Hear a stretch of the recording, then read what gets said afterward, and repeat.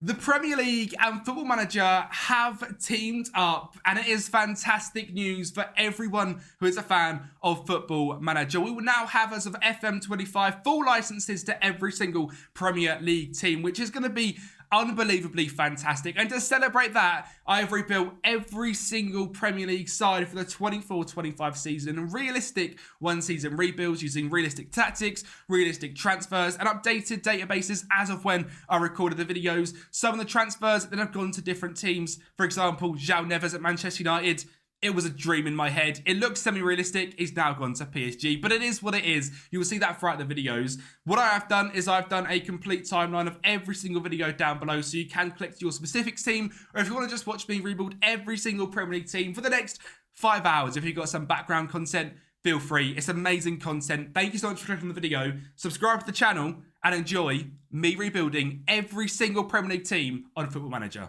Arsenal look like they're going to fall just short of the Premier League trophy yet again, getting pipped to the post by Manchester City by just a couple of points. So today we are here on FM24 to do a special one-season 24-25 rebuild in full realism, making realistic Arsenal tactics, realistic Arsenal signings, and hoping we can get that Premier League trophy to Arsenal. This is going to be much more in-depth than most rebuilds, so make sure you grab your popcorn and we'll get into the rebuild.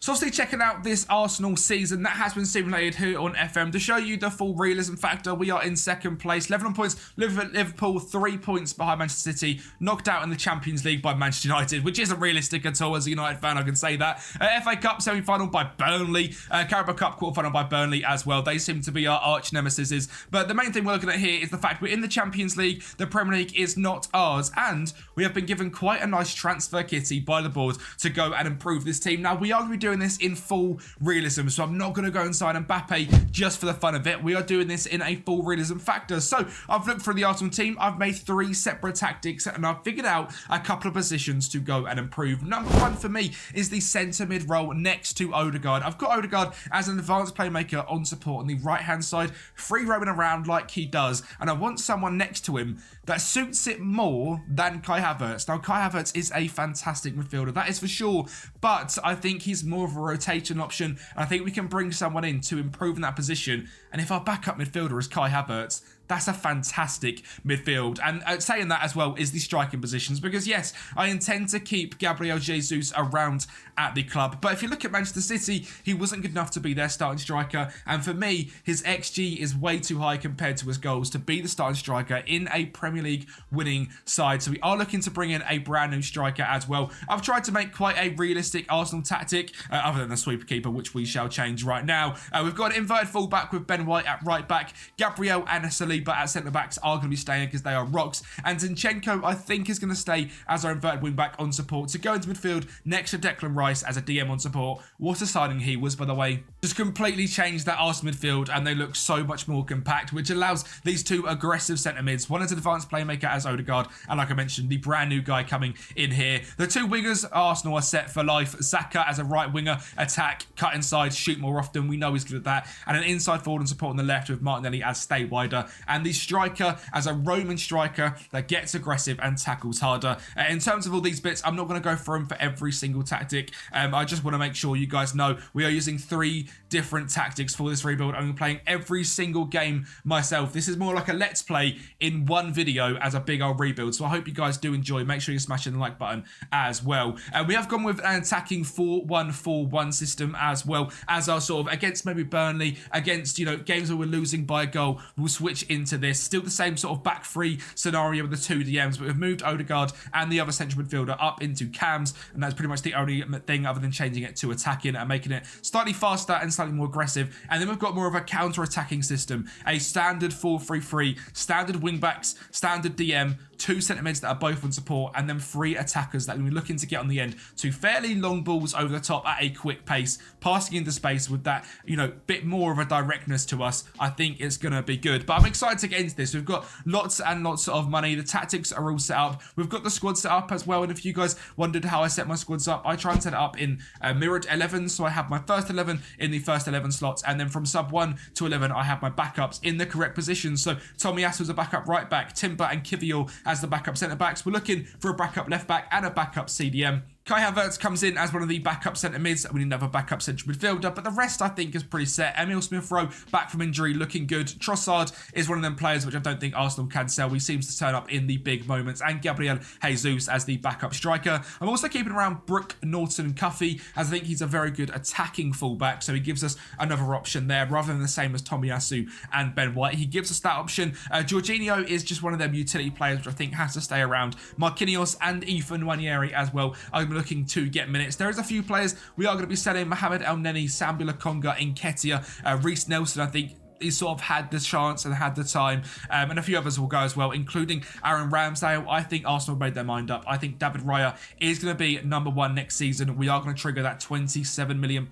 clause. We'll do that right now for you, so you can see David Raya is staying in goal. I think Arteta's made their mind up. That is his number one, but let's get into what signings I make to improve this Arsenal side. Now, we have made some serious transfer business, and the main thing we were looking at was a brand new striker, and the person that I decided not to go for was Joshua Zirkzee. This guy has been heavily linked to Arsenal in real life, but I think there is a slightly better option in bringing Victor Gyökeres to the club from Sporting. He has absolutely smashed it over in Portugal this season, and Arsenal are heavily linked to him. They are looking for a bagsman striker, and while he might not have the link-up play of Josh Zirkzee as a complete and utter goal scorer, Gyökeres suits the bill down to a T. A brand new CDM to back up Declan Rice is again a heavily linked man in Martin Zubimendi, signed from Real San Sebastian. He is a central defensive midfielder, 25 years of age, has a release clause of £51 million. He's consistent, he likes big matches, fantastic passing, first touch and teamwork ability, and can sit in that DM in support role at a very high level. He is a very good rotational option, but if at any point in the season we move to a 4-2-3-1 double pivot, I think he'll be fantastic as well. And he's not awful going forward. Obviously, we're looking at a centre mid in support in our counter-attacking system. As a more defensive midfield of Odegaard, Zubimendi and Declan Rice, that could be a brilliant trio. The more attacking centre mid is Eberechi Eze, signed for £45 million from Crystal Palace. Eberechi Eze is a fantastic English midfielder who I think is ready to take that next step, and I think that's going to be here at Arsenal as well in this universe. Now, he is sort of linked to Arsenal in real life. It's not the biggest of links, but genuinely I think it's a very smart move. He stays in London, he gets into the top four, he's an incredibly fantastic creative midfielder, brilliant dribbling, composure, flair, agility. He is a central midfielder, well, a central attacking midfielder or left winger naturally. He also plays in the centre mid. I think we might switch it to Manzala on attack, so him and Martinelli can sort of rotate on that left-hand side while Zinchenko comes in to cover. We'll see how it works for centre on attack. The three tactics I've made, I am going to be tweaking over the course of the season, and at the end of the season, we'll have some finished products. But Eberechi Eze looks like a fantastic option, and as a left-back to compete with Zinchenko is Miguel Gutierrez, signed for £30 million from Girona. Again, another release clause. He is absolutely brilliant, very good in the inverted wing-back role as well. If we compare it here and actually check his stats out as an inverted wing back on support, great first touch, great decision making, concentration and composure. When he's bringing into that midfield, that's exactly what you need. He's just 22 years of age and is consistent and likes big matches. Obviously, we made the permanent signing of David Raya to be our number one goalkeeper as well, but we did need a new backup as Ramsdale has left, and it's a bit of a weird one. I brought in Peter Galassi from RB Leipzig. He fits the homegrown status, which makes a lot of sense to bring in. We are still in the Champions League. We've got quite a lot of foreign internationals here at the club, so I thought Peter Galassi was a good player to get in. He's consistent, he likes big matches, he's 34 years of age, so brings in fantastic experience. He's got a fairly professional mentality. He's obviously played a whole host of games over RB Leipzig and is a brilliant keeper to bring in, and another player to bring in sort of that experience and fit the homegrown bill. I'm not sure how this one's going to go down. We've brought in Ross Barkley. Now, yes, he's not linked to Arsenal right now. Luton have been relegated. He has a relegation release clause of £27 million, and he's been one of the standout performers in the Premier League this season at one of the worst clubs. As a rotational midfielder, getting him back into a top-tier side, he has been fantastic this season. And I think Arsenal fans, as a backup, you know, behind Havertz, Odegaard, behind Zubimendi, behind Eberechi Eze, as a fifth-choice attacking midfielder, Ross Barkley is pretty good. And he is actually the final signing as well. And when we look at the team, I think it is a much improved Arsenal side. David Raya in goal, Ben White, Gabriel Saliba, and I'm keeping Zinchenko as the left back for now. Declan Rice, Odegaard, Eberieze, Saka, Martinelli, and Victor Gyökeres up front. But the backups team is so strong as well. And this is what I think has improved massively. Galashi in goal, Tomiyasu, Timber, Kivior, and Gutierrez, Zubimendi, Havertz, Barkley, Smith Rowe, Trossard, and Gabriel Jesus. This Arsenal side can compete for all of these competitions here. The Premier League, the Champions League, the FA Cup, and the Carabao Cup. Now, my plan is to bring you back at the end of every single month. So August is first. We have Leeds promoted from the Championship away from home, Leicester and Brighton. So quite a nice start. Hopefully we're going to smash it. Well, there was simply no better way to start the season because in 17 seconds, Gabriel Jesus made it 1-0 to Arsenal. There was an injury to Victor Gyökeres, so Gabriel Jesus had a lot to prove. It wasn't just the first goal he grabbed either because Martinelli went on a magical run, found Gabriel Jesus in the middle to make it 2-0 in 2 minutes. Leeds' life back in the Premier League hadn't got off to a great start. They did get a goal back in the 15th minute through Willy Gnonto, and then a bit of dilly-dallying at the back again. That high Arsenal press coming into it. Strike finds Rocker, ended up with a mistake back to the keeper, and Saka was there for 3-1. Saka from the spot again in the first half, 33rd minute, made it 4-1, and we called the game there. We dropped into our defensive system. We rested the boys. First game back in charge, a 4-1 victory. Now, I would love to show you the highlights of this game, but we'd be here for hours. We just battered Leicester 9-1. 4 goals for Gabriel Jesus, a brace for Odegaard, a goal for Saka, a goal for Havertz, and a goal for Trossard. 33 shots. We stayed in the 4-1-4-1 system for the whole of this game to just show how good it is, and we absolutely destroyed them. But it wasn't all going to be victories. We ended up losing to Brighton 3-2, a Pascal Gross brace, a Danny Welbeck goal, Gabriel Jesus and Saliba not quite getting the goals on the line. And the worst thing here was Declan Rice got injured for 3 weeks and Victor Gyökeres is still injured. But he's back for September, so let's get into our September business. We have got some fairly easy games again. Home against West Brom, away against Everton, Club Brugge in the Champions League, Sheffield Wednesday in the Carabao, Manchester United at home for a great start to the season, and Newcastle at home as well. We will be going through the league table once it gets a little bit more interesting, but overall a decent start to the season. Stand-up performers, Gabby Jesus, 7 goals in 3 games. I don't know what we've created, but it suits him down to a T. Saka 3 goals and Odegaard a couple of goals and 3 assists as well as a creative genius. Now, I haven't gone through the sales just yet because the window has just closed. We raised £102 million,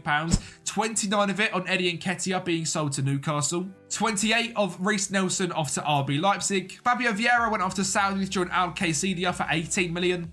Kieran Tierney to PSG for 15. Nuno Tavares goes back to Portugal and Benfica for 11.25 million. Ramsdale leaves on loan to Bournemouth with a potential transfer option of £20 million.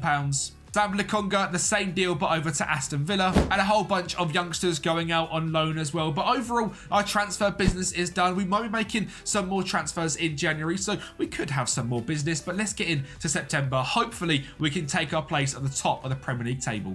We bounced back from that defeat against Brighton with a big 4-0 victory over West Brom and a 3-0 against Everton, meaning back-to-back clean sheets. It was then time for the Champions League. We faced up against Club Brugge, where Trossard, Saka and Emil Smith-Rowe made it 3, and Hans van Aken scored for Club Brugge. We played quite a rotated side for this game, and I'm trying to do that is get as many players in and get in minutes as possible. So it's Galashi, Tomiyasu, Saliba, Kivior, Zinchenko, Zubimendi, Saka, Smith-Rowe, Eze, Trossard and Gyökeres in the 4-1-4-1, and it ended up with a 69% possession demolition of Bruges. Up next in the Premier League was Manchester United. And United were top of the league going into this game, and we were sitting down in the 3rd place position because of that loss to Brighton. But after some fantastic play, Kai Havertz got off to a 1-0 lead in 26 minutes, and we doubled that lead in 50 minutes as well with Bukayo Saka get it onto that dangerous left foot, finessing it around Andre Onana, and it was 2-0 to Arsenal, and we're on top of the table. We got through the Carabao Cup 3rd round as well against Sheffield Wednesday with a convincing 4-0 victory, and beat Newcastle on the final day of the month as well with Gabby Jesus and a 94th minute goal from Emil Smith-Rowe. Things were looking fantastic. A complete month of winning every single game when we were sitting top of the Premier League on 18 goal difference, 21 points, 7 games played, 6 wins and 1 loss. And that 1 loss was very frustrating against Brighton. Gabby Jesus is an absolute bagsman, and I've sort of brought in, what's his name, Gyökeres to replace him. 1 goal in 2 games, while Gabriel Jesus has 11 in 7. It's making it difficult to change our front line. But you can see everyone is getting lots and lots of minutes. The only players that haven't touched the field this season is Brooks Kempi as the backup right back. That makes sense. And Carl Jakob Hein. Everyone else has either started a game, including Ethan Nwaneri, or had some minutes on the pitch. And I think things are going very, very well. We have got a bit more of a difficult October, however. Barcelona away from home to kick things off. Chelsea away from home. Bournemouth, Ajax, Wolves. And in the Carabao Cup 4th round, of course, drawn up away against Liverpool.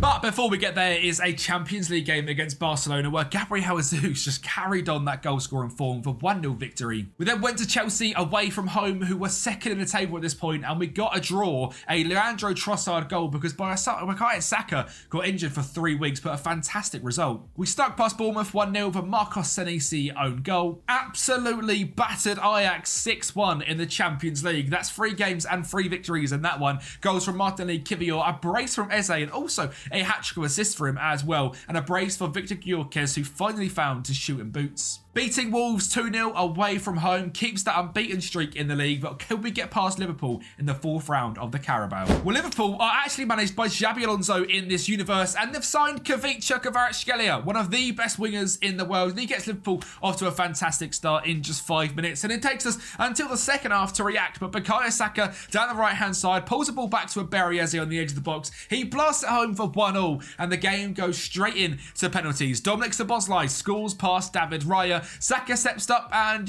he's missed a few big penalties in his time, but not that one. Trent steps up and Raya is there to save. The goalkeeping saving king. Odegaard puts it past Ojinski. Diego Jota scores past Raya. Things are going well though because Gabby Jesus gets another one and it's 4 from 4 from Arsenal. Tsimikas steps up, scores. We score the next penalty with Havertz and we just have to save this one, and we do. Gravenberch misses a save from David Raya, and it's 1-0. We are through on penalties, the 5th round of the Carabao. A fantastic month again in October. November was going to be difficult, though, because the downfall has started. We lost to Brentford 2-1. They had 2 shots on target all game.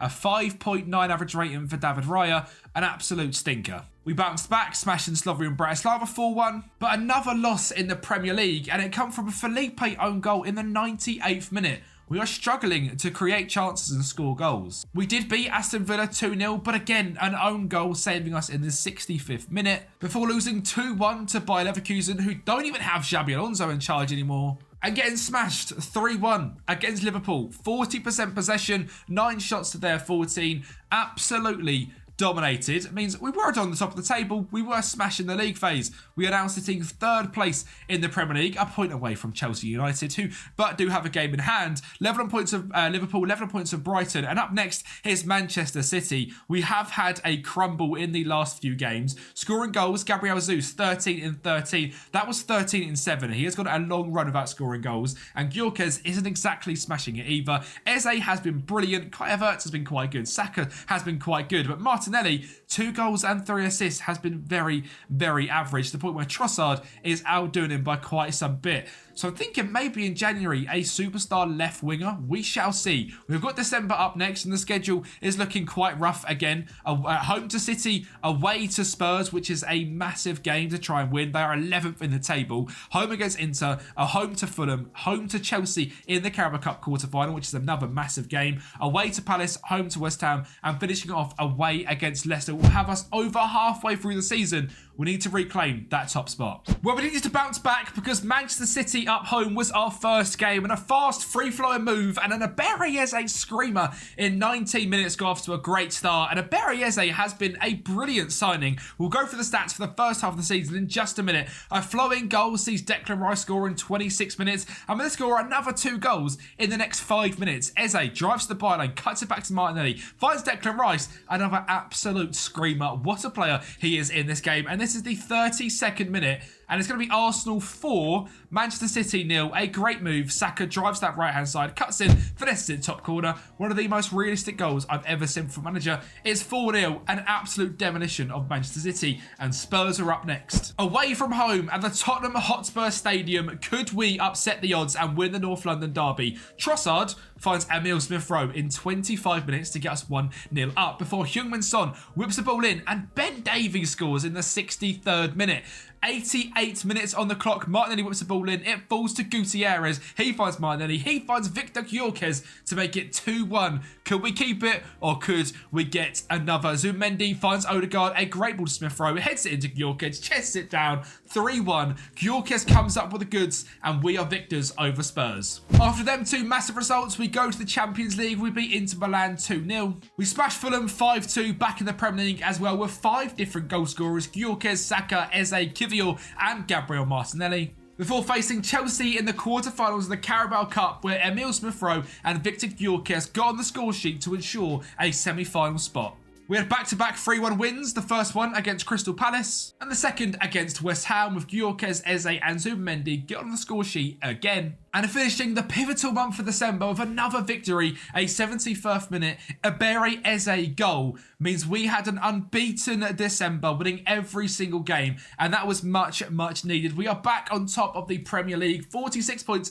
from 20 games. We're on set to get around 85-ish points, which could lift the Premier League. As we look through the squads, we have had a player come into the team that has been simply ridiculous. 16 starts, 6th off the bench, 10 goals, 10 assists, Ebere Eze. Ladies and gentlemen, we might have unlocked one of the greatest midfielders we've ever seen. As a centre mid on attack or as the shadow striker in the 4-1-4-1 system, Eze has been simply fantastic. A brilliant signing for just £45 million.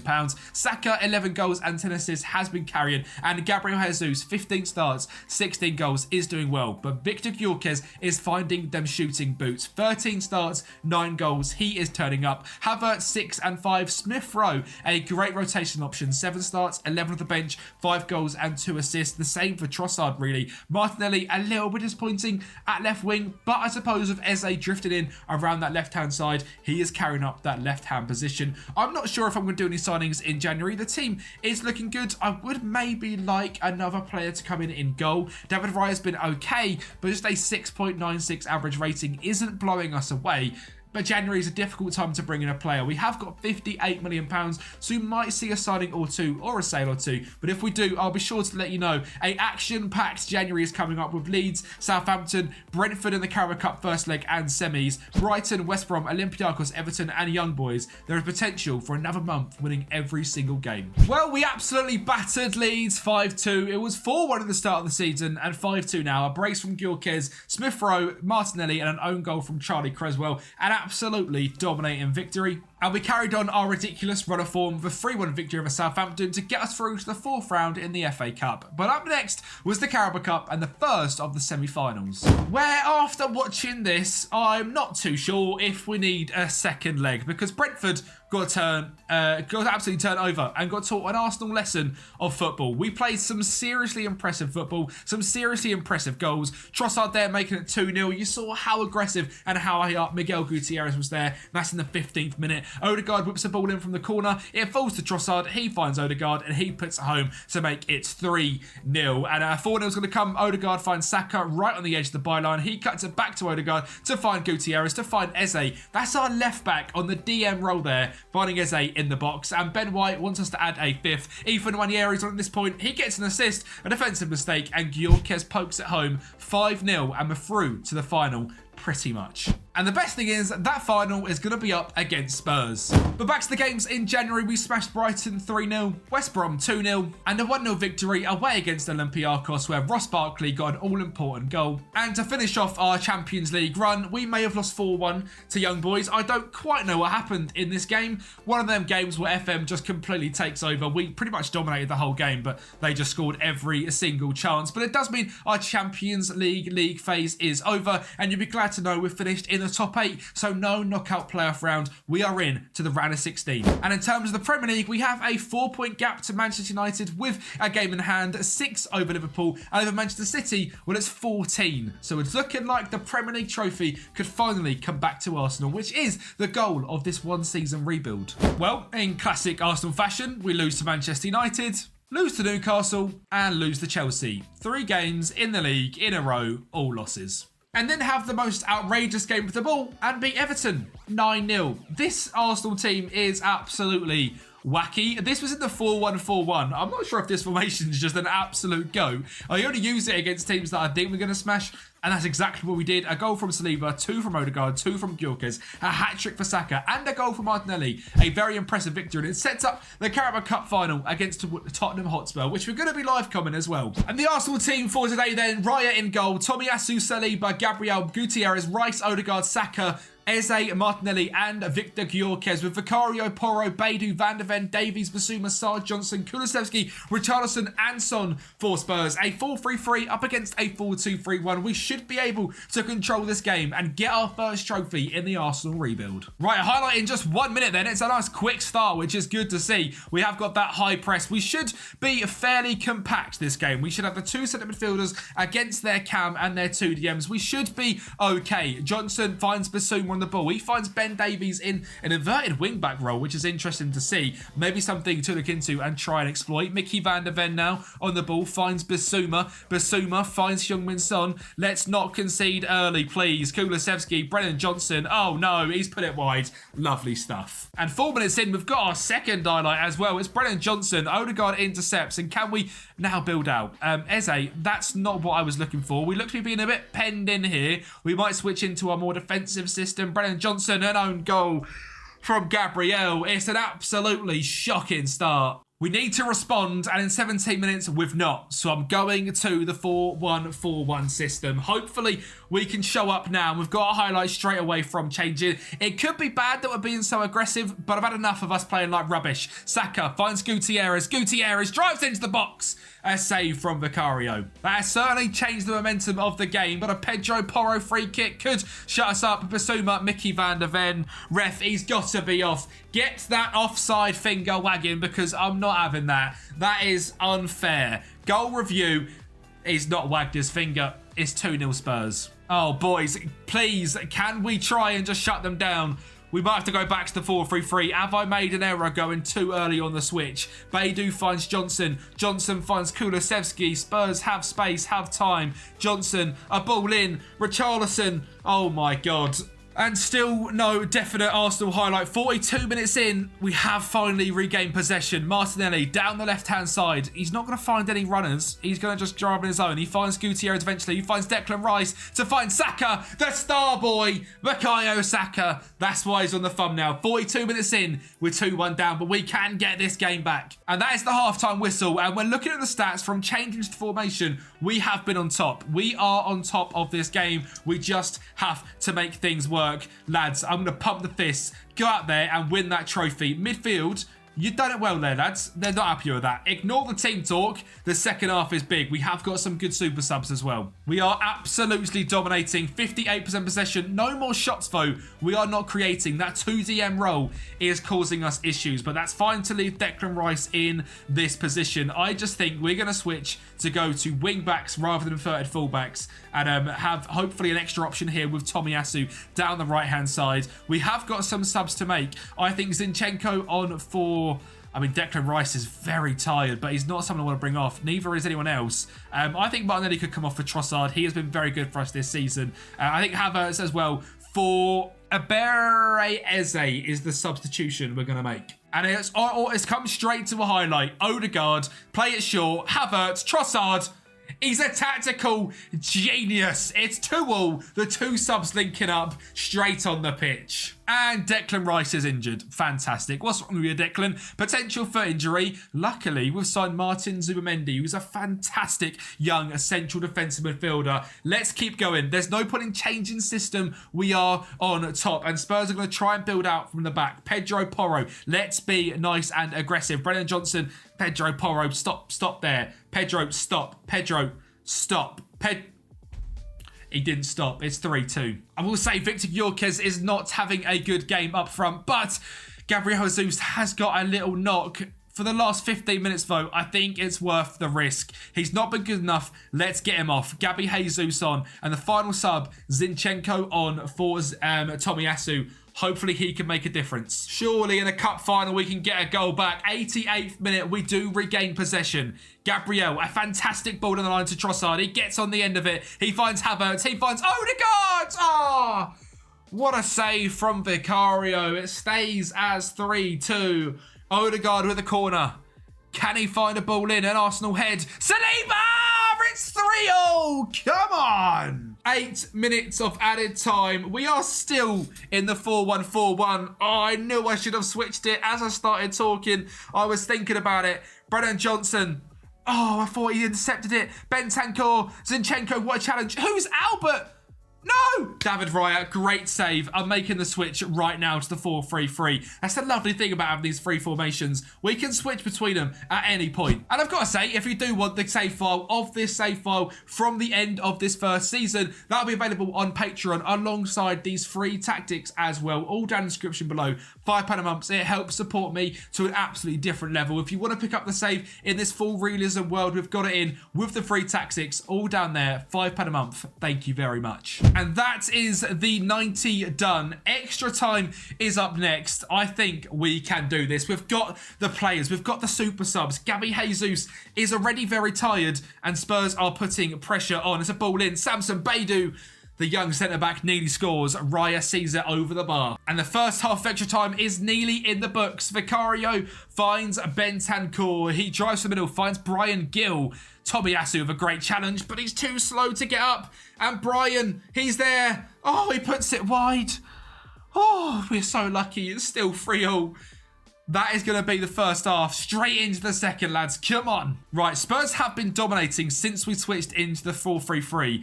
This sounds crazy. I'm going to go for it with a 4-1-4-1. And nothing's happened since then, but we have stopped the pressure. And penalties is here. Arsenal versus Spurs, 3-0. Gabby Jesus is motivated. We'll get Kai Havertz in fourth. And Leandro Trossard to finish things up. Saliba can go 6th. Zubimendi in 7th. And from there, I couldn't care less. Let's just get you all in. Zinchenko's nervous, so I am actually going to swap him and Tomiyasu around because he's not nervous. And then the drop of Scrabbio isn't worth it. Team talk, lads. Stay calm. Back yourselves. We've got this. Saka up first. Can he put it past Vicario? He's only just on his line, but Saka's taken and he puts it in the top corner. Brennan Johnson up against David Raya. Oh, I thought he saved it. Martin Odegaard, captain, leader, legend against Vicario. A great pen. Albert steps up. Who are ya? He scores. Still 2-0. We have got a motivated but injured Gabriel Jesus. It's a great pen. It's a fantastic pen. I actually back Raya at some point to make a save as well. Is it against Yves Bissouma? David Raya. No. Kai Havertz, could it be you? Please don't miss. It's a great pen. It's 4-3. Sergio Reguilon. Remember, I'm a United fan. Oh, he just hates me. Trossard. I trust Trossard. A fantastic player. He's been great for us this season. And he's great from the spot as well. Raya, this is your moment. Heung-min Son to bottle it for Spurs. Ah, the animation had me. Saliba, I believe in you, Saliba. Oh, yes. It's every single penalty is flying in. Can Raya stop that here? Brian Gill, he can! And Arsenal lift the Carabao Cup. Yes, we've lifted the trophy in this season. It means my job's safe at least, but the trophy and the Premier League trophy is what we want. A massive, massive game. I didn't think that was going to happen, but we have won the Carabao Cup. A save from David Raya. Martin Odegaard, my good friend. Lift that trophy aloft your head. Arsenal, champions of the Carabao Cup. Let's go. An absolute massive dub and a great finish to the first trophy season. After that incredible victory over Spurs, we faced West Ham in the FA Cup 5th round and beat them 4-1. And later on in the month, dispatched of Chelsea 1-0 as well in the quarterfinals of the FA Cup, meaning a domestic double is on our hands. However, in the Champions League, we got drawn up against Barcelona in the round of 16, which feels harsh. And Ansu Fati is quite good on this game, so he makes it 1-0 in 40 minutes. And Barcelona get a second as well for a Christensen header. We need to do it all here at the Emirates. Can we make the difference? Well, this is the reason someone like Declan Rice joined Arsenal, and he puts it in from the edge of the box to make it a 1-goal deficit. A fantastic finish, and we are going to go ahead and get a second as well. Some great build-up play between Rice and Saka. Saka gets his space, and that left foot is absolutely dangerous. He makes it 2-0, and the 95th minute, Bukayo Saka finds Eberechi Eze. Eze finds Emile Smith-Rowe. And the Arsenal lad scores a 3-2 victory, and we're into the quarterfinals. Just 2 games in the league this month as well. A victory over Brentford, which is 1-0, and a face-up against Aston Villa, which was a 2-1 loss because of the red card to Tomiyasu in 3 minutes. An absolute stinker, and it does mean that in terms of our Premier League campaign, we are actually not top anymore. We are 4 points away from Liverpool, with a game in hand, but it looks like the title might not be coming to Arsenal. This is the whole goal of this rebuild. We can't just leave with a Carabao Cup. We did bounce back with a 4-1 victory against Nottm Forest, a brace from Jesus, a goal from Saka, a goal from Odegaard. We've got Liverpool up next, and this is the title decider. And now Victor Gyökeres is injured and has been for a couple of weeks, so Gabriel Jesus has stepped up into that striking role as he has done every single time and scored in 46 minutes to make us 1-0 leaders. For the 93rd minute, we're going to go and make it 2-0. Zubimendi on the edge of the box, an absolute screamer. Well, this game came with some awful news that Gabriel Martinelli has broken his lower leg. So we are without our star left winger for the rest of this season. And things really didn't start well without him either. We lost 2-1 to Porto in the first leg of the quarterfinals. But luckily, we absolutely smashed them in the away leg. Odegaard, a brace from Gyökeres, Emile Smith-Rowe and Declan Rice sets up a semi-final against Real Madrid. But before we get there, I have to address a 2-1 loss against Manchester City in the Premier League. This title is going to be close again. And we are out of the FA Cup in the semi-finals against Manchester United on penalties. And Ross Barkley missed the last pen, so it's not going to be the treble. There is still a chance of a treble, as the title race is looking like we could be in it. The semi-finals of the Champions League. And we've won the Carabao Cup, so it still could be an amazing season. In the first leg against Real Madrid in the Champions League, Emile Smith-Rowe and Eze linked up to make it 1-0 for Eze to put it past Courtois. He really has been the signing of the season so far, and he drives on the left-hand side to cut a ball back into the box to Gabriel Jesus to make it 2-0 as well. The away leg also got off to a fantastic start, with Smith-Rowe finding Saliba in the 4th minute to make it 1-0, for Smith-Rowe again driving down the right-hand side, finding Gyökeres to find Trossard, who stepped into that left wing position like a duck to water. A fantastic finish, and with 4 goals up in aggregate, you wouldn't think this would be a tough game. It's now 4-1, and Valverde whips it in, and Eder Militao heads it to Rudiger to make it 4-2. And it's now going to be 4-3, as we're silly at the back. Fulham Mendy drives to the left-hand side. He finds the ball into Bellingham. We're going to bottle it, aren't we? Or are we? Because Gutierrez drives from the left-hand side into the centre of the pitch. He finds Declan Rice and a great ball through to Victor Gyökeres to make it a 2-goal lead again. And while Real Madrid are going to get another goal back in the 92nd minute, it wasn't enough. And Arsenal are going to be in the Champions League final. And that's going to be up against PSG at the very end of the video. Back to the Premier League and the all-important title race. We beat Spurs 3-0, which is just easy at this point. We beat Fulham 3-1, goals from Gabriel Jesus, a brace for Saka, before drawing 0-0 against Crystal Palace despite 22 shots.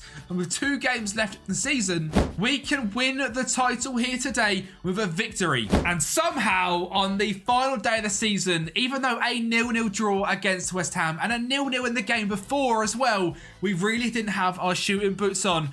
But Arsenal have lifted the Premier League, and wait until you see this table. You thought last season was close. You thought the season before that was close. Well, we've done it this time. We are champions, but this table is simply ridiculous. But Arsenal, we have completed the challenge of winning the Premier League trophy. We've won the Carabao Cup. The final thing to try and win is the Champions League. And today's Champions League final sees Raya, White, Saliba, Gabriel Zinchenko, Rice, Eze, Odegaard, Saka, Trossard and Jesus take the field for Arsenal, and we're up against PSG. Donnarumma, Hakimi, Marquinhos, Kimpembe, Hernandez, Ugarte, Simmons, Zaire-Emery, Dembele, Mbappe and Kolo Muani up top. Can we lift the Champions League? To finish off this realistic one-season Arsenal rebuild, make sure you're liking the video right now, because this is going to be historic. Arsenal are about to win the Premier League, the Carabao Cup and the Champions League.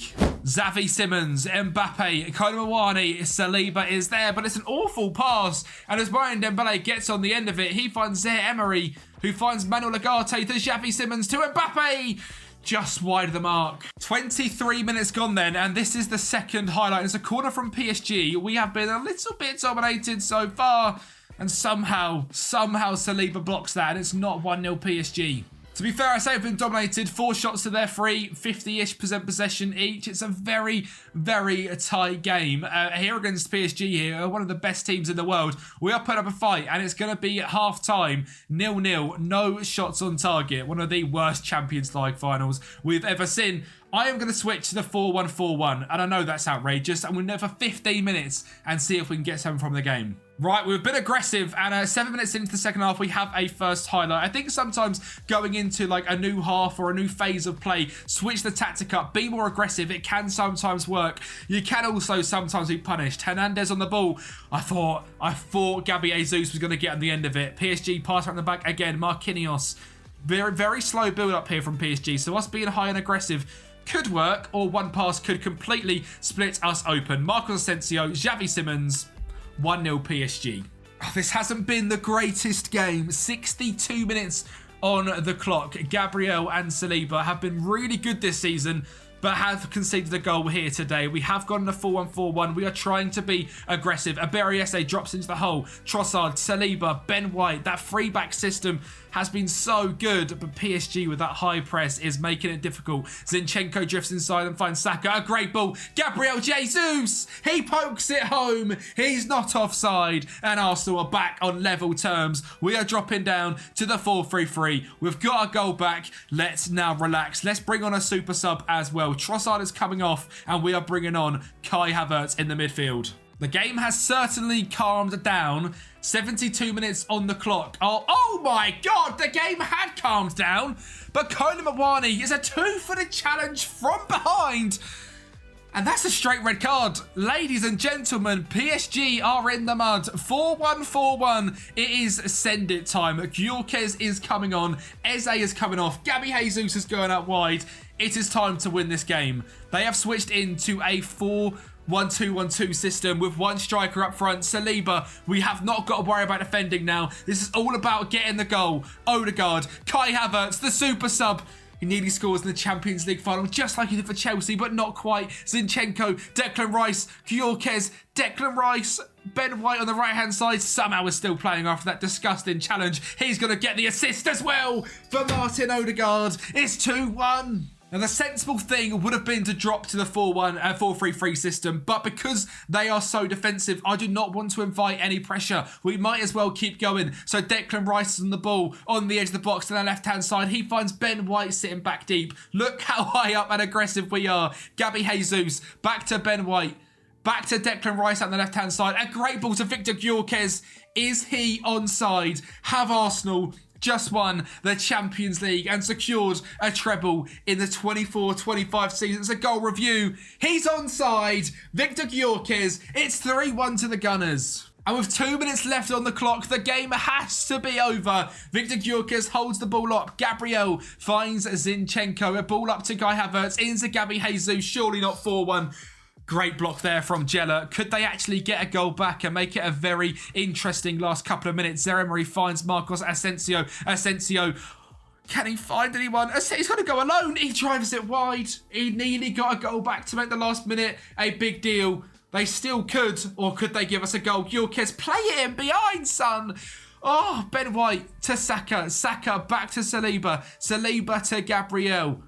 Gabriel taking the ball on the left-hand side. He's done very well there to waste a bit of time. Saliba, lovely stuff. Back into Ben White, into Zinchenko, into Gyökeres, into Kai Havertz. The Arsenal style of play. The 95th minute. Kai Havertz scores the last goal in the Champions League final. And Arsenal are 4-1 victors. An absolutely incredible season here for Arsenal. We've won the Premier League. We've won the Carabao Cup. And ladies and gentlemen, we have finished the rebuild, winning the Champions League in season number 1, the 24-25 season. Odegaard carrying aloft the big, beautiful Champions League trophy. He raises it above his head. And Arsenal, Champions League winners. What a season it has been. We are going to go through the players, how well they have been, who you should be signing in your team, and how good the tactics have been. We have not tweaked them at all since the start. We made 3 tactics, they all smashed it, and we've had a great job. Well, our best performer this season, no one's surprised, is Bukayo Saka, 23 goals and 20 assists. Odegaard of a 7.3, 12 and 10. 10. Berriese, 14 goals, 19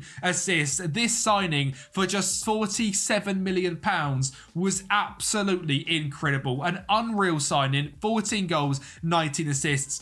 In terms of average rating wise, Peter Galassi when he played was a great signing as a backup goalkeeper. Gabby Jesus, 27-1, and Victor Gyökeres, 22-6. So two strikers, both scoring plus 20 goals. We like that a lot. David Raya becoming permanent was a fantastic signing as well. Disappointing from Martinelli and Kai Havertz, to be honest. 6-9 and 9-9. To be fair, Havertz is decent there. And Smith Rowe, 11 goals in 19 games. Kivior, a very good rotation. Saliba above a 7 in centre back, and Declan Rice as well. Ben White was brilliant. Ross Barkley, 27 million, a very experienced midfielder. A goal, 2 assists in 8 games. I'm very happy with. Miguel Gutierrez, 4 assists at 6.97, a great signing. Zubimendi, 24 starts, 30 off the bench, 3 goals and 4 assists as well. And I think signings-wise, we absolutely smashed it. We had a very, very good season. Obviously, in terms of the Premier League, top of the table, 78 points. We scored the most goals on 92, well clear of Spurs in second place. Conceded just 3 behind Manchester City, and possession-wise,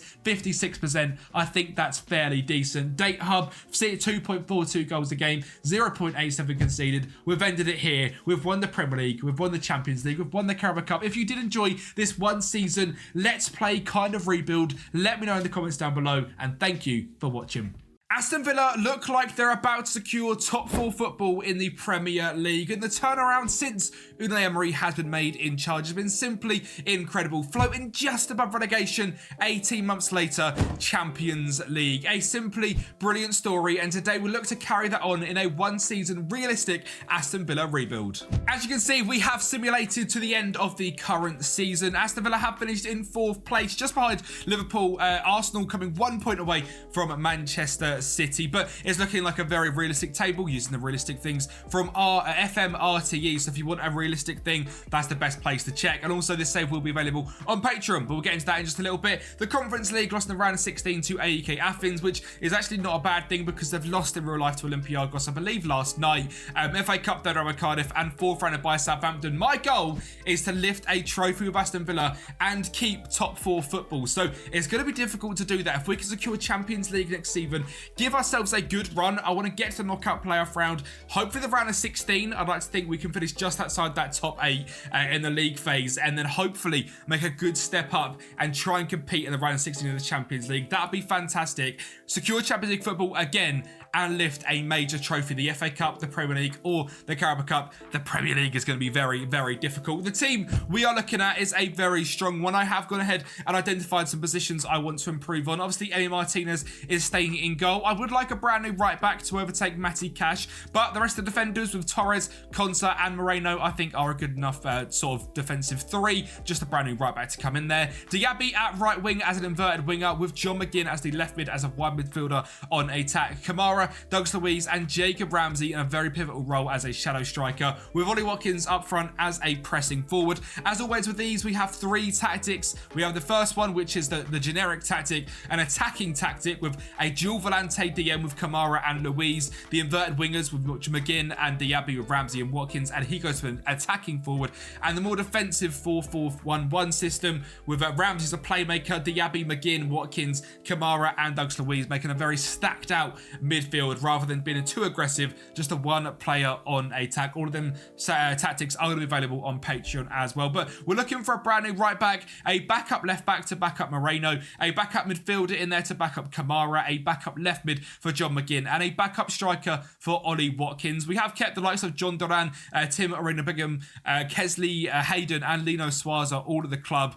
In terms of outgoings, there'll be a few. We'll go through all of them when they happen. But first of all, the incomings into this Aston Villa side. We have got £37 million to spend. I'm not going to be going crazy unless there's player sales, which again, I will only be doing if it's realistic. So Leander Donker has left the club for just under £10 million to head off to Leicester. He's not quite progressed into the midfielder they hoped after he was brilliant at Wolves, hasn't really progressed. So £10 million in the bank, off to Leicester he goes. We ended up selling Leon Bailey for £20 million off to Al Nassr. I think he's a very good player, but has been, as he did over at Bayer Leverkusen, has been in Moussa Diaby's shadow. It's only fair to let him go. 20 million quid in the bank. Lucas Digne also leaves for £20 million to brand new Champions League side VfB Stuttgart. We will be doing a Stuttgart rebuild soon. Callum Chambers leads off to Fiorentina for £12 million. And finally, Courtney House also heads off to Fiorentina as they have two defenders now to bolster their defence. But that is all the outgoings, around £60 million raised, £30 million already. We have £90 million to spend. So I decided to bring in one of my favourite midfielders in the Premier League, and that is James Garner. As you can tell, I'm a Manchester United fan. 3 or 4 years ago, I tipped this guy to go to the very top, and I still think that is the case. He's been brilliant in a very poor Everton side this season, and I genuinely think he is a fantastic midfielder. It wouldn't surprise me if he breaks into the 2026 World Cup squad. I've said that for years, and this guy is a top quality midfielder and really bolsters our midfield options. Douglas Luiz, Kamara, James Garner, and Yuri Tillemans is a fantastic four, and it cost us around 30 million quid. Andy Lyons comes in. He's our backup left back. This guy, his stats are absolutely brilliant. He's apparently a League One level left back. He can play left back or right back. I genuinely think he's a very good backup left back to Alex Moreno, and I've got absolutely no issue with having him at the squad. But the starting right back is someone that I'm a massive fan of. It's Alistair Johnson from Celtic. He obviously started his career over at the MLS through Nashville, moved to Montreal. Celtic picked him up just last season, and he has been absolutely fantastic. So we have picked him up to come in to the Premier League. He's extremely consistent. He loves big matches, great pace, great crossing ability, bravery, determination, and work rate. A proper good right back. The left midfielder to come in and rotate with John McGinn was a difficult one to find because it's quite a weird position. So as sort of a midfielder slash left mid, Alexander Prass comes in, and it's really the exact same as McGinn. Can play centre mid, can play on the left mid. We used the player comparison bit up here to find similar players, and he come up and he looks very good. 23 years of age, consistent, doesn't love big matches, cost us just 9.75 million, and last season dropped to 7.93. So he's quite good, and that's only with scoring a goal and getting an assist. So actually in the match engine, brilliant, and he looks like a very good midfielder or inverted left mid as well. And finally, the striker to back up Ollie Watkins is Karim Konate, a young striker signed from RB Salzburg. Cost us just £16.5 million, dropped at 8.27 in the last 6 games of the season for Salzburg. So very excited to see what he can do. His value is crazy. I think it's quite a realistic as one as well. I don't think they're going to be going for a crazy experienced striker unless it's like a bargain, like a Serhan Guirassy with his release clause. But I imagine he's been staying at Stuttgart with that Champions League season. But someone like that, maybe a Mediterranean, someone like that. But I've gone down the younger approach and brought in Karim Konate, a bargain fee and a fantastic striker. And it leaves the team looking very strong. Martinez in goal, Johnston at right back, Pau Torres, Konsa, Moreno, Diaby, Douglas Luiz, Kamara, McGinn, Ramsey, Watkins, the backups, Robert Nelson, a good backup keeper, Matty Cash, Diego Carlos, Tyrone Mings, Andy Lyons, Emi Buendia, Tielemans, Garner, Prass, Morgan, Rogers, Konate as the backups. There is still some people potentially on the outgoing, just like Emi Buendia. We've had a £59 million offer from Al Ali. It's kind of hard to reject that. So I have accepted it. So we might be seeing someone else come in before the end of the window. But let's get in to August. The Premier League in what the prediction is going to be down in 8th. 33-1. The exact same as United in 5th. So just outside the top 4 behind Newcastle is maybe a little bit surprising, but also a very good side. But hopefully we can creep into that top 4 or even finish in 5th and get Champions League football would be good enough for me. And in our start of the season, in terms of the schedule, we have got Newcastle, Brentford, Leicester and Crystal Palace. So one of the best teams in the league first up, and then 3 easier games. Let's see how we get on. So early on in the season, we were looking to stake our claim to being a Premier League top 4 side and trying to be the team who was predicted 4th in Newcastle. Ollie Watkins gets us off to a simply fantastic start, but Newcastle are going to bounce back. A drive from Willock, he finds Isaac in the middle, and it's 1-1 just before half time. Alex Moreno with a throw-in finds John McGinn in the second half. Kamara on the ball, hits one from range, and there's no stopping that. Nick Pope, an absolute screamer from Kamara, and it's our brand new signing, James Garner, who's going to go and make this 3-1. A late run in to the edge of the box, a fantastic finish, and we have the dispatched of Newcastle in easy business. And that was the hardest game of August as well. Away against Brentford, and Ollie Watkins' brace makes it 2-0. We absolutely smashed Leicester 3-0 with goals from Douglas Luiz, Diaby and Watkins, but the stats say it all. 22 shots to their 2. These 3 tactics are simply fantastic. And finally, another clean sheet, a 2-0 victory against Crystal Palace with goals from John McGinn and Moussa Diaby, slightly helped by the red card of Sheikh Doucouré. But you have to beat what is in front of you, and that is exactly what we've done. And we've ended up top of the Premier League by the end of August on 12 points, 4 games, 4 wins, and a 9 goal difference. Now, there has been an outgoing or two, and obviously you guys know Emi Buendia was looking to leave the club. So that is exactly what happened. We got that £59 million for him, which is fantastic. And you can see here, our brand new signing is Samuel Chukwueze, a right midfielder who can cut in on his left foot. A fantastic player, signed for just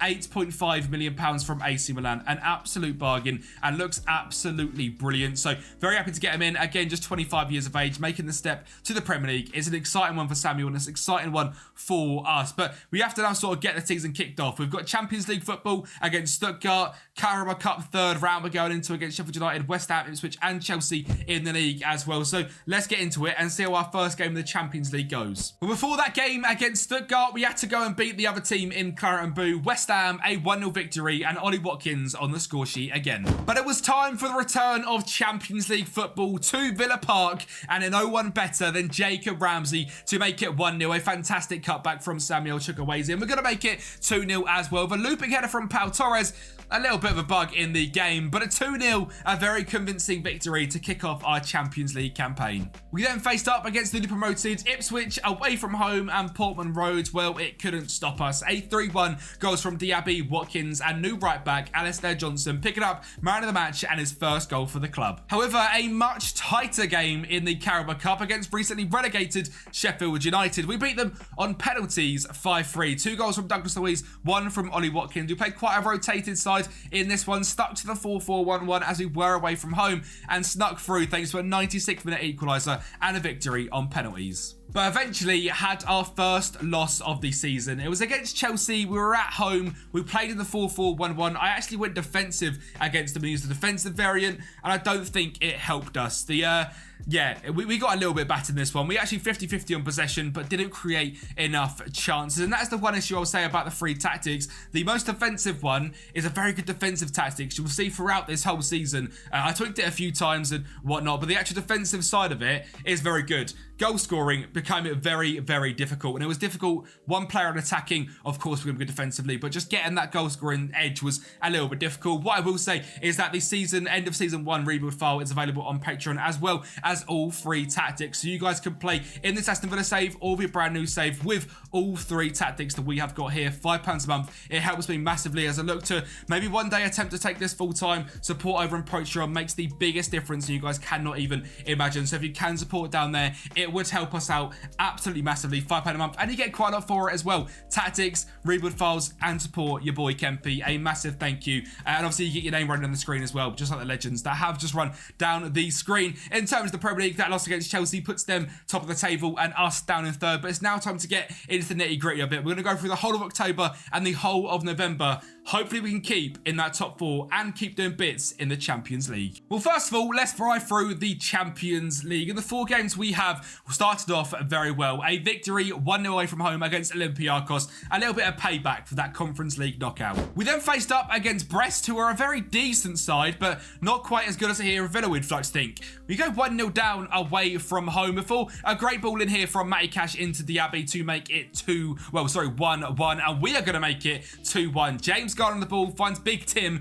who finds Diaby. Not quite what he does eventually. The ball falls to him and he makes it 2-1. We then went away from home yet again, played against Feyenoord and won 1-0. But finally dropped our first points in the Champions League against Inter Milan. A very decent showing. 15 shots, a 2.66 XG. But the ball just would not go in the back of the net, and it was a 2-1 loss. And then the spell of games actually left us sitting in the top 8. 5 games, 4 wins against Feyenoord, Brest, Olympiacos and Stuttgart, and a loss against Inter Milan. A very strong start for us in the Champions League. But sadly, the same can't be said for our run in the Carabao Cup. And one of the trophies I really wanted to win this season, we have been knocked out to by Middlesbrough. A 95th minute goal from Ollie Watkins made it 1-1, but we lost on penalties 6-5. So it's time to turn our attention to the Premier League then. And one of the biggest rivalries in football here, away from home against Aston Villa. Ollie Watkins makes it 1-0 in just 4 minutes, but Wolves were not going to lie down. It falls to Doherty, who finds Pedro Neto to make it 1-1, and that gave them a little bit of a spell in the game, and a bit of a dominant spell as well, because Pedro Neto drives in and finds Hwang Hee-chan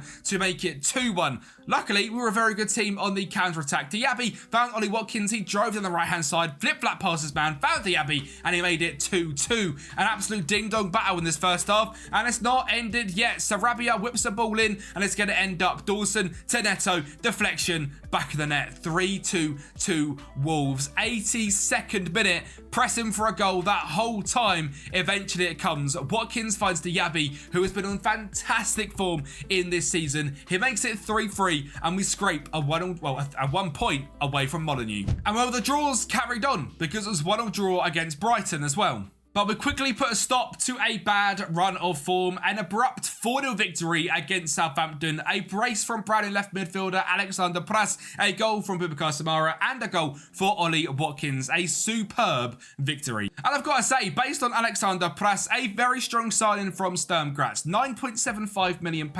So far, he's played 12 games, 5 off the bench, 2 goals, 2 assists. But his average rating is always so good. A 7.14. And the versatility he brings us. If there's an injury at left back and Andy Lyons isn't quite up to the ability, he can fill in there. Left mid as the inverted wide midfielder that John McGinn plays, he can play in there. Midfield, if we need an extra leg, he can play in there. This guy has been a superb signing. Sadly, he couldn't quite keep up that winning and goal scoring form as we drew 0-0 to Fulham thanks to a missed penalty from Ollie Watkins. And that had come as well just in time for a very difficult 3 games. First of all, against Manchester United, we lost 2-1. A 1-0 loss to Arsenal thanks to a goal in the 89th minute against William Saliba. Again in that defensive 4-4-1-1. We had hardly any shots, but we defended so well. And it was a set piece from Saliba that put us down. And finally, a 4-2 loss against Liverpool. Goals from Ibrahim Konate, Diego Jota, Harvey Elliott and Curtis Jones. And again, 2 goals in the 80th minute onwards from Liverpool products in Elliott and Jones. A strong defensive display, just falling short in the last period of the game. And that was the end of the sort of run up until the end of November. We are now at the start of December. And as we look at the Premier League table, we are now sitting down in 6th place. Liverpool are starting to run away with the league. Arsenal and City and Manchester United and Chelsea are all on 29 and 28 points. And we are just below that on 24. So I would say we need to try and pick that form up. But it has been a sort of rough few games. We're playing against Liverpool, Arsenal and Manchester United, as well as playing against Chelsea, I believe, already as well. In terms of the schedule we have got coming up, Spurs, Everton, West Ham, Forest, Bournemouth and Brentford in December. So hopefully a bit of a better month. And just Copenhagen in the Champions League as well, which I will say, we've been quite nice in the Champions League. Brest, Olympiacos, Feyenoord, Inter Milan and Stuttgart, and now Copenhagen. We've also got Barcelona and Juventus at the very end of January, so hopefully we can get into the top 8 because it's been quite a nice run of games. But let's get in to December. And we are going to kick December off with a fantastic victory over Tottenham Hotspur. Top 4 rivals. Well, they haven't got someone like Ollie Watkins to put the ball into. They wish they had Harry Kane, just like we are glad we have got Ollie Watkins. McGinn finds him once, a goal. Finds him twice, a header at the back stick. In just 2 minutes, 2 goals. And Spurs are going to bounce back in the 91st minute. Pedro Porro down the right-hand side does get in the box, and Brennan Johnson is there. But that was the game. It was a 2-1 victory, and we'd beaten Spurs. And we also beat FC Copenhagen just a couple of days after in one of the weirdest victories of all time, with 2 own goals from Boylson and Dennis Vavro. Jumping back into the Premier League, though, away at Goodison Park, we won 2-0. Another goal from Ollie Watkins, who's been in ridiculous form, and an 89th minute header from Pau Torres. Before one of the craziest games I've pretty much ever had on Football Manager. 4 minutes in, West Ham are going to make it 1-0. Remember, we beat them earlier on in the season, the Battle of the Claret and Blue. They're going to make it 2-0 in 8 minutes. Antonio finds David Brooks, a fantastic finish. We're going to make it 2-1. Thankfully, we're not going to make it 3-0. Douglas Luiz is there from the penalty spot. 13 minutes in, it's 2-1. 25 minutes in, it's 2-all thanks to Mavropanos at the back stick. Not 2-all, sorry, 3-1. I've lost my head. This time, 3-2. Ollie Watkins finds Matty Cash and he fires it past Fabianski for 3-2, remember. Right, 4-2. West Ham just decided this game they were going to be absolutely fantastic. Edson Alvarez fired it past Robin Olsen, who was in goal, and that maybe explains a little bit because Emi Martinez was injured, and they're going to make it 5-2 as well. Jarrod Bowen in the front post, 5-2. 5-3, John McGinn finds Ezri Konsa, who finds Alistair Johnson. A great ball into John McGinn, but sadly, that was the final result. But thankfully, we bounced back. A 2-0 victory against Nottm Forest, a 2-1 against Bournemouth, and a 3-0 victory against Brentford. A goal from Ollie Watkins and a brace from John McGinn. And I want to touch on both of them players before we get into the January transfer window, because John McGinn has been a revelation in this wide midfielder on attack role. He is simply fantastic. 18 games, 8 goals and 5 assists, a 7.24 average rating, consistent and loves a big match. And I never use this role at all, wide midfielder on attack. It's one of the weirdest roles in the game. Performs defensive and attacking duties on the flanks, support the forwards on midfield and defence when required. Genuinely lacking either the explosive pace or exciting dribbling skills of an out-and-out winger, the wide midfielder relies on teamwork and work rate to get into dangerous attacking positions without compromising his defensive responsibilities. It is literally John McGinn, and he is fantastic at it as well. And finally, our goal-scoring king, Ollie Watkins. He's been brilliant this season in real life. Should really be up there in the player of the year sort of conversations, but 26 games, 17 goals and 3 assists. This guy is an absolute bagsman and is simply fantastic on FM as well. But it was January, and there was some exciting things happening. We had a big old budget, a big old wage budget, but some of our players have a lot of interest in, whether it's Jacob Ramsey, who has a lot of interest in from Juventus, Moussa Diaby, Alex Moreno, Ezri Konsa, John McGinn's interested, Morgan Rogers, Diego Carlos, Yuri Tielemans. Karim Konate's unhappy because Ollie Watkins is too good, but we're going to give him some more game time, don't worry. And obviously the likes of Douglas Luiz as well, all with fantastic values and all heavily wanted in this January market. Hopefully we can keep hold of pretty much all of them. I'm not going to look to make more than probably one sale if we get good money come in, and we'll obviously reinvest it in the squad as well. But the Premier League is going very well. We are back up into 4th place. Manchester City actually team to drop down into 5th. Ollie Watkins is the top goal scorer and Douglas Luiz is 2nd on assists. So we are absolutely cooking. 39 points from 20 games. That's on track to get 78 points, which would be a very good point tally yet again. So hopefully we can do something like that. Would be brilliant. In the Champions League, we are sitting in 3rd, which is great. 15 points already. Things are going very well there. We are about to start our FA Cup campaign as well. So everything is happening. January should be fun. Well, earlier on in the season, we faced up against Newcastle for the first game, and this time we faced them as the first game of January as well. Alex Isaac gets them off to a 1-goal lead, and Anthony Gordon on the left-hand side cuts it back in to that man, Alex Isaac, to make it 2-0. So away from home, it was going to take quite the comeback. Well, Samuel Chukwueze on the ball finds Morgan Rogers. He finds John McGinn in that wide midfield attacking position to make it 2-1. A fantastic finish. Newcastle then dilly-dallying on the ball at the back. Douglas Luiz is in there like a rash. He fires a ball in, a deflection off Botman. It's 2-2.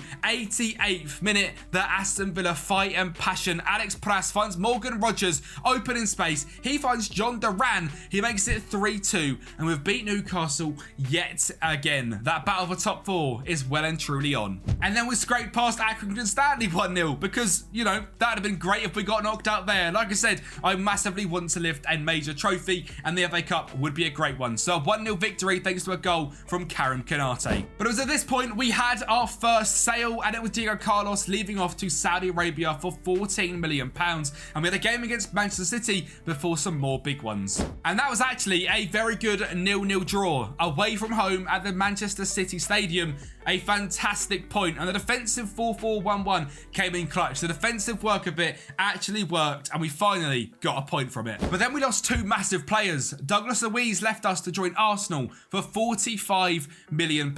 He refused to sign a brand new contract, which is why I ended up cashing in. I think it's a clever thing to do. We had 18 months left in this deal, and £45 million can go a hell of a long way. And we also sold Alex Moreno to Newcastle. And this one I really don't want to do. He has been fantastic this season and is a great left back on the game, but he is 31 years of age, and we have got the money now to bring in a better left back. So we got sold him for £27 million, and that is a lot of money when you think of young left backs you can bring in. So our first signing was the one to replace Diego Carlos. It was Junior Mwanga, signed from Strasbourg for, I believe, £7.75 million. He'd become a mainstay in their defence. He's just 21 years of age, of great pace, either-footed, and fantastic defensive ability. We then signed our new superstar left back, another Spanish man coming in, this time 23 years of age, extremely consistent, loves big matches. It's Miguel Gutierrez, signed from Girona. And the midfielder to come in to replace Douglas Luiz had to be someone of real quality. So Angelo Stella comes in from VfB Stuttgart. This guy is brilliant. 16 passing, 16 composure, and 16 vision. Extremely consistent, loves big matches, and he can rotate with the likes of Kamara, Jimmy Garner, Angelo Stella, and Yuri Tillemans. That four again is still strong, and even though we've lost Douglas Luiz for 44, we've brought in Stella for 44 million as well. A direct swap. He's 23 years of age and simply brilliant. Luckily, that wrapped up our January business. There was nothing more to get into, so the team is still looking very, very strong. I'm very happy at how things are going, but how do the rest of the games go? With our brand new signings, we had a 1-0 victory against Leicester, a 2-0 at home to Crystal Palace, where Mustafi scored in the first minute and John McGinn in the 55th before going back in to the FA Cup. We were facing up against Blackburn Rovers. I'm not sure if they've been relegated down to League One in this universe or not, but Alexander Press got a backstick header to make it 1-0. Chukwueze and Matty Cash linking up on the right-hand side yet again, and Alexander Press was there again to make it 2-0 before Tyron Mings found Kessler Hayden down the left back, found Alexander Press, and Morgan Rogers was there for 3-0. And then it was time for our 2 games in the Champions League. We got our first loss against Barcelona and the 2nd of January against Juventus. A 2-1 loss thanks to a 94th minute goal from Dusan Vlahovic. I surely hope that hasn't affected our chances of getting top 8. Well, it did, didn't it? Because one more point would have been, to be fair, still in the playoffs, 1 point in goal difference away from PSG. But finishing in 11th is very frustrating. 1 behind Barcelona, still ahead of Juventus. But Milan, Atletico Madrid, Liverpool, Bayern, Inter Milan, Arsenal, Real Madrid, and Paris make it through in the top 8. We have to go in to the knockout playoff round, which is going to be very, very exciting. Where we are playing against, I'm not too sure yet. We shall find out for our February games. It was Portuguese giants Sporting Lisbon, and Miguel Gutierrez found John McGinn to put a great ball in to Jacob Ramsey to make it 1-0 in 18 minutes away from home. And we're going to come away from Portugal 2-0 victors. Stella from the edge of the box finds Chukwueze and a fantastic finish. And it meant we could actually rest some players for the home leg against Sporting in the knockout playoff round. A 2-1 victory. Goals from Karim Konate and Alexander Press. A 93rd from Sporting, when they had to still get another 3, and it meant we were through to the round of 16, exactly where I wanted to get to. But before we get there, we have to make sure we can secure Champions League football for next season, so we had to go on a good run in the Premier League, and we started off February beating Ipswich 2-1, before losing to Chelsea 2-1, thanks to goals from Benoit Badiashile and Ben Chilwell. All goals coming in the first half, just couldn't get it ticking in the second. So we were looking to bounce back ASAP, and it was Wolves that was up next. We had a fantastic 3-3 draw against them earlier on in the season. Hopefully this time at home we could grab all 3 points. Well, Karim Konate got us off to a great start of a 1-0 before John McGinn found Diaby to make it 2-0 past Jose Sarr. And this first half was one like nothing else. Karim Konate from the edge, a perler into the top corner. No saving that for Jose Sarr. And the fourth is going to come from some high press, and eventually it falls to Konate. He pulls it back to Jacob Ramsey, and it's 4-0 in 48 minutes. We took the foot off the gas in the second half. In the 94th, Bergade gets down the right-hand side. He fires it in the box, and Pedro Neto is there, but a convincing 4-1 victory. We followed that up with a 91st minute winner from John McGinn and a 3-2 victory over Brighton, before falling just short in the Premier League against Southampton, drawing 1-1. I believe we drew against them 0-0 last time as well, so the newly promoted side have done absolute bits against us. We are still just inside that top 4, but a win from Manchester City in their game in hand makes it back to level points and them in there on Champions League and on goal difference. But we are just clear of Manchester United by 9 points, so hopefully top 5 should be okay, and top 5 based on the UEFA coefficient rankings. Hopefully this season is going to be Champions League. In real life, it's not going to for the 23-24 season, but hopefully for the 24-25, the team's going to have a better showing in Europe, so top 5 should be okay. But I tell you what, we're still not far off the Premier League trophy either. We are doing absolute bits. We are through to the round of 16 in the Champions League, where we are facing up against one of the best teams in the world in Arsenal, who are top of the league currently.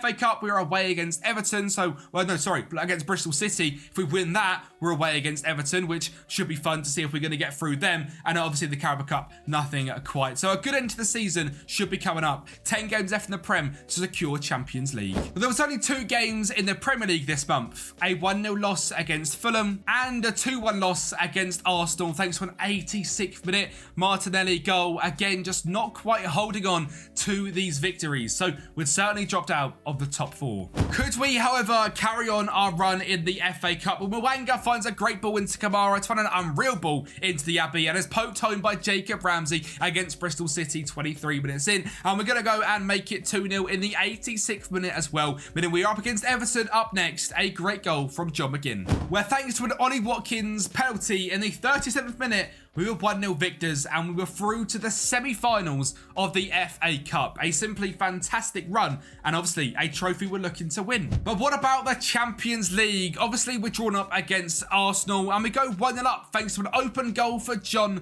McGinn in the 9th minute. But just after the first half whistle ends, Jurriën Timber, Gabriel Jesus, Gabriel Martinelli, it's 1-1. Meaning we had to take it back to the Emirates. And Ollie Watkins got us off to a great start of a penalty in 7 minutes. But a bit of a defensive error from Brownie midfielder Angelo Stiller meant it was going to be 1-1 after an interception and an Odegaard finish. And Arsenal are quite a good side. Top of the Premier League, one of the best in the world. So they punish us. And Gabriel Jesus makes it 2-1. As it stands, we are going out. And a third only makes it certain. A goal from Bukayo Saka ends our Champions League dreams. Which is sad because we dropped out of the top 4 in the Premier League. We've got out of the Champions League and we are now through to the semi-finals of the FA Cup, which I suppose is very good. It is Liverpool. We have got both, so it's going to be a very tough game. The other leg is City or Spurs most likely, so it's not going to be easy to win this either. This might be a bit of a mid-season, but I'm hoping it's not going to be. We can still secure Champions League football. We can still lift a major trophy. So let's go in to the run-in. And what better way to bounce back from all that heartbreak than lose to Liverpool 3-1, pick up another very good point, but sadly just a point against Manchester City, and lose 5-2 to Spurs. I tell you what, this little run of form is simply not fair, and there's still Manchester United to come. But luckily, a 95th minute goal from Miguel Gutierrez just manages to get us back to winning ways before our last 3 games of the season. But I tell you what, it hasn't been easy. That's a poor run of games, that. And up next was Everton, where we faced up against them and a ball whipped in. Ezri Konsa made it 1-0, which was a great start before Everton, of course, come back and made it 1-1. Savio to the left-hand side found Calvert-Lewin and we drew 1-1. And we just simply couldn't stop the rot. We lost 2-1 to Nottm Forest as well, meaning all hopes of top 4 had been written off. Of course, when things didn't matter, we absolutely battered Bournemouth 5-2. Thanks to goals from Jacob Ramsey, Ollie Watkins, and 3 own goals from Sinisi, Mukiele, and Sabariani. The Premier League season was over. And we finished in 5th place, but 5th place is good enough for Champions League thanks to the other Europaper coefficient rankings. So while it's not top 4, we have had a season of the Champions League and managed to sustain the Champions League as well, which in my books is a massive, massive W. So we can really now go on and build a squad. Well, you guys on Patreon can, of course. Obviously, I'm not going to be carrying on this save, but a fantastic one there. Could we do it all, though, and lift the trophy as well? Well, in the semi-finals, it was Liverpool that stood in our way, and Luis Diaz found Trent and a shot across the goal. Eventually hits Diego Jota's head, and they make it 1-0. But Miguel Gutierrez on the ball, drives to the left-hand side, finds Alexander Pras, and Karim Kanate was there to make it 1-1. And we're not going to see anything again until extra time, but you'll be surprised there's still 4 goals to come. Alistair Johnson whips the ball in, Jacob Ramsey is there to make it 2-1 to the mighty Villa, and Angelo Stiller on the ball sets it into Jimmy Garner. He's going to fire a ball through to John McGinn to make it 3-1, and John McGinn, he absolutely loves Aston Villa and he absolutely loves scoring goals in this left midfield position. Chukwueze finds a ball to him and he makes it 4-1 against Liverpool. An absolute demolition, and even though McAllister penalty went in, we were the team heading through to the FA Cup final, where of course it was going to be Manchester City to stand in our way, but Jacob Ramsey finds Moussa Diaby to the right hand side and he makes it 1-0 in 26 minutes. The interesting thing, Rodri gets sent off 2 minutes later, but that didn't stop City equalising in the 77th. We then fly into extra time. Chukwueze finds Matty Cash to Kamara to Chukwueze, and Ramsey is there the Aston Villa boy, Jacob Ramsey, to score the winning goal in an FA Cup final. And Aston Villa are major trophy winners yet again, thanks to a winner in the 94th minute.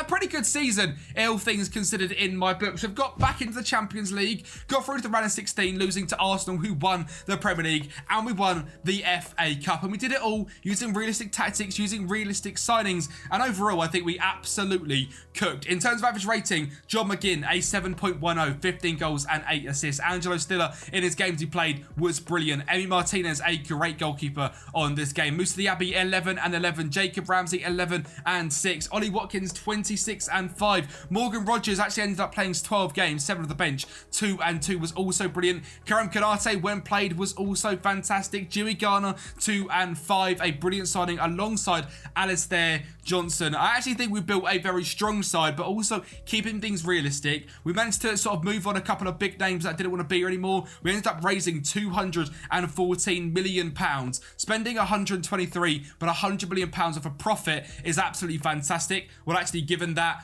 10 million there and 50 there, about £60 million of a profit, but still a very, very good, realistic rebuild of Aston Villa in just one season. And as mentioned, this save is available now for you guys on Patreon to pick up. If you have enjoyed, make sure to like the video, subscribe to the channel, get us to 10,000 subs. If you're still watching around 40 minutes in, you must have enjoyed. So hit that subscribe button, and I'll speak to you next time. So Bournemouth are one of 3 clubs that do not have a specific rebuild. That is done before this rebuild. I have done a simulation with both Bournemouth, Wolves, and finally is, I believe, Southampton, who have all not got specific videos, but they have all got tactics and all have got a rebuild file, which will be attached over on the Patreon as I release this video. So if you're a Bournemouth fan, Southampton, or Wolves, still stick around because your teams have been rebuilt, even though you haven't seen them on the channel. Now, this season with Bournemouth, we ended up finishing in 9th place. I used all the realistic up-to-date transfers, and Bournemouth was one, which is the team that they pretty much have exactly in real life. I waited until Solanke had left the club. Now he's gone. We brought in Evan Nielsen just as they did in real life. And this is how things finished. 9th place, 57 points, just 4 points outside of the top 7, which is absolutely mental. It would have been a fantastic season if we got there, but just sadly we couldn't. Thanks to the date hub, you can see just a little bit too many goals. I'm not sure if that's based on the system or what it was, but overall, I'm very happy with how we played. We played a high press 4-2-3-1 tiki-taka, very Spanish style of play, like Andoni Iraola does end up playing in real life. I will go through the tactic in just a couple of minutes' time. There is just one tactic for this Bournemouth one, as it was one of the last ones I've done. I just simulated the whole thing rather than playing every game like most of them. That's the same for the Wolves video as well. Southampton I did play, but Bournemouth and Wolves are just straight simulations with one tactic. Now, Evan Nielsen, if he does this in real life, an absolute banger signing. 21 goals and 2 assists in 38 games. He is an absolute deal with Football Manager. I wouldn't expect him to be this good in real life, but if he is, Bournemouth have done pretty well there. Selling Solanke, who I personally don't rate that highly, to Spurs, and bringing in someone like Evan Nielsen, who pretty much all the way through his career has played over in Portugal and in Brazil. But he scored goals, 14 goals in the 21-22 season, 25 million to Bournemouth isn't too bad at all, and a fantastic season here on FM. Luis Sinisterra having a great season as well, 12 and 7. Hamad Traore, who is one of my favourite Bournemouth players for sure, in that central attack midfielder role, dropping 6 goals and 7 assists. I'm a big fan of this guy, the creative ability we saw over at Sassuolo. Hopefully we can see that in the Premier League soon as well. Absolute baller. You got Justin Kluivert on 8 assists as well. And speaking of Justin Kluivert, he was our 3rd best player this season. Number 2, Luis Sinisterra, and technically number 1, Joe Rothwell. In the 2 games of the bench, he got a goal and a 7.9. Probably should have played more, but he didn't. Lewis Cook, very good as well. Adam Smith as a rotational fullback, also fantastic. Alex Scott, a very good developmental season for him as well. Progressing nicely, and Bournemouth fans, if you do want to get yourself your hands on this rebuild, make sure to use Alex Scott. He is an absolute baller. Squad-wise, or sort of club-wise, it's not the greatest well-run club in youth recruitment, youth facilities and training facilities, but of course, that is because of the rise they have had since 2009 from League 2 to now being a Premier League side, and we've got them on the edge of European football. Can you get them to the next step? The tactic that I think you should be using is this Areola 4-2-3-1. We go Neto in goal as a super keeper on defend. Wing back and support on the right, tackle harder, and on the left, tackle harder. harder. 2 ball-playing defenders on defend, a ball midfielder on support, no further instructions, and a defensive midfielder on the right-hand side on defend with tackle harder. Inside forward and attack, I did have this inverted winger on attack, didn't quite have the same result, so I changed it out to the roam from position, sit narrower, inside forward on attack. Nice sort of floating in between the fullback and the central defender is exactly what Justin Kluivert is an absolute banger at. We then have Luis Sinisterra on a winger on attack on the left-hand side with cut inside of the ball and tackle harder. And finally, an advanced forward on attack up front on tackle harder with Evan Nielsen. It is set to a positive mentality. In possession, we are playing on defence, left and right, short passing directness and not too high on the tempo. We are looking to keep a decent amount of possession, fairly wide in the attacking width. In transition, we are set to counter press, counter and take short goal kicks. And out of position, a high defensive line, a high press system, triggering the press very often and preventing that short goal distribution, so we do get that Bournemouth high press tiki-taka style of play going on. As mentioned, 9th place in the Premier League, knocked out in the FA Cup and Carabao Cup, wasn't expecting to win them, but that is the Bournemouth one season rebuild done. As mentioned, it's the same for Southampton and for Wolves, but let's get into the next club. Brentford have been a mid-table Premier League side now for 3 seasons after upsetting the odds and making it into the Premier League, but today in this FM24 one season rebuild, we are looking to upset the odds and get them into European football for the first time in their history, using Thomas the Frank Engine tactics and of course some of their realistic new signings. Now it's got to be said, I held off rebuilding Brentford for the longest time because I had no idea what was going to happen with Ivan Toney, to the point where I'd only done it 5 days ago before the Premier League weekend had kicked off. He's my captain in FPL. He's leaving. I simply can't. I don't have the time to be able to do this whole thing again. Ivan Toney will be in this rebuild as the Brentford striker, as it was like pretty much there wasn't much talk about it.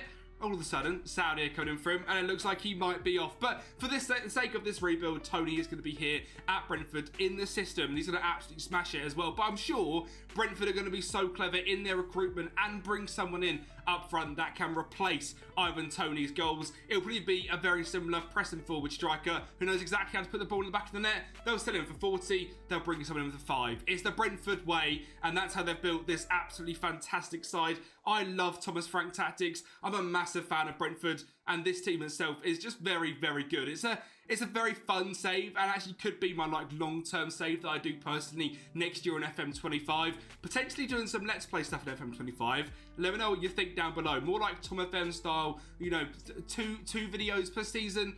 Potentially with Brentford. Let me know what you think of that down in the comments down below. Flecken in goal is a very decent keeper signed for in the Bundesliga. We have Ruslev over on the right-hand side and Hickey on the left-hand side of Nathan Collins and Agier at centre-back. Norgard in DM, Jensen and Damsgaard in midfield with Visa, who I think is fantastic on the left-hand side of Brighton Buemo, and Ivan Toney up front. Now this tactic itself, I just clicked through it for you. There is a lot of changes that probably we made to this tactic before the final release. We'll go through that at some point in the video. We are looking to sign a new backup right back and a new backup midfielder, so let's see who we can bring in. And it has also got to be said that sadly Fabio Carvalho isn't joining Brentford in this save. I done this save file the same day I did the Fulham save file, and if you've seen the Fulham rebuild, I was 90% sure he was joining Fulham, and now he's joined Brentford. Pretty nice little tricky winger. To be honest, looking at this Brentford side, he wouldn't get into my left wing position. I'm a massive fan of Visa, massive fan of Lewis Potter, Kevin Shade and Mbuemo. He will be a backup for Damsgaard. And speaking of the backup for Damsgaard, I've signed Vicente Pizarro, a 21-year-old Chilean central midfielder who is more of a sort of deep line playmaker vibes. Very good teamwork, great on the ball. 5'8", a little nippy player who is incredibly consistent. And of course, we signed him for just £3.2 million, and he has a value of 45 million. The Brentford way, going to find places where people were just absolute bargains. And it's the same as we said here for Enzo Chateau, signed from Montpellier for a grand fee of £1 million. He is a very nice looking attacking fullback with 16 pace, decent enough on crossing and dribbling. To be fair, not quite as high as I would normally like, but good defensively, can also fill in at centre back and at left back, and is consistent as well. So was our signing to be a back to Mads Ruslev, who I like a lot. So I wasn't looking for someone to come in and steal that spot, but that's the Brentford side. I am aiming for top 8 this season. I want European football, and you never know. Let's try and go for a trophy as well. And I was very happy with the result on the first day of the season. A 1-1 draw at home against Liverpool with that man, Mikel Damsgaard, scoring in the 36th minute. And well, I thought that was good. A point against Liverpool and 3 points against Brighton, but I've got quite no idea what happened in this game. Up against Crystal Palace, obviously losing their star man Michael Olise in this summer. It looks like this year's going to be rough for him, as it's 2-0 in 11 minutes already, thanks to a finish from Mikel Damsgaard. Jensen then whips it into the back stick. Visa gets there, pokes onto the post, and finishes home for 3-0. There is another 2 goals in this game, and they are both for us. Visa finds Matthias Jensen on the edge of the box and scores an absolute screamer into the top corner, and we get the 5th in the 81st minute. Hickey finds Jada Silva out wide to Visa, and what a finish that is. Brentford 5-0 here against Crystal Palace. And of course, that form couldn't carry on forever. Disappointed, though, against Leicester, losing 3-1. That's not what I was looking for. It does still leave us, though, in the top 6 after just 4 games with 7 points and a pretty fantastic start. And that start carried on into the Carabao Cup as we battered QPR 3-0 thanks to a Tony hat-trick. We then beat Liverpool on penalties thanks to a brace from Vitaly Janel, but that was all for nothing because we've lost 1-0 to Middlesbrough in the next round. How frustrating. But that's okay, we can concentrate back onto the Premier League and this absolutely mental Brentford side. I'm not quite sure what tactics I've created here, but they could be some of the best on the game, because again here today, we're going to score another 5 goals, and it's just a 4-3-3 with a bit of high press involved with it. I pretty much looked at my tactics I made for Thomas Frank last season, tweaked them slightly for this season, and they've absolutely cooked. It's 3-0 here in 30 minutes. Wolves are going to get their 1 goal in this game thanks to a goal from Mario Lemina from the edge of the box. But we've got another 2 coming. It's Norgard in the centre. An overlapping run from Ruslev. Gets to the byline, whips it in, and Brian Bournemouth is there for 4-1 in 52 minutes. And the 5th comes in the 55th. I guess after this, we just felt sorry for them. We stopped scoring goals. A fantastic 3 points. And that was followed up by another 4 goals, another 3 points, and a 4-2 victory against Bournemouth. But up next was our first real test against the side we were battling with for top 6 football, the mighty Spurs. We went 1-0 up in just 3 minutes thanks to Brian and Buemo, and thanks to a shocking defensive mistake. Ivan Toney gets on the back of a pass from Maddison, makes it 2-0 just after half-time. Spurs are going to come back with a goal of their own. Ismail Assar in the middle finds Kulishevsky to make it 2-1. But that was it. A 2-1 victory, another 3 points, and this side against a Big 6 side. Another 3 points away from home against Fulham. Before we face the 4-in-a-row champions Manchester City, and we're 1-0 up in 3 minutes. We're 2-0 up in 6 minutes. I've got no idea. Ivan Toney this season was on an absolute mad one. And yes, it's a bit frustrating that he's looking like he's going to leave in real life, but I'm sure Brentford will replace him with someone just as good at finishing the ball. So trust me, these tactics absolutely cook, and if you do want them, we'll go through that in just a little bit. Kevin Shade is through for 3-1 against Manchester City on a quick counter-attack there. They are going to grab another goal though, making it 3-2 with just 5 minutes to go. Could we hold on? Yes, we could. A 3-2 victory against Manchester City. We just cannot stop winning. And while we tried to throw this game away after a 5-4 victory against Everton, Ivan Toney bailed us out yet again, scoring 4 goals. And we're sitting top of the Premier League. 8 wins, 1 draw, 1 losses. Brentford and Ivan Toney are an absolute mad one. And I think, to be honest, we're not going to get tactics better than this, so I might as well go through them now for you guys to download. These are exclusive to the Patreon. The first tactic, the initial one, is what I'll go through here in the video. The attacking variation, which is a very similar 4-3-3, but slightly altered to be more aggressive. And the defensive one, which is a more defensive variation of a 4-3-3, are exclusive to Patreon, and you can join down the link down there or on the link up there. You do also get access to giveaways that I'm running over there. Currently, I'm doing a £100 PayPal giveaway, so if you do want to get yourself a chance in that and you want to get something for it, like these rebuild files and tactics, it is all in the links that are up and down. A massive thank you to the legends that have run down screen. Patreon is the place to be. You can see your boy Kempi, and obviously help support me out massively as well. Now, this tactic, a sweeper keeper on support in goal with Mark Flecken, a right back on support, wing back, shoot less often and stay wider, and the exact same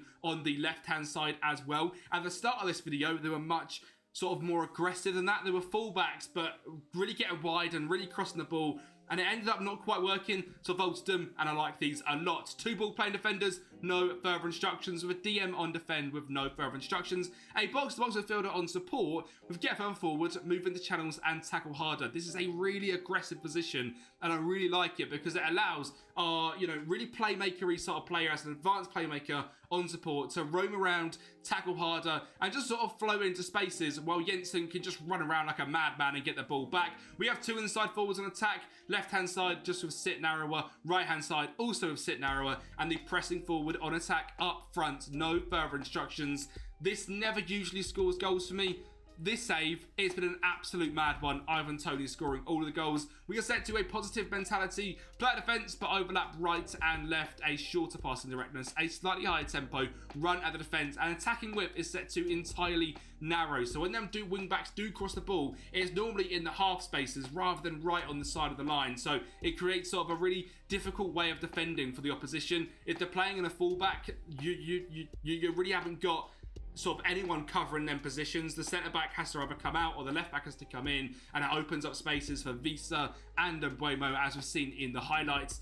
We have got, apologies, I clicked the wrong thing there, in transition, counter-press, counter, take long kicks, and out to the flanks as well. Something I very rarely do, but because we've got such aggressive wing-backs and aggressive wingers, it really does work. We count out the middlemen, and we get it straight out to the flanks, and we attack quickly. A high defensive line, a high press system, prevent short goal distribution, and trigger the press more often. We are top of the league currently. Let's see if we can carry that on. Well, after that ridiculous run of form, we did manage to grab ourselves another win in the column, thanks to a goal from Ivan Toney here in a 1-0 victory over Newcastle. And it's got to be said, not the greatest of games, but we really should have won this game against Southampton 0-0, and Ivan Toney missed penalty was the difference, and 2 points have been dropped. And well, for some reason, Toney's lost his shooting boots, as we lose 1-0 to Aston Villa.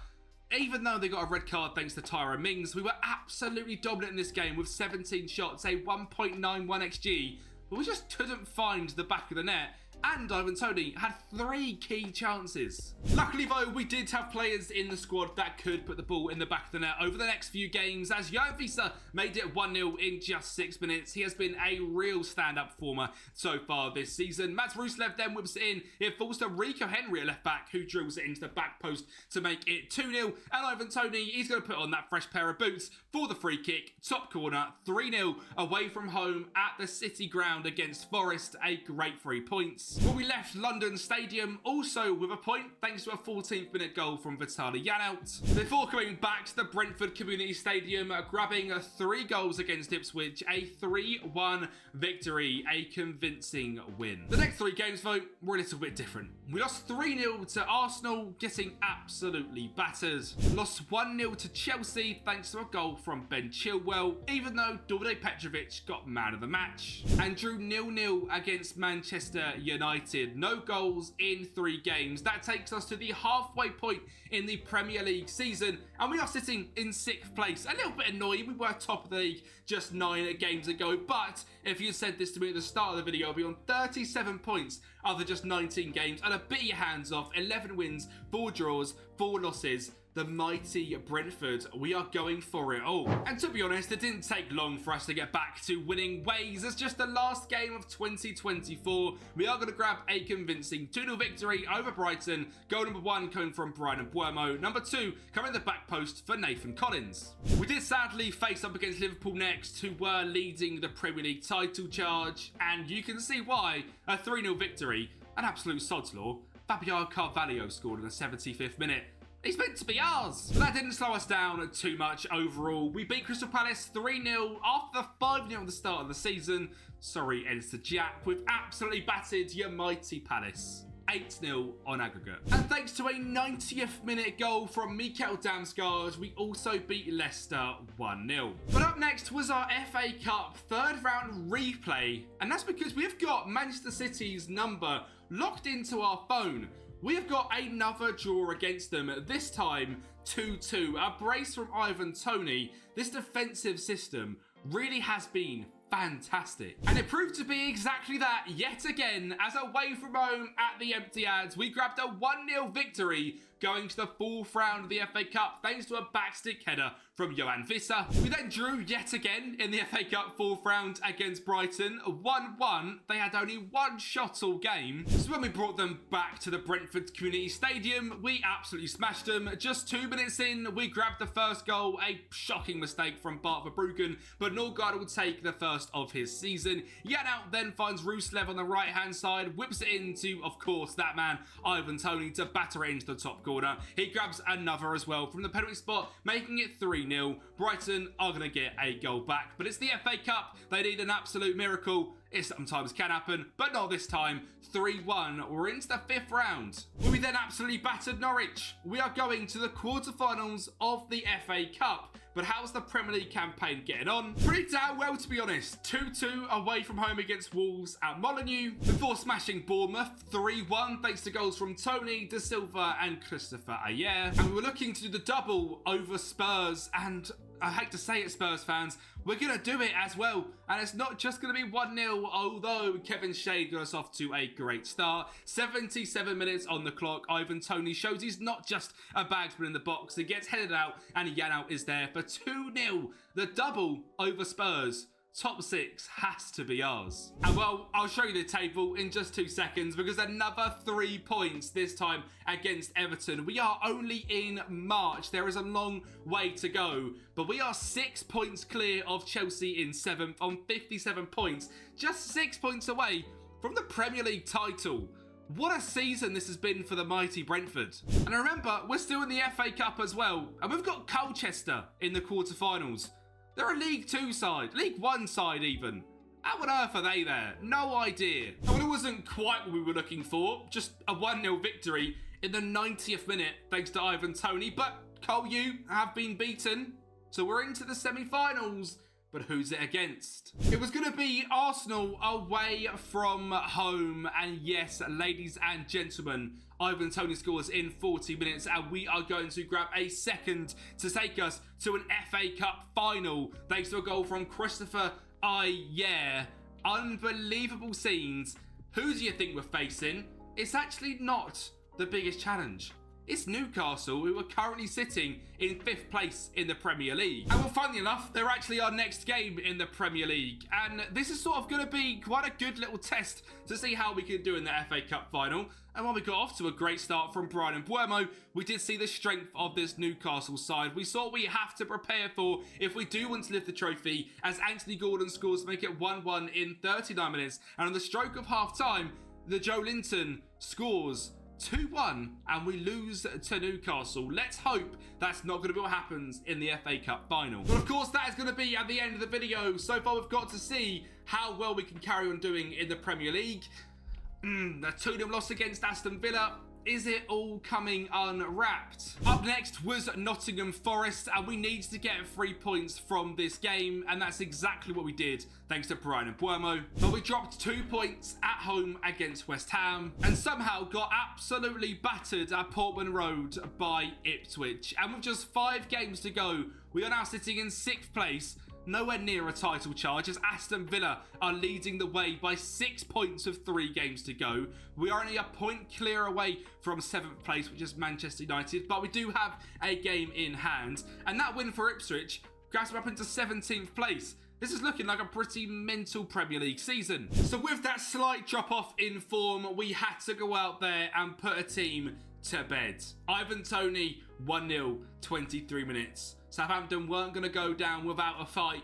but this is going to be their only goal of the game, and we're going to score that magic total yet again in this one. The number 5. We keep scoring so many goals, and this counter-attacking free-flowing system, you can see it in the match engine. It's so fun to play, and I genuinely believe you can stick any striker in up here and you'll have some great fun. Remember, if you do sign up on the Patreon, please drop me a message of you absolutely smashing teams with this formation, because I love to see the tactics actually work rather than just plugging them on there. I don't really hear much feedback.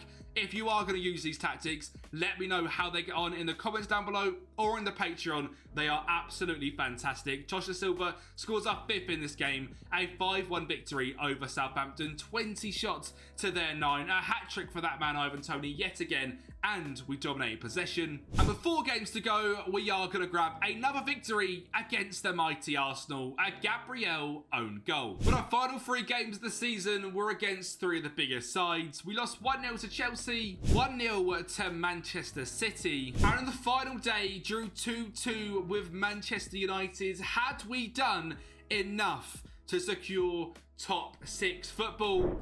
Yes, we have. We were 2 points away from the Champions League, and it was Newcastle that just pipped us to the post. We have got them up next in the FA Cup final. And it was Newcastle that got off to the better start as well, with that man Alex Isak scoring in the 16th minute. But that awoke a beast, and just 40 seconds later, we are going to grab our first goal of the game for that man Ivan Toney, and he was not done there. Ben Mee finds Janelt in the 75th minute. Damsgaard whips it in to Janelt, who then finds Toney to make it 2-1. And we are going to grab another as well from that man Ben Mee on the edge of the box, putting it into the top corner.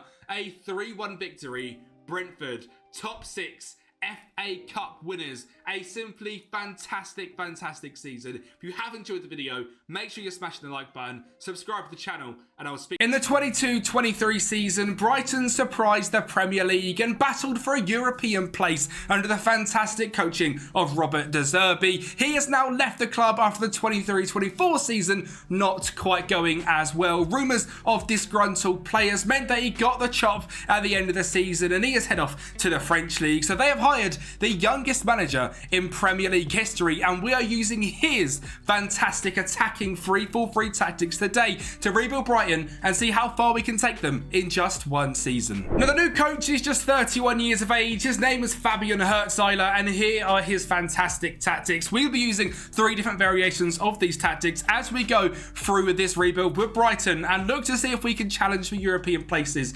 yet again. He plays a 3-4-3. It's fast, it's aggressive, it's really lovely football to watch, and we're going to see some of that in the Football Manager match engine today as well. We've got 3 tactics: an attacking variant, an offensive variant, and the bog standard. I'm going to make these all fun and dandy before the end of the season and show you guys through the normal variant, and the other 2 are available on Patreon for the exclusive. I mean, you're absolutely legends people over there, but we'll get into that in a little bit. Now, Brighton have been very busy this transfer window already. They've signed a fantastic young right winger in Yankuba Minte from Newcastle. They've signed Matt Zweifer, the standout central defence midfielder of Feyenoord last season. If we look for the rest of the team, they obviously got the fantastic Dutch goalkeeper Bart Verbruggen in goal with a great Euros for the Netherlands. They've also signed the likes of Valentin Barco a couple of years ago, and I believe there's a few more as well. Yala Koule is coming as a young central defensive midfielder, and Osman as well as the last one to check out. Ibrahim Osman, a very quick Ghanaian winger. Now, due to the amount of fantastic young wingers Brighton have, I mean, Mitoma, Minte, Adingra, and Ciso, we are loaning out Osman, probably Kozia Dubry as well, Abdul Asima, Buonanotte. We'll keep a track of the loanees because I want to see how they get on before the end of the season. Of course, we're putting all of our hopes into Evan Ferguson, and I've only really got one signing I want to make, and another centre-back is what I want. I do like Igor, Webster, Veltman, Dunk, and Heke, but I feel like another one is needed as we are now playing a 3-back system. So let's get right into it. We have got a grand total of £70 million to spend. Now, this is going to be done in full realism, so don't worry. I'm not going to spend $70 million. We're going to look for an absolute bargain. And in my humblest opinion, that's exactly what we've done. Signing Talking to Tanaka from Sapporo over in Japan, and decided to go for a little bit of a commercial signing to help, grow Brighton in the Japanese game. They've already got their standout former in Mitoma. Why not bring in another Japanese player? And this guy actually looks fantastic. I've never seen him before. He looks brilliant. Great positioning, passing, technique, and first touch. And because he is quite slow, with only 10 pace and 10 acceleration, he's going to fit into our ball-playing defender on cover. An absolute dream. So we need to sit back. We don't need that outrageous pace. And he's going to just dictate the tempo and hopefully be a beautiful player for us for just £2 million as well, with also extreme consistency. I'm a massive fan. I mean, that's pretty much all we've done in terms of the team. In terms of the tactics, they're exactly the same. We just moved Tanaka into the middle centre-back role. Dunk, Heke, Verbruggen, March, Estupinian, Baleba and Vifer, João Pedro, Mitoma and Ferguson. It's a very young, exciting, attacking team. I'm hoping we can bring that today to this Brighton rebuild. So let's see. Season 1 is all we're going to do today in the rebuild. Let's get into the first month of August. Well, game number 1 was up against Nottm Forest away from home. And it was a game, to be honest, I was a little bit worried about. Some new tactics, some new players coming in, and a very young side, but we got off to a great start thanks to an own goal from Willy Bolly, and quite frankly we didn't turn back from there. Tanaka, you can see from Van Heke, the great overlapping run of Solly March, which Uwe likes, or Fabian, sorry, likes to get in to his tactics. Overlapping wing backs, inverted wingers is exactly what we are looking at. Even him and Sangare did score for Nottm Forest, but you can see again the build up from the back. Van Heke, a great ball to João Pedro, the overlapping run of March did throw them off, found Ferguson in the box, and it was a goal for 3-1 and a convincing first game here in charge of Brighton. Next up was Everton, and just showing our fantastic rotation, Simon Adingra scored in a 1-0 victory. 71% possession, 16 shots to their 8, and it's safe to say a pretty good start to the Premier League. And for the first time we used our defensive system, and again we won away from home at Newcastle, a team that we are certainly battling with to get into them Champions League or Europa League places, and a 91st minute winner from James Milner was the difference. And for the final game of August, could we carry on our winning streak? What do you think? I think we can. João Pedro pokes through the legs of Areola after a lovely set piece play, and Solly March shows the set pieces are dominant again, whipping it in, falling to the back post to Lewis Dunk, and a 2-0 victory against West Ham leaves the mighty Seagulls joint top of the Premier League. Just a 6-goal difference, 4 wins in 4 games. We are consistent, we are clinical, and we are challenging for European places, but there is a lot more to go through until we get back into it, because you can see from the loans being, we've been absolutely mental. I'm just going to click through every single one so you can see where some of the fantastic players at Brighton have gone out on loan. I've tried to do it as realistic as possible. Someone like Billy Gilmore is rumoured to leave the club to Napoli, so he's left. I believe he's gone back to Chelsea, which is a little bit mental, but I've tried to be realistic, sell the players they are looking at still in real life, and loan the players they are in real life as well. Doing as well as we can. It's safe to the Brighton depth is fantastic, and I'm going to try and keep that up in this rebuild as well, and keeping, bringing a few young players in January and really buff out this squad for you guys over on Patreon. Safe to say it couldn't have been a better start. We also won in the Carabao Cup as well. This time was up against West Brom, a 2-1 victory, and our new Japanese centre-back Shunta Tanaka scored in the 93rd minute, so we were going through to the 3rd round. Maybe it was beginner's manager luck. We've been absolutely battered by Crystal Palace 4-1. I don't quite know how this happens after winning 4 games in a row, but the beauty of the Premier League, anything can happen. Thankfully, we did bounce back against Brentford with a 2-1 victory, but conceded 4 goals again away from home against Liverpool, showing our defensive system probably needs a little bit of work before I give this to you guys over on the Patreon. And this absolutely smashing against Manchester City just shows exactly that. We've lost 5-1. We need to tighten up this defence, because against the big teams, we're being opened up, and we've even conceded 4 against Palace. So certainly some work to do, but that can come. We will get there, because lucky enough we are still beating the teams we should be. We beat Fulham 1-0, and West Brom were the team that got promoted through the playoffs in the Championship. We beat them 2-1, and even Jack Hinchelwood getting on the score sheet. I want this guy to become a superstar by the end of this season as well. I want to get him integrated fully into the team. He has fantastic potential and really is one of them wonder kids on FM you have to be looking out for. And we finished off the month as well, beating beating Sunderland 1-0 thanks to a goal from Danny Welbeck. And the good thing is about this Brighton rebuild is there is no European football, so we are very much going to fly through this rebuild. It's not going to take us long to really get into the meat and bones of the season. We are literally in the Premier League, Carabao Cup and FA Cup, and already we are sitting top 4 in the Premier League, a point away from joining the top spot. Carabao Cup, we are through to the next round, and of course FA Cup, that'll be from January, so let's crack on. But that does also mean there is no excuse for poor performances, as rotation is not an option at all. We lost 2-1 to Spurs, drew 2-2 against Bournemouth, and 0-0 against Leicester, and Jason Steele got an 8.1 and kept us in this game.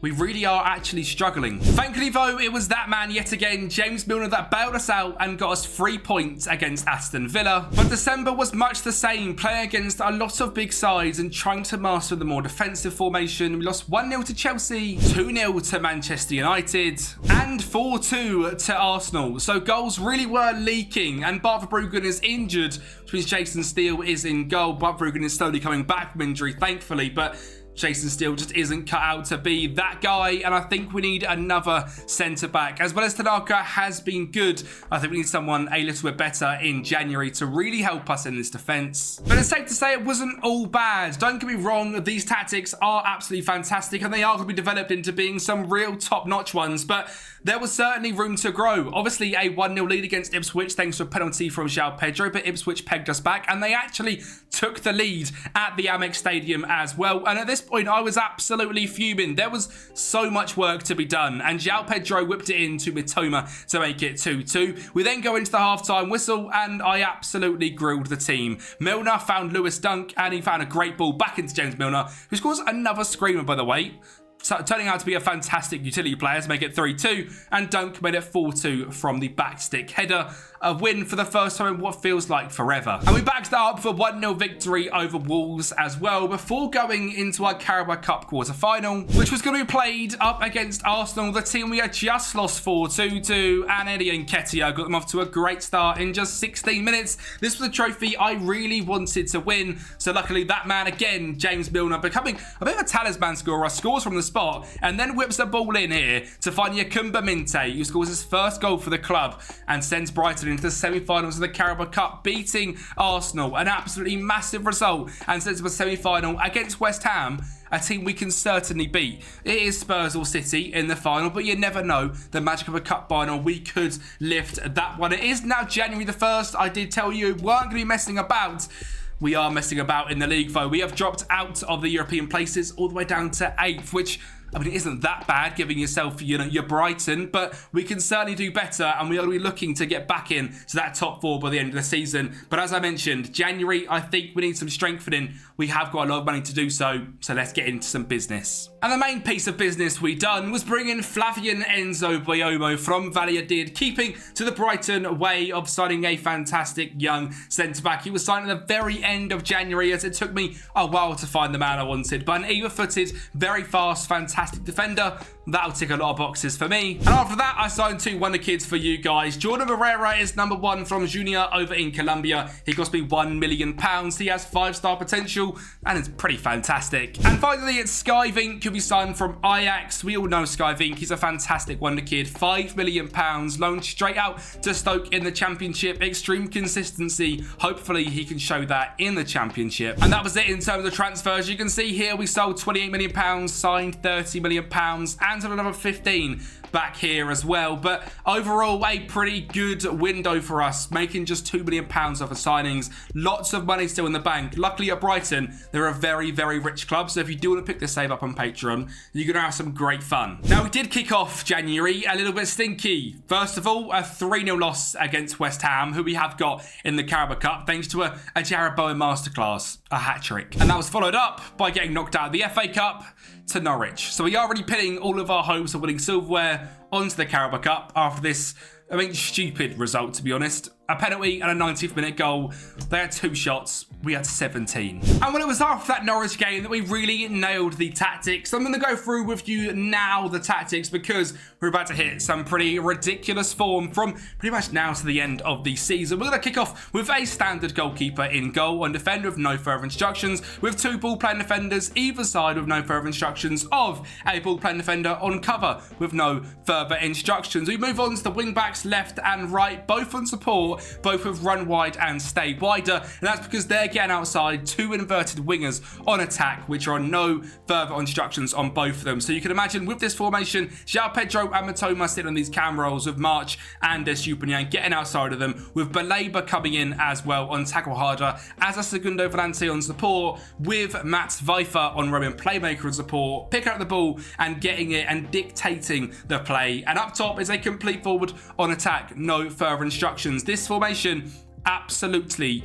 cooked, and you're going to see what we're about to do because it's going to be unbelievable form. It is set to a positive mentality, fairly wide of the attacking width, our defence left and right, so we do really get them wing backs going forward, shorter passing directness, higher tempo, low crosses into the final third, in transition, counter press and distribute to the centre back, and out of possession it's a high press, a high line and just 1 tick on the trigger press more often. Now there is attacking variants and defensive variants which get used a hell of a lot, which are exclusive to the Patreon, and you're going to want to get your hands on them ones. The link for that is down in the description down below. £5 a month, you help support me out massively. You get access to these 3 fantastic tactics, and you also get the access to the rebuild file as well. So if you're looking to pick up a Brighton save, there is no better one to get into. And let me just now show you the crazy run of form we're going to go on. First of all, it's Nottm Forest again. It was 3-1 on game week number 1, and it would be 3-1 here today as well. And again, this was a fairly rotated side, with even Cozier Dubry getting involved and actually setting up Yakumba Minte to make it 2-1. James Milner, our talisman, scores from the spot yet again to make it 3-0 before Josh Bowler whips it in, a Willy Boly header. It was an own goal at the start of the season, an actual goal in that one. And that was followed up by a 2-0 victory over Crystal Palace before facing Newcastle, who we'd done the double over this season. João Pedro, Mitoma, Jamal Lascelles' own goal, and a 94th minute Danny Welbeck goal made it 4-2 and taking all 6 points from this tie back to the seaside before we faced up against West Ham. And remember, we just lost to these 3-0 in the league. Well, after this formation change, it was a very different story. Leg number 1 was away at Upton Park. Crikey, how far am I going back? A 1-0 victory and a 2-0 from Welbeck as well. We are set up for the second round, where West Ham are going to peg us back to make it just a 1 goal difference, but we were going to be too strong, and that sort of high press system which we have now got in place, paid off massively. João Pedro made it 3-1, and we are going to grab a 4th as well. Again, building up from the back, you can see the inverted wingers getting involved there with Julio Enciso fighting Evan Ferguson, who is finally starting to find a little bit of form because he has not been ticking this season. He now is going to finally start to actually show up. A 2-1 victory, and we're going to the Carabao Cup final. And you know what? Rather than make you wait for that Carabao Cup final, I'm going to bring it to you right now because we're up against Spurs, and we all know what the result of this is going to be. We are going to win because Spurs don't win trophies, do they? Mats Vijver finds Baleba and the back stick to make it 2-0, and that was all she wrote in this one. And Brighton had won a trophy. The Carabao Cup was coming to Brighton, and the last time Brighton won a trophy was God knows when. I mean, it's really the first major trophy they've ever won because they won a Community Shield in 1910, a League One. They've won 2 of them, 2 League Twos, an English Southern Premier Division in 1910, an English Third Division South in 1958, and the Carabao Cup is the first major trophy they have won, and we have brought it to them. So massive celebrations. That is a pretty big dub and already secures Conference League football next year, but we have got much higher hopes than that. And the month of February was just as good as January. We beat Brentford 1-0, West Brom 3-0, and Fulham 2-1, thanks to Karen Mitoma and Evan Ferguson both getting on the score sheet. We did lose 2-0 to Liverpool, but it has to be said, a much better performance in this one. Our goalkeeper got injured in the 52nd minute. They scored a penalty in the 84th, and in terms of stats, we were actually the better team. Same possession, more shots, would have been more XG if it wasn't for a penalty. It's safe to say we have certainly fixed that defensive formation from conceding 4 to Liverpool to realistically 1 and a penalty. So, all right, 2. And if you remember the game against City, which we got absolutely embarrassed in, that's again completely changed. Just a 1-0, and it was a goal from Erling Haaland, which, I mean, same as the Liverpool game. I'm going to make excuses. It basically doesn't count. And when it was time to face Spurs again, this time after the Carabao Cup final, where we'd already embarrassed them with a 2-0 victory, and I think it's time to try and beat them again. João Pedro scores to make it 1-0, firing past Fraser Forster in goal. He then whips an audacious ball in, an absolute mess up at the back from Spurs, and Ferguson gets in to make it 2-0, and we are going to grab a third as well. Estupiñán finds Mitoma, beats Dragustin, Estupiñán whips it in for Baleba, and it's 3-0 in 62. Spurs are going to grab a goal back from a very well worked set piece, but it wasn't enough. A 3-1 victory, and we are showing we are dominating Spurs in this rebuild. Who, by the way, we rebuilt in the last video, and I didn't mock them at all. So if you're a Spurs fan, you're watching this, feel free to go watch that one. We did drop some points away from home against Bournemouth in the Seaside Derby, but overall not a bad performance. And we nearly got all 6 points of Aston Villa again, but a 90th minute Ollie Watkins goal made it not the case. But in the Premier League, it's safe to say we have certainly resurrected ourselves from being in 8th place and well off the chase to just 7 points outside of Spurs, 2 off Manchester United. With 6 games to go, could we get back into at least Europa League, if not Champions League football with the mighty Brighton? Well, first up was Leicester, and remember, we drew 0-0 to them at the start of this season. This time a 3-1 win, and there is someone in this team which has made a massive difference over the last couple of months and will continue to as well, and that is Julio Enciso grabbing a brace here. He finished the season with 6 goals and 4 assists, but they didn't come till right at the end. As you can see from his form chart here, we started playing more games, and he was simply fantastic. And I mean, I feel bad that I didn't use him enough, but with his injury worries last season, I think I sort of integrated him into the team slowly, and I think it's safe to say by the end of the season, he became pretty much a guaranteed starter and has now got a value of 81 million. Next up was Ipswich, and another 2-0 victory. João Pedro and Enciso on the score sheet again, before facing up against Chelsea, a team which we weren't really battling as they had a pretty similar season to the last couple they've had. So Enciso grabs us 1-0 up in 54 minutes, a slight hint of offside, but we won't count that one. It's 1-0, and James Milner finds Mitoma again, that inverted winger, cutting off that left-hand side, scoring to making it 2-1, and we beat Chelsea. We then beat Wolves 3-0. It's just becoming sort of some ridiculous form we are on, where we are winning every single game, and we're not even becoming close to conceding goals. Once you get these tactics nailed on with the familiarity, the team just absolutely cooks. And well, nothing quite shows that like the final 2 games of this season, when we're up against Manchester United and Arsenal, and if we wanted to qualify for the Champions League, we had to win both. And well, that's exactly what of course we are going to do. Baleba down this left-hand side finds João Pedro, cuts inside and scores a screamer past Onana to make it 2-0. Manchester United then missed a penalty, so we decided we were going to grab a third. We are at the Amex Stadium, and Enciso loves to play here. It's 3-0 off that right-hand side again, before Tariq Lamptey finds Enciso, back to Lamptey, back to Enciso, cuts inside, finds Mitoma, 4-0 in this one. Before going to the Emirates, where Arsenal were 2 points ahead of us in the league, sitting in 4th place as we sit in 5th, knowing a victory here would secure us top 4 football. João Pedro scored before trying to get one across to the far side of the box. Ferguson found Mitoma, another absolute screamer, 2-0 past Raya, and Brighton. Well, guess what, ladies and gentlemen? We are in the top 4 on 73 points. The form we have had at the end of this season has been, I mean, ridiculous. If we just look at this schedule from this until January, it was absolutely mental. Winning all 6 games to finish the season, the final 5 not conceding a single goal.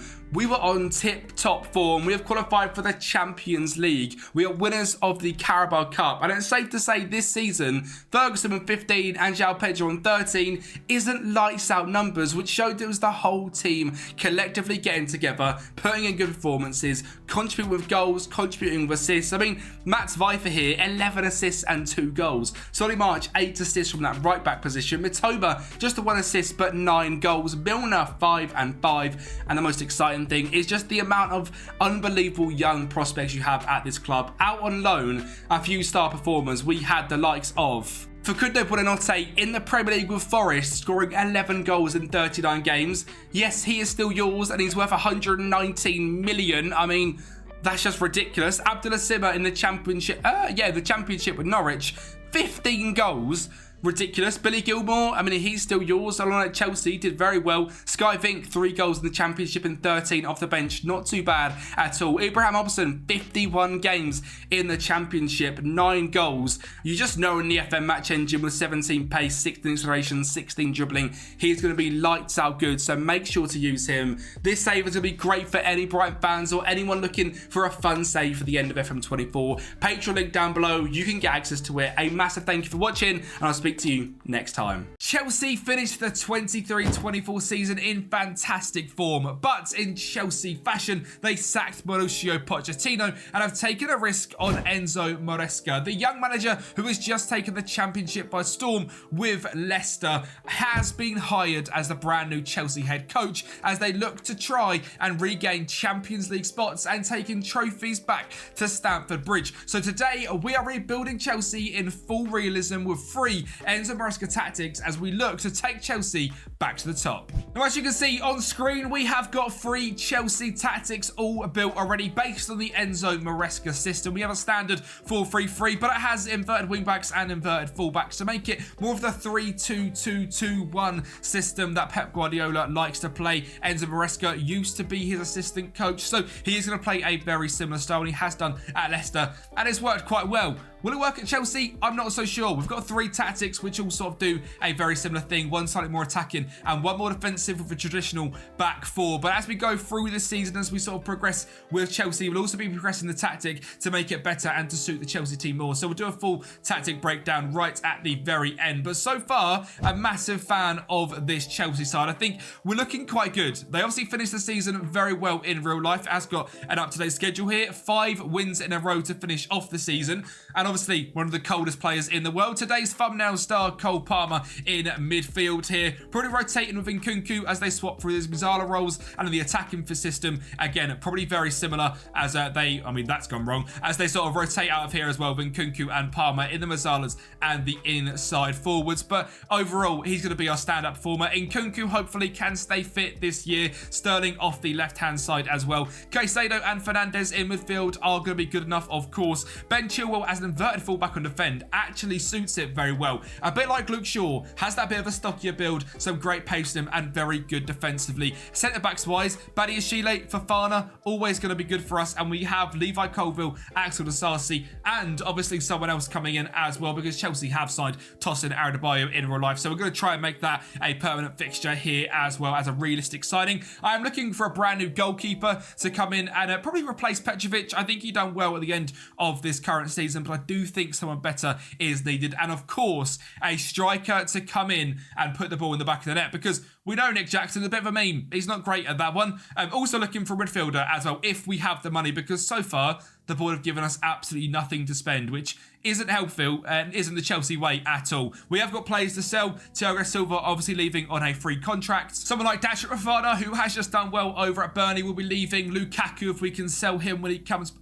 Conor Gallagher, heavily rumoured to leave the club as well. Armando Broja. Ian Maatsen, after getting to the final with Borussia Dortmund, I'm sure is either going to go back there or will be sold. Robert Sanchez, Hakim Ziyech, Kepa Arrizabalaga, Marc Cucurella. The squad here is just so big. It's absolutely massive. So we're going to have to do some serious sales to bring some players in. So let's go through and see what we've done. Right, kicking things off then with the outgoings. We are going to quick fire through all of these. Lukaku has left the club to Real Madrid for 35 million. Conor Gallagher leaves and goes to Saudi of all places for 30 million on 675 grand a week. Trevor Chalobah also heads over to Saudi, but he's on 825k a week, and we got 25 million for him. Ian Maatsen goes back to Germany, this time to RB Leipzig, and again another 20 million pounds raised. And a few other decent sales in there as well, like Marc Cucurella, Robert Sanchez, Armando Broja, Datro Fofana, Amari Hutchinson, I think he will leave as well. Overall amounting to 186 million pounds to spend. So we have got a lot of cash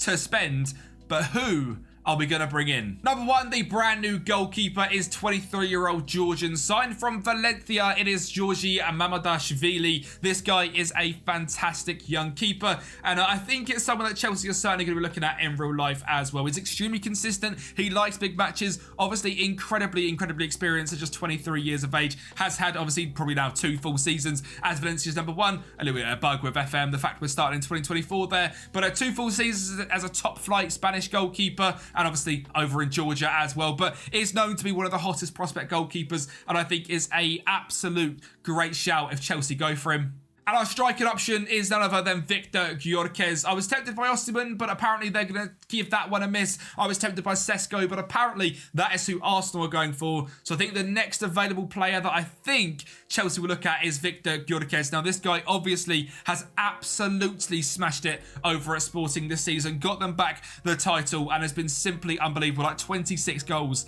in the league. Obviously, we know how good he is from his time at Coventry, which of course is a different standard of football, but the Championship is not an easy league. 21 goals, 17 goals, and as mentioned this season about 26 goals as well. And for just £40 million, I think is a fantastic signing, and someone Chelsea again will certainly be looking at in real life. Just two more signings then, and is this one, Nottm Forest, which has been confirmed in real life on a free transfer. Well, the most annoying thing is he signed a brand new contract at Fulham, so I had to pay £45 million to get him into Chelsea. So ignore the finance side of things, but we had to bring him in. It's happened in real life, and sadly on FM, I haven't got the editor installed, so I can't just make him a Chelsea player. So we had to spend £45 million, which is a bit annoying, but it doesn't really matter because I managed to get my last target as well.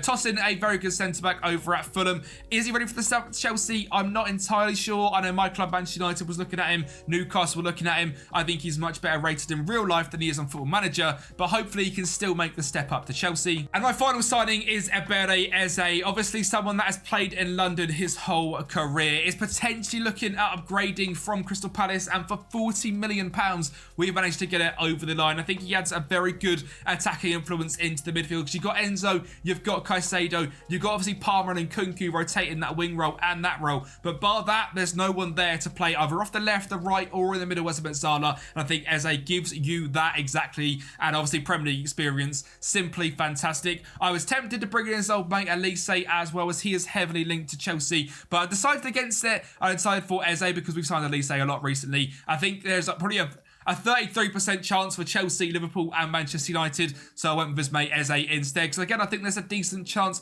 it does go ahead and happen. Now in terms of the 4-3-3 tactic, we have Mamardashvili in goal, Reece James, Fofana, Badiashile, Chilwell, Caicedo, Fernandes, Palmer, Nkunku, Sterling and Victor Gyökeres up front. In the backups, Petrovic, Gusto, Adebayo, Disasi, Levi Colville as that inverted fullback backup, I think is fantastic. Romeo Lavia backing up Caicedo, with Eze and Leslie Ogawuchu in midfield, with Noni Madueke, Mikhailo Mudryk, and of course keeping Nicholas Jackson here at the club. In terms of the Premier League, we are predicted to finish in 6th place, so top 4 is the goal. We are not looking to come 6th. We want to get back into Champions League football. One other thing I have got to mention, as it was simply impossible for me to make Chelsea play in the Europa Conference League. I had to have a simulation where Manchester United won the FA Cup, where 2 German teams got to the final, German teams got to past the semi-finals and England teams didn't in the Champions League, so the coefficient rankings worked correctly. It shows you quite how ridiculous it is in real life that it happened. Simply impossible. I tried for about 2 hours to make it the case. So we are competing in the Europa League this year. It's not the end of the world. FA Cup and Carabao Cup as well. I want 1, maybe 2 trophies this season out of these 3 and securing top 4 football. Luckily for us though, our start to the Premier League season is tough. We have Spurs at home, Fulham away from home, City at home and Brentford away from home to finish off August. So let's see how we kick off the 24-25 campaign. Now this first game against Spurs was always going to be difficult. A brand new system, a brand new way of playing, and in just 8 minutes Romero got them into 1-0 leaders. But this is where we are first of all going to see the style of play. Straight away there, a fantastic ball into Cole Palmer, getting up close to Victor Gyökeres, and Gyökeres finishes it. And then here the high press system, Nkunku intercepts, Gyökeres tees it around the corner, and Nkunku pokes it home for 2-1. And a great first game, showing that we were dominant with 13 shots to Spurs' 4, 50-50 on possession, and coming away with the 3 points. And we followed that up with an emphatic 4-1 victory away from home against Fulham as well. A brace from Raheem Sterling and a brace for Victor Gyökeres, who in his first 2 games has got 3 goals. But up next was Manchester City, a real test to see how good these tactics of Pep's prodigy are going to pay off. Well, in just the 6th minute, Phil Foden and Victor Gyökeres got injured together. I don't understand what has just happened. Both of them go down after a 2-footed challenge from Nkunku.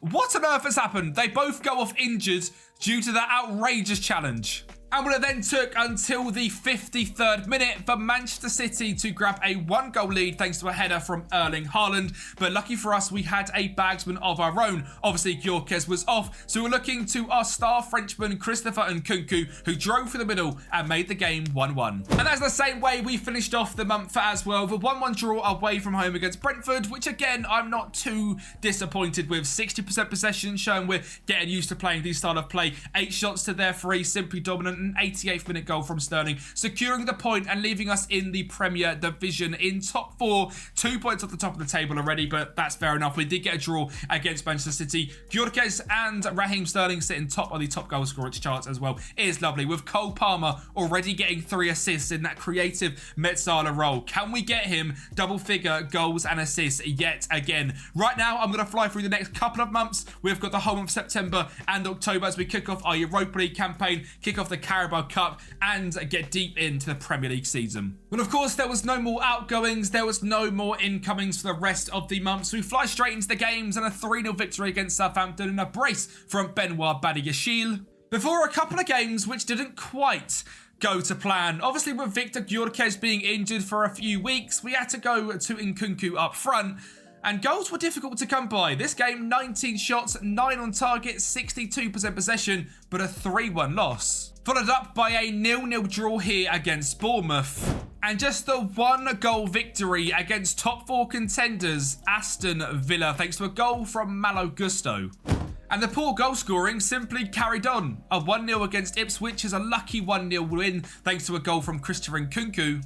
And the 1-0 draw against Crystal Palace. It seems like ever since that injury to Victor Gyökeres, the goals haven't happened. And in this game, even got himself sent off and was saved by a 90th minute goal from Christopher Nkunku, which leaves us in the Premier League down in 6th place. Lots of points dropped. 1 point away from top 4 still, but a whole host away from the top of the table. And it's West Ham that are battling Manchester City. I can't quite believe it. They've even kept David Moyes in charge and things are going well. But for us, things aren't going great. And is it the massive increase in games played thanks to the Europa League?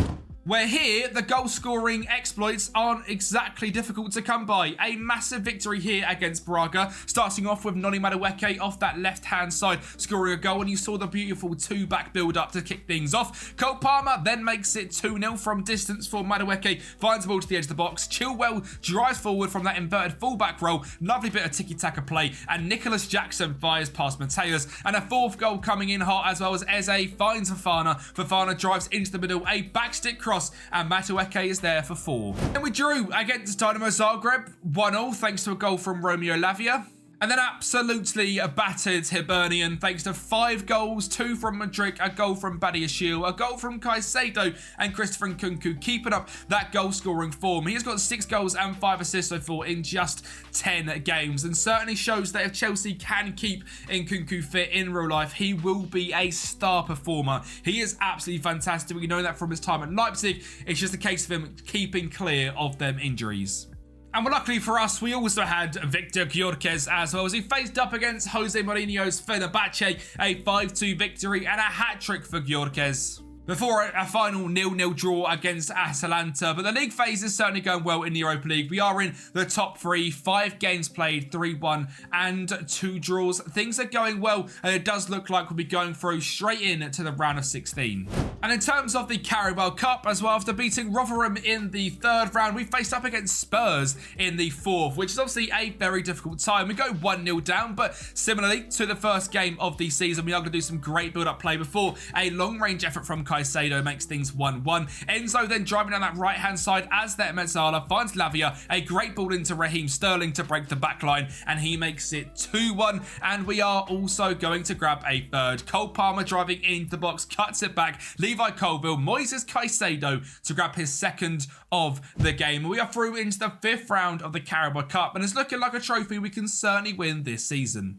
And with the Premier League is going to be much more difficult to win, especially if we can only beat newly promoted side Leicester Leicester thanks to a 92nd minute Aberieze goal. And what was coming up was a game against Liverpool, which was always going to be tough. Especially as at this point, our star man Victor Gyökeres was still suspended from that straight red card, but Nicholas Jackson had found his shooting boots and scored a screamer to make things 1-0 before Liverpool come back with 1-0 literally in the 32nd minute. And in the 32nd minute and 30th second, straight from kickoff, a ball over the top, Diogo Jota drives through, Chilwell challenges, it falls to Gakpo, and it goes 2-1 to Liverpool. But we did not give up and we carried on attacking. And Fofana down the right-hand side finds the ball in. And Nicholas Jackson, when he's got his scoring boots, he grabs a second of the game. And away from home at Anfield, we had more shots, more on target, more XG, just a tiny bit less possession. So a very impressive 2-2 draw. And we followed that up with a fairly respectable 1-1 draw against Newcastle as well. A goal again from Christopher Nkunku, keeping us,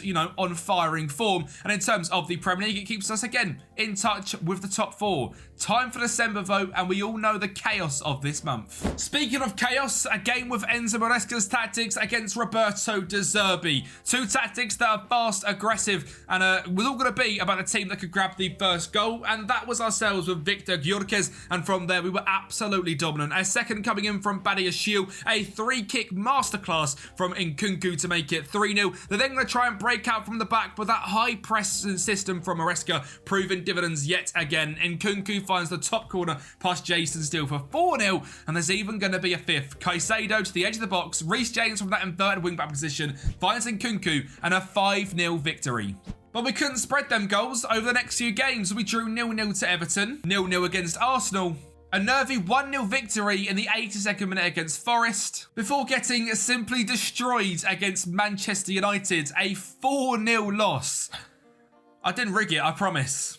And luckily we finished the month off with a convincing 2-1 victory against Fulham. Absolutely dominant in shots, a 3.15 XG. But finding the back of the net is proving to be a little bit difficult. And this is the sort of time where I think we're settled into our tactics and it's time to make a few changes to them and make them the best they can be. So obviously we had this system to kick things off with a centre forward up front, which we have now changed into an advanced forward and made him slightly more aggressive to see if he can stretch the pitch a bit more rather than linking up play, because Gyökeres has got just 7 goals in 16 games. In terms of the attacking system, we haven't changed a single thing because it's actually performing very well in the games where we are going for a big lead. But in terms of defensive, I think we were still a little bit too aggressive. So I tweaked it from a Mazzala to an advanced playmaker, a wing-back on the left to a full-back on the left to still keep that sort of staggered approach with the 3 defensive players and the one slightly more going forward of Reece James, but just bringing that Mazzala as well to a playmaker, keeping the game in the middle of the park and dropping it from positive down into balance is going to massively help in the big games against big teams away from home. You're going to see some fantastic results going forward. And obviously, these 3 tactics are available for the legends over on Patreon. The link is down below, and trust me, by the end of this season, you are not going to want to miss out on these tactics. They are absolutely fantastic, and this rebuild file as well. For anyone that wants to pick up from our point where we finished off with Chelsea, hopefully in Champions League football, you can do that all in the Patreon down below. Trust me, this save file is absolutely fantastic, and these 3 tactics are about to progress into being some of the best on the game. A massive thank you to the legends that have run down the screen. It's just £5 a month and you can help support your boy out. Let's get in, though, to showing you how good they are going to be and the month of February. Is there going to be any transfers, though, before that? Before we do show you the 2 transfers we have made, it's time to show you the Carabao Cup. An absolute screamer there. A long shot from Yuri Tillemans, taking deflection off Watkins to make Villa 1-0 leaders. Another very difficult time for Nkunku, finds an unbelievable ball through into Mudryk, showing that sort of midfield position is really working for him. Badiashile then finds the ball to Sterling, a reverse pass into Nkunku, and a long-range effort in off the post, making it 2-1. But Aston Villa bounced back. A balling from Digne, going to get cleared to Ramsey, back to Digne, back to Ramsey, a ball into Buendia, and it's 2-2, and it's straight to penalties. And Yuri Tillemans misses the first one, and Mamardashvili steps up to be the hero. Gyökeres scores the second, before Duran scores for Villa, making it 1-1. All the pressure on Nkunku, he makes it 2-1, and if they were to miss this, it would be an absolute calamity, so they didn't. And we Well, we did. Iberia's penalty saved by the penalty master himself, Emi Martinez. Ramsey scores to make it back on level terms, and Reece James, well, now gets it back on level terms. Nedeljkovic scores to put it past Mamardashvili. Nick Jackson puts it past Martinez. Chambers steps up.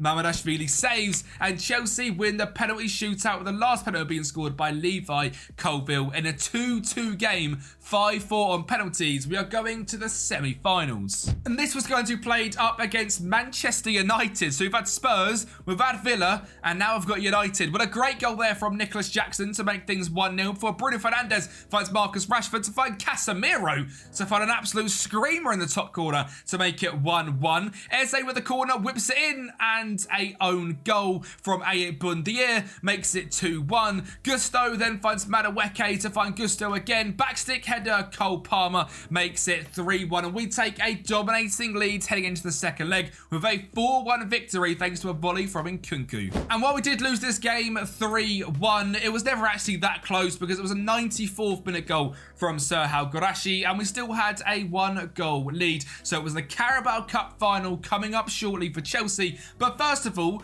the signings we've made and how the Premier League season is getting on. Well, the Premier League actually started quite poorly in January with a 2-0 loss to Spurs, and it was after this game that we actually tweaked to going into sort of being a better away from home side with our defensive tactic. But this is the game that changed our mind. You can still see in the bottom right how the tactic is being played. Goals from Kulusevski and Richarlison, and we were absolutely dominated. And this is where we changed the tactic up. Away from home against Manchester City, now the fullback, the wing-back, slightly more a counter-attacking system. A great run from Gyökeres finding Nkunku to make it 1-0 at the City of Manchester Stadium. For Lavia finds a great ball for Madueke to find Enzo, and a 2-0 victory away from home against Manchester City. Meant to be a little more counter-attacking. We did have less possession, but more shots, more on target, and Maresca outclasses Pep.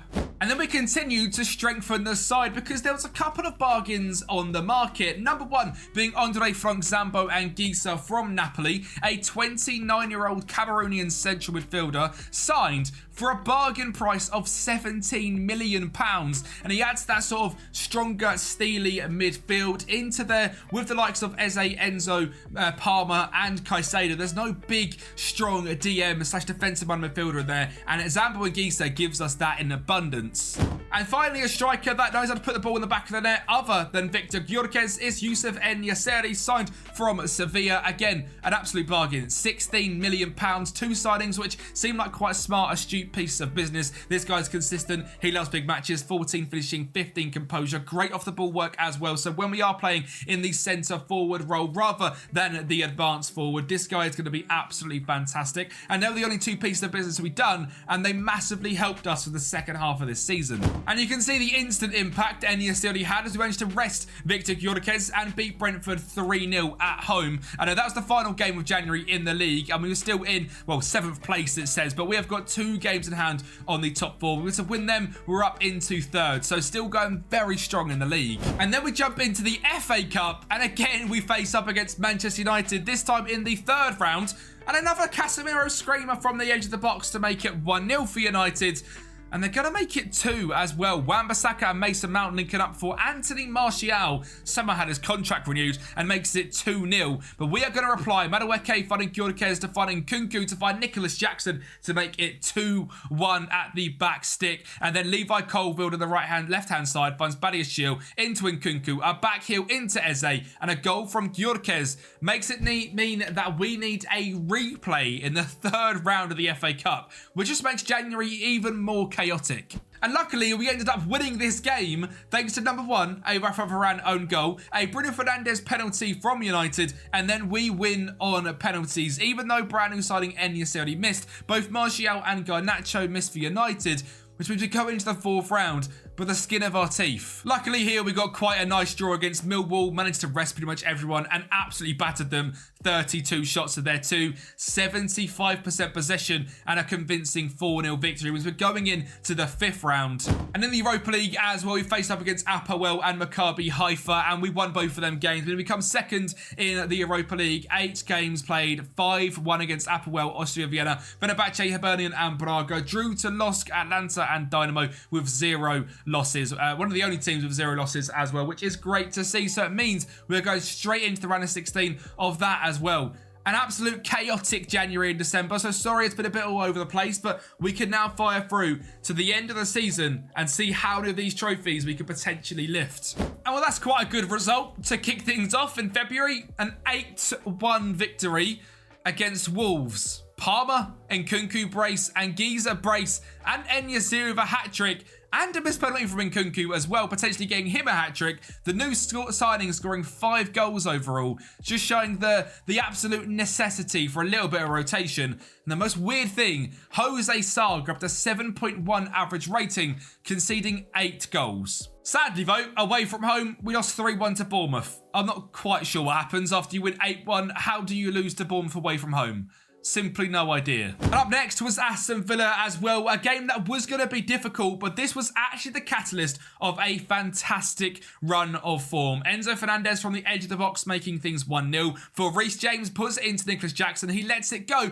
and Enzo is there for 2-0. For Reece James, finds Fofana. Fofana drives to the right-hand side, finds Nick Jackson, finds Enzo, and Gyökeres is there for 3. We then beat West Ham 2-0 away from home. Crystal Palace 3-0 thanks to a brace from Caicedo and another goal for Benoit Badiashile. A 3-1 away at Leicester. And finishing things off with a 1-0 victory against Newcastle in the Premier League. But a month and a half prior to this, we had our Carabao Cup final, and that was also up against Newcastle.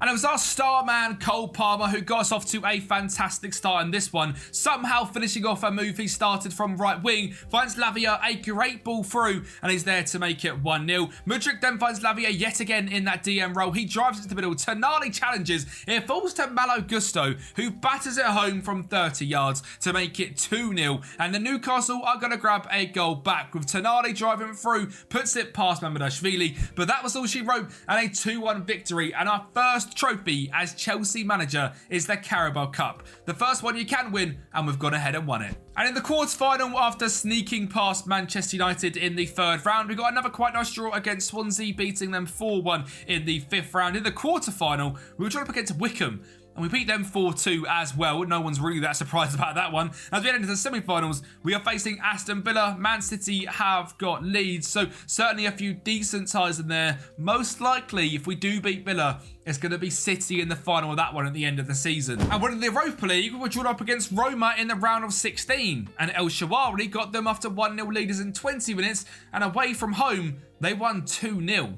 So we had to bring things back to Stamford Bridge and see if we can somehow scrape past if we were to try and win the Europa League. And Nkunku got us a goal back. And it just shows in this game in particular the necessity of having the rotation in midfield, as Ambo Anguissa makes things 2-0 and back on level terms in the tie. And he's actually going to grab a second, and we are going to win 3-2 thanks to him being in the team, making such a big difference in midfield. This game was absolutely outstanding. A 2.24 XG, 16 shots. We played in the aggressive attacking system in this one because 2 goals down, we had to absolutely send it. And that's what we've done. And a dominating victory means we're into the quarterfinals. Well, the quarterfinal first leg ended in a 0-0 draw away from home. But at home, a convincing 2-0 victory means we're going into the semi-finals, and that was going to be played up against Fenerbahce. Playing against Jose Mourinho yet again. Obviously, we beat them 5-2 last time out in the league phase, but that's all coming in the month of May. Let's get involved to the Premier League in April and see if we can make a real stride for top 4.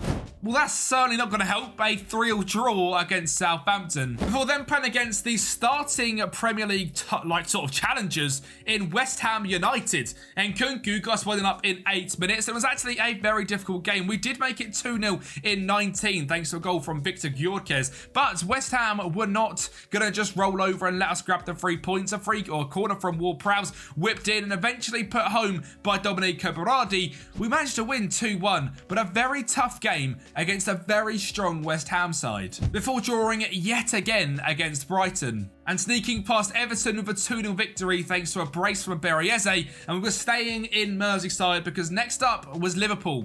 And it was a 1-0 victory thanks to last season's hero Cole Palmer. He has been fantastic this season and also an absolute star player. He is absolutely superb, and as you can see from his stats, he is growing very, very nicely as well. Currently rated not that highly, but in the match engine, a 7 average rating, 10 goals, 9 assists in 39 games. It's not quite as good as what he's done in real life, of course, but that's pretty hard to emulate. He has been simply fantastic. By the end of the season, we'll surely have 10 goals and 10 assists as well. In terms of the Premier League campaign, things are going well. We are now back into the top 4. Still got a game in hand on Manchester United as well to potentially go up into second in the league, which would be absolutely fantastic. And we are 9 points off Manchester City. They're probably going to win the league yet again. They're actually quite good, as they are in real life, but we are, doing better than Aston Villa, Arsenal, West Ham, Spurs. Liverpool have fallen off without Jurgen Klopp. Who have they got in charge? Mark Bridge-Wilkinson. I think that says enough, to be honest. Not really done well since Klopp. Let's get involved to the final bit of this season, the dreaded month of May.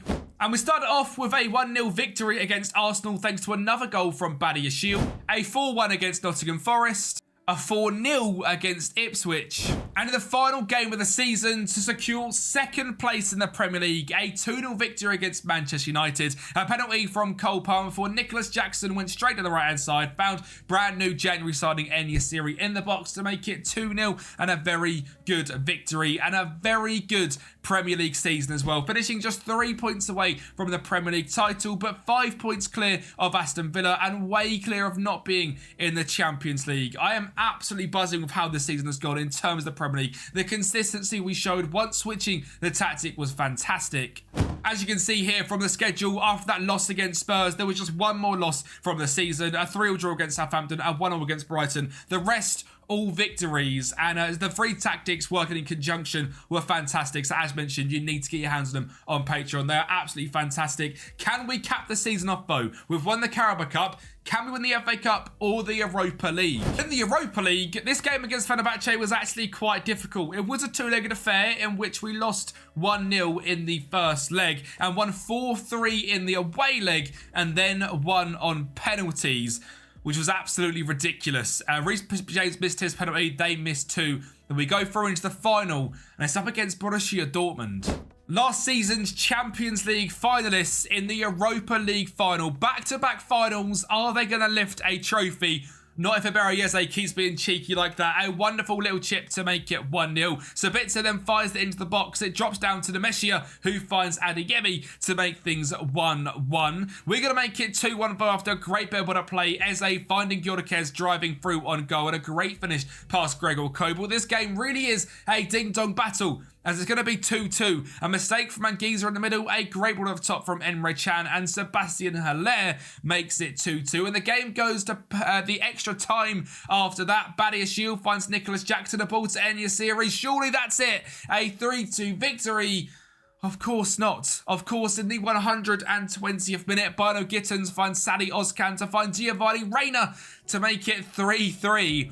And we're going to be going to penalties, but Sebastian Haller misses the first penalty, and that pretty much set the tone for the rest of them. With the coldest man in the building, Mr. Palmer makes it 1-0. Ben Sabani makes it 1-0 before Nicholas Jackson makes it 2-1. And Emre Can missed the next, which all but secured our Europa League title thanks to a goal from Reece James. Reina scored from there. We scored the final penalty. Eventually, we're going to get to the point where we lift the Europa League, and Chelsea have won the Carabao Cup and the Europa League and come second in the Premier League. Simply fantastic. Chelsea fans, if you've got Maresca, you're absolutely buzzing. Now, what about the FA Cup? We won the semi-final against Aston Villa 1-0 thanks to a fantastic finish from Nicholas Jackson, setting up a final against Manchester City. And we would beat them once this season already thanks to a 2-0 victory away from home. Could we grab a 2-0 victory here at Wembley? Well, we're going to make it 1-0 thanks to that man, Nicholas Jackson, having his shooting boots on yet again. Really in that advanced forward position, dragging the defence out, making it 2-0 from a header at the back stick after a ball from Gusto,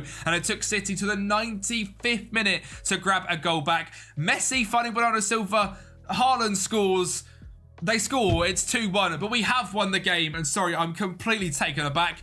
I didn't realise they'd signed Lionel Messi. I didn't realise he was coming to England. 7 goals and 4 assists in 15 games. We were only 3 points off this team in the Premier League. I think that's a very good season, given we've just, come 3 points away from a Lionel Messi Manchester City. But overall, a fantastic season, a fantastic tactic we've built as well. The 3 of them we've built. In Nkunku, 22 goals, 14 assists was fantastic. Victor Gyökeres, very successful as well, 19 and 5. Palmer, 12 and 9. Enyasiri, 9 starts, 6 off the bench, 10 goals was a great signing. Madueke, 8 and 10 was also great. Ebere Eze, 7 and 13, a 7.13. Nicholas Jackson, to be fair to him, also quite good. Mudryk, fairly average. Certainly someone I think Chelsea might be looking to move away from in the next couple of years if he doesn't kick on. Caicedo, great in DM, and Gieser, a great signing for 17 million in January as well. Malo Gusto is a great backup right back to Reece James, who was injured a fair bit, but when he did play, he was brilliant. Adebayo was good, but didn't play too much. 20 starts overall. Levi Colville,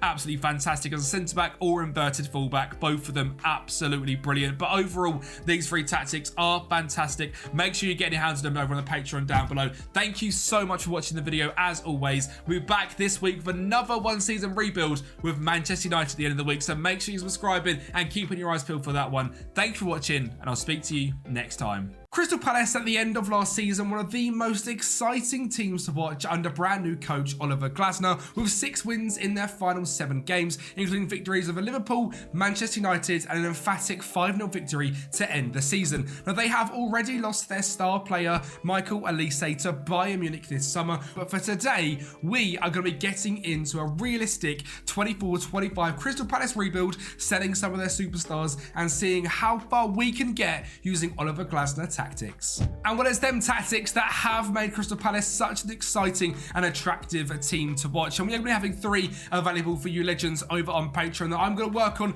to make absolutely fantastic over the course of this next season, as I do play every single game in these one season rebuilds. And trust me, the 3 tactics, yeah, they're absolutely fantastic. They are you using this 3-4-2-1 system. So we're looking for a brand new right attack midfielder to replace Michael Olise. We're looking for a brand new centre-back to come in and potentially as a backup to Gerhi Anderson and Chris Richards. Will Mark Gerhi be leaving? I'm not so sure. We shall see. I haven't obviously done the outgoings yet, of course, so we'll go through that in just a minute's time. And actually another centre-back as well looking to come in. And finally, just a backup striker. In terms of players here at Crystal Palace, we've got Adam Wharton, who is absolutely fantastic. His potential is off the charts. He's with England for Euro 2024. Hopefully England win the semi-finals, which comes up in just 24 hours time. But this guy has got a great first touch, great passing, technique and tackling, and is a very good ball midfielder on defend or on support. Could potentially go forward as that DM as well. Of course, we've got Ebere Eze, who again, amazing player, absolutely unbelievable to watch. So silky, 17 dribbling, 17 technique and 17 flair.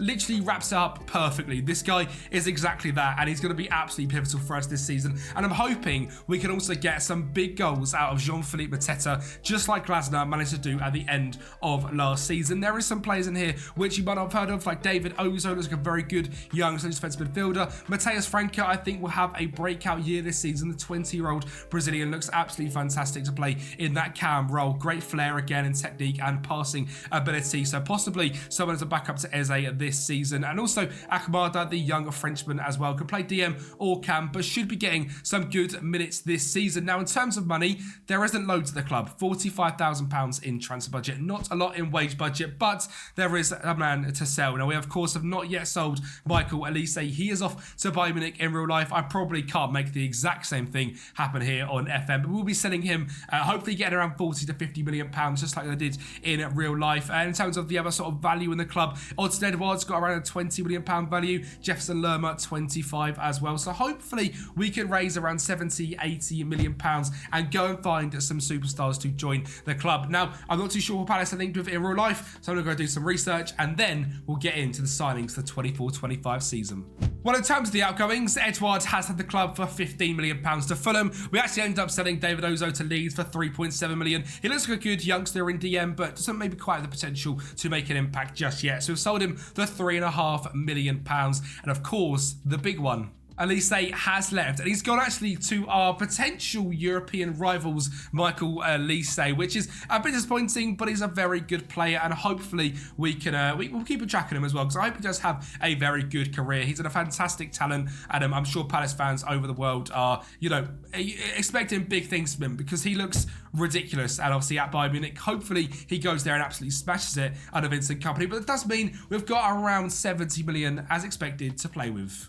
And our first signing is one that has already happened in real life. It's Daichi Kamada coming in from Lazio. Now, slightly frustratingly, I had to spend £13 million to get him to the club. This was a free deal in real life, but it is what it is. So some of our money is going on this guy, but he's here in real life. And again, he looks absolutely fantastic. He can play in that cam role very well. Technique off the ball, sort of flair and dribbling as well is very, very strong. Even-footed, consistent, likes a big match. I'm excited to see what Kamada could do in the Premier League. But the guy that I'm most excited for, and the cover star that I've signed, is Antonio Nusa. This guy's got fantastic potential in real life. There's a few links for him to Palace as well. I think this is the year he gets his big move from Club Brugge. He was linked to Spurs in January, never quite amounted to anything. And with Palace coming into this money, taking a risk on a 19-year-old, is what they've done with Elise. It's what they've done with Eze from QPR. I think this is something that they will do again. And I think Antonio Nusa is a fantastic opportunity to go and get as well. Now, he obviously can't play in this cam role just yet, so in terms of his training, he is learning it. He will get there. It might take him possibly half of this season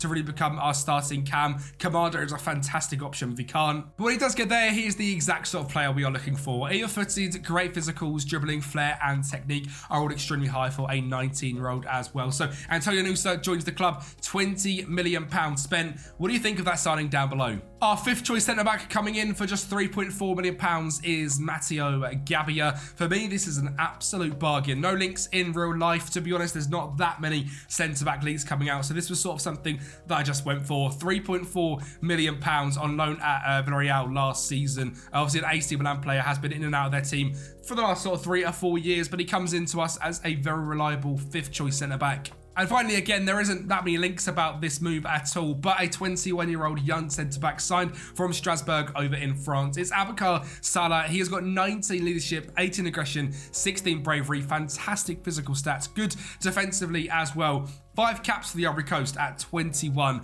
a value of £36 million. Of course, we only spent £15 million. I'm very excited to see what Abubakar Salah can do, because this guy really is a standout centre-back, and on FM has potential always to get to one of the best centre-backs in the game. I'm hoping he can do that with us here as well at Crystal Palace, which means the team is complete and is looking like so. We have got an injured Eze for the first sort of month of the season, which is quite annoying. He'll be out between 7 weeks and 3 months with torn ligaments. So the start of the season without our star. So it will be Kamada and probably Nusa, to be fair, taking up this cam role with Mateta up front. Mitchell, Klein, Doucouré and Wharton as the middle four. Really, Klein probably not going to play. Most likely be Daniel Munoz. We then got Richards, Anderson, Gurhey, a fantastic young defensive trio with Dean Henderson in goal. Where do you think this Crystal Palace side will finish in this game and also in real life next season? Do you think they're going to be able to carry on their form at the end of the 23-24 season? FM is predicting us to come down in 13th place.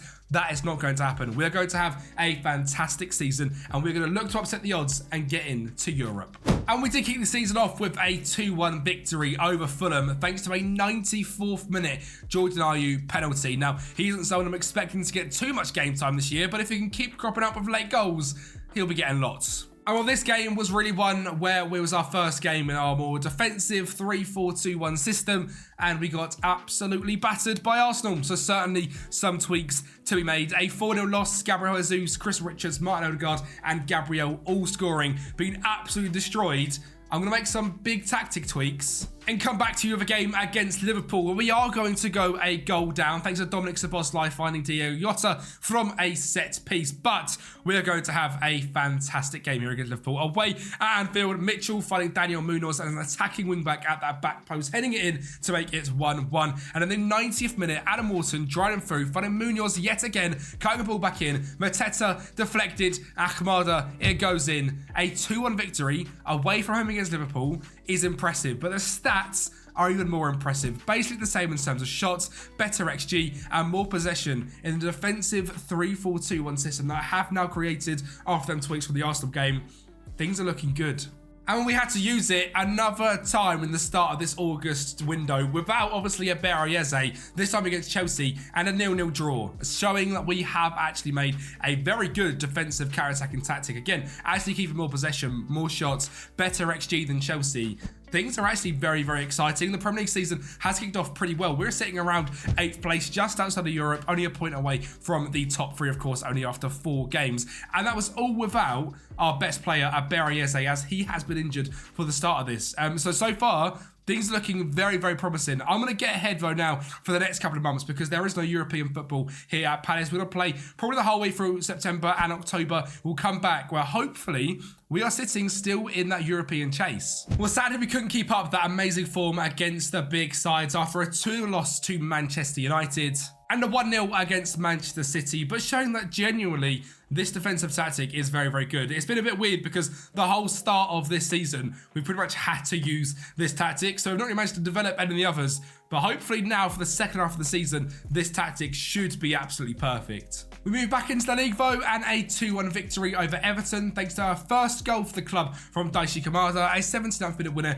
again from Jordan Ayew, and a penalty conceded for Davy Klaassen. Not bad at all, an absolutely dominating game with 63% possession and 11 shots to Everton's 6. Before we faced up against Nottm Forest, where hopefully we can see again another convincing victory against one of the sides that we at this point now really should be beating. Mateta finding Kamada to grab another goal to make it 1-0 winner. Set piece from Nottm Forest making it 1-1 was a bit disappointing, but we are going to come back and we are going to win. Munoz finds a great ball into Mateta to make it 2-1 in 24 minutes. For Eze whips it in and Kamada is there, drops to Gurhey, it drops to Anderson, finds Will Hughes, batters it home past Matt Turner, and a 3-1 victory against Forest is exactly what we were looking for. Before sadly dropping 2 points away from home against Southampton, a 2-2 draw and a missed penalty from Eze feels like a massive opportunity to get back in and, you know, be leading in this season. It must be said, Eze starts this sort of season has been very, very difficult. Obviously with that big injury, 1 goal, 1 assist, a 6.96 in 5 games.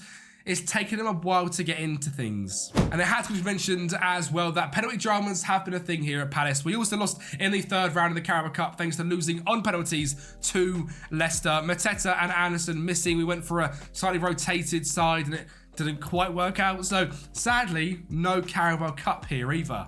But we were picking some form up in the league, and this game was up against Newcastle, and a non-loss here would be unbeaten in 4 games. And Eze did grab that first goal for the season just there as he hit it in off the post, then picks up on the left-hand side. And you can see in this game against Newcastle, he started to come into his own. He started to get that Eze feel back. A goal and a fantastic assist after a finish from Daichi Kamada, a 2-0 victory, and again, in terms of the Premier League season, we are keeping up chase for European football. 17 points, 2 outside of the top 4.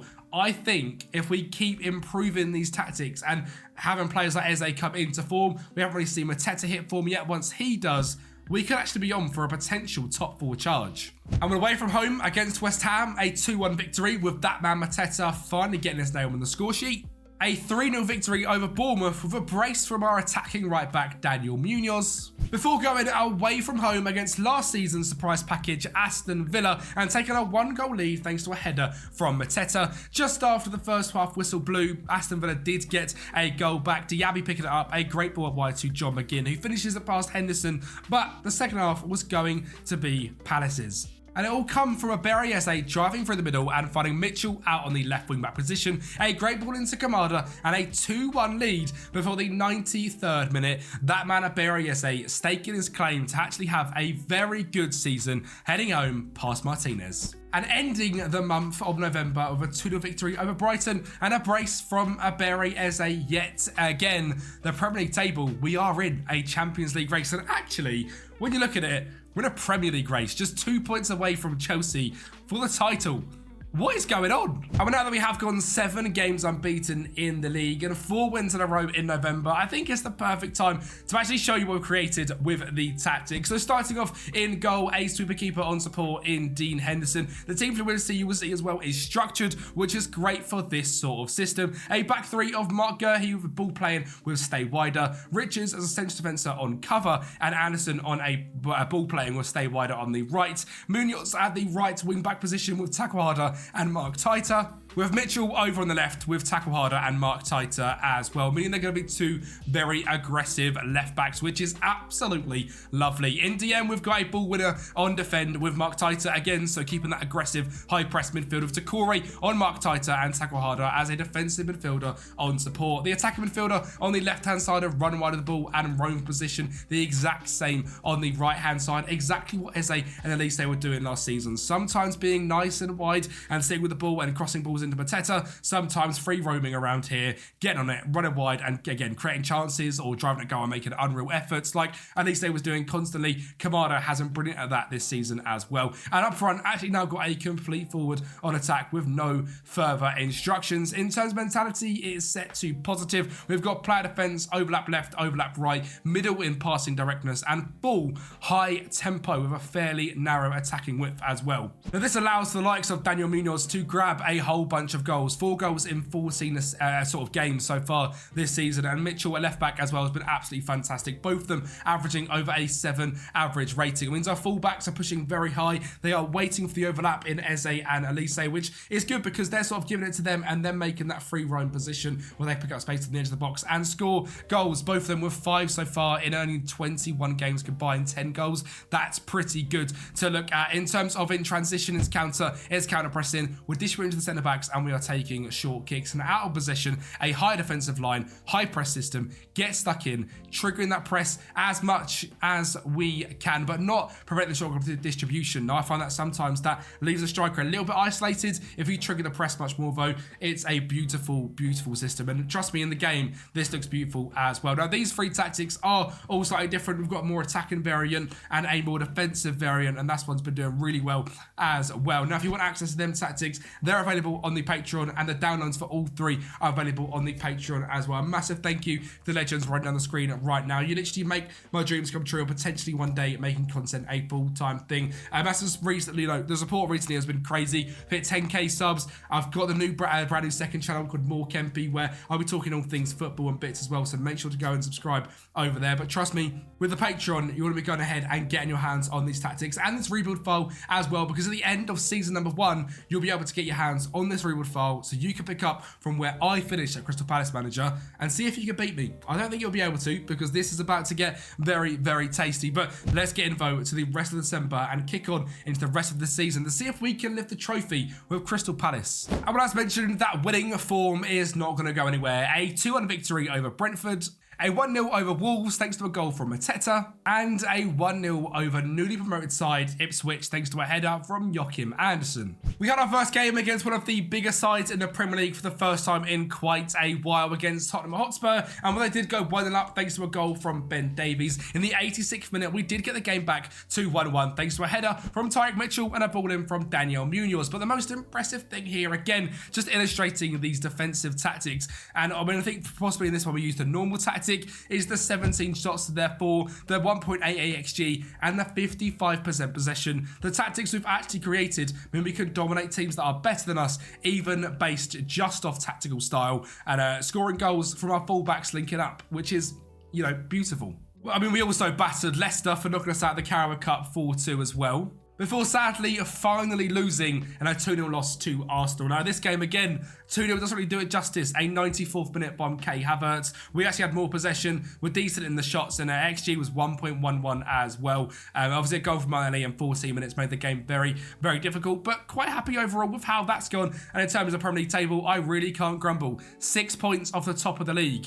I don't know how this has happened. We're 6 points away from dropping out of the top 4 as well, so things are really going absolutely brilliantly. We're on course to currently get 84 points in the second half, overall this season, if the second half goes the same as the first half, which would be absolutely ridiculous. So we'll see if we can do it. I mean, I've won Premier League titles on 84 points before, so possibly we'll win the league with Palace in season 1, which will be a little bit crazy, let's be honest. In terms of the goal scorers this season, though, it has been very well spread out. 7 for Mateta, 7 for Eze, 6 for Kamada, 4 for Daniel Munoz, and 4 assists, 2 for Akmada, 2 for Ayew, 6 assists, and 2 goals for Mitchell. And then someone that is slowly progressing now into more sort of usable player is Antonio Nusa. 6 games, 1 goal and 1 assist, but can now actually play in that cam role, which is very good. He is developing there. It will take some time. Maybe that's more of a signing for you guys to pick up from on that Patreon. When you get him, at the end of this season, hopefully to be fully developed in that cam role. So he'll be an absolutely brilliant player. And it's definitely worth mentioning as well that defensively, we have just been very, very solid. Just 1.05 goals conceded per game. The back three of Richards, Orsila, and then Gurhey and Anson have been absolutely fantastic. And Dean Henderson in goal also has been pretty good as well. Now, in terms of this January window, we have got a little bit of money that we could potentially play with and some interest in the likes of Mark Gurhey as well. I'm not sure if I'm going to do any business at all, but if I do, I'll be sure to let you know. Obviously, a very hectic sort of next few months going ahead because they always are on the start of the year. So we'll see what we get into. Hopefully, we can have a better sort of start to this month than we did the start of the Premier League season. The likes of Liverpool, Chelsea, United, and City all coming up very thick and fast. Let's see what we can do. Well, actually, we did do a little piece of business, and that's because of the sort of slow transition of Antonio Nusa. We are looking for a more attacking cam in that role. So I've signed Ilyas Akamach from Villarreal for just £3 million. Now, again, this guy suits exactly what we're looking for. A little tricky cam / winger with great flair, technique, dribbling. Physical stats are pretty good as well. And for £3 million, yes, I don't know how we've done that. £3 million is an absolute bargain. I'm quite excited to see what he can do. And the other signing I've made as well was just a 5-star wonder kid that I've never seen before. And again, is quite a Crystal Palace signing and a way of doing things. Mady Moname, a 18-year-old Belgian centre-back with great physical stats, heading, marking, tackling, great mental stats as well. £1.3 million, played 4 games for Bayer Leverkusen already this season, a value of £13 million.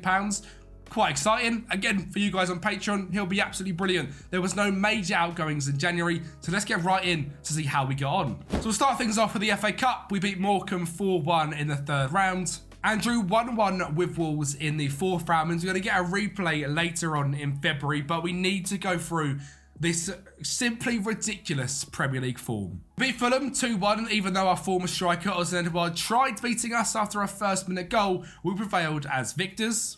We then faced up against Liverpool, and just 8 minutes in, we took a 1-goal lead and a 1-0 victory thanks to a goal from Daniel Munoz, who has been simply fantastic this season. Next up was Chelsea, the current league leaders. A 1-0 victory thanks to a backstick header from Joachim Andersen. And this game is the most boring game ever, but exactly what we're looking to do with that defensive system.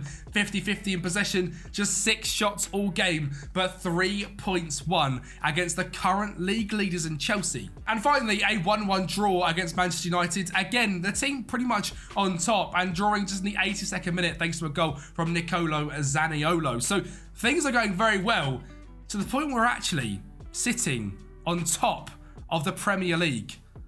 I don't know how we're here, okay? I don't think we'll be here at the end either, but 52 points in 24 games, 16 wins, 4 draws and 4 losses is simply ridiculous. And yes, if Chelsea win that game in hand, they'll go back on top. But at some point of this season, we've been top of the Premier League. Let's get involved in the meat and bones of the season, because I'm interested to see if we could actually keep this up. We've got Everton, City, Nottm Forest, Southampton, Newcastle, West Ham, Bournemouth and Villa, and hopefully an FA Cup run in the middle of the next couple of months as well. We could potentially win the league. Or are we going to run out of storm as we lose 1-0 to Everton, 2-1 to Manchester City, and 1-0 to Nottingham Forest? I can't quite believe this happened. Sitting top of the league, 3 losses in a row. That's why we're not going to win the league. 3 losses in a row.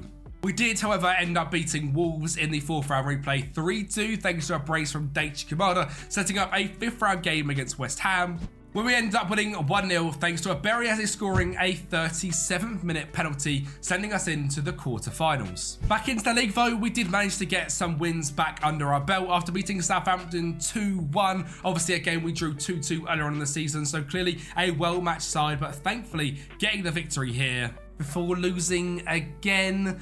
This time away from home against Newcastle, and then drawing in back-to-back games, this one against West Ham, this one against Bournemouth, before finishing off a particularly difficult couple of months with a fantastic 2-0 victory over Aston Villa. Mateta, a deflected goal, beating it past Martinez for the 94th minute, Eze finding Gurhey in the box to make it 2-0. Now, this is obviously very disappointing. We were doing very well in the Premier League table. We have dropped off to 4th place, which is still fantastic given the fact we're Crystal Palace in season number 1, losing our best player in Elise, rebuilding the club the way we have. it just hurts because we should be we should be up here. There's games in there we shouldn't have lost that we ended up losing, which were very, very frustrating. But overall, in 4th place, you know, we move. We're going to do the rest of this going to the end of the season because there's only 6 games left in the Premier League. We have got Brighton, Brentford, Wolves, Ipswich, Spurs and Leicester. And we've got Aston Villa in the quarterfinals of the FA Cup. So can we potentially go on a cup run and can we secure ourselves? I'm hoping top 5 football in the Premier League would be decent. Although if Man United win their game in hand, they will overtake us. So we'll see. Top 5 would be great though. Well, in the FA Cup, we managed to beat Aston Villa 1-0 thanks to a header from Mitchell at the back post. Setting up a semi-final against Liverpool, which went all the way to extra time and then had 3 goals. The first of all coming from Ipswich for us to make it 1-0, and the second also coming to us after Mateus Franca drives through down the right hand side, cuts it into Ayew to make it 2-0. Liverpool are actually going to get a goal though. Elise, a free kick, falls to Gravenberch to make it 2-1. But we are through into the FA Cup final, and this is the point where I'm going to look at Michael Elise and see how he's done this season. Probably not as well as he'd hoped. He's changed nationality to English. Played 14 games, got 4 goals and 8 assists. Bit of a flopper for Elise. He should have stayed with us. And we are actually going to get straight into this game against Manchester City as well, because there's penalties in the FA Cup final, and we actually ended up missing our first penalty, which obviously never goes down well, but from there we were absolutely fantastic. Foden then takes it, beats Henderson as well. We have one for Ilias Akamatch, you know, a very decent signing for just £3 million. John Stone steps up. All City need to do if we score this, which we do, is not miss, and they win. And well, they missed. Sometimes FM bugs, and it really, really annoys me, and it's that when it bugs there. We've not seen an Oscar Bob miss from the penalty spot. FM, please fix this for FM25. I beg you. We won on penalties 5-4. So anticlimactic. I am very, very sorry. But yeah, a 5-4 victory, which is fantastic to see. Which means we have got Europa League football next season if we haven't got Champions League. And after a 0-0 with Brighton and a 0-0 with Brentford, I wasn't hopeful of securing that top 5 place. We then faced up against Wolves, who I was of course hoping to beat.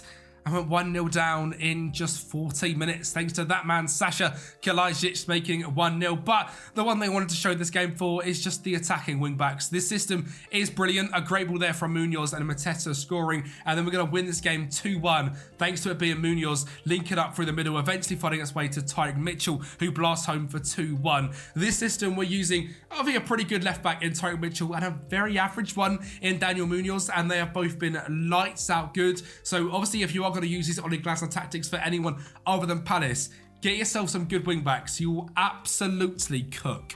We beat Ipswich 1-0, lost to Spurs 1-0 thanks to a goal from James Maddison, and finished the season by beating Leicester 2-0. Where do you think we finished in the Premier League?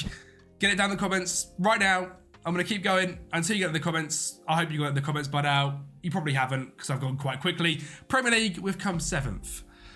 Yeah, I'm disappointed as well. But given how close the Premier League actually has been this season, we are 2 points off getting 5th, which would be an unbelievable season. 4 points off getting 4th, literally 11 points off the title, and then that's Manchester City.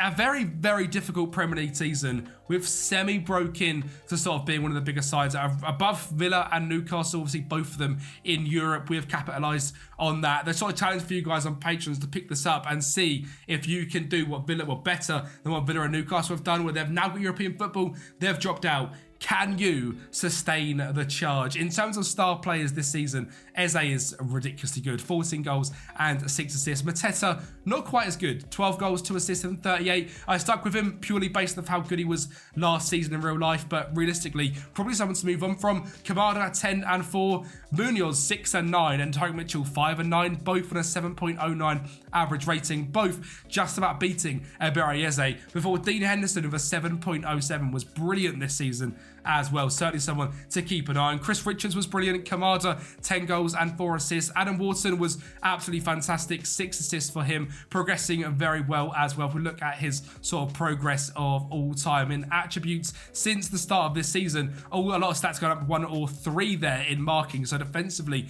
becoming very, very solid indeed. Good in the physical stats as well. So great to see. Overall, the data hub, very, very strong defensively. Not quite scoring enough goals. I think having a better striker would certainly have helped that out. But rate this out of 10 down below. What do you think to our FA Cup win, securing Europa League football with Crystal Palace? I think 7 out of 10. I think if we finished in top 5, just 2 points better off, I'd have given this a 9.5. But that little slip in the second half of the season when we, we're on such fantastic form and then dropped off, if we didn't have that, yeah, this season would have been absolutely fantastic. A massive thank you for watching. I apologise if the voice has been a little bit different or a little bit snotty. We're on the end of a cold. I've managed to record in 3 weeks, but we are here today. So I hope you guys have enjoyed. Thank you so much for watching. Like the video, subscribe to the channel, and I'll speak to you next time. Everton this week have secured their Premier League status for the 24-25 season, and have also beat their rivals Liverpool 2-0, ending their title hopes. So today we're looking to do a realistic one-season Everton rebuild for the 24-25 season and see if we can take them from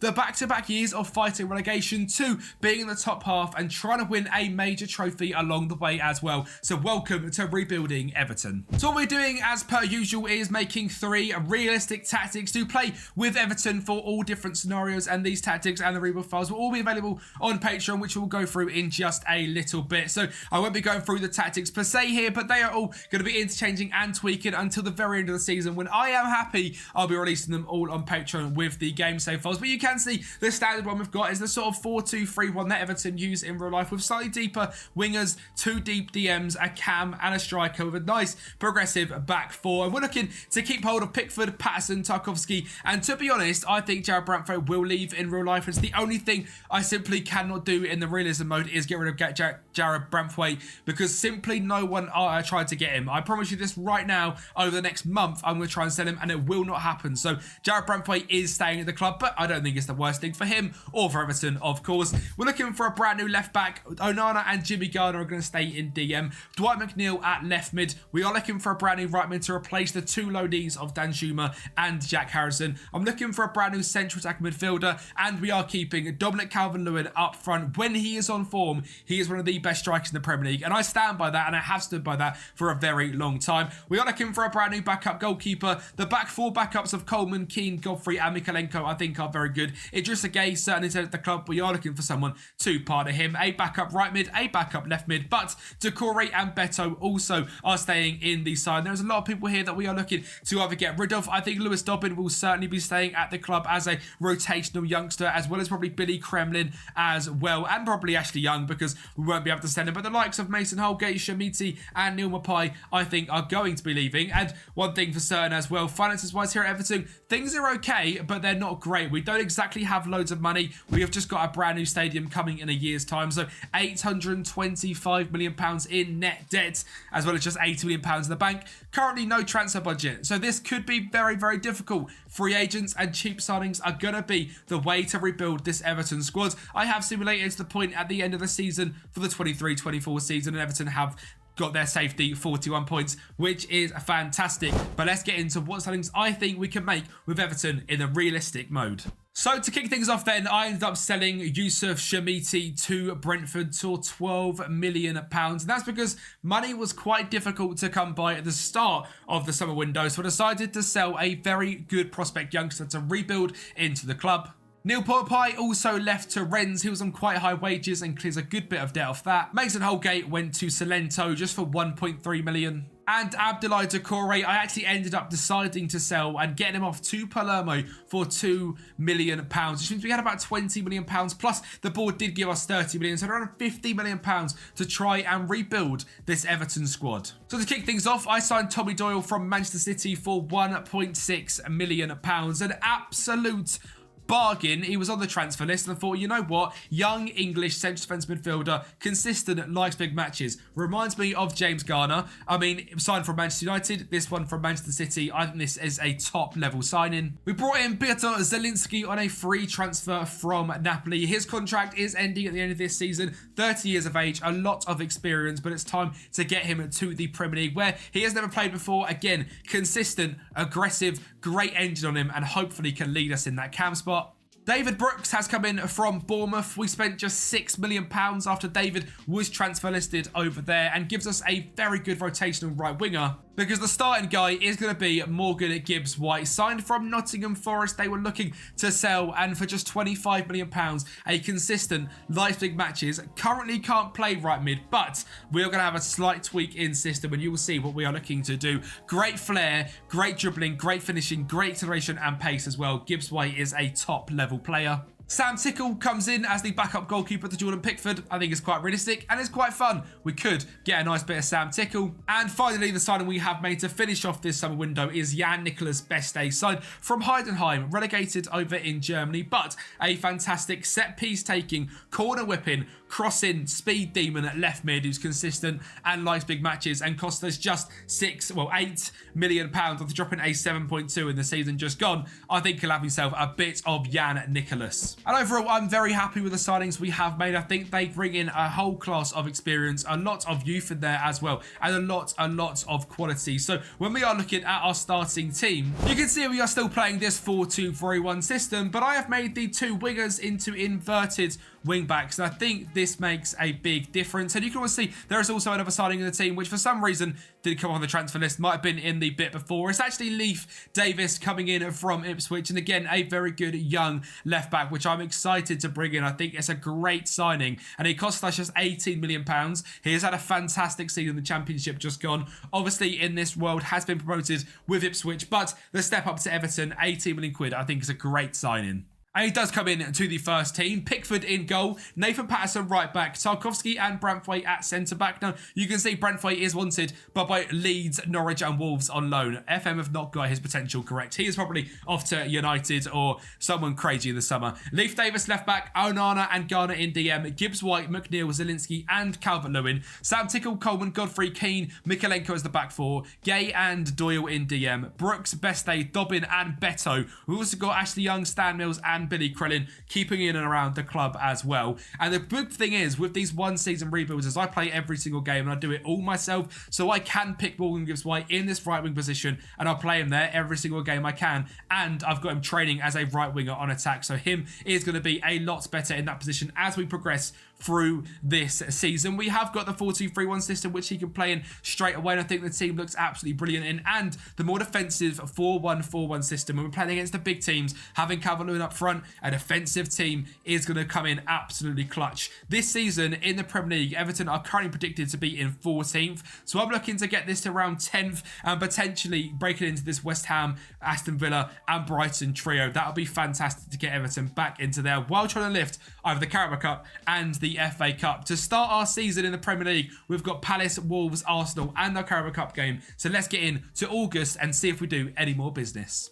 So we started our season off in the best way possible, and it was Jared Brantwaite. He had back-to-back headers to get us 2-0 up in 18 minutes and showed the world why someone should have tried to sign him for 70 million here as well as in real life. McNeil made it 3-0 after a nice set piece. Gibbs-White find him on the edge of the box, and we are going to make it 4 as well. This is the first game of the season, the first time trying this 4-2-3-1 tactic, and the long-range effort deflected for Jimmy Garner to make it 4-0, and Palace are going to get a goal back. I switched into the 4-1-4-1 system to see if we could calm things down and just see the game out. Eventually Edouard scored and made it 4-1, but a fantastic first game, a brilliant start. Sadly, we come back to Goodison Park and we ended up drawing 1-1 thanks to a 99th minute Pablo Sarabia goal.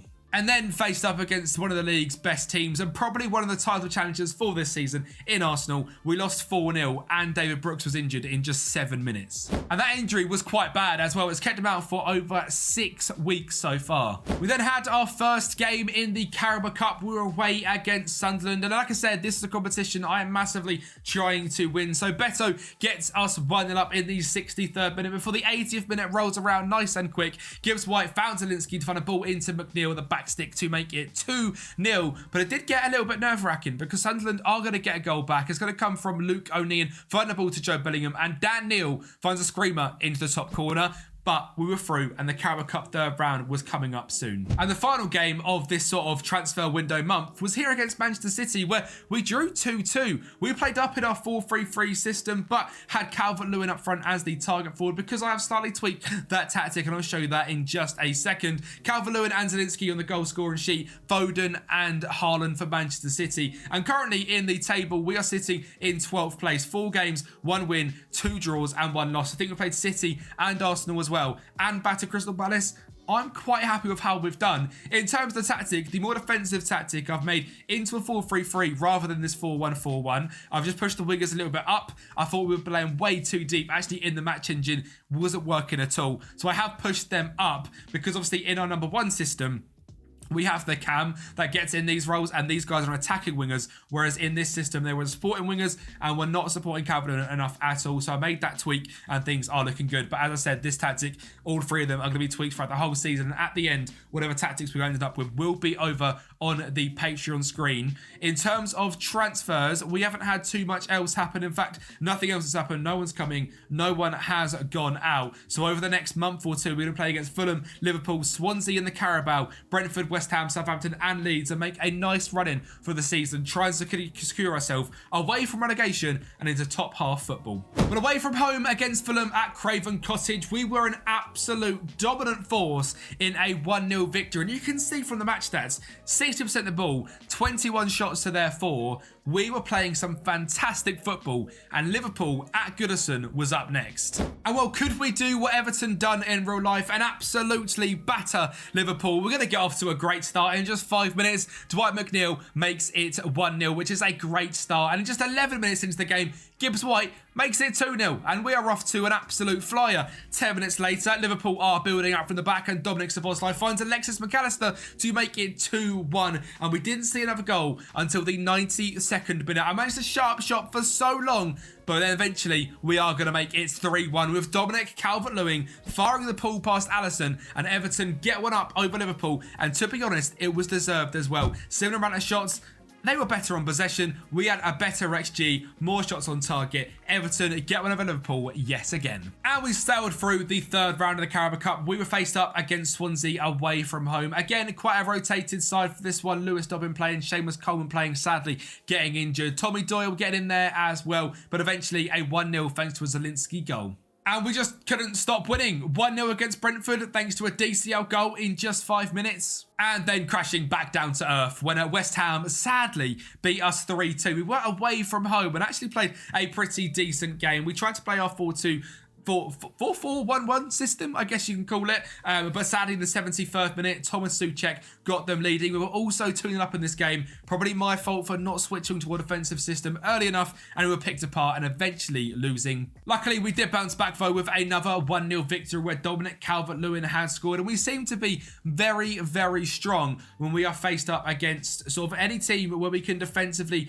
nullify them. We are keeping clean sheets and we are winning games. It's not like sort of we're getting lucky on the counter-attack, we're having less shots. We are absolutely dominating, and none of them to just 3 shots all game while having 56% of the ball.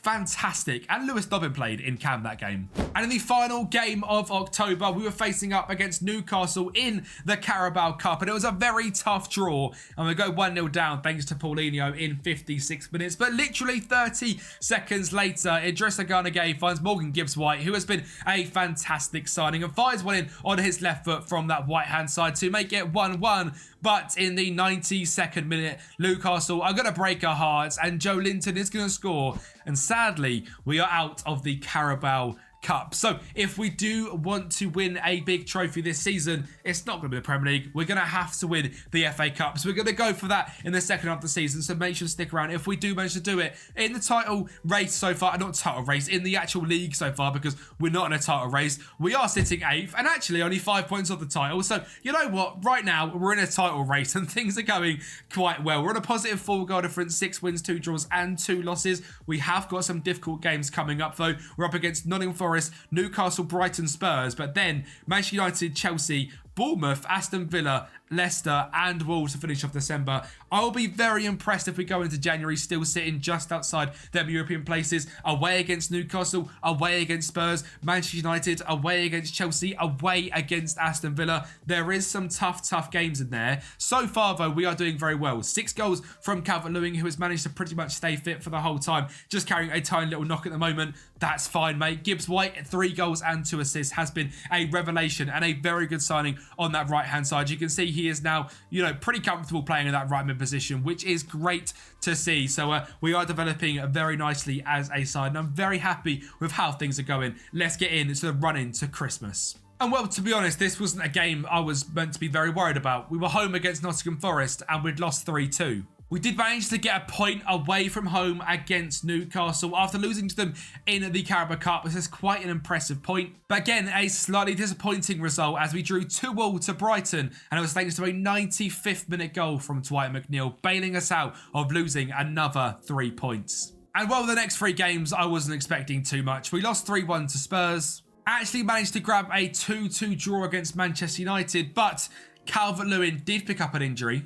But luckily with his tight hamstring, he was only out for 2 weeks, but he did miss some big matches. So he of course missed the absolute battering. We lost 5-1 to Chelsea. We really had to start turning this form around because since November, we hadn't won a game yet. So I've got to say, I'm sorry to Bournemouth because they're going to go a goal down here. It's a great ball in a Dominic Solanke goal, but we lit a fire up, okay? We were on some bad form. We decided to turn this around. Gibbs-White floating in his position, finds Nathan Patterson with a great ball in to Beto, who has got the striking position to make it 1-1. Nathan Patterson down that right side again, causing all sorts of issues. Finds Zielinski back to Gibbs-White and in to Beto again for 2-1. We had the lead. Then Bournemouth got a red card, which is absolutely fantastic, and we are going to make it 3-1 thanks to Zielinski sending one off to Mikalenko and a fantastic finish from just 15 yards out. Leif Davis and Zielinski are going to link up yet again. Dwight McNeil is going to find Leif Davis, a fantastic run to the left-hand side, drove it into the middle to make it 4-1. And as mentioned, I'm sorry. They deserve this. We just lost 5-1 to Chelsea. It's time to beat Bournemouth 5-1. And then lose 2-1 to Aston Villa. A very, very good side, let's be honest, but I'd have liked to have done better after that outstanding victory. We managed to beat Leicester 3-1 thanks to goals from Beto, Jimmy Garner and Calvert-Lewin in the 95th minute on his return. Even though Daka scored in the 91st minute to try and make it difficult, we managed to hold tight and actually get another goal. And thanks to Calvert-Lewin, it was back-to-back 3-1s as he grabbed another brace away from home against Wolves in a fantastic victory, meaning it had been quite a difficult run of form, as you can see. An awful November, not a great start to December, but we turned it around, beating the teams we had to beat. It did mean we'd fallen from 8th down into 10th, but we have got a 6-point gap ahead of 11th, so already top half football is looking pretty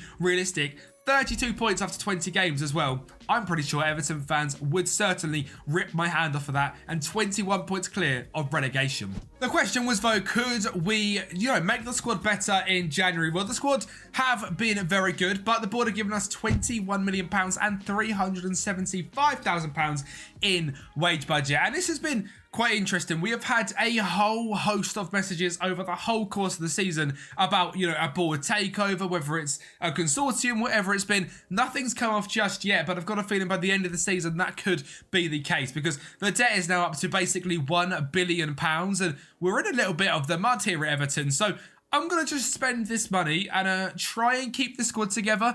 £20 million in transfer budget.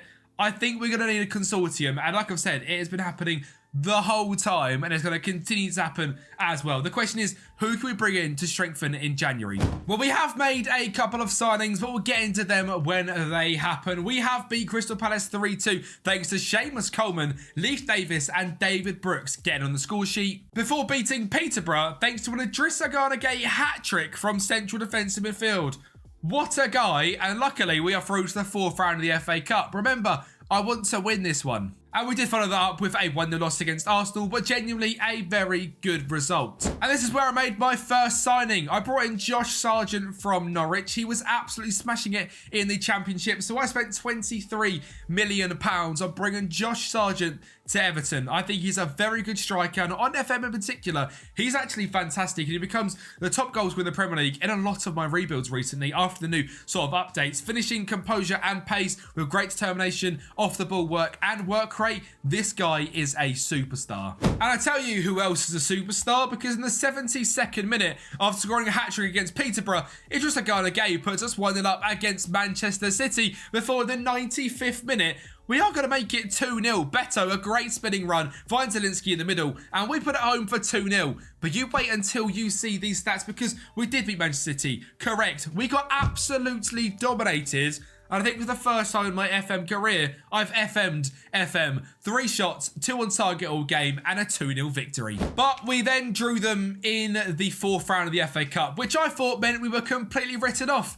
Apparently, we've just got one up on Manchester City. Calvert-Lewin, 7 minutes in, makes us 1-0 leaders. Best Day a corner, back stick, Calvert-Lewin, 2-0 up. And that man, Best Day again, we've not spoken about too much, but has been a brilliant season. It's going to make it 3-0. Is this the same City, or have they got all their charges come through? I reckon that's what's happened in the last couple of weeks. A ball in, and eventually they do score to make it 3-1, thanks to Jeremy Doku. But we are through to the 5th round of the FA Cup, and we have knocked out the best team in England, Manchester City. And at this point, I think we're the best team in England, and I think we have the best striker in England as well, because Calvert-Lewin scores another brace, the 32, the 38, and a 90th minute goal from Seamus Coleman to make us 3-1 winners. And Calvert-Lewin so far, 15 goals in 18 games, 13 in 17, just shows what a fit Calvert-Lewin can do. I've been singing this guy's praises for years. When he had that season 4 or 5 seasons back where he was lights out good, it's just such a shame he's so injury prone. We have managed to sort of rotate him quite nicely with Beto and Lewis Dobbin this season to make sure he doesn't get injured. I think it's certainly paying off. A 7.16 average rating, 20 games and 13 goals. I mean, the fact we've had how many games? So he's played 17 games in the league so far. We've played 24, so he's missed 7 just for rotation. I've not played him in the Carabao Cup or the FA Cup other than that game against Manchester City, and he's done really well. Rotating him has been key. Having a good striker like Beto has been key, and Josh Sargent, but we did make 2 more signings. Number 1 is a brand new centre-back in Chris Smalling for £10 million from AS Roma. He is an absolute fantastic centre-back. Old, so he's got lots of experience, but decent natural fitness as well, so he can keep going for another few years. Great determination, heading, marking, and tackling is all outstanding, so a very big player to get in, and has been having a superb season over at Roma with a 7.11. So he's coming into this Everton team to partner Jared Braithwaite, and we're also going to bring in Donny van der Beek back to Everton. His loan spell didn't work in the slightest from Manchester United,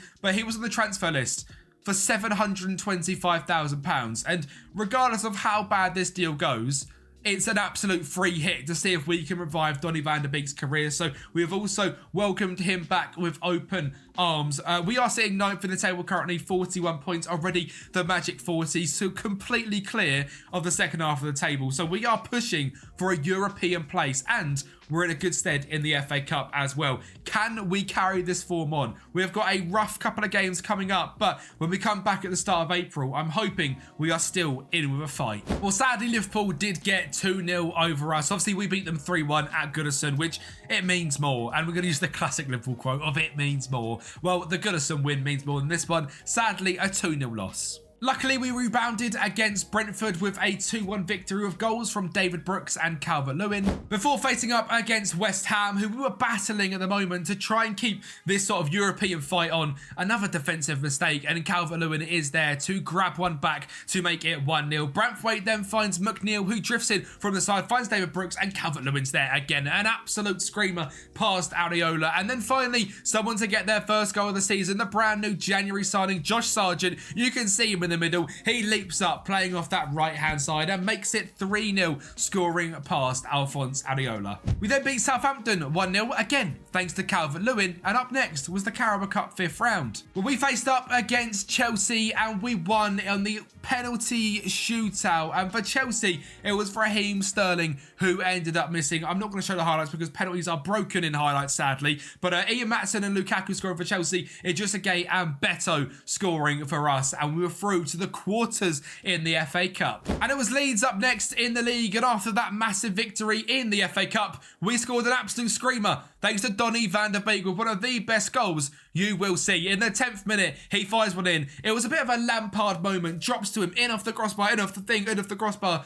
But it goes over the line thanks to goal line technology. We have the correct decision. He scored, and he was fantastic in this game. He finds the ball back there, and at best day makes it 2-1 after Leeds did get a goal back. Van der Beek on the corner, whips it in. Calvert-Lewin is there to make it 3-1, and already Van der Beek looks like an absolute bargain for 700k. A ball in, and Chris Smalling, our other signing, scores to make it 4-1 as we absolutely destroyed Leeds. But couldn't save a single goal against Nottm Forest and drew 0-0. But it was FA Cup quarter-final time. We were back once again, but this time against Hull City. I've got no idea how they're here. We've knocked out Manchester City. We've knocked out Chelsea.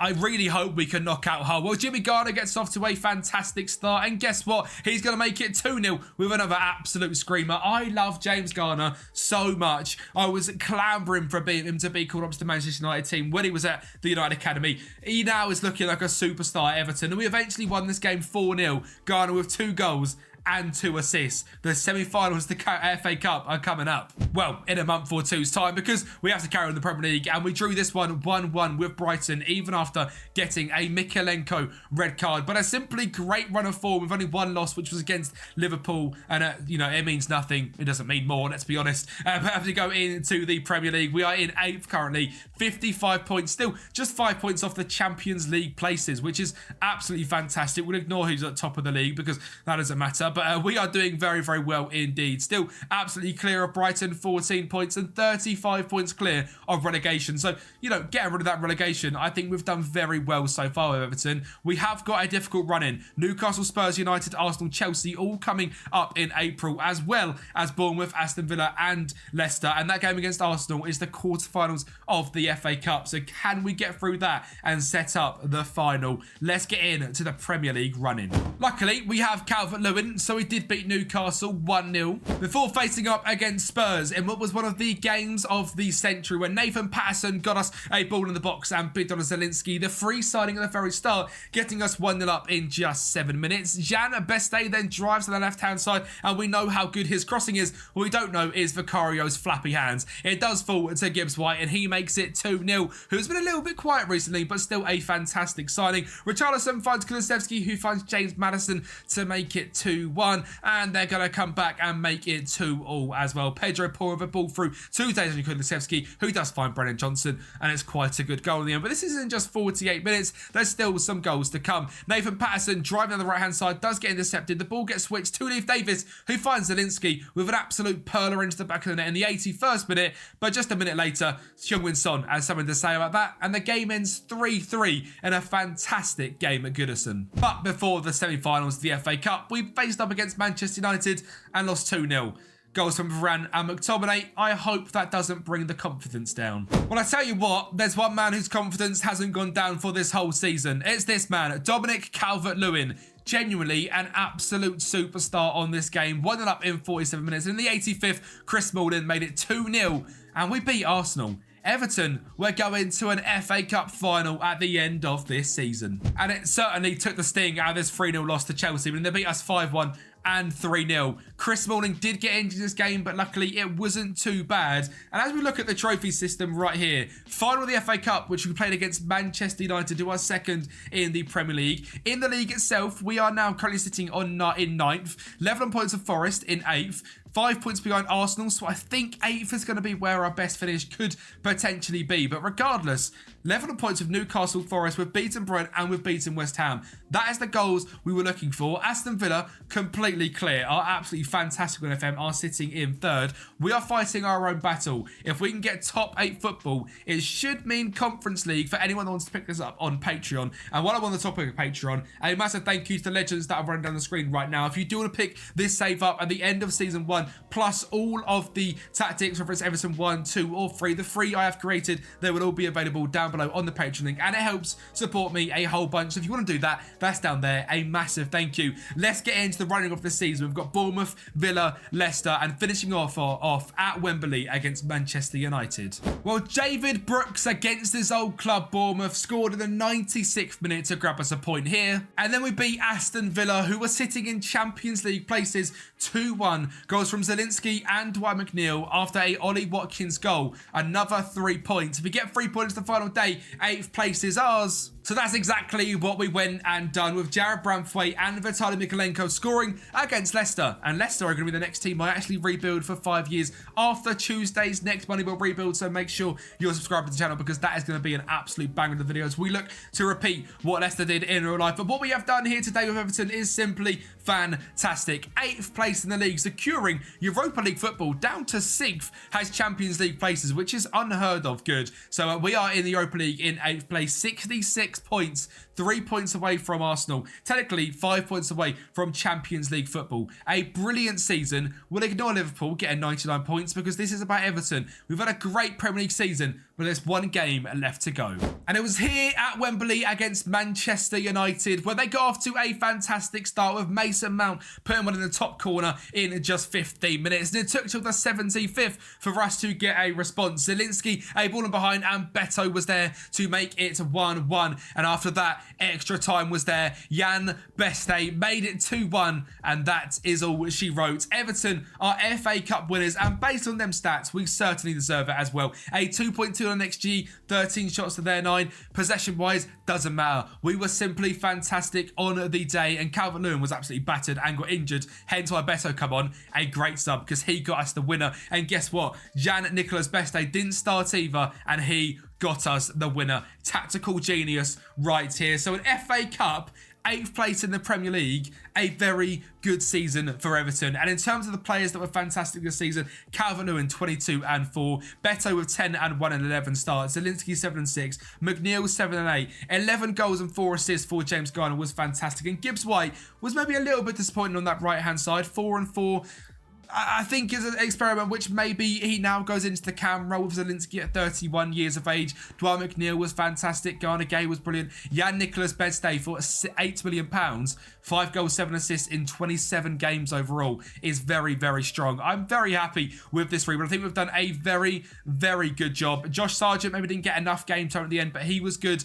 Leif Davis, a 7.02 in the Premier League, a great signing. Donny van der Beek in the games he played was fantastic. Amadou Onana is still here and doing brilliant, but European football has returned to Everton. Reminder, if you want to pick this save up, Patreon down below. A massive thank you for watching. Like the video, subscribe to the channel, and I'll speak to you next time. Fulham have been one of the yo-yo teams of the Premier League in the recent decade, but last season under Marco Silva, they finished in 13th place on 47 points and looked like quite a safe team to look at. This season, they seem to have strengthened a fair bit as well. They are heavily linked to a lot of big Premier League stars and have signed Emile Smith-Rowe from Arsenal. So today, we're doing a one-season Fulham rebuild to see how far we can get them using Marco Silva tactics. Now, Marco Silva is quite a classic manager. There's not a lot of fancy football going on. There's attacking wing backs, there's playmakery wingers out wide, there's a strong steely midfield and a big striker up front, and it's something that you never really get to play on Football Manager, and I'm going to be trying my hardest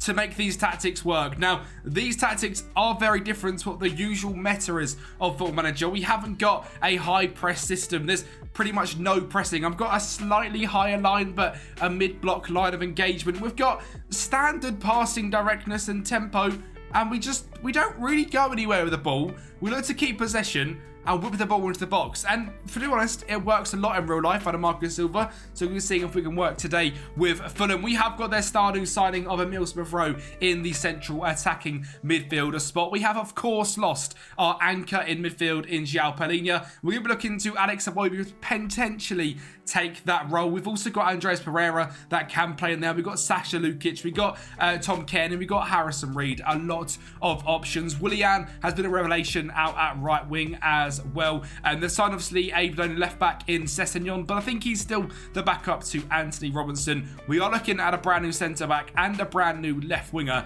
to complete this team. And there are linked to a couple of players which are very, very exciting. Number one being Diego Carlos from Aston Villa. He is a centre-back which comes to the Premier League under Villa and has done fairly decent, but maybe not got the game time he was wishing for. So would be a great player to get into a fairly young Aston Villa side, Fulham side, sorry. And the final one is to bring in another youngster in Fabio Carvalho. Come through the Fulham Academy, went out last season on loan, was decent at Hull in the Championship. Now he's ready for the step up to the Premier League at his boyhood club of Hull City, Fulham. It would be absolutely fantastic if he was to join Fulham again. And I think it's a quite cool one to get him out on that left wing as a playmaker, running at the defence, being amazing like he was when he was in the Championship. Would be great to see. So let's see if we can get them piece of business done. And well, of course we can. Fabio Carvalho joins the club from Liverpool. I've had to enable the in-game editor for this one, same as West Ham, because Fulham's transfer business has actually been very, very good. And the players that they're linked to aren't interested in joining on Football Manager. So Fabio Carvalho comes in to the club from Liverpool, as does, of course, Diego Carlos into that centre-back position. Both of them massively strengthening the squad, and there'll be two fantastic signings for Fulham in real life. Now, we have got three tactics that we're using. The standard one we've mentioned already, an attacking one which is slightly more aggressive, but going to be used very, very rarely at Fulham because there's not many teams we can go out there and be too expansive against. And the one that's going to get used a hell of a lot is the defensive variant as well. Now, all three of these tactics is going to be available for you guys over on Patreon, but we'll get into that later on in the season once I've perfected the three tactics, and I'm happy with what we've created. But for now, we've got to get into the season, and quite luckily, we've got a nice-ish start. Brentford, Newcastle, Forest, Palace, Ipswich, Everton, West Brom, Wolves, Bournemouth, West Ham, Brighton, which is great. And we get into November and December with Liverpool, Villa, Chelsea, United, Spurs, City, Arsenal, Leicester, Newcastle. So that's great. And it's, of course, the same at the end of the season as well, playing all of the big teams in a row. So we're looking to have a good start to the season, a shocking middle, and then a fairly good third quarter and an awful final quarter. Basically, we need to be beating the teams around us and hoping for the best against the big boys. So let's see what we can do to kick the season off. Well, I mean, it starts off in a very boring way. A 0-0 draw against Brentford.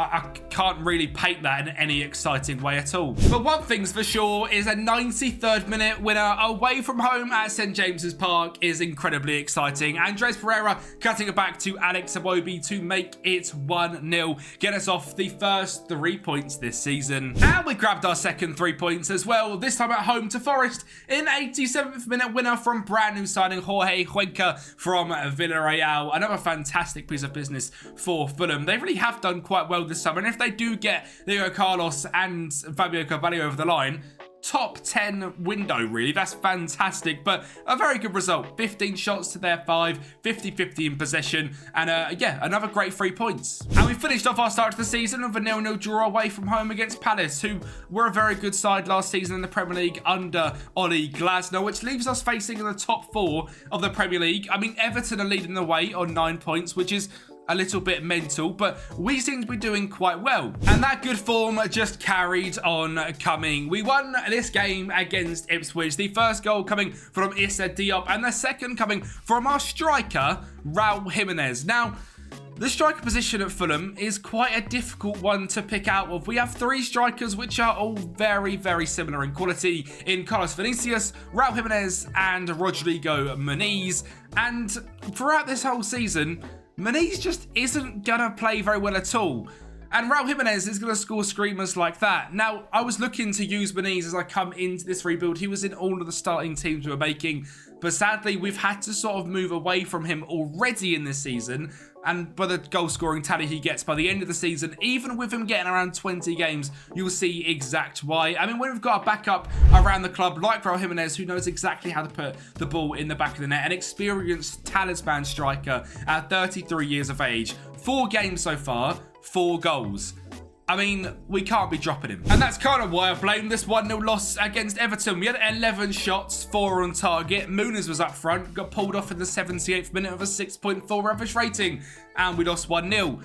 So sadly, 3 points dropped and our first loss of this season. And well, technically we got our second as well. In the Carabao Cup second round, we played against Crawley and beat them 2-0. In the third round, we took it all the way to penalties against Nottm Forest and sadly ended up losing on penalties. And the worst thing for this game is Raul Jimenez was injured and he's coming back as we get to the end of October. So he's out for around 6 weeks, which means goal scoring is going to be tough. So we'll have to go outside of our strikers. Harry Wilson gives us a 1-0 victory over West Brom before facing up against Wolves away from home at the Molineux, a club that are quite comparable to Fulham in their starting 11. Well, we are going to blow them away. Smith Rowe scores a great goal there to find Alex Iwobi to grab the second in the game. Wolves are going to grab a goal back from the penalty spot, but does that even count? Well, we're going to cancel it out straight away. A corner whipped into the back stick for Diop to make it 3-1, and Carlos Vinicius scores from the spot to make it 4-1 before half-time.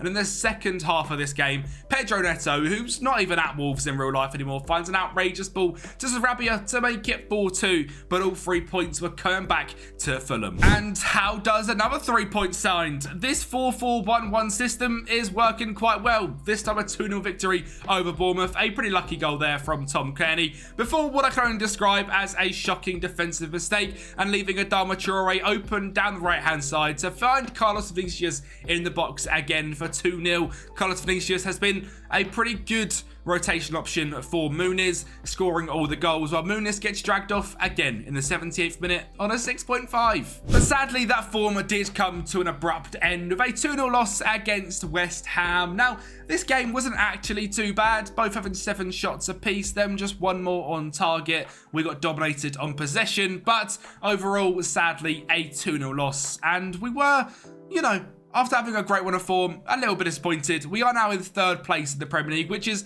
well above where we will be by the end of the season. I assure you that. We are on 20 points, 6 wins, 2 draws, and 2 losses. But now we are getting in to where we play every single big team in the row. Right, so 0-0 against Brighton, a 3-1 loss to Liverpool, a 3-0 loss to Aston Villa, a 2-0 loss against Chelsea, and a 5-2 against Manchester United. I mean, the fixture list has been horrible, but luckily up next was Spurs, where we can grab a point back, and Manchester City, where somehow we've scraped a point as well.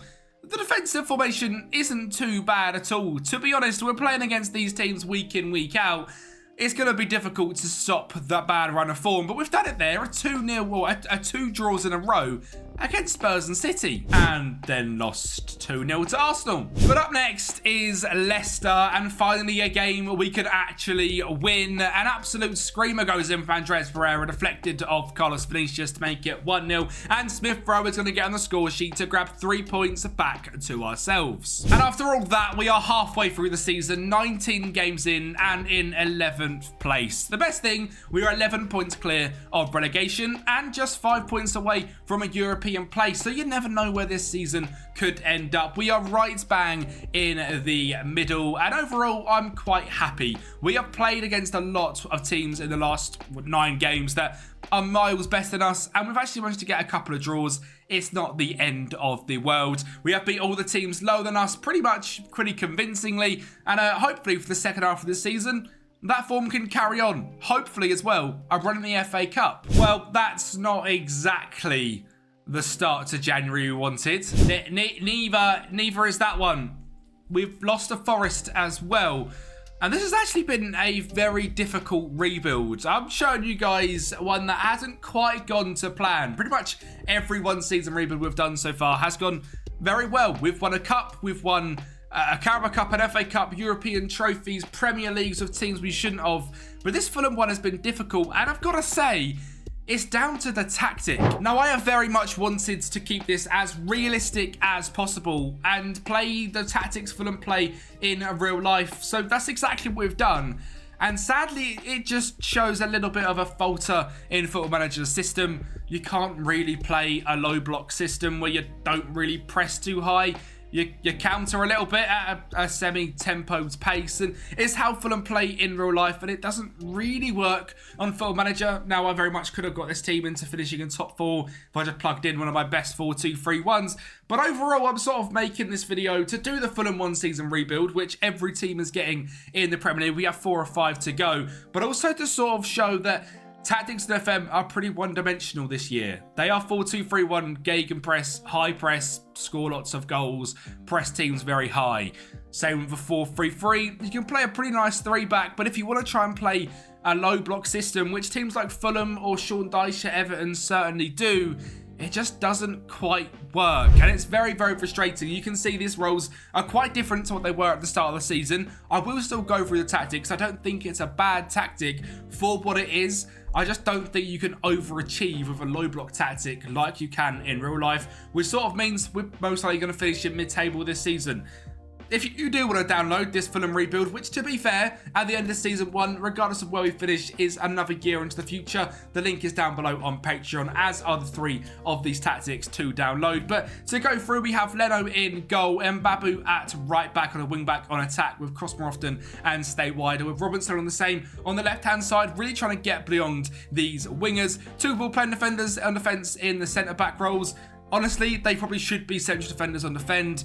It would just make the tactic even worse and would play the ball even less. We have a winger on support on the left-hand side and the right-hand side. Again, these I've tried at Ever. A winger, I've tried at wide playmaker. Doesn't work anywhere near as well as the winger does. So Sessegnon and Willie are on the winger on support. A ball midfielder on support in the middle on pass it shorter, looking to keep it simple and distribute the box to box, who's on shoot more often, close down more and tackle harder. And the attacking midfielder on support in Cam, who's really our creative outlet on roam from position, moving the channels and close down more, with a complete forward on attack up front. It is set to a positive mentality. Again, it probably should be cautious, but it just does not work in the slightest. In possession, standard width, tempo and passing directness. Play defence down the left and the right, run at defence with whipped crosses. In transition, we are countering and taking short kicks, but realistically we can go to the flanks, into the middle or into the fullbacks or centre backs. And out of possession, 1 tick on the higher defensive line, a mid-block, stop crosses, prevent short goal distribution and standard on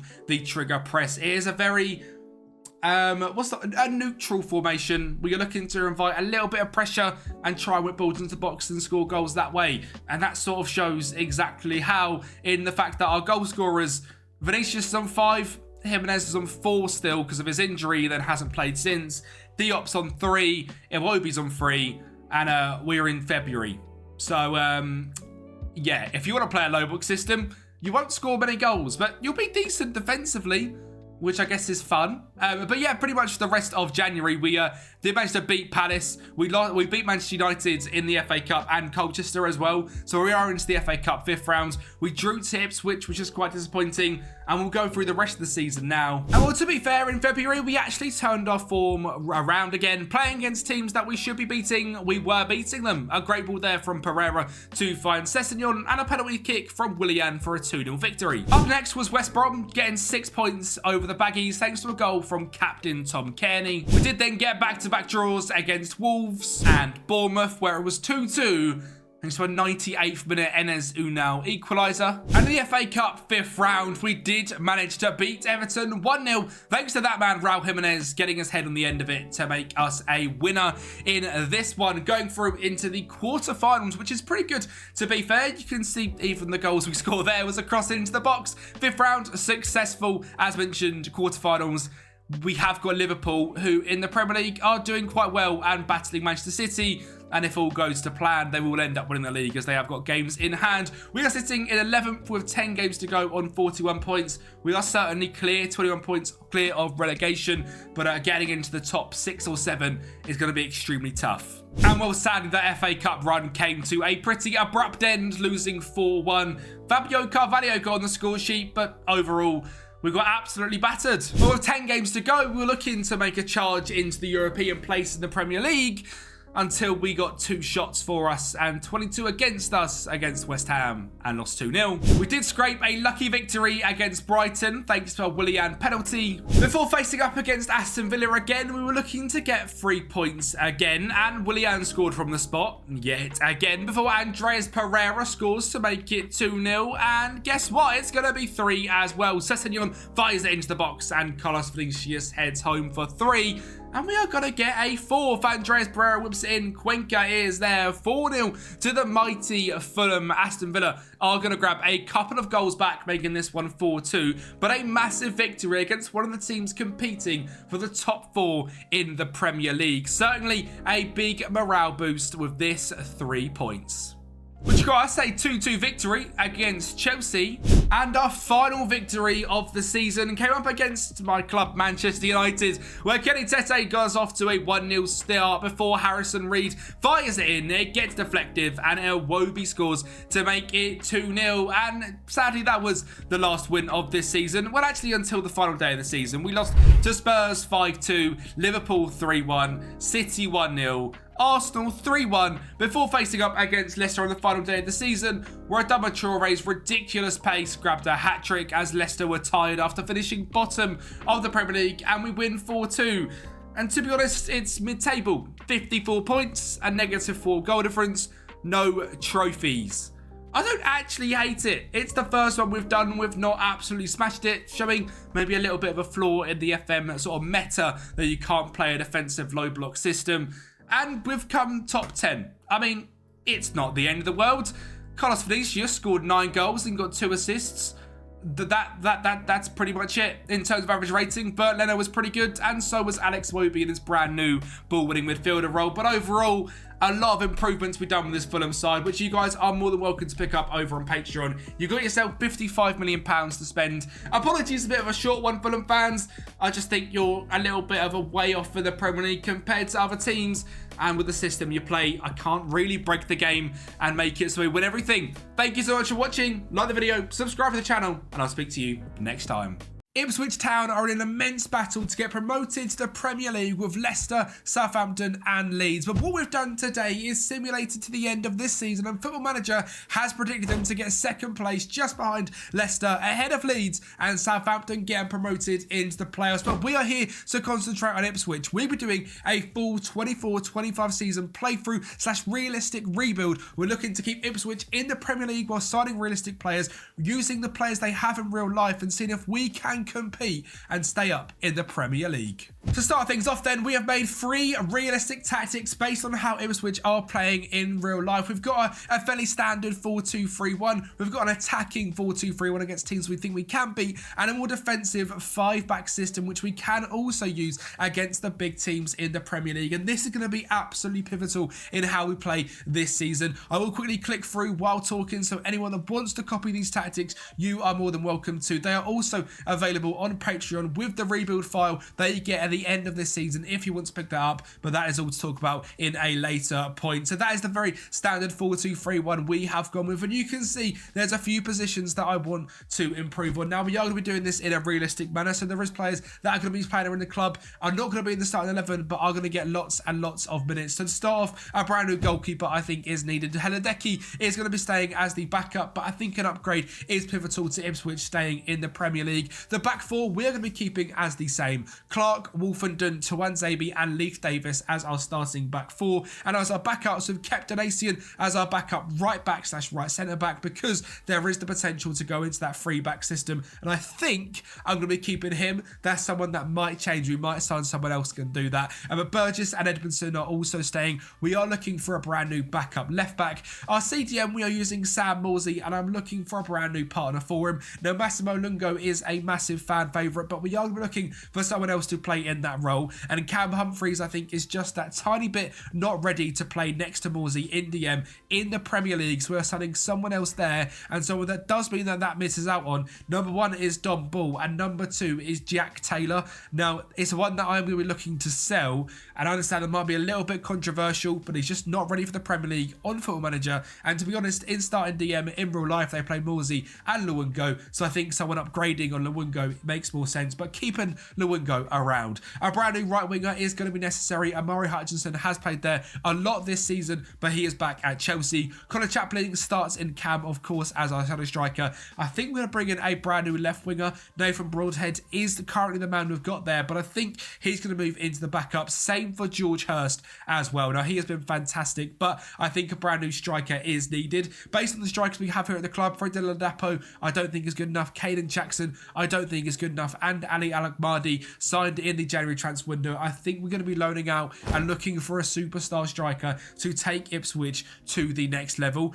Based on the development centre, there's not too many wonder kids I need to keep keeping my eye on for this season. So that is fairly good that we are going to have a very set squad. Finances wise, things are looking quite good. We have got a lot of money to spend, £42 million and £150,000 in wage budget. Now, I'm not going to be going absolutely crazy. Like I've said, we are doing this in full realism. So making realistic signings only and keeping things as realistic as possible while trying to keep Ipswich in the Premier League. Obviously, it's going to be very difficult. It'll be nice if we can get a cup run, FA Cup or Carabao Cup, and looking for really between 14th and 8th, I'd be extremely happy with. And obviously, anything above 8th, I'd be absolutely buzzing. So let's get into what signings we can make for this season. So we have spent £30 million.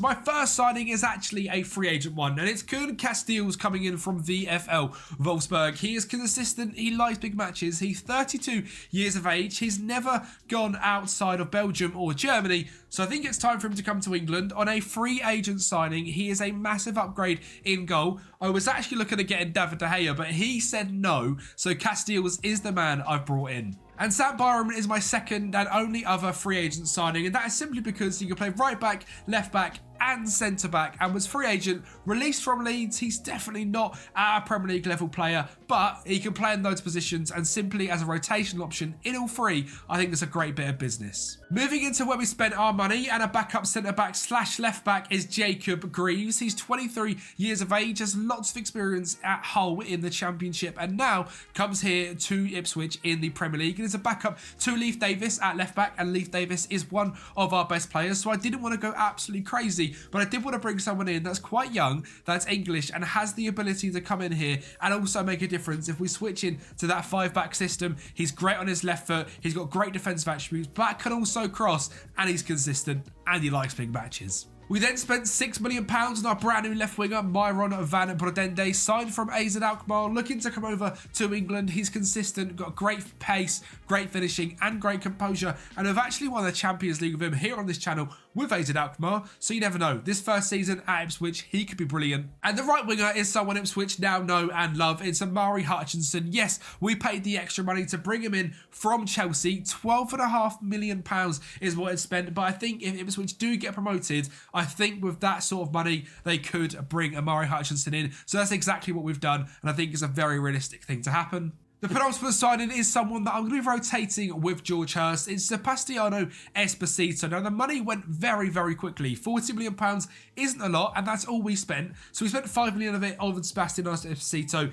Great first touch, good finishing, great penalty taker. He's another big target forward-like striker, but just a little bit more experience. Very good on the ball, likes big matches, and I think as a rotation with the two of them, they'll probably play pretty much half the games each. That's a very good signing. But finally, we have brought in Nicholas Raskin from Rangers, a very aggressive, front-footed central defence midfielder, capped from Belgium, cost us £12 million.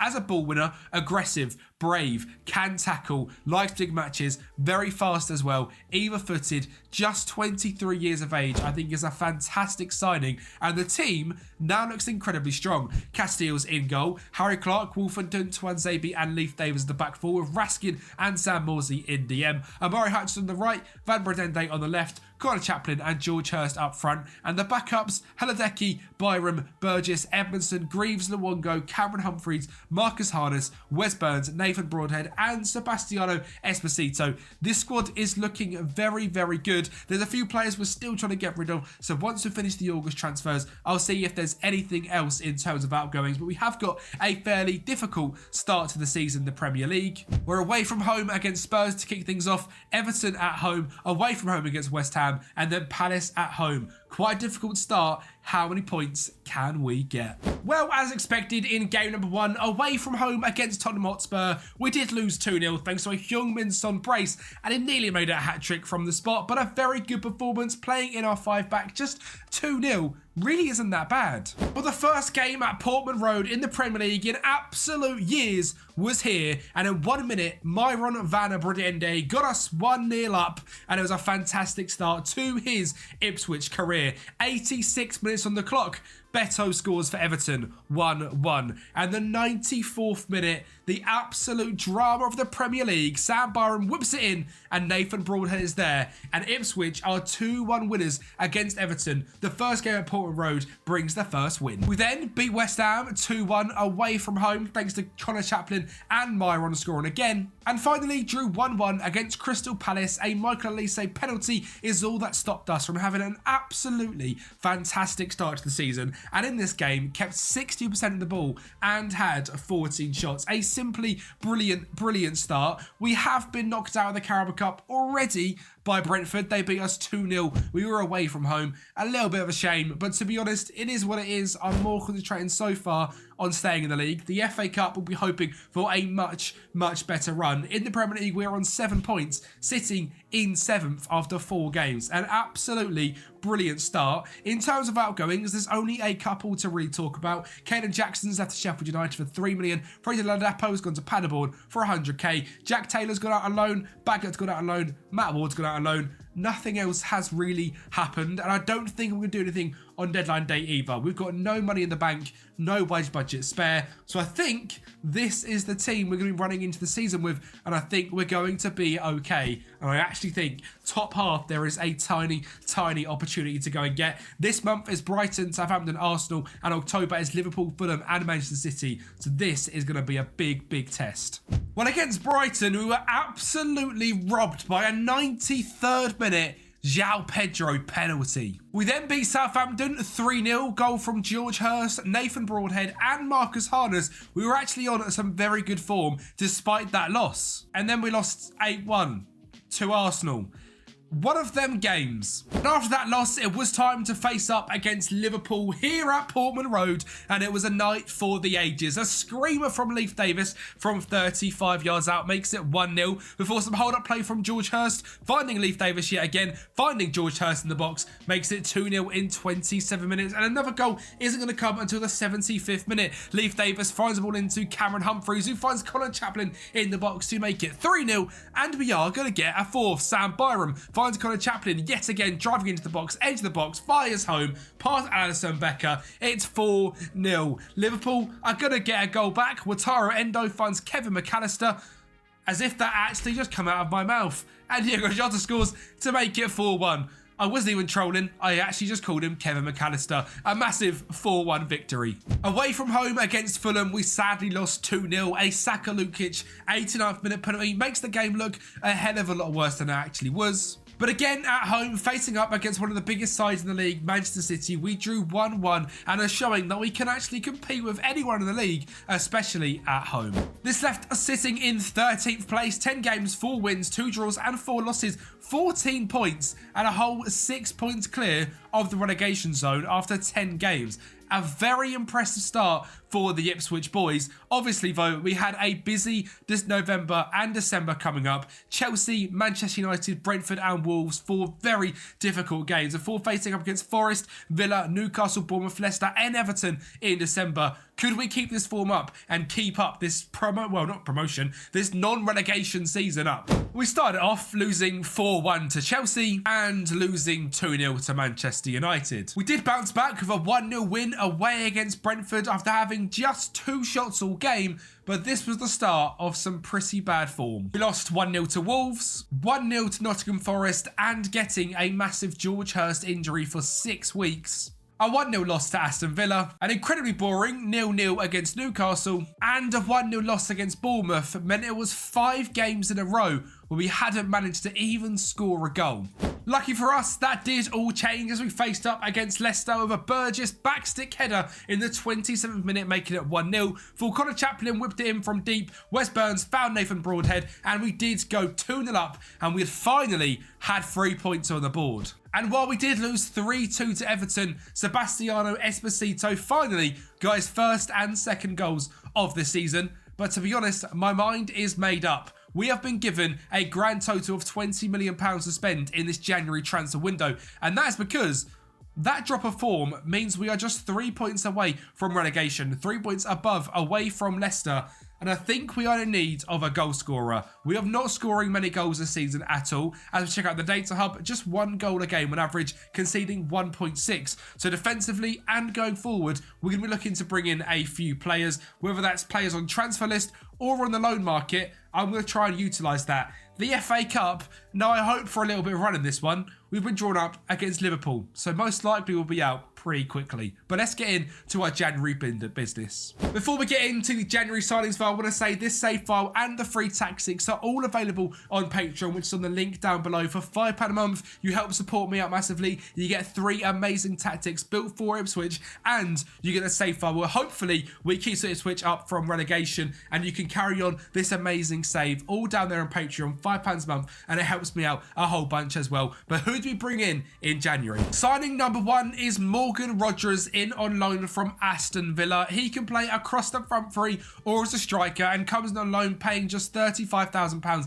in his wages. I think it's a brilliant loan signing. And to make it even better, we've signed Japhet Tanganga for just £450,000 as a permanent signing. He's on £30,000 a week. He's ours, and he's already got a value of 10 million. He's consistent, can play centre-back and can play right-back. And I think it's a great deal for 500k. And we've even brought in his teammate Joe Rodon as well, also from Spurs. 1.5 million is all it's cost us. This guy's extremely consistent, does like big matches, and is a leading championship centre-back / lower league Premier League. So I think it's another great signing. £2 million, 2 massive centre-backs have joined the club, and one of them can even play at right-back as well. And finally, to solve our goal-scoring issues, Vladislav Vanyat comes in from Dynamo Kiev. He has cost us £7 million, but he has 16 finishing, good composure, great determination, and is incredibly quick, and adds a different dynamic to our front line. So when we do use an advanced forward, rather than a target forward, we have a striker that actually has a bit of speed and can deliver. So he joins the club. But how have we got on in January? Well, to be honest, we did start losing 2-0 to Spurs, and we went down to 10 men in 35 minutes thanks to a Wes Burn red card. But we bounced back against West Ham, the 1-1 draw. And then we beat Crystal Palace away from home, thanks to Vladislav Vanyat getting his first goal for the club. Up next was Brighton. And in this game, we played in our attacking 4-2-3-1 system with our wing-backs bombing forward and an advanced forward in the middle. And we went 1-0 up thanks to a goal from Myron van Bredende, who hadn't scored since August. So it was massive to get him on the score sheet. Then some nice build-up play before Amari Hutchinson scoring to make it 2-0 in 22 minutes. Brighton, however, were not going to roll over. Jean-Paul Van Hecke made it 2-1 before Harry Clark found Wes Burns, who found Wes Burns again into Morgan Rogers to make it 3-1 in 74 minutes. And a fourth was going to come in the 97th minute from George Hurst at the back stick. And also to finish off the transfer window, we had to play against Southampton away from home. We lost 1-0, which is a little bit frustrating. I'd have liked to get a better result out of this one, but the Premier League table was looking a little bit better. We were now in 28 points, 15th place, and back to having a 6-point gap. And we weren't too far off getting into the first half either. Chelsea in 10th were just 6 points away, so it was more than doable to get into that position. As mentioned, we did have Liverpool in the 3rd round of the FA Cup, and as mentioned, we were probably going to lose. We lost this game 3-1, goals from Darwin Núñez and Ryan Gravenberch and Diego Jota.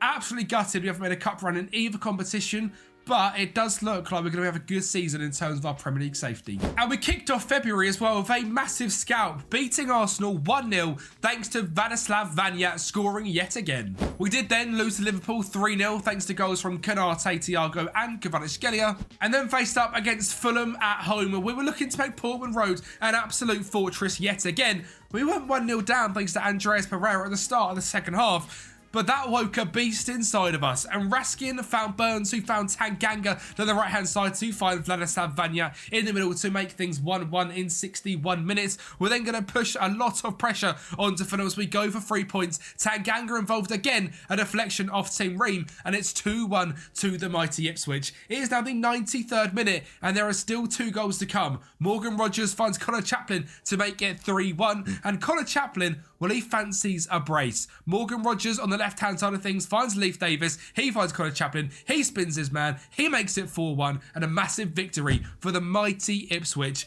An absolute performance of the ages. March was met with a 2-0 loss to Chelsea, followed up by a convincing 1-0 victory against Brentford thanks to a goal from Luke Wilfenden. I genuinely believe we're having a very, very good season, and it pushes us up to 13th position, 3 points away from the magic 40 points total you need to stay safe in the Premier League. With 8 games to go, we are now 10 points clear of the relegation zone. Away from the top half, it's just 5 points. That is the goal for the rest of this. 8 games to go. Can we do it? Well, we started this month against Manchester City away at the Etihad, and we go 1-0 up thanks to a goal from Leif Davis in from the right-hand side. A very good finish. And it took City to the 71st minute for Mateo Kovacic to drive past Raskin and make it 1-1, but a very good 1-1 draw against one of the best teams in the country. We then drew 2-2 against Wolves, 1-1 against Nottm Forest, and we kept on drawing after drawing 2-2 away against Manchester United at Old Trafford with goals from Connor Chaplin and George Hurst. Finally, the drawing streak had stopped, but it was to a loss against Aston Villa, before we turned our form around away against Newcastle with goals from Nathan Broadhead, Morgan Rogers and Marcus Harness, a 3-1 victory away at St James's Park. We then beat Bournemouth 1-0 thanks to a 91st minute Joe Rodon header. And if we win the next game, we secure top half football.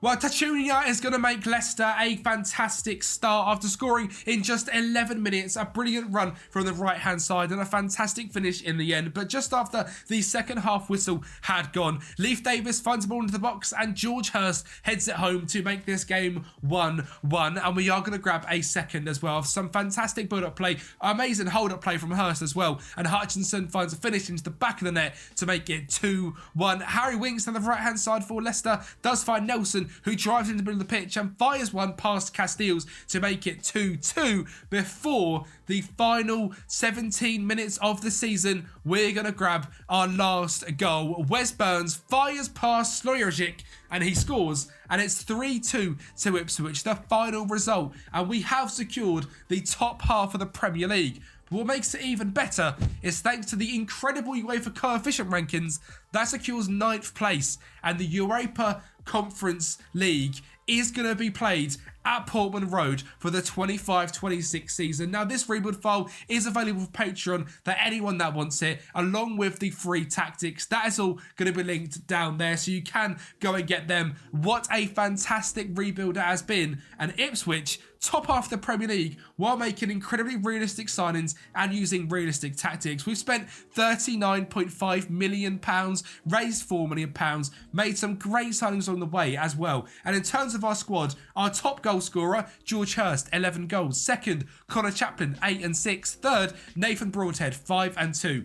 That right there screams the realism. 3 people that have smashed it in the Championship, smashing it in the Premier League as well. Brand new signing, Vladislav Vanyak got 3 goals as well. Myron Van Bredende, 3 and 1. Amari Hutchinson, 2 and 2. Leif Davis, 10 assists from left back. And one of the most impressive things from watching Ipswich in real life is how good their fullbacks are. So I'm very happy that we emulated that exact thing with the Leif Davis performances. And what I will say as well in terms of the formations used, we really did use a mixed range of every single one. Against the hard teams, we used the 5-back. Against the easier teams at home, we used the attacking 4-2-3-1. And against the sort of the middle of the range away games or home games against the likes of Fulham, we've used the standard 4-2-3-1 system, and we used that over the entire course of the season. And our best run of form this last 3 games, we used the attacking 4-2-3-1. It was very, very good. And this sort of run here, you can see we've used a mix of the both. I think the 3 formations complement each other very, very well, and we were actually a very strong side. We built a real foundation, a real core,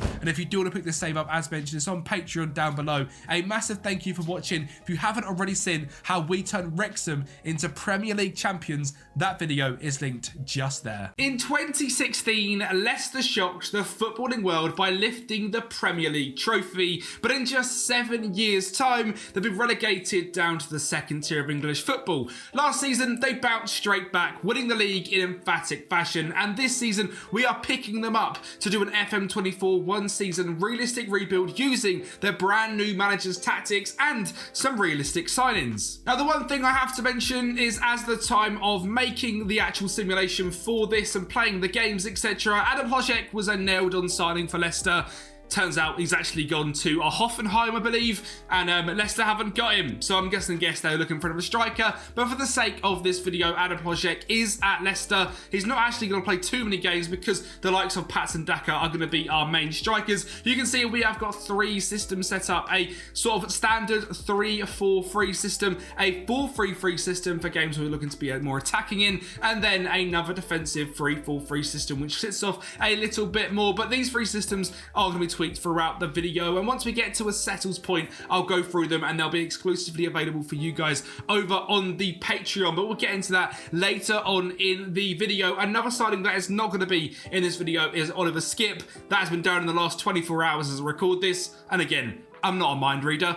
These videos take quite a long time to make. Apologies, Ollie Skipp is not going to be next to his old pal, Harry Winks. But anyway, this Leicester team is pretty exciting. The signing of Fatawi on a permanent from Sporting is a great deal. He smashed it in the Championship last season. I think he'll do the same this year in the Premier League. I'm very excited to see more of him. And one player I'm also very excited to see is Facundo Buonanotte, a loan deal brought in from Brighton. He has been an exciting young talent for a long old time now, and to see him actually playing for Leicester is going to be very, very exciting. I hope he absolutely smashes it. Defensively, there's a lot of experience with Wout and Connor Cody, but they've also signed young centre-back Caleb Okoli from Atalanta. 22 years of age, is one of them classic wonder kids on FM, and I didn't even realise he'd gone to Leicester until making this video. A very exciting signing, absolutely rapid, very consistent, and loves big matches. I'm excited to see what he can do. Ricardo Pereira and James Justin as our wing-backs as well. We have got the likes of Bobby Decordova-Reid, who can come in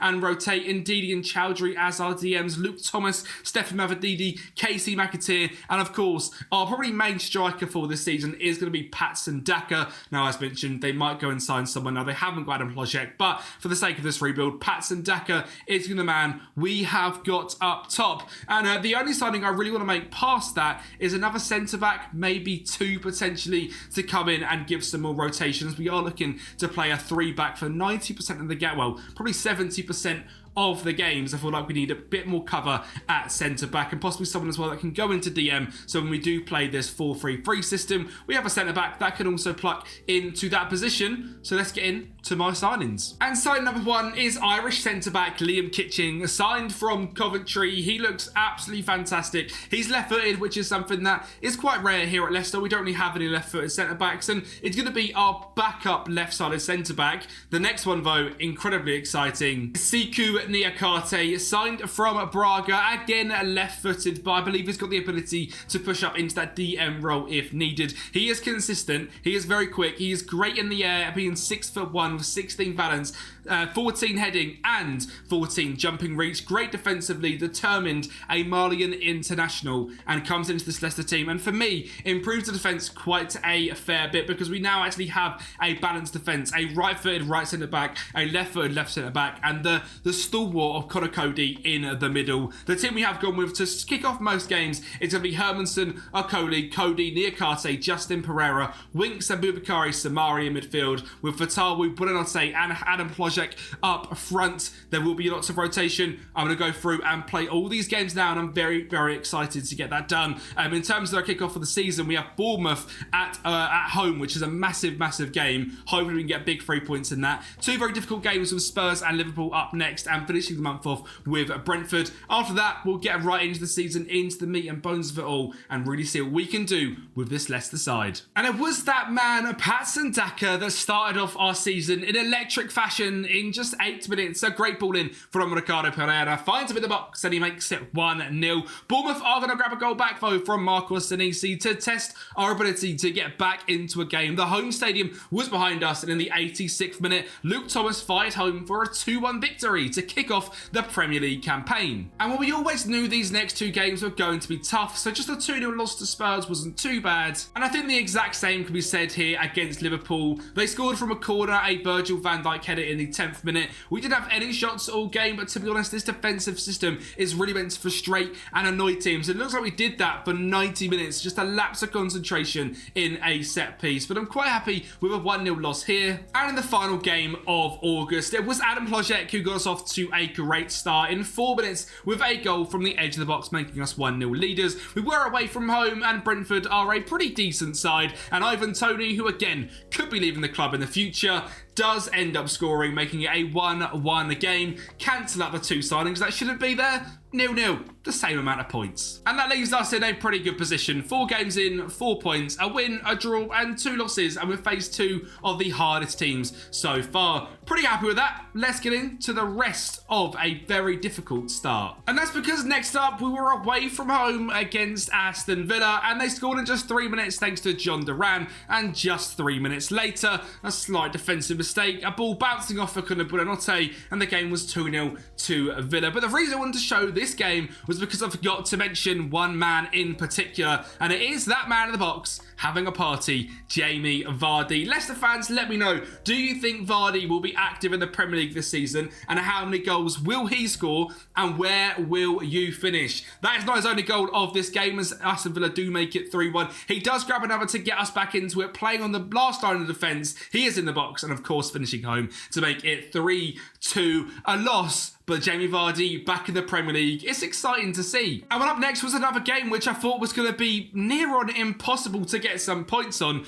Well, it was Chelsea, and I should know Chelsea are not the greatest team. They have 4,000 players, and one of the good ones, Nkunku, scores from the spot to make it 1-1. But just 30 seconds later, that leaky Chelsea defence lets one out to Casey McAteer, who scores a screamer, and we grab 3 points off the mighty Blues. And it's worth mentioning the Carabao Cup as well. We got through the second round against Burton Albion, and in the third round, we played Bournemouth, and we won this game at 2-1 with a nicely rotated side. David Brooks scoring in the 90th minute, making it look a little bit closer. We are into the 4th round of this one. Back to the Premier League, and the greatest club on earth did win in a 3-1 victory. But we bounced back from that with a 2-0 win over Wolves, before a narrow 1-0 loss at Selhurst Pass thanks to a goal from Dashi Kamada. But up next was Nottm Forest, a team I think is going to be battling with Leicester to stay safe of relegation this season. And well, if we can score free kicks like that from Nottm, we'll be absolutely fine. Hudson-Odoi does make the game 1-1, but on the stroke of half-time,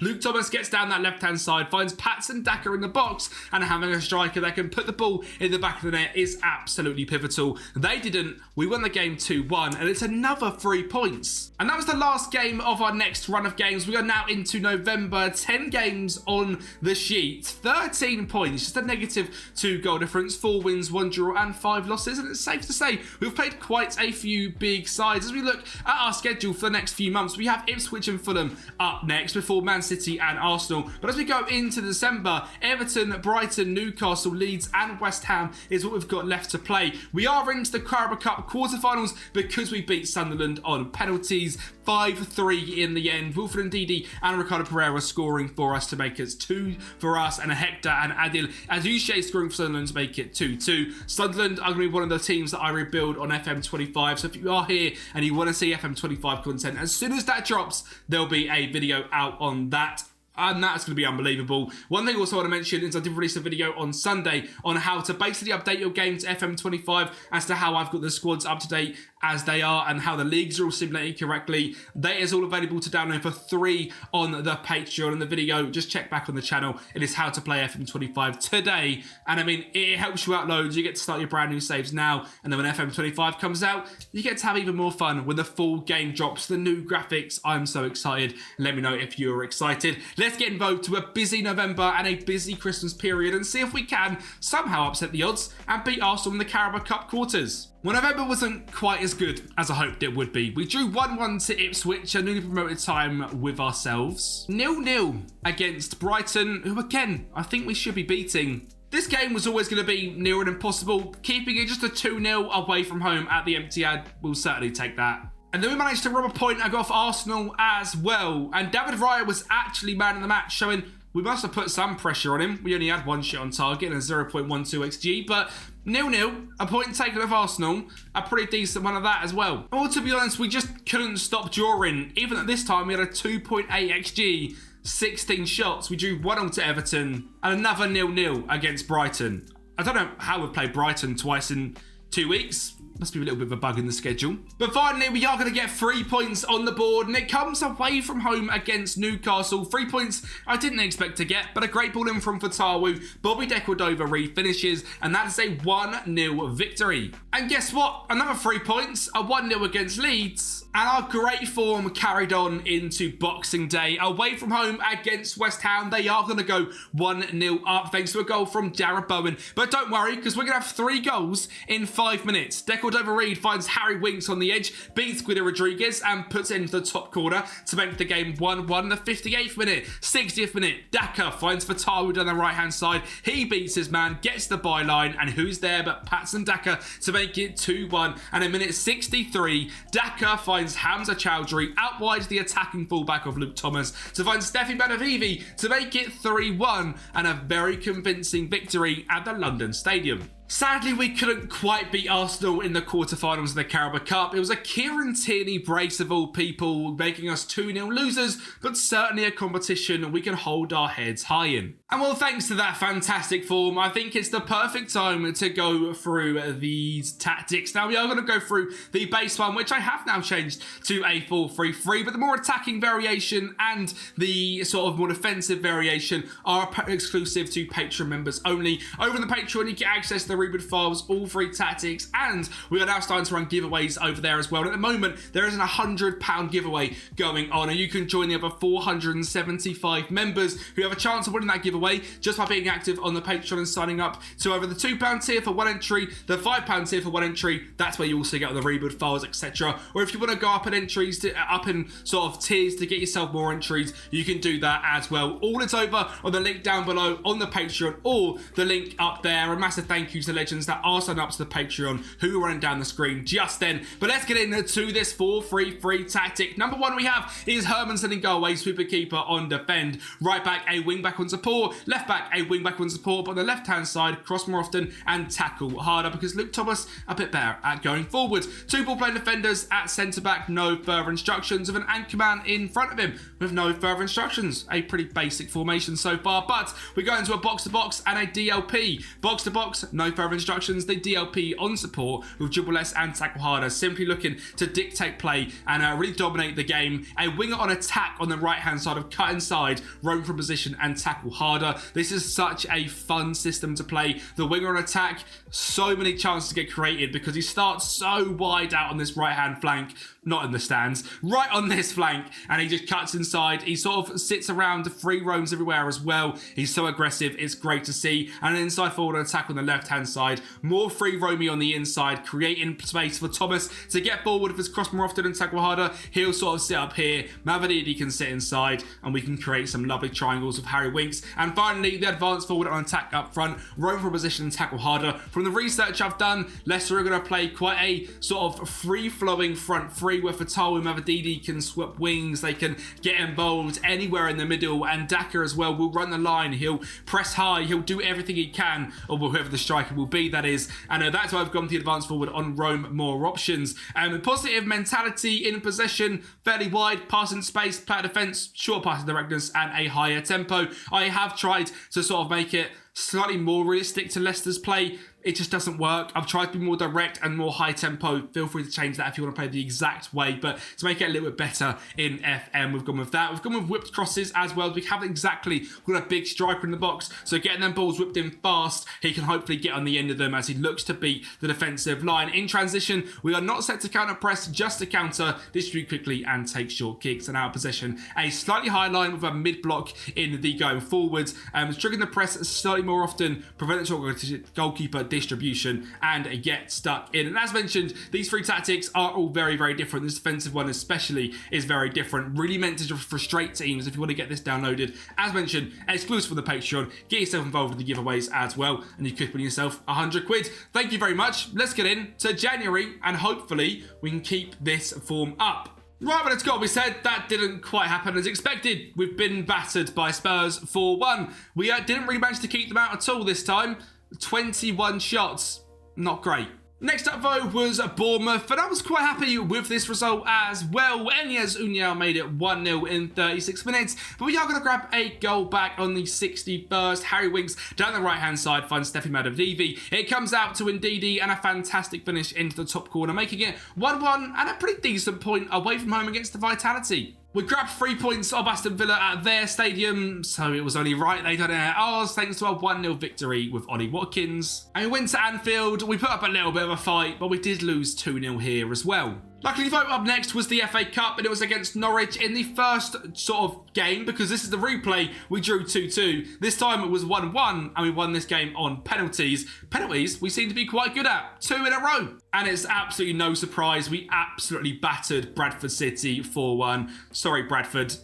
You've been a little bit destroyed. Sadly, we couldn't quite give them goals against Brentford. I think it's quite obvious that we are missing a proper number 9, and maybe it's a bit of a good thing that Leicester have dodged the bullet of Adam Plojek, as he didn't quite get firing in this save. I actually really like him as a striker. I've been to see him play in real life when he was at Sparta Prague, but he's not joining Leicester and he's going to Hoffenheim. Maybe it gives him a chance to go and get a bigger, better number 9, because I don't know if they're going to play Patson Daka too much either. From what I've seen, Leicester fans aren't the biggest of fans of Patson Daka, so maybe he's not going to be the number 9. Hopefully they bring someone in soon though, because the Premier League, well, as I record this, is kicking off tonight, and this video should be coming out at 4:30. So Leicester fans, what's the score going to be as well? Get it in the comments down below. And we're similar to the first half of the season. The hard games come thick and fast, and then our final 10 are going to be a little bit easier. So a 2-0 loss to Chelsea, and another 2-0 loss here against Manchester United, thanks to a brace from Joshua Zirkzee. Next up, though, was the ever-exciting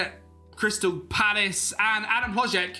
Well, he scored an absolute screamer there, hasn't he? I told you he wouldn't be very good. He scored an absolute belter off the left-hand side, and just 5 minutes later, we are going to grab another as well. A whipped cross from Luke Thomas, and Patson Daka is there to poke it home. It was 2-0, and it didn't take till the 80th minute for Crystal Palace to grab a goal back, but they couldn't get any more, and it was a 2-1 victory. We then drew 1-1 of Nottingham Forest away from home. Lost 1-0 to Wolves in possibly the most unlucky way. We start Declan Over-Reed, he gets injured. His substitution, Mavdivi, comes on and he gets injured. I mean, it's just not fair. Wolves are too aggressive. But up next was Ipswich, and I mean, hopefully we aren't going to drop the ball here as well. They are going to go 1-up thanks to Wes Burns finding George Hurst in the box, but don't worry, that's their only goal, and we're going to score quite a few. Niakate finds Declan Over-Reed, whips it in, it falls to Fatawu, and what a screamer that is on his left peg into the top corner in just 9 minutes, and Harry Winks grabs one from the spot to make us 2-1 in 18. Luke Thomas then finds Ndidi back to Thomas, who's going to cut it back into Ndidi to Declan Over-Reed, and Harry Winks, the goal scoring maestro, is there for 3-1, and then you see this nice fast flowing Leicester attack with Fatawu driving through the middle, finds Adam Plojek, and it's 4-1. In the FA Cup, we did get past Brighton on penalties yet again, but sadly lost 5-3 to Crystal Palace. A bit of a battering in this when we played the attacking formation. I just tried to go for it. The FA Cup is one of them where you can have fun, you can do your vibes, but sadly in just 80 minutes we were 2-0 down and it was too much to come back from. And with that pretty topsy-turvy form, it leaves us in 11th place, 30 games in on 36 points, pretty much guaranteed safety already, so we'll absolutely fire through the next few months. Hopefully we can get some good results. Well, again, pretty much guaranteed back-to-back losses, one against City and one against Arsenal. But the run of form after that was simply fantastic against teams we should be able to play football against, and that's exactly what we're going to do. We are going to go 1-0 down to Fulham thanks to a goal from Harrison Reed, but don't worry, we're going to get back into this and we're going to absolutely batter him. James Justin finds Facundo Buenanotte, who is going to have an unbelievable game, makes it 1-1, and James Justin again down this right hand side sees his mate Facundo. No, he doesn't. He whips it in and then it falls to him for 2-1, and a third is going to come as well in the 94th minute. Samare finds Slojek, a great ball through to youngster Tom Cannon, who fires in on the bottom right corner. We then beat Everton 2-0, Brighton 2-0, Newcastle 2-0. And on the final day of the season, in the 93rd minute, Abdul Fatawu scores that absolute screamer, and it leaves us in the Premier League table sitting in 10th place on 54 points. I am absolutely buzzing with that. Leicester, newly promoted back into the Premier League, 54 points in terms of some of the standout players. Goals were quite hard to come by. As mentioned, a proper number 9. They haven't signed Hodge yet. It'll be someone else. Hopefully he comes in and he bags some goals. For Tarwu, unbelievable 7 and 7. Harry Winks, a pretty decent showing 6 and 4. I think he'll be great next to Ollie Skip as well. Nottm didn't play quite as many games, only 26, but we did manage to sort of progress a few other players. He is just a loney at the end of the day. 4 goals and 1 assist. And Didi, Pereira, Mavadivi, Jamie Vardy just scored them 2 goals in that one game. But he's having a party and he's back in the Premier League. He is now asking to leave, but it's all good. Leicester fans, if you want to pick the save up, you are more than welcome. Patreon down below. Get yourself involved in the giveaways as well. They are available to enter as soon as you enter the £2, £5, £10 or £15 tier. The entries scale up as you go through as well. A massive thank you for watching. See you later time. It's been your boy Kempi. Liverpool are set for a massive change next season, with legendary manager Jurgen Klopp leaving the club and being replaced by Arne Slot, a fantastic young manager over at Feyenoord. But it is a worrying transition, and there seems to be a pattern that Dutch managers coming from the Eredivisie do not work in the Premier League. Well, today I'm here to bust that myth and use Arne Slot's tactics here at Liverpool to rebuild them for the 24-25 season, using Arne Slot tactics, realistic transfers, and playing every single game to see if we can return Liverpool to Premier League glory. And when looking at this Liverpool side, there is a lot of very good players. We've got Alisson in goal, Trent at right back, Konate and Van Dijk at centre back, with Robertson at left back. I think the defence will stay the same next season, with Trent being more used as an inverted wing back on support, as does Gertrudia over at Feyenoord, and he gets into very attacking positions, and I think that will suit Trent down to a T. I'm looking for a brand new defensive midfielder. I do think Endo's been good this season, but I think someone a little bit better should be coming in. Alexis McAllister and Szoboszlai are a fantastic centre midfield partnership, but I am looking for a brand new right winger, as I think Salah will be leaving Liverpool this summer. Now, I am doing this in full realism. I don't think Salah and Van Dijk will both leave, but I do think one of them goes, and I think it's Salah. 12 months left on his contract. Wanted by Saudi. I just think it makes sense that this is the summer he goes, after having that fantastic career with obviously Klopp in charge. He brought him in. He's been unbelievable. I think now is the time that he says, you know what, Liverpool, thank you very much. I'm going to go. I think for Liverpool as well, potentially getting £100 million for a 31-year-old off to Saudi. I think that's sort of what's being touted in real life and what you probably get on FM as well. I just think it makes sense. I think it's the best for both parties for that to happen. So I am going to be selling Mo Salah from Liverpool. Left wing, we're happy with Luis Diaz, a fantastic young left winger. And Darwin Núñez, I think, is going to stay as our star striker as well. In terms of backups, Kelleher is staying at the club. Conor Bradley and Gerald Quansah also both staying as strong rotation options. Looking for a brand new centre-back and a brand new backup left-back. But the rest is pretty much fine. Endo, Curtis Jones and Harvey Elliott as our midfield backups, I think is great. And a lot of youth in there as well. With Diogo Jota and Gakpo as our 2 winger options. And I'm looking for another striker, potentially to back up Núñez, potentially to replace him. But I think that's how Liverpool's summer is going to look. Now, I have gone and made a few players on the shortlist that I am potentially interested in. Number 1 being Michael Olise to come in on that right wing position. He's most likely going to leave Crystal Palace this summer. And I think if someone like Salah leaves, this is exactly who Liverpool go for. Eberechi Eze to potentially come in to the midfield role as well, I think is another very good signing option, but potentially not someone that's massively needed. A brand new centre-back potentially coming in as well. We're looking at Antonio Silva, a good young centre-back.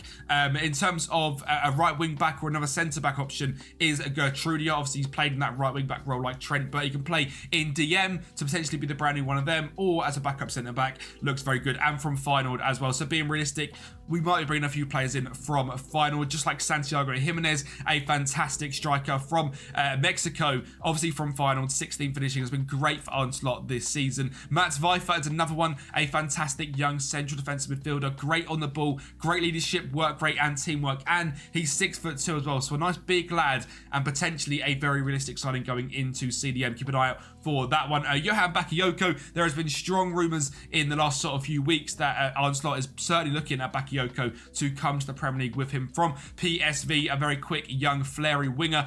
Very, very excited if he does come. Mohamed Kudus, I think, is another one that could potentially join a bigger club like Liverpool from West Ham this season. Had a brilliant year at West Ham, but making the step up to a club at Liverpool could be good for him. Erkan Kukucu, obviously formerly of Feyenoord, moving over to Benfica, hasn't smashed it over there. Could Arne Slot look to get the best out of his former man? And also a bit of a bargain as well at £20 million.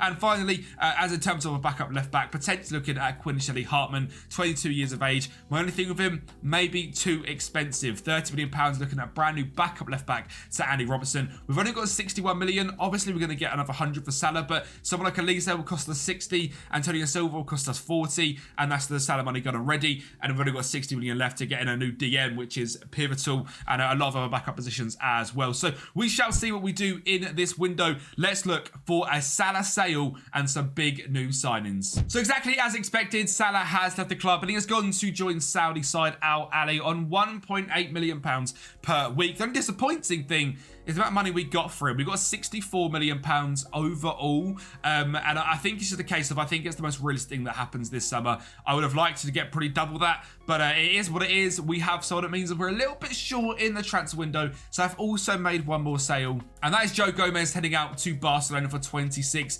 million. I don't think Joe Gomez is good enough, to be honest. The fact that Barcelona have come in for him really surprises me. I think he's a decent backup option, but for £26 million, I even go out and get there someone that's younger and potentially better, and we've been quite busy in the window. Our number one signing is Mats Weifer from Feyenoord. I alluded to the fact that I think this is one that is potentially going to happen in real life. There's not many big DMs out there for this sort of price that I think Liverpool can get, and that knows the Arne Slot system as well as he does. He's just 24 years of age. He is a big man, consistent, likes big matches, and costs us just £24.5 million. And look forward to seeing him in this rebuild. And our centre-back option, because the sale of Salah wasn't quite as expensive as we wanted, we couldn't afford to go for Antonio Silva, and someone that Liverpool have been linked with in the last sort of 12 months is Jean-Claire Todibo. He is a French centre-back, £26.5 million, around 20 million less than Antonio Silva. So really this one, a bit disappointing. I'd like to go on stronger, a little bit better, but also he is our third choice centre-back. We have got Konate and Van Dijk staying around at the club. So Todibo comes in, and I think it's a decent someone to get in at the back line. And keeping it in France, we have also brought in Michael Elise. Interestingly enough, recently changed his nationality on FM to English. Could you do that in real life? Obviously been snubbed from the French Euro side. I'd like to see that. I certainly would. An absolutely fantastic player in real life, and on FM looks absolutely brilliant as well. £68 million, so very, very expensive one. All of the Salah money goes straight on Elise, but 10 years younger, very good dribbling, good first touch decisions and flair. Obviously nowhere near the quality of Salah, but someone that is certainly going to come in and make a big difference on that right wing. And finally is Santiago Jimenez. We have also brought in the guy from Feyenoord, the striker that Arne Slot knows so well. £35 million is what we have spent. He's got fantastic finishing, determination, decision making, decent enough speed as well, either-footed, consistent, loves big matches. So even as a rotational option with Darwin Núñez for Champions League games, for important games in the league, the fact he has that big match mentality, he could be a massive part of this squad. And that means the squad is finished. I'm very happy with what we've created actually. Alisson in goal, Trent, Konate, Van Dijk and Robertson as the back five, Weifer in DM, Szoboszlai, McAllister, Elise, Luis Diaz and Darwin Núñez, with the backups looking very strong with Kelleher, Bradley, Kwanzaa, Todibo. Tsimikas stays in as our backup left back as we did run out of money. Endo, Curtis Jones, Harvey Elliott, Diego Jota, Gakpo and Santiago Jimenez. Keeping around a few other players as well, like Nathaniel Phillips, Van der Berg, Morton, Fabio Carvalho, throwback to Ricardo Carvalho there. But there are some players that I still got interested in them. Someone like Kelleher could be leaving the club off to Saudi. Tsimikas wanted by Newcastle. Harvey Elliott wanted by Spurs, but we're letting Harvey Elliott go. I think this guy is a fantastic talent on FM, is simply ridiculous. And also Van Dijk, he's wanted by 2 Saudi clubs and is unhappy at the style of Salah.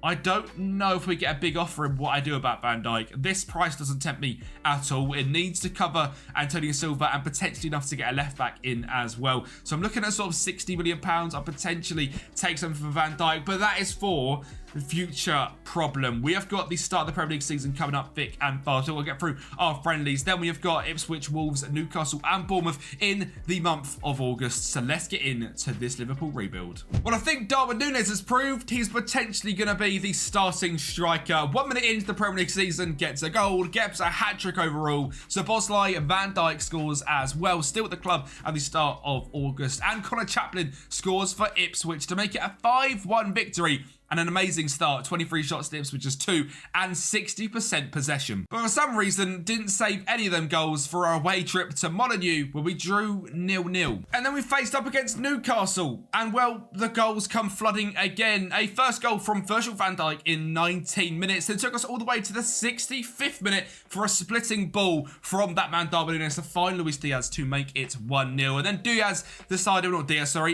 decided he wanted to get some goals of his own. So Diogo Jota runs the line and finds Darwizzy in the middle to make it 3-0. And then Trent gets on the ball down that right-hand side. He whips the ball in, and that man Darwizzy is there again to make it 4-0 and get his brace of the game. The nice little knee slide animation coming in there as well. Dominic Szoboszlai then gets the ball on the right-hand side, finds Andy Robertson. He makes it 5-0 and an absolute demolition of Newcastle to finish off August. A smashing 5-0 victory. So overall, 10 goals scored, 1 goal conceded, 2 wins, 1 draw, 3 games in 7 points. Aston Villa have kicked this season off a 13 goal difference, 4 wins, absolutely smashing Everton 6-0, 12 points. They're going to be a force to be reckoned with for this season. But there has been some big transfer news after that game against Newcastle. And that's because Virgil van Dijk, of scoring 2 goals in 3 games, has left the club to join Al Hilal.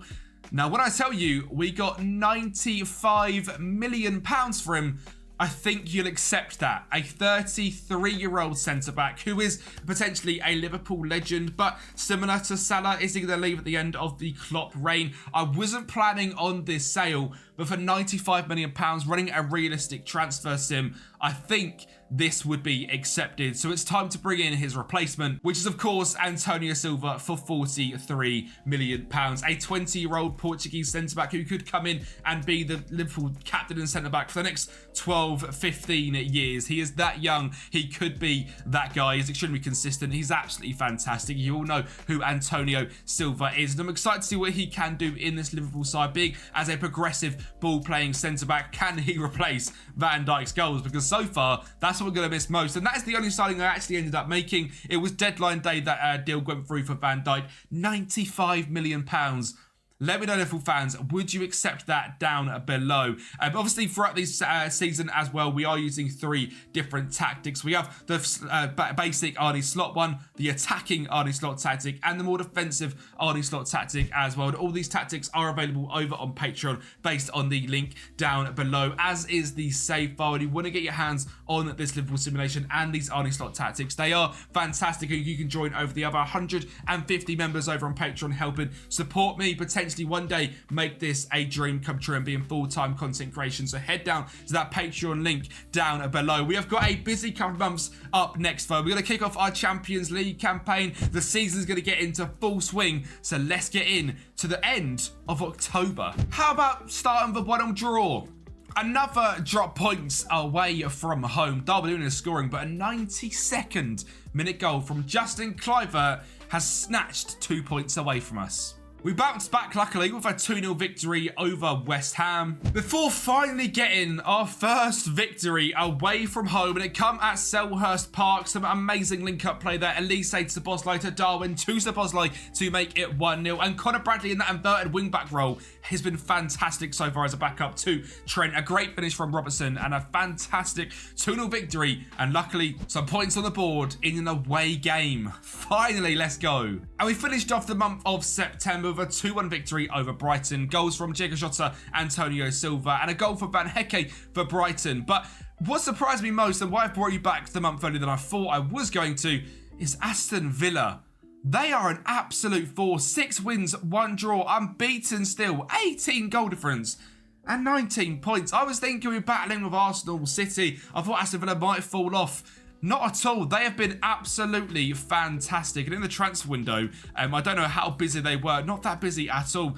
have just sort of kept their players and brought in Dennis Undav, who, by the way, if you don't know, had a fantastic season over at Stuttgart, a fantastic loan deal for them, to be honest, and could potentially win them a Premier League. I've got no idea what's happening. We did also have the first round of the Carabao Cup. We will see enter in the third, and we won 9-1 away against Salford. A fully rotated side, a brace from Harvey Elliott, a brace from Curtis Jones, a brace from Michael Elise, a goal from Endo, a goal from Jimenez, and a goal from McAllister. And we kicked off our Champions League campaign, facing up against Monaco to kick things off away from home. A great ball there from Jimenez to find Dominic Szoboszlai, who is really loving that centre mid on attack role. McAllister with a penalty spot goal to make it 2, and a scream from Gakpo making it 3-0. And then dispatching Bayer Leverkusen 2-0 thanks to a brace from Darwin Núñez. We then drew 1-1 away from home at the Nou Camp thanks to an 83rd minute penalty from Santiago Jimenez before drawing 0-0 to Copenhagen. It seems like away from home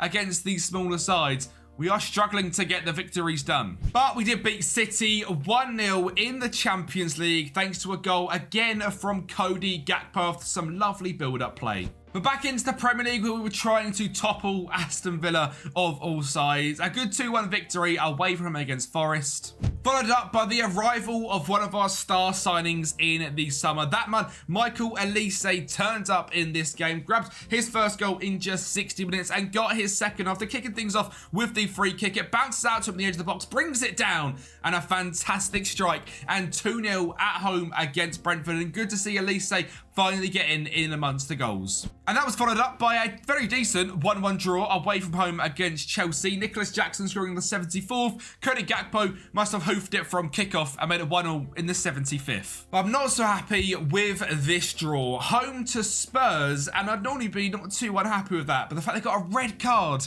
in the 19th minute thanks to Pedro Porro feels like a massive kick in the googlies, especially thanks to a goal from the 91st minute Darwin Núñez, just about scraping us a point. We were all over them this season, but getting that second goal seemed nearly impossible. Luckily, we just managed to do it and scraped the point through. We, of course, bounced back and battered Leeds, though, 3-0, thanks to goals from Luis Diaz, Robertson and McAllister. But up next was Manchester City in the league, and they had emerged now as our title contenders, as Aston Villa had fallen off a little bit. And well, this was actually away from home, and I was expecting a very, very difficult game. Tsimikas whipped it in, and the starting striker Santiago Jimenez made it 1-0 in just 7 minutes. But it took all the way to the second half for Manchester City to apply their dominance. A goal for Bernardo Silva making things 1-1, and quickly City returned with a second. Just 2 minutes later, Calvin Phillips finds Manuel Akanji, who scores a screamer. Minutes later,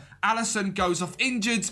Man City get a penalty, and City win the game 3-1, which means the Premier League title is looking a hell of a lot closer than I'd like it to be. Especially now that Alisson is injured and will be for another 2 to 4 weeks, and that was 2 weeks ago. And it meant we had to play Aston Villa, the team that I, was very worried about at the start, without our starting goalkeeper. But I think Aston Villa might need a good goalkeeper after that one, as McAllister makes it 1-0 in 23 minutes. And we're actually surprisingly okay in this one. A great ball from Elise to find Trent in that inverted wing-back role, where he is slowly developing into a very good player in that position to make it 2-0 and grab us a 2-0 victory. You can see Trent massively suits this inverted wing-back position with great passing, first touch, and technique. We know Trent has got this sort of ability to do this in real life. It's going to be very interesting to see what Arne Slot does with Trent. Does he even potentially moving him to the 6 role on his own instead of signing someone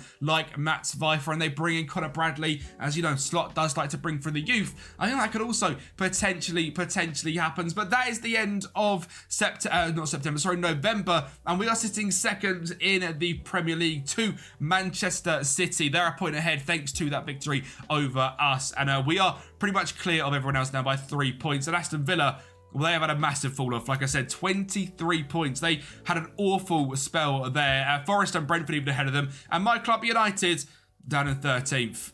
Yeah, not going great for us. Up the United. In the Champions League, we are sitting in 4th. Fenerbahce at the top of it. Galatasaray in 2nd. Is the takeover, it seems, in the Champions League, but we are looking like we're going to qualify for the top 8, obviously still in the Carabao Cup as well. So things are actually going quite well, and quite a smooth transition from Klopp to Arne Slot. And that was backed up by 2 very convincing victories. First of all, a 3-0 against Leicester, and a 4-0 demolition of Fulham. But what was interesting is up next, we were facing up against Feyenoord, who still had Arne Slot in charge. So it's going to be Slot tactic versus Slot tactic. But I suppose the big difference is we have taken a couple of their absolute superstars, Santiago Jimenez and Matt Vifer, and Luis Diaz. You can't defend that. An absolute screamer in the first half. But Feyenoord are going to bounce back thanks to a backstick header from Dalinga to make things 1-1 from the header at the back post. But 2-1 is going to come up thick and fast. A great ball, and Santiago Jimenez finds another fantastic pass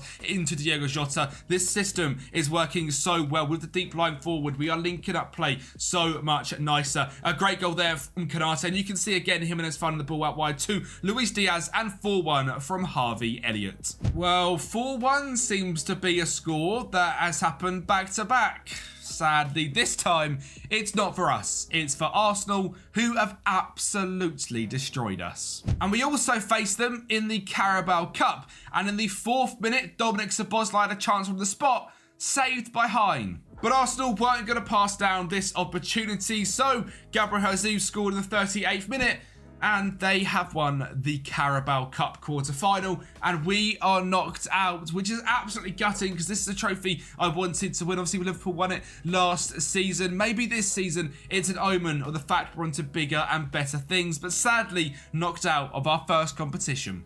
And I mean, after that battering by Arsenal and the loss in the Carabao Cup, it was a little bit ropey going into the end of December. A tight 1-0 victory over rivals Everton, and a 0-0 draw against Manchester United. 2 massive rivalry games have just got battered by Arsenal. I was looking for a massive response, and in fact it was actually 2 very cagey games and just about coming away with 4 points. Luckily, we did finish off the month of December with a battering of Wolves 4-1, thanks to goals from Matt Vifer, Todibo, McAllister and Szoboszlai. An own goal from Conor Bradley does not fuss me at all, as in this game we did get that bounce back. 33 shots to their 3 with 73% possession. Complete and utter domination. Oh, this was of course the start of the January transfer window, and what I'll say is absolutely nothing happened for the whole month. No big outgoings, no incomings. We kept it very, very short and sweet. And this month, actually, I'm not even going to show you any of the games actually in depth. It was a month where we pretty much played fairly easy games all month. Ipswich 1-0, Sheffield United in the Cup we won 3-2, West Ham a 3-0 victory, a 0-0 draw away from Newcastle was the only big-ish team we ended up playing. We beat Bournemouth 5-1, battered Girona 6-1, battered Galatasaray 4-1, and beat Blackburn 2-0 in the FA Cup as well. So a very quick fire month of January, but it does leave things looking very good. We are still within touching distance of Manchester City. We are challenging them like Klopp done the whole time he was there, just a point away. Clear of Arsenal by 8. It looks like it's a 2-horse race with Brentford coming in 4th. Champions League, we finished top of the pops, 20 points, 6 wins and 2 draws. And obviously the FA Cup, we've got Oxford up next, so an exciting run-in for the end of this season. We really could do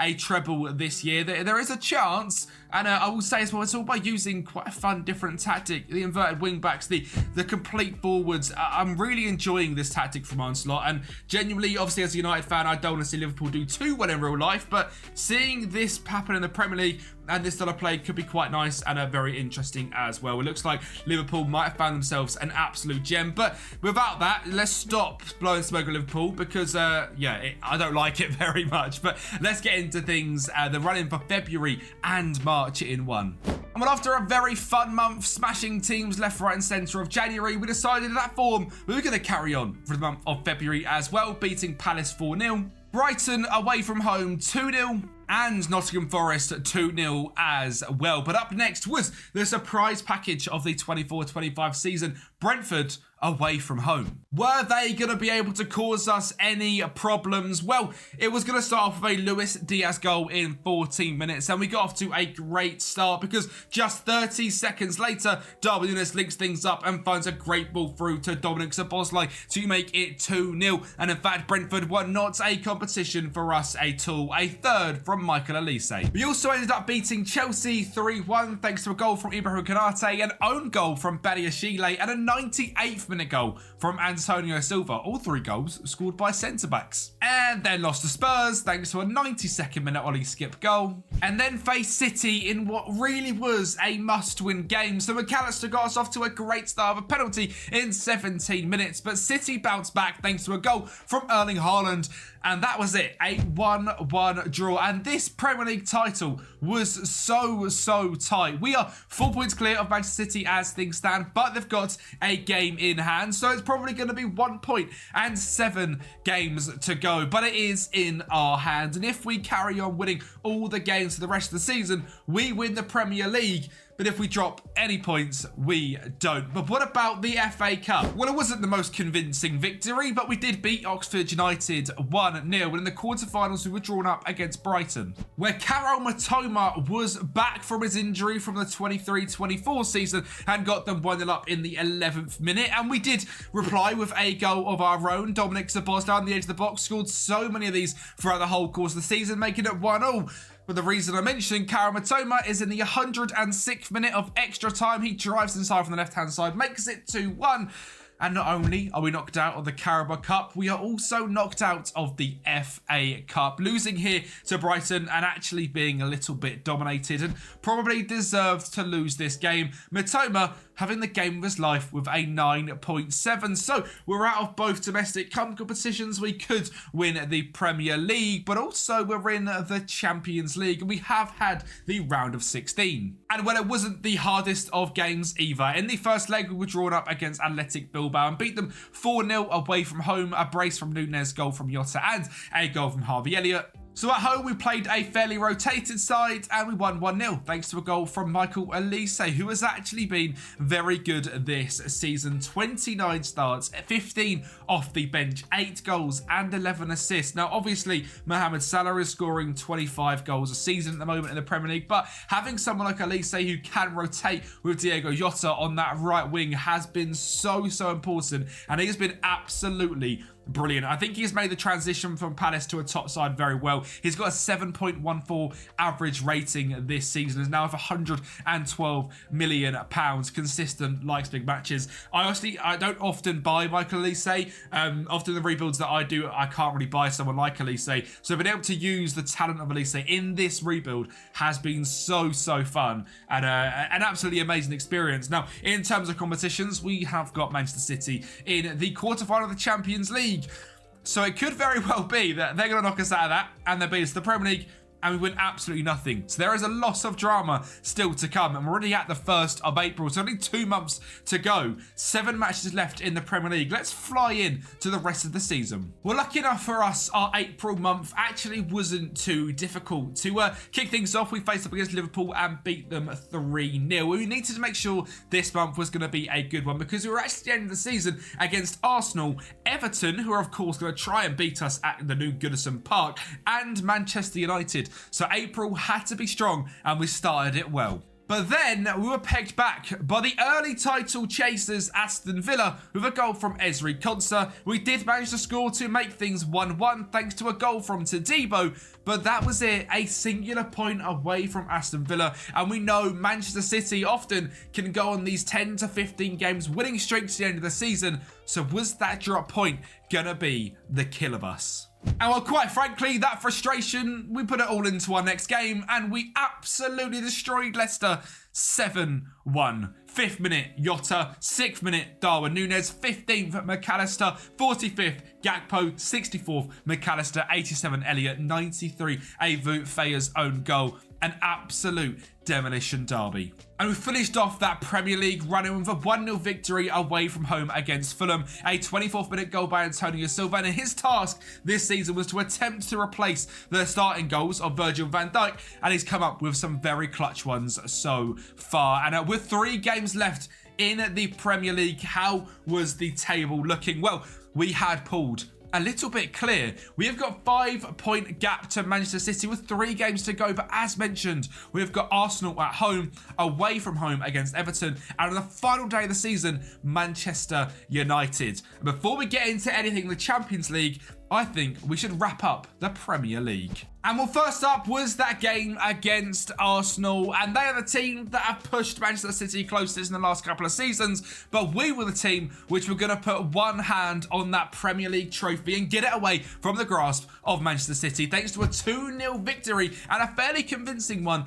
at that, against Arsenal. So if we could win here against Everton, we were going to be Premier League champions and crowned it at Goodison Park. So, of course, that is exactly what we tried to make happen. A Cody Gakpo goal to kick things off in 24 minutes settled the nerves. And from there, well, we just made Everton absolutely crumble. Diogo Jota found Dominic Szoboszlai to find Darwin Núñez in the box to make it 2-0. Again, an all-important goal to get us a 2-goal break. Antonio Silva heads it down. Diogo Jota, it's a 3-goal break. And with 2 minutes later, Antonio Silva finds Diogo Jota again. A backstick cross, and Darwin Núñez is there for 4-0 to Liverpool. And we were crowned Premier League champions. A massive dub, considering we're chasing Manchester City pretty much the whole season. We had what Man City have had in recent times, and that fantastic run of form to finish off the Premier League campaign. We did face Manchester United in the final day of the season as well,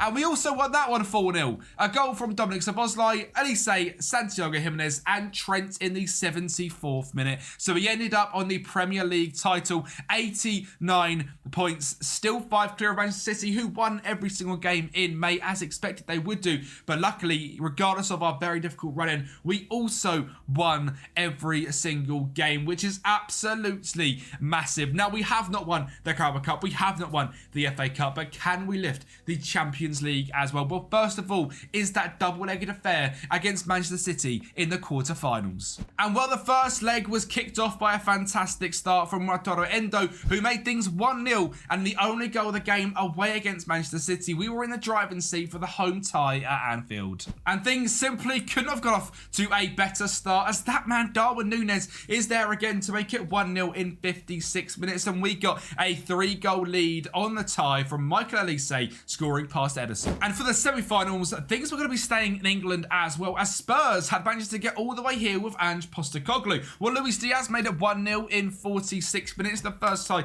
is at Anfield. Antonio Silva and Vifer linking up to find Dominic Szoboszlai to make it 2-0 in 67 minutes. Vifer then finds Curtis Jones on the left-hand side. He whips it in, and guess who is there? Gakpo for 3-0. And one away from home, we did lose 2-1, 4-2 on aggregate. We used it as a bit of a chance to rotate, get Curtis Jones in, Harvey Elliott a bit more game time, and a victory, nonetheless, a 4-2. But I've brought you back before we've played this game in the final, because I can't quite believe it, ladies and gentlemen, but the Champions League final is Liverpool versus FC Salzburg. Now, I've never seen a team like this in the first season get all the way to the final, but they have knocked out Real Madrid, Galatasaray, Bayern Munich, Aston Villa. In the league phase, they must have got in the bottom 18. Where are they in here? They ended up finishing in 17th. But in the knockouts, they have been simply fantastic. So we have to try and beat the underdogs, the best underdogs I've ever seen. And when I tell you what, I can see why they got all the way to the final, because other than this defensive mistake from Schlager and the goal by Alexis McAllister, we had absolutely no other chances. We were completely and utterly dominated, but we did win the Champions League final, and Salzburg pushed us right to the end. A 1-0 victory. We managed to do a double, the Champions League and the Premier League. I'm just shocked at how good this Salzburg side has been and how difficult that game was. They had more shots, they had a better XG, more on target. I don't know what's happened. Maybe Salzburg are the underdog team to look out for in real life. But overall, a very successful season. We won the Premier League. We won the Champions League. Sadly, no domestic competitions. But what I love most about, number one, the tactics we've created with Arne Slot, but number two, about this Liverpool side, is the goals being spread out. Darwin Núñez, 22. Luis Diaz, 15. Szoboszlai, 15 goals, 16 assists. McAllister, 13 and 4. Jota, 12 and 10. Gakpo, 10 and 11. Harvey Elliott, 10 and 3. Elise, 10 and 13. Our backup striker, Santiago Jimenez, maybe the Premier League was a step too far. 4 goals and 8 assists. Someone that's progressed really well out on loan to be certainly looking into next season when you pick this up on Patreon is Tyler Morton. A fantastic loan spell out at Southampton last season. 11 assists in 4 games. 8 assists from Connor Bradley as well this season. And Trent, well, actually wasn't as good as Connor Bradley. Less assists, 2 more goals, but overall, a bit of a disappointing in that right wing back role in the inverted side. But overall, I think the hire of Arne Slot works quite well for Liverpool. The tactics work very well in the Premier League on Football Manager. Let me know what you think down below. If you think these tactics will work for Liverpool next season and what signings they will make. Thank you for watching, and I'll speak to you next time. Manchester City have won the Premier League yet again, making it 4 years in a row. But it looks like it could be quite a big turnover of players this summer. And with it being their last year, most likely with Pep Guardiola as well, I'm sure City will be going for another famous treble. So today we are looking to do that, making Pep Guardiola tactics and seeing if we can make Man City treble winners again. And as you can see from the team, there is a few players missing, and I've gone with a semi-realistic and also making it a little bit harder than it probably should be, in that I think that both Kevin De Bruyne will head off to Saudi Arabia, a fantastic player, and I mean, if he wants to go and do that, absolutely fair play to him. He has been at City now for, 10 years nearly, and he's been unbelievable every single season. Even as a United fan, I'm quite happy to say Kevin De Bruyne will go down as a Premier League legend. I think there's a chance he goes for the Saudi, and as I said, to make this a little bit harder, I will be saying goodbye to him and to Edison as well. Again, links to Saudi. I think he's been here for 7-8 years. He's been a great goalkeeper, and I think there's a lot of talk of him moving off and Stefan Ortega becoming their number one. So that is exactly what I'm simulating here today. Ortega being in goal. We've got a Pep Guardiola system which I'll perfect over the season, which will be available over on Patreon. That's a standard variation, an attacking variation, and a defensive variation. Don't look at them now. There's quite a lot to change still. We need to make sure it works with the match engine, etc. But looking at Ortega, Walker, Stones, Diaz, and Gvardiol as a defensive 5. Fantastic back 4. I don't rate Ortega very highly. I know a lot of people do. I think he had a very good save last season in the game against Arsenal, I think. I think that's put his hype up way too much. He got relegated with, I mean, it was Hertha, or it was, who was it? It was Arminia Bielefeld in Germany. And I think there's something to say about that. He's gone to City. He's great with his feet. I just don't think he's the Premier League number one, and that's for a team competing for a Premier League as well. But we'll see how he does this season. The back 4, other than that, is fantastic. Gvardiol last season was an unbelievable left back at points. Rodri obviously staying in DM. Player of the tournament in the Euros. The guy's an absolute joke. I'm looking for someone to come in and sit next to him. We're using a 4-2-3-1 system as a roaming playmaker. You can see in all 3 variants, it's quite attacking. That will most likely change maybe to a Volante or a directly blind playmaker as we look to make it what it's meant to be. But we're looking for someone to sit next to Rodri as sort of he drops in, Stones goes up, and Stones and the other pivot can sit there and do that. Bernardo Silva on the right-hand side, I have decided to keep on the right wing with Jeremy Doku on the left wing, looking to become a superstar this season. Phil Foden aiming up that cam spot with Rome for position. He can go the left, the right, stay in the middle, be creative with Erling Haaland up front as a poacher on shoot more often. You'll notice a few players off the bench are missing as well because I also think Julian Alvarez, there's a chance he leaves. There's been a lot of links to different teams from him as well, and again, making it a little bit harder selling someone like him. Anyone else in here? James McAtee, I think could go. Calvin Phillips, I think will go. João Cancelo, I think will go. Mateus Nunes, there's been links, and Sergio Gomez as well. So we're looking for a brand new backup goalkeeper to back up Ortega, a backup central attacking midfielder to Phil Foden, and a backup striker to Erling Haaland. The money isn't quite as ridiculous as you might think. Obviously, City are buying Savio in real life as well, and I believe that's already done, so we're looking to get him in, and there's a few other signings to make, so let's get straight into them. And so number one is, of course, Mr. Savio, obviously coming in real life, making it as realistic as possible. We're seeing if he can become a very good winger for City, a very creative player, just like a sort of Jack Grealish and Jeremy Doku. Will he get nerfed into a system player? I hope not, because he really is very good to watch, and obviously smashed it over Troy last season, and well, the team before that, and Girona last season, securing, I believe, a top 4 place in the end for them. So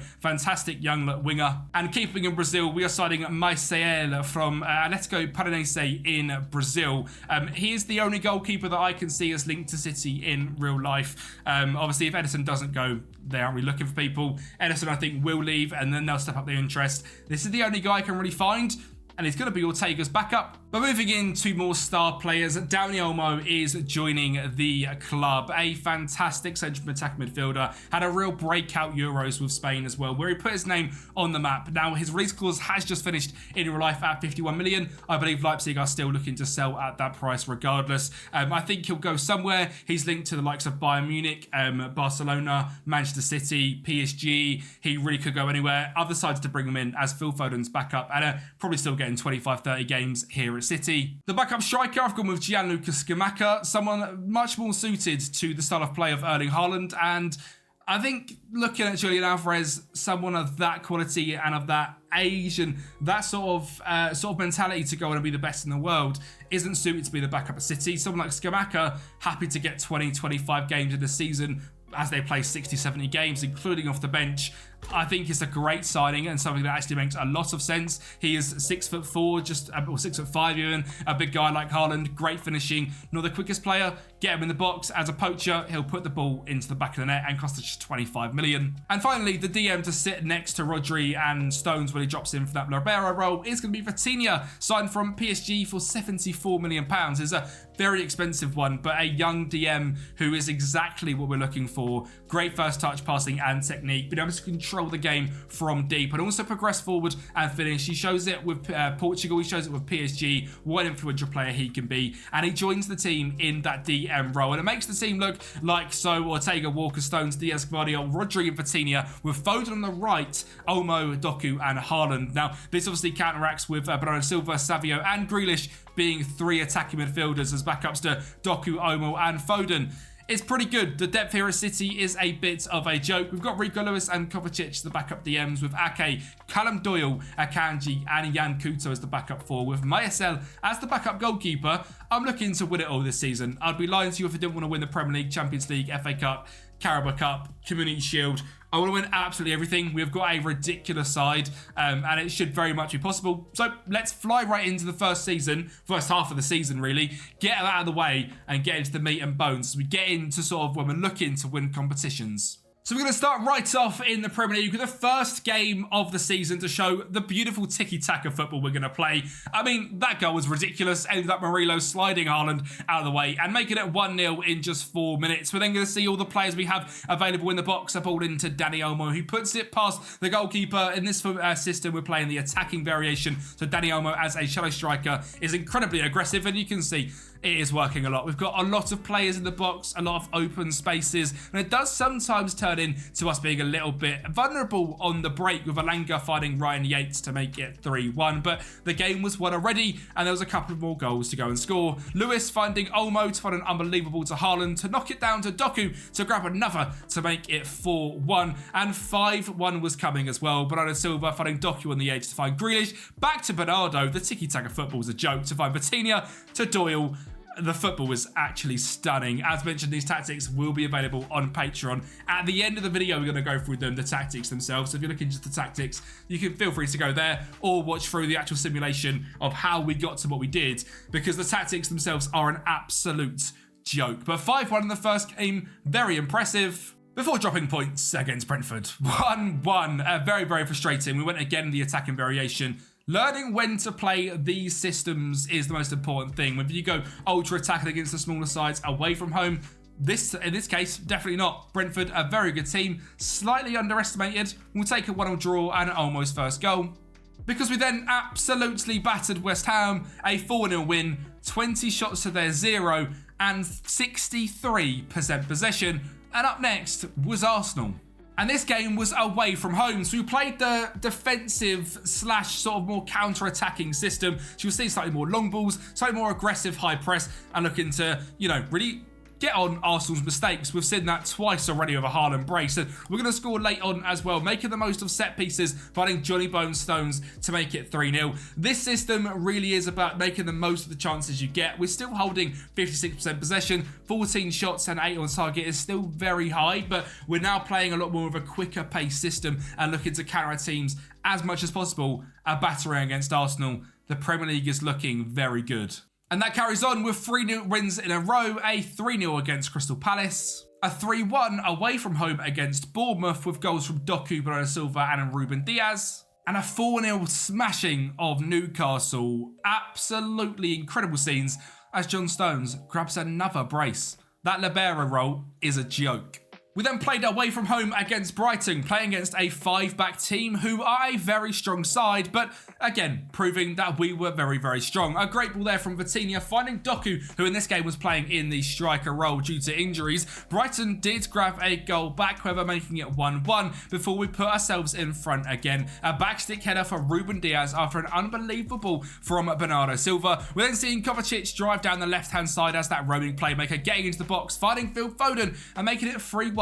Another convincing victory. The goals are absolutely flowing. And in the final 2 games until we get to the end of October, we beat Everton 1-0 with a goal from Skamaka. And Fulham 5-1 with the first hat-trick of the season for Erling Haaland in a 65% possession game with 25 shots. Yes, we are sitting top of the Premier League by 6 points away from Arsenal already. 10 games played, 9 wins, 1 draw, a 27 goal difference. Looking at the stats, we're scoring the most goals with 32, joint on least conceded with 5 conceded. And most possession, we are actually second to West Ham, who've got 62. We have 61. We're having the most shots, the fewest against. We are in complete domination mode. In the Champions League, we've played 2 games and things are going okay. We beat Bayern Munich 2-0, but then lost 2-0 to AEK. I'm really using the league phase to just play a pretty much fully rotated side. I'm not too fussed if we go down into the knockout playoff rounds. We should be able to absolutely smash whoever we get in that, but a 2-0 loss is certainly disappointing. And in the Carabao Cup, we entered into the 3rd round against Arsenal and scored early on for Haaland to make it 1-0 before Haaland finding Foden on the left-hand side to find Grealish. Back to Foden, puts it into the bottom corner and a 2-0 victory against Arsenal. And also smashed Birmingham 2-0, which means we're through into the 5th round. And the Premier League form just carried on as we faced up against Wolves with a 3-1 victory and Danny Olmo grabbing a brace, showing he's going to be a superstar. Before facing Villa and just showing the rotational strength we have, a pretty much complete different 11 with Bernardo Silva getting us on the score sheet in 39 minutes, making it 1-0 before young Brazilian Savio grabbing his first of the season and his first for City in a 2-0 victory. And we finished it off beating Ipswich 4-1. This just isn't fair, is it? Poor little Ipswich against this City side. A 4-1 victory and the Premier League still looking strong. We are now 9 points clear of Arsenal with a game in hand. But the Champions League is looking a bit worrying as we lose 3-1 to Spurs and 2-1 to Real Madrid. I'm not quite sure what's happening in Europe, but it's just not working. Something is going wrong. We're in 20th place with 2 wins and 3 losses. I don't quite know what to do to turn it around either. So we've got a lot of work to do in the Champions League to make sure we're going to be at least in the top 24 because things currently are looking a bit ropey. And when we drew 1-1 with Rangers, I was genuinely worried for our qualification chances. But luckily we put that to bed with a 6-3 victory over Girona and a 6-0 against Lille. I tell you what, we put it close and we actually managed to finish in 13th place, but we're not in the top 8. We've got to face one of the big sides here. Now, there is some decent teams. Milan, Arsenal, PSG, Juventus, Lego Madrid, Tottenham, Aston Villa. It's actually not going to be as easy as I thought, and we potentially have bottled the Champions League. And actually, the Premier League form wasn't great either. We beat United, and actually, the Premier League form wasn't great either. We lost 3-1 to Manchester United. Come on, United. before facing Liverpool, which was always a predictable victory because, you know, it's Liverpool. If I can't, you know, talk bad about City in a video, I have to at least give some to Liverpool. So an early 1-0 in this game before grabbing a second on a Silva. Look at the options in the box, man. He doesn't even use any of them. He goes solo, and it's a 2-0 victory and a very good performance as well with 64% possession. But then we lost to Spurs. And we just seem like we're in a little bit of dodgy form. And it's a little bit worrying because this was all around the time we were playing against Rangers and losing to Spurs and Madrid in the Champions League. The form just is slowly dropping off. And this is the point where I started to tweak the tactics to try and find the best variation. It wasn't easy because the games were so varying. We beat Leicester 5-0 with a brace from Haaland, a goal from Grealish, a brace from Bernardo Silva. We would also beat Leeds 2-0, which isn't the hardest thing, but then drop points yet again against Brentford. We're looking for January to be a much better month and to start turning around this little bit of wobbly form. And to be fair, it started quite well. We beat Forest 4-1, but then dropped more points against West Ham, where we were just not very good at all in this game, before losing 1-0 to Arsenal. And due to our very poor form, it actually means Arsenal go top of the league. Now, we have got 2 games in hand, but we had a 9-point gap with a game in hand.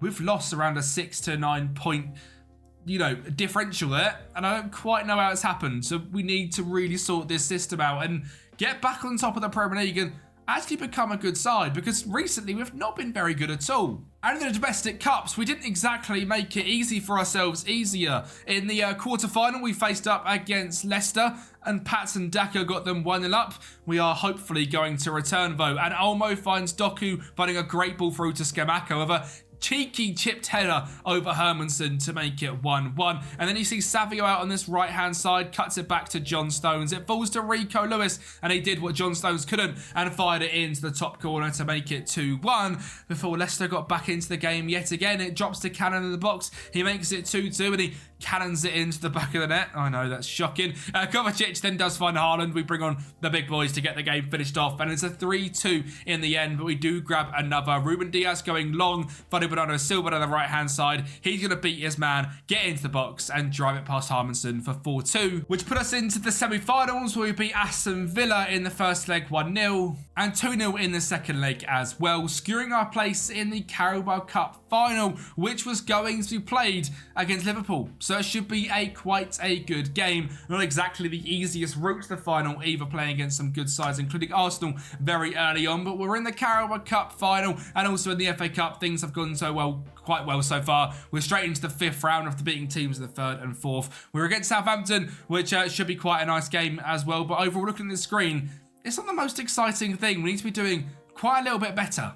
And well, it was a pretty good start to February as well, as Rodri finds Vitinha to find Bernardo Silva to grab his first of the game in a victory over Bournemouth. Again, though, we were very good. Foden sets it into Haaland, beats his man, spins him off, which is something you don't really see Haaland do in real life, but a fantastic finish past Neto to make it 2-0. And we are going to grab a third. Foden finding Vardiol, backstick cross. Bernardo Silva leaps above his man. The little man grabs his second on the game before Grealish whips it in to Haaland, who also grabs his second of the game. But we let the foot off the gas a little bit and let Bournemouth back in as Ryan Christie gets open in the cam spot. A shocking save from Ortega, finds it in the back of the net before Benny Traore whips it in to Zabbiani for Sinistera to grab another, and Ortega couldn't save that one. Maybe a little bit of a worry there, as we are now starting to concede more goals. Haaland does grab his hat-trick in this one, but conceding 2 against Bournemouth at home doesn't fill me with confidence. And while we did beat Crystal Palace 2-1, we conceded yet again and grabbed an injury to star man Phil Foden.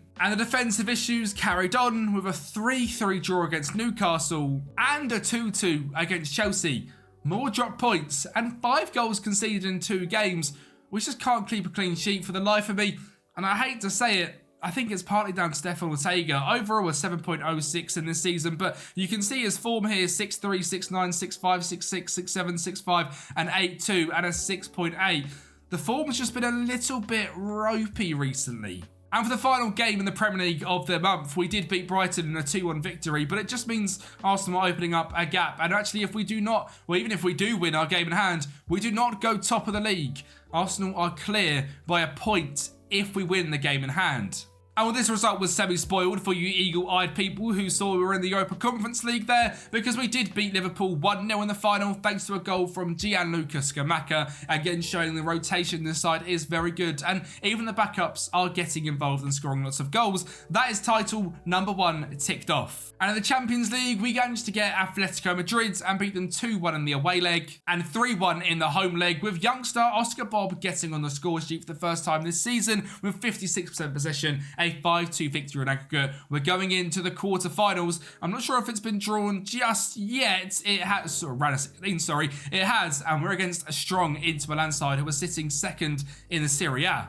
And when the first leg here at the home stadium was a real ding-dong battle, goals from either side, starting off with a goal from Dani Olmo in just a minute. But Inter Milan were very strong, and stronger than I expected. Denzel Dumfries finds Lautaro Martinez to make the game 1-1. Just 15 minutes later, we do get back on the score sheet. Kovacic, sitting on the edge of the box, finds a great ball out wide to Josko Gvardiol, who puts it into the back of the net past Jan Sommer. But Inter Milan are back again, and with a very good, quick counter-attacking goal. Joaquin Carrera puts it past Ortega to make it 2-2.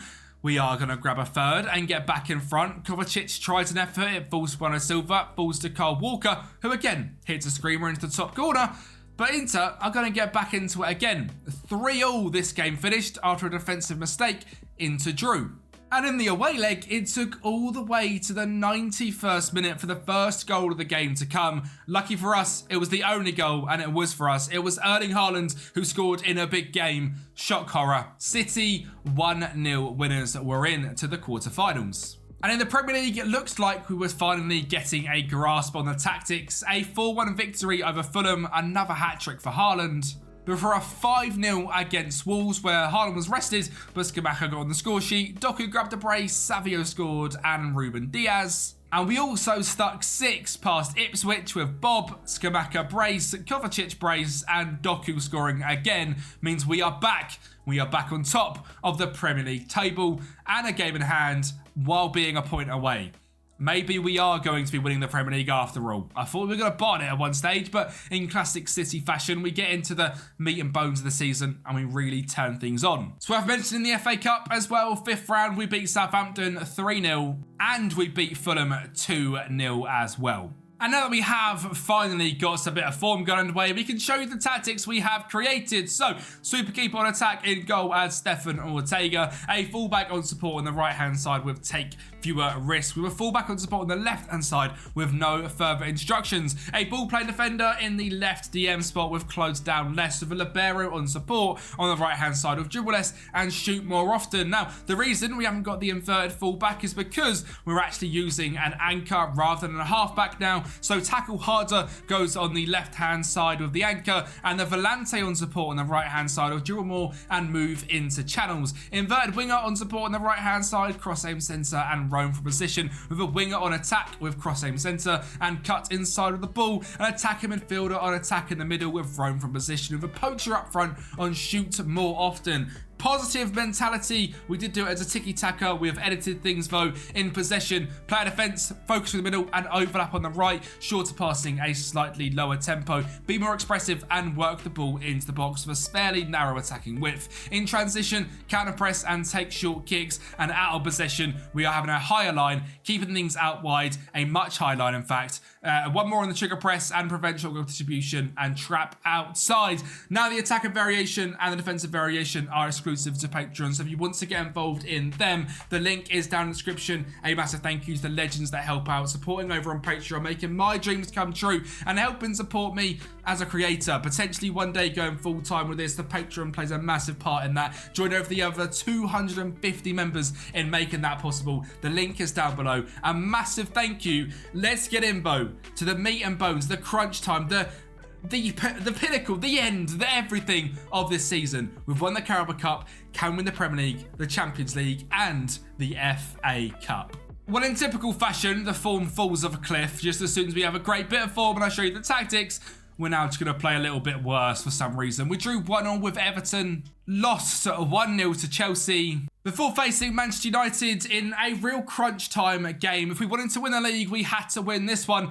Well, Kobe Mainu made it pretty difficult as he put United 1-0 up, and at the Etihad, they're actually going to grab a second as well. Mason Mount driving the left-hand side finds Rashford to find Serhal Ghorashi to make it 2-0. We had something to do. Grealish whips it in, Ruben Diaz scores for 2-1, and we do get back into the game. And, you know, United scored through their wonder kid. We're going to score through ours. A defensive mistake for Onana, and Oscar Bob bails us out.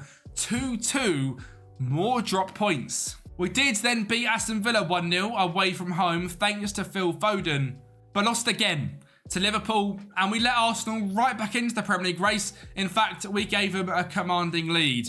3 points with no games in hand. We need them to slip up if we are to win the Premier League. The Champions League was going much better. We faced up against Sporting Lisbon in the quarterfinal, which is quite a nice draw. We beat them 3-0 in the first leg and 0-0 in the second leg away from home. We shut up shop and just won the game, really. A complete domination, which means the semi-finals is coming up soon. Because first up is the semi-final of the FA Cup, where we're placing up against Arsenal, and they need a trophy this season.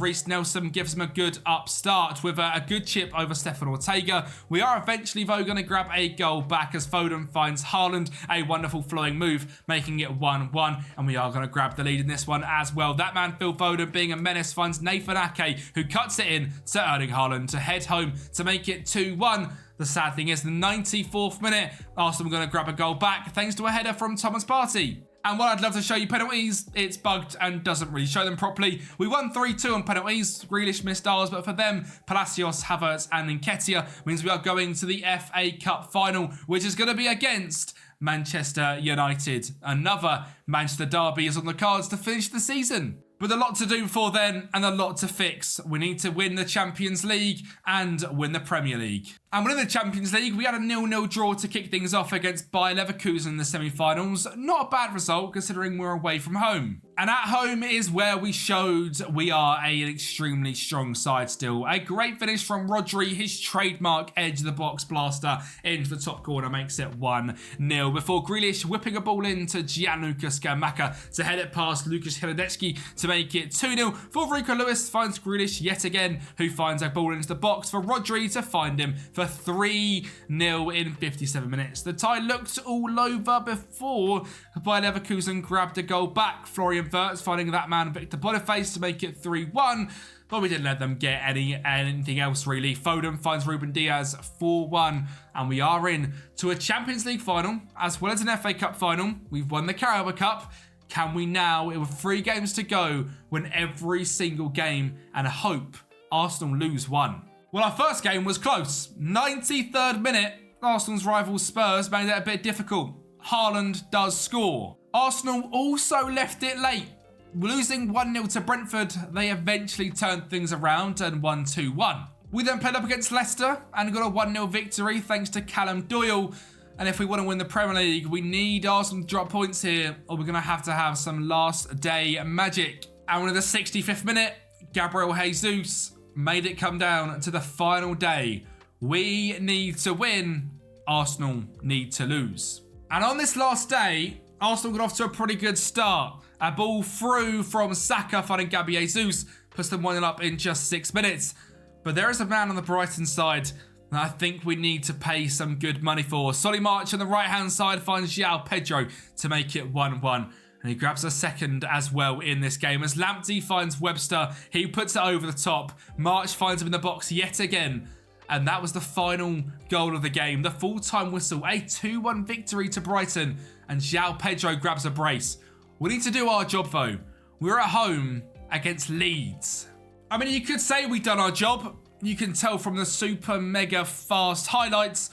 This game is going to be a little bit mental. Haaland scores early on before Ruben Diaz grabs another. I'm surprised if anyone can keep up with what's happening because it's going so quick. But that's a third from Vitinha before Bernardo Silva finds Haaland for a fourth before half-time. Before Ruben Diaz steps up again, finds Kyle Walker, and Foden scores a fifth. We're then going to see an own goal go in. Kyle Walker whips it in, and Pascal Struijk just pokes it home before the final goal.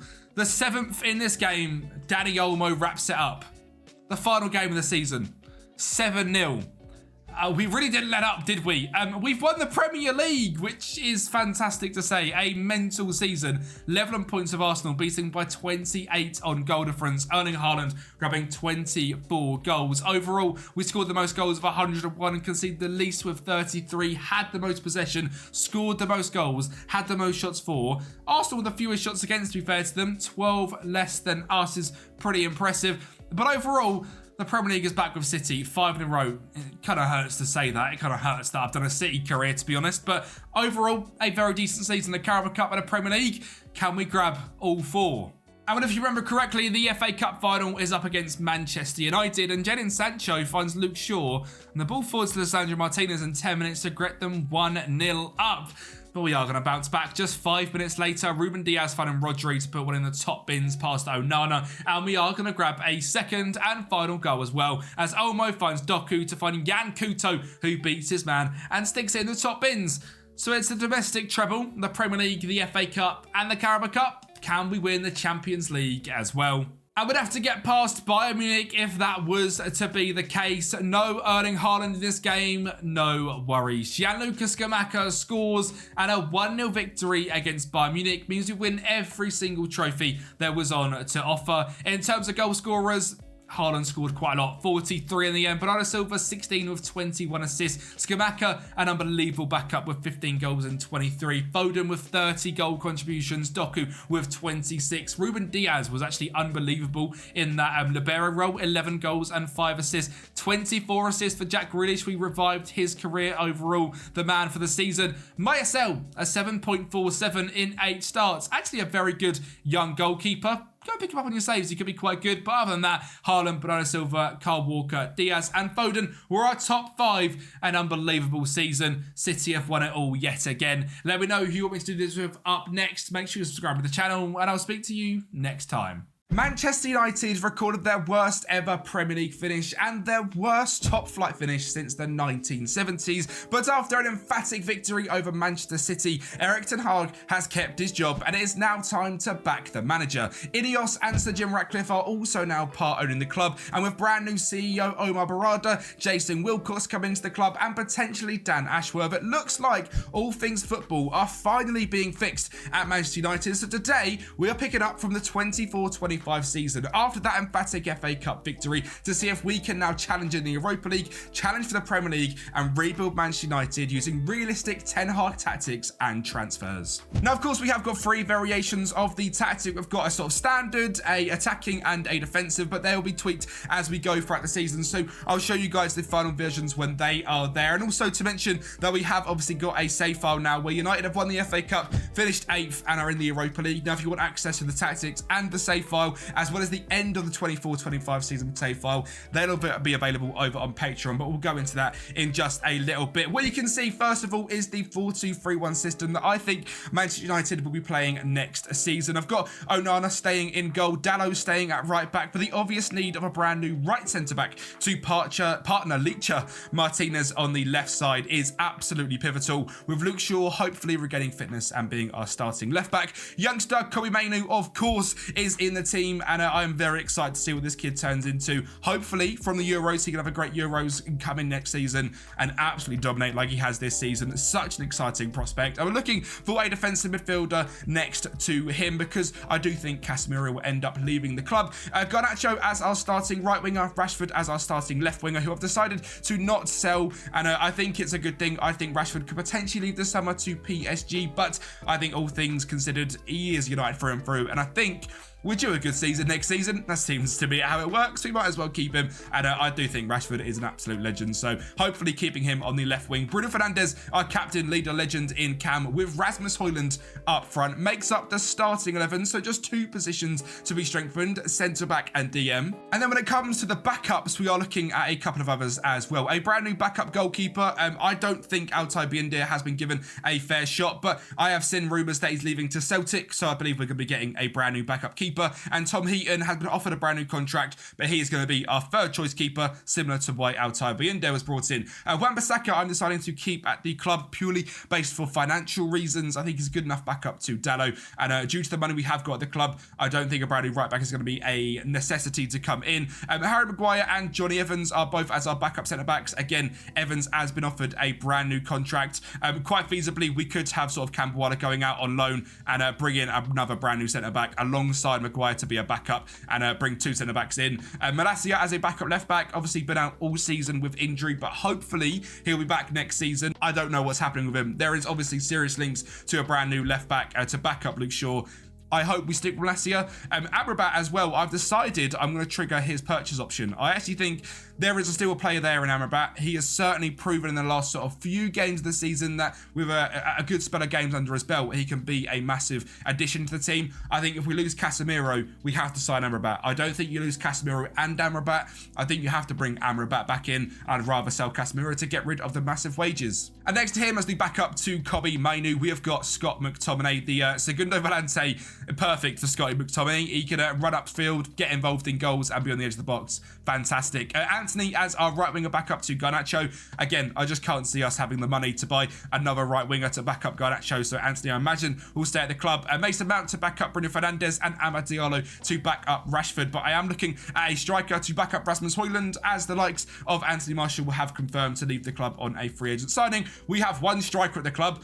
He is pretty good. I'm a massive fan of Rasmus, but I think we need some more help for him. So a sort of older, more experienced backup striker is going to be the goal. You can see I'm looking to keep Tom Heaton and Johnny Evans at the club to hopefully progress Harry Amas throughout the season. You know, if Malacia gets injured or Luke Shaw, we have got a fantastic young left back here in Harry Amas that can come into the club. And Dan Gore as well, I think as a young midfielder is fantastic. So hopefully getting him some game time. In terms of sales, we are looking at selling Casemiro, Eriksen, Sancho when he comes back from Dortmund, I think will still go. Van der Beek, Hannibal, Bayindir, Facundo Palestri, Lindelof, I think they'll all end up leaving, and then Campuala, Collier, Louis Jackson and Jack Fletcher going out on loan. I have mentioned the finances. We have got literally no money. It's the room in real life as well. There's about 35 million quid to spend. So not a lot at all. So we need to really be clever with our money and see what we can do. So let's get in to our transfers. So as mentioned, Victor Lindelof has left the club for £8.5 million. Toby Collier has gone out on loan, and Habib Ogwene has also left the club. But there is more. Fredrickson out on loan, Harrison out on loan, Brandon Williams has left, Forson has left, Casemiro to Al Ali for £29.5 million. I think it's a great sale purely to get the wages off of the bill. Altay Bayindir for £1.9 million, for Facundo Palestri for 3.7. Sancho, we just took what we could get, £14 million to PSG. It's not great, but it is what it is. And Hannibal Bedri for £6 million. Meaning we had about £55 million to spend. And of course, some jiggery pokery with the money, a little bit on installments here and there. We've spent around £100 million on 5 new players. And we'll get straight into number one. He's the cover star. You know we've brought in João Neves. There has been so many videos throughout the Euros of João Neves and Bruno Fernandes playing around together and looking like best mates.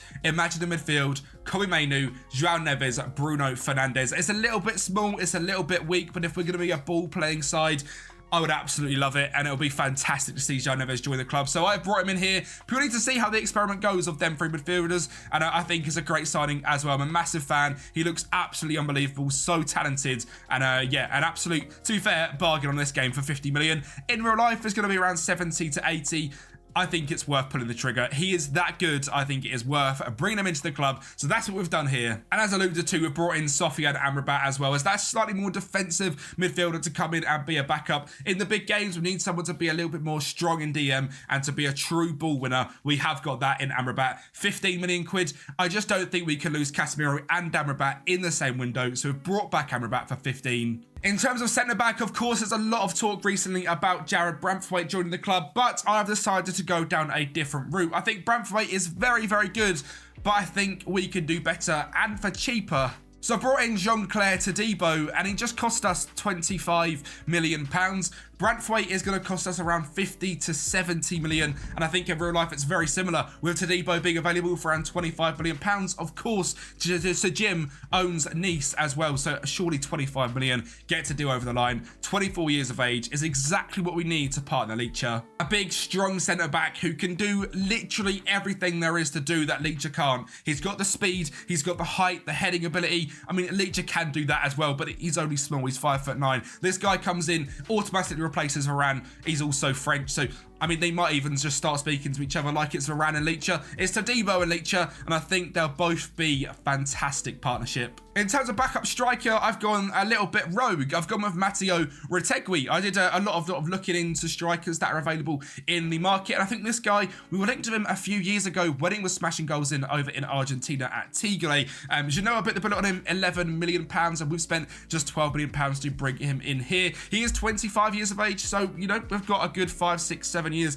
left in him. He is 6'1", so quite a big, strong lad, fairly quick, good finishing, good consistency, and likes big matches. And to be honest, I think is a perfect backup striker for Rasmus Højlund. There's obviously talks about the likes of Serhou Guirassy, but I think can end up either Dortmund or Bayern. There's talks around Tammy Abraham, but I think he'll end up at Spurs. And then if you look at it, sort of an Osimhen, or I mean, Sesko's just under a brand new contract. But the big strikers, we want to keep Rasmus as our number one. And I think someone like Retegui gives us that perfect balance of a great backup striker, but also when needed can be pivotal for us. And finally, in goal, I've decided to sign Sven Ulreich from Bayern Munich. I don't really know why, but he cost us £325,000. He's at 35. He's basically just a backup to Onana. I don't think it's a bad signing at all. It's very, very cheap. He's on 60k a week.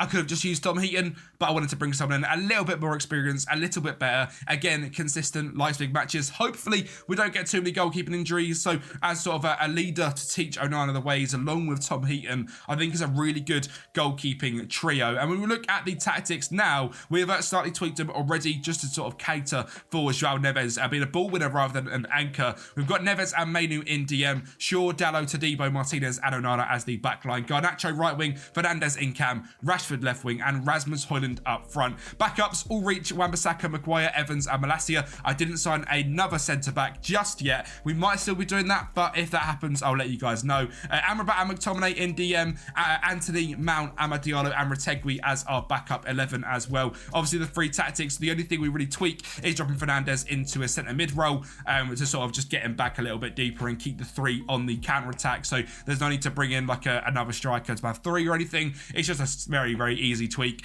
And then this one is a little bit more aggressive with deep line playmaker, etc. But again, I'll show you guys the tactics when they're finished around January time, once we've absolutely nailed them.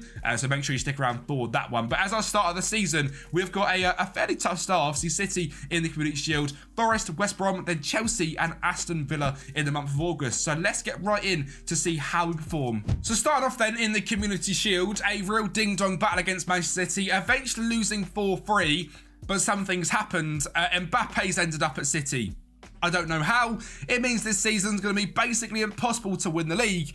But if we do it, it's even more impressive. He was absolutely pivotal in this game, a brilliant player. But a 4-3 loss, you know what? I'll certainly take that. And of course, from there, we go straight into the first game of the season against Nottm Forest at home. Diogo Dalot finding a low-driven effort into Alejandro Garnacho to make things 1-0. We then missed 2 penalties before Bruno Fernandes found Dalot on the edge of the box. A sweeping right-footed volley finds the bottom corner from distance and a 2-0 victory. And you can see from the stats, a dominating 2-0 victory as well. Much more of how Ten Hag wants to play when he's got all of his players fit, dominating possession, dominating on shots and on target, and not conceding 30 a game like we do in real life as well. Just a 5 against Forest, a very easy victory, 2-0, and I'm very happy with that one. And even more happy at the next game as well. Away from home, it was West Brom that got promoted rather than Southampton through the playoffs.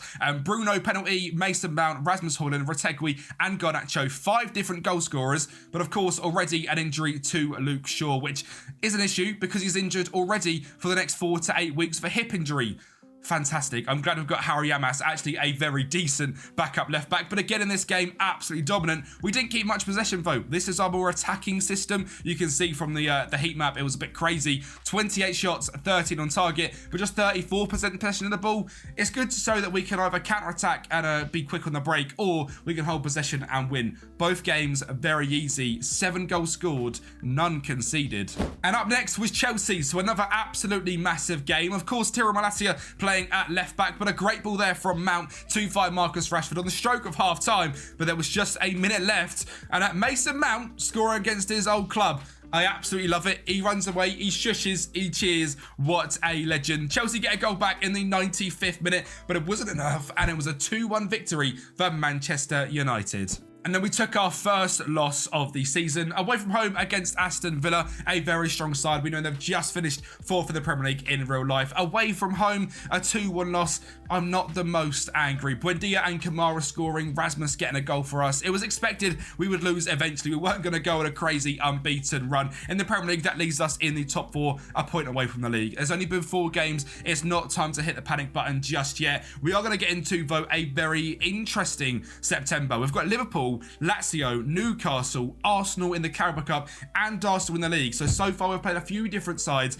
It's now getting into some really difficult games, and hopefully we can show we're a good side here. Well, of course, Liverpool have a much better squad than us and a very decent side, but we matched up against them in our defensive 4-3-3 system, and the 85th minute, Rashford made us 1-0 leaders, and Liverpool did get a goal back in the 93rd through Diego Jota splitting a ball through and Onana being beaten. But I have to say, I am very, very impressed with how that tactic has played out. The first time we've really used the defensive one, we have had 28% possession, which is what I sort of wanted, to just hit on the counter-attack with 5 shots, be defensively solid, and try and win games away from home against, you know, the top sides, against the likes of Liverpool, Manchester City, maybe Arsenal, and then we play in the Champions League or Europa League against the likes of Barcelona and teams like that. I want to be able to have a tactic which we can go to, which I'm confident in, and I think this first game using it has shown us exactly that. And I mean, the next 2 games as well just showed against the bigger teams we can also play on the front foot. Pretty much 50% possession here with Newcastle, but more shots, more on target, more XG, and a 2-1 victory. And against Arsenal, away from home, playing in the more defensive 4-3-3, an 84th minute goal from Bruno Fernandes, 33% possession, unbelievable. Exactly what I wanted, counter-attacking football. We have a second system which works an absolute treat. Sadly, it didn't quite work in the Carabao Cup. I rotated the side a lot as well, and Arsenal didn't rotate it as much as us. So Harry Yamas played at left back, Ahmad played on the wings with Garnacho, Mainu and Amrabat in DM. We ended up getting a little bit caught out in this one, a 3-1 loss, and it does mean we're not going to be winning the Carabao Cup, but we're not that interested in it. We're more looking at the FA Cup, Europa League, Premier League. You know, we move on. Carabao Cup, it's not the end of the world. Of course, we also kicked off our European campaign. This one was against Lazio, and it's good to see a Mason Mount corner to Harry Maguire to get us 1-0 leaders early on. Mainu and Ahmad linking up to find João Neves in the DM position. What an exciting trio of players that is, and he makes it 2-0 before Bruno Fernandes steps up from the spot to make it 3-0. Lazio are going to mount a comeback, getting a goal before half-time. A great ball through to Pedro. A little bit split open on that left-hand side, but as mentioned, Luke Shaw is injured, so Malacia and Harry Yamas sharing that role, and they're going to grab another goal as well. Ball back stick into Zakagini, 3-2. They score. That's the end of the game, 88th minute. I wish we were a little bit better defensively going into the end of that game, but all things considered, it's 3 points to kick off our Europa League campaign. And overall, a pretty successful start to the season. Obviously, a loss against Manchester City, Aston Villa and Arsenal, but beating the likes of Chelsea, Newcastle, Arsenal, drawing to Liverpool. I'm very happy with how things have gone. We're now going to get into sort of the meat and bones of the first half of the season, playing against a lot of the smaller sides and sort of proper kicking off our European campaign. So let's see how we get on. Well, in Europe, things carried on going well after we beat Fiorentina 3-1, St. Gallen 3-0, Malmo 5-1, and finally a 2-2 draw away from home against Porto after a brace from Tony Martinez. But that leaves us sitting top of the Europa League, the league phase of the 36 teams of full randomness, which is absolutely crazy. But we are sitting top currently, 5 games, 4 wins and a draw. In the league, we jump back in at home to Brighton. A fantastic ball from Koimanu to find Rashford. He's going to beat his man, cut it back, and Bruno Fernandes is there to put it past Jason Steele to make it 1-0. And after a corner ball is cleared away, Mason Mount picks it up. He has been absolutely fantastic so far to start this season. Shot hits the post, Rashford finishes it off. But Mainu has been playing sort of as the right side of DM and bringing on Mount in that left side of DM as a segundo volante has been absolutely fantastic. And it's a role that I can see him progressing with United as well. You can see from the shots and the possession, absolutely dominating Brighton, which is fantastic, proving it was right to not keep De Zerbi. And another one in that segundo volante role, Scott McTominay. When he plays there, he scores goals. He got 2 here away from home against Palace in a emphatic 4-0 victory. And that's while they kept the likes of Adam Wharton, Elise, Eze and Mark Gurhey. We absolutely smashed him. And obviously a much different scoreline to what happened at the end of last season. We then beat West Ham 3-1, drew 0-0 to Leicester, but then got into a game where we really showed that Rasmus Højlund was our starting striker for years to come. As we were at home against Spurs, and we needed a striker to finish off the chances we were creating. Rashford hit the crossbar, and Rasmus was there to poke home in just 5 minutes, grabbing his first goal of a hat-trick in this game. João Neves then finds Mainu, falls into Højlund, spins his man on the left foot, he scores to make it 2-0. Is he going to grab a goal on his right foot to grab a perfect hat-trick? I actually don't know. Wan-Bissaka finds Amrabat to McTominay, saved, drops in, and it was a right-footed goal, and Højlund is there for a perfect hat-trick, 2 from close range. It's what we've been seeing with Højlund in real life, really. He's been in the right positions at the right time. You fire balls into him, and we have got whipped crosses in for this tactic. You fire balls into him, he will attempt as hard as he can to get on the end of them. He is a fox in the box, he is a finisher, he is quick, he is strong, and he scores a hat-trick here as we beat Spurs 3-0. And to finish off that big run of games, we also beat Wolves 3-2 away from home. Højlund, Anthony and Rashford scoring all in 21 minutes. In the Premier League, we are sitting joint top of the league with Manchester City, which given they've got Kylian Mbappe, who's top of the average ratings list, is quite impressive. I am very happy with how the season is currently going. I'm very happy as well in how everyone's playing. In terms of goals, it's not just coming from Højlund. He has got 10, but Rashford with 6, Bruno with 5, Mount with 5, Garnacho with 4, McTominay with 3, Anthony even with 3 as well. In terms of average ratings, Dan Gore, who played 1 game, was brilliant. McTominay has been fantastic when he's played. Mason Mount on a 7.2, Rasmus on a 7.16, Rashford on a 7.19. Even Anthony we're getting a bit of a tune out of as well, which is pretty unbelievable, but things are going much better than sort of expected. And there is something to mention as well about our goalkeeper, Sven Ulrich. He's been absolutely brilliant when playing in the Europa League, a 7.10 average rating. It does mean that Tom Heaton isn't getting too many chances, and we are managing to give Onana a few games of rest so he doesn't get overtired, overplayed. Absolutely brilliant. A 7.10, 320k, absolute bargain hunter. And we did also sign another player, which I forgot to mention. I brought in Aaron Anselminho, purely as that sort of 4th choice, 5th choice centre-back, rotating with Johnny Evans in that role. He hasn't really played too many games at all. He's played in the Europa League, 4 games, 2 there, and he's played also, he's available for the 21s, so he's played some games down there as well. We are heavily linked to this guy in real life, so I just thought it'd be fun to bring in him and see what we can get out of him as well. His potential in FM isn't crazy, but he is extremely consistent, very quick, and a very good defender as well. So also brought him in for what was it, £3.2 million. Ignore him. He's very good. He's very young. He's here as our 5th choice centre-back. Again, though, let's keep going on. A busy old December. And we'll start things off against Fulham with a 2-0 victory before going up against Manchester City, where sadly, after a perfectly managed game, we lose due to a Kevin De Bruyne penalty in the 97th minute. Again, playing the defensive 4-3-3, counter-attacking on 40% possession. Just couldn't quite get the job done. Sadly, that would have been an unbelievable point, and again showing how good this defensive 4-3-3 has been against the big sides with, let's be honest, a much weaker side than Manchester City. Haaland, Bernardo Silva, De Bruyne, Cam Phillips, I don't know how he's been mentioned there, but Akanji, John Stones, Edison, Carl Walker. We're matching up with, a whole bunch of youngsters in the team, and let's be honest, just not quite good as a team, and we are tactically matching them up, just sadly losing out due to a penalty late on, but very, very impressed with this game. We did bounce back with a 4-0 smashing of Everton, but then sadly dropped some big points away from home against Brentford. Again, a penalty, 87th minute from Brian Mbeumo. Bruno missing penalty as well in the second, and a bit of a devastating loss. I'll be honest, that just lit a fire under us because we then beat Bournemouth 2-0, Ipswich 4-1 away from home, and then simply just one of the most ridiculous games you'll ever see against West Brom. I've had to speed up the highlights. That's how many goals there is going to be. A Rashford free kick, and then a Højlund whipped header from a great ball in from Garnacho.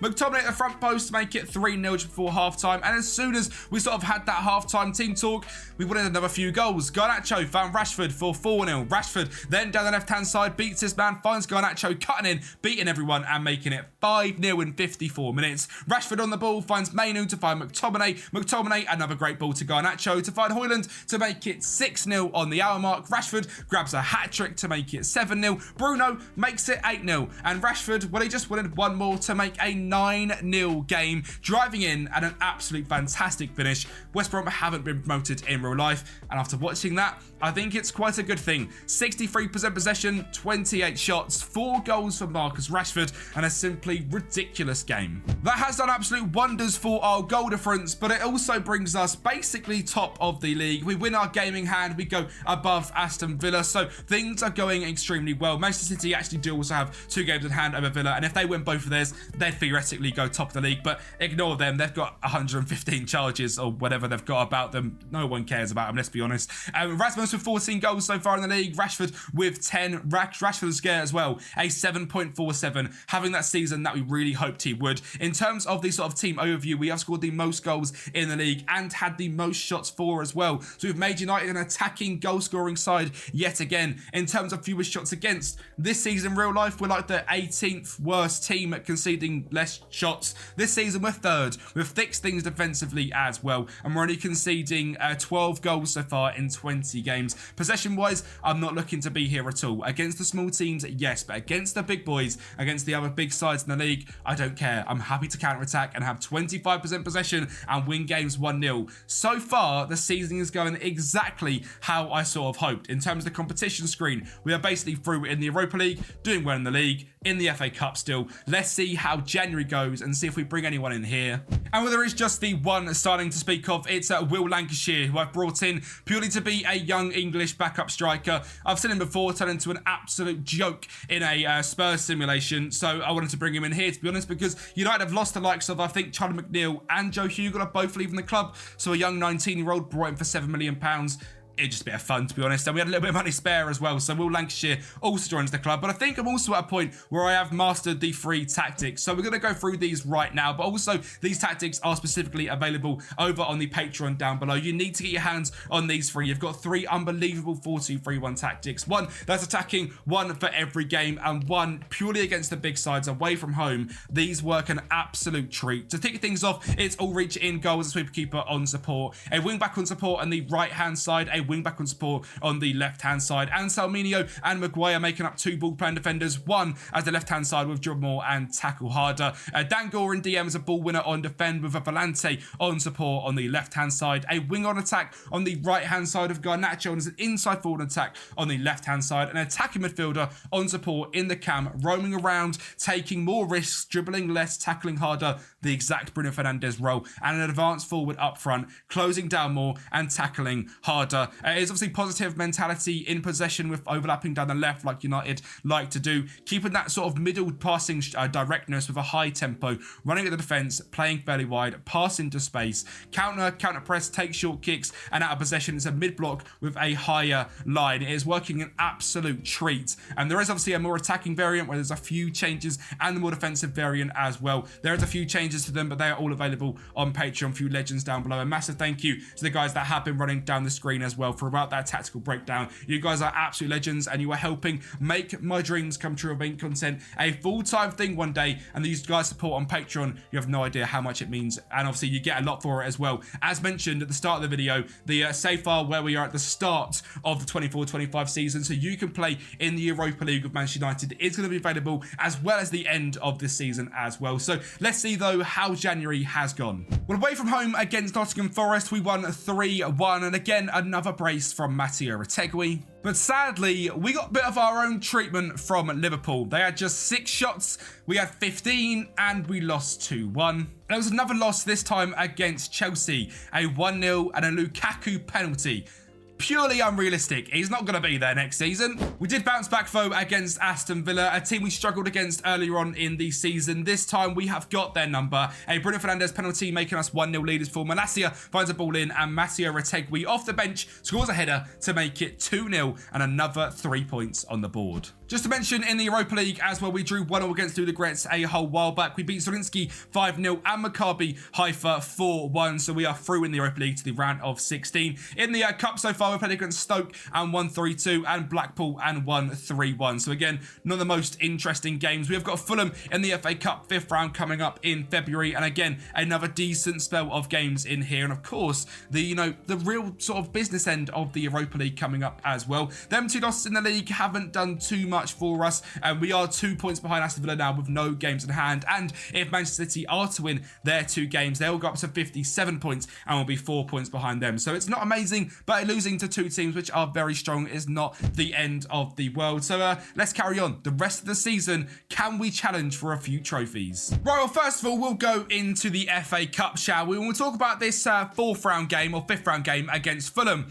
Andreas Pereira scoring an absolute screamer in 3 minutes made it 1-0 to Fulham, but it didn't really stop us in this game. We had quite a rotated side, so Mason Mount had a ball in to Amad Diallo, cutting in off that left-hand side to make it 1-1. Højlund then heads it back into Sofian Amrabat to find Dalot as that very attacking wing-back, driving into the box and making it 2-1, exactly like he does like to do in real life. Højlund then driving down the left-hand side this time. Even though he is an advanced forward, he is still playing almost as that complete forward role because that's what his stats dictate. A great ball in to Mason Mount to make it 3-1. Fulham do grab a goal back to make it 3-2. Iwobi cutting a ball back into Harrison Reed, but we had the last laugh with a 4th and final goal. Amrabat sitting deep finds Dan Gore out on the right wing. A ball across to Ahmad. Touch, finish, and we are through to the next round. And this one was up against Crystal Palace, and it was a team we beat 4-2 earlier on in the season. Well, they were looking exactly the same as Fulham to take an early lead. This time, just 16 seconds in from Lindstrom. But again, we're going to be the team that is on top. A great ball from Rashford to find Todibo to make things 1-1.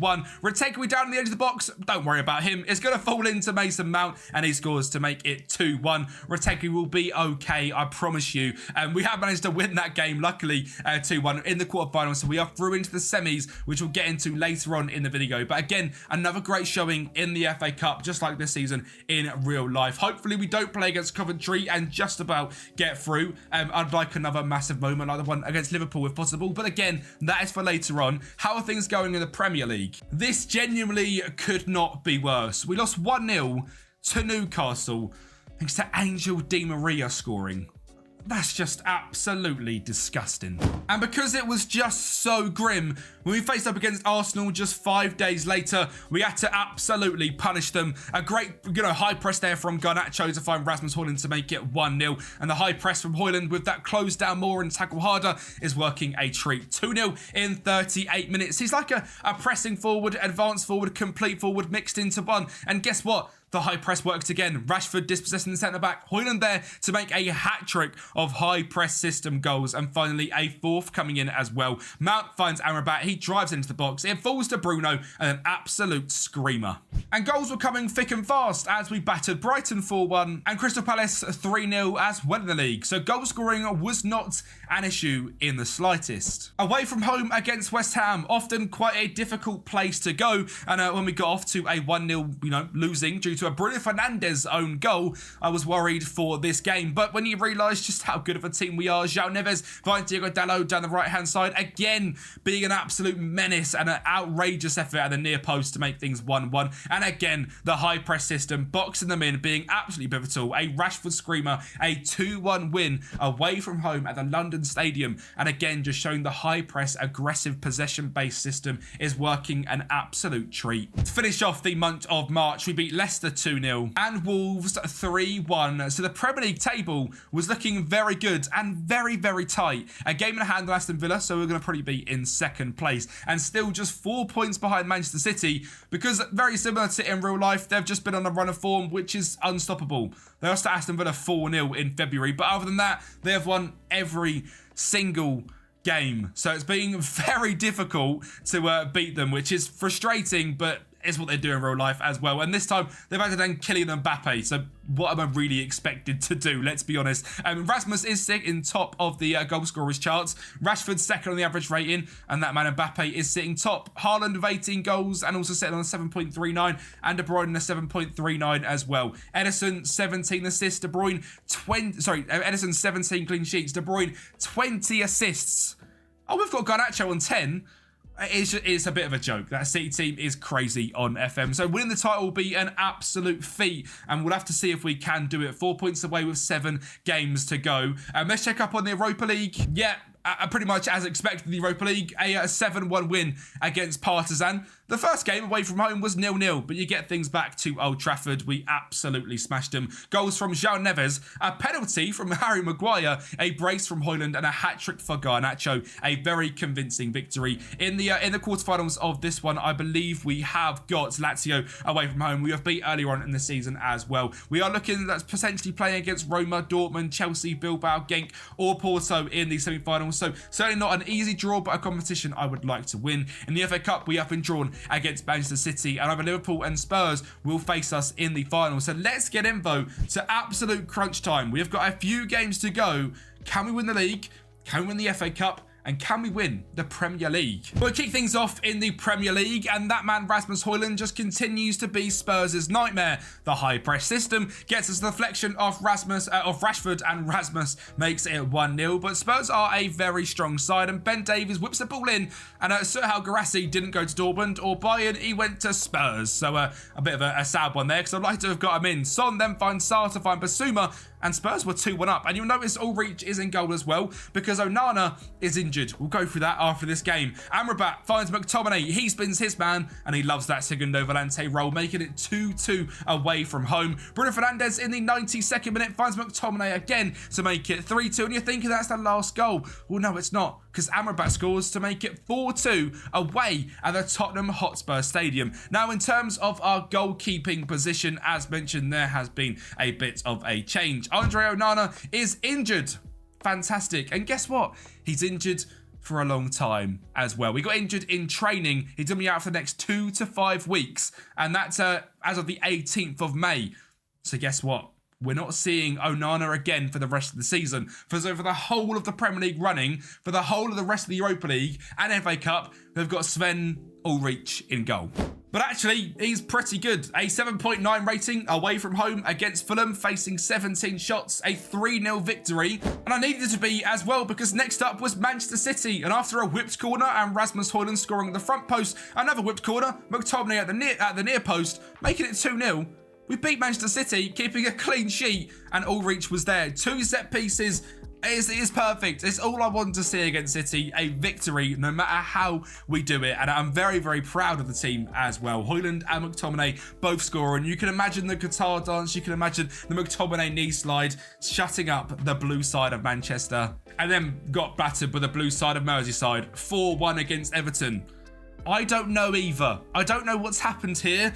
We've been absolutely smashed. We kept more possession. That was the issue. We need to be a counter-attacking side. 4-1 is one of them games which sometimes happens on FM. We just did it before and we got absolutely destroyed. Had that killed our Premier League hopes? Well, in the run-in, we beat Brentford 3-2 and Bournemouth 4-0 away from home. And there was one game left of the season, and the Premier League table could not be closer. We are sitting in 3rd place on 86 points, a point away from Aston Villa, a point away from Manchester City. In order to beat Manchester City in the league, we need them to lose away from home against Brighton, and for Aston Villa, we need them to lose away from home against relegated West Brom on 19 points. Neither team really has much to play for, but hopefully they can do us a job. But I'll leave you guys on a cliffhanger for the end of the video, because first of all is the Europa League quarter final. We're up against Lazio. We beat 3-2 earlier on at the start of the season, but Tati Castellanos has different ideas. He scores early on to make it 1-0, but Rashford,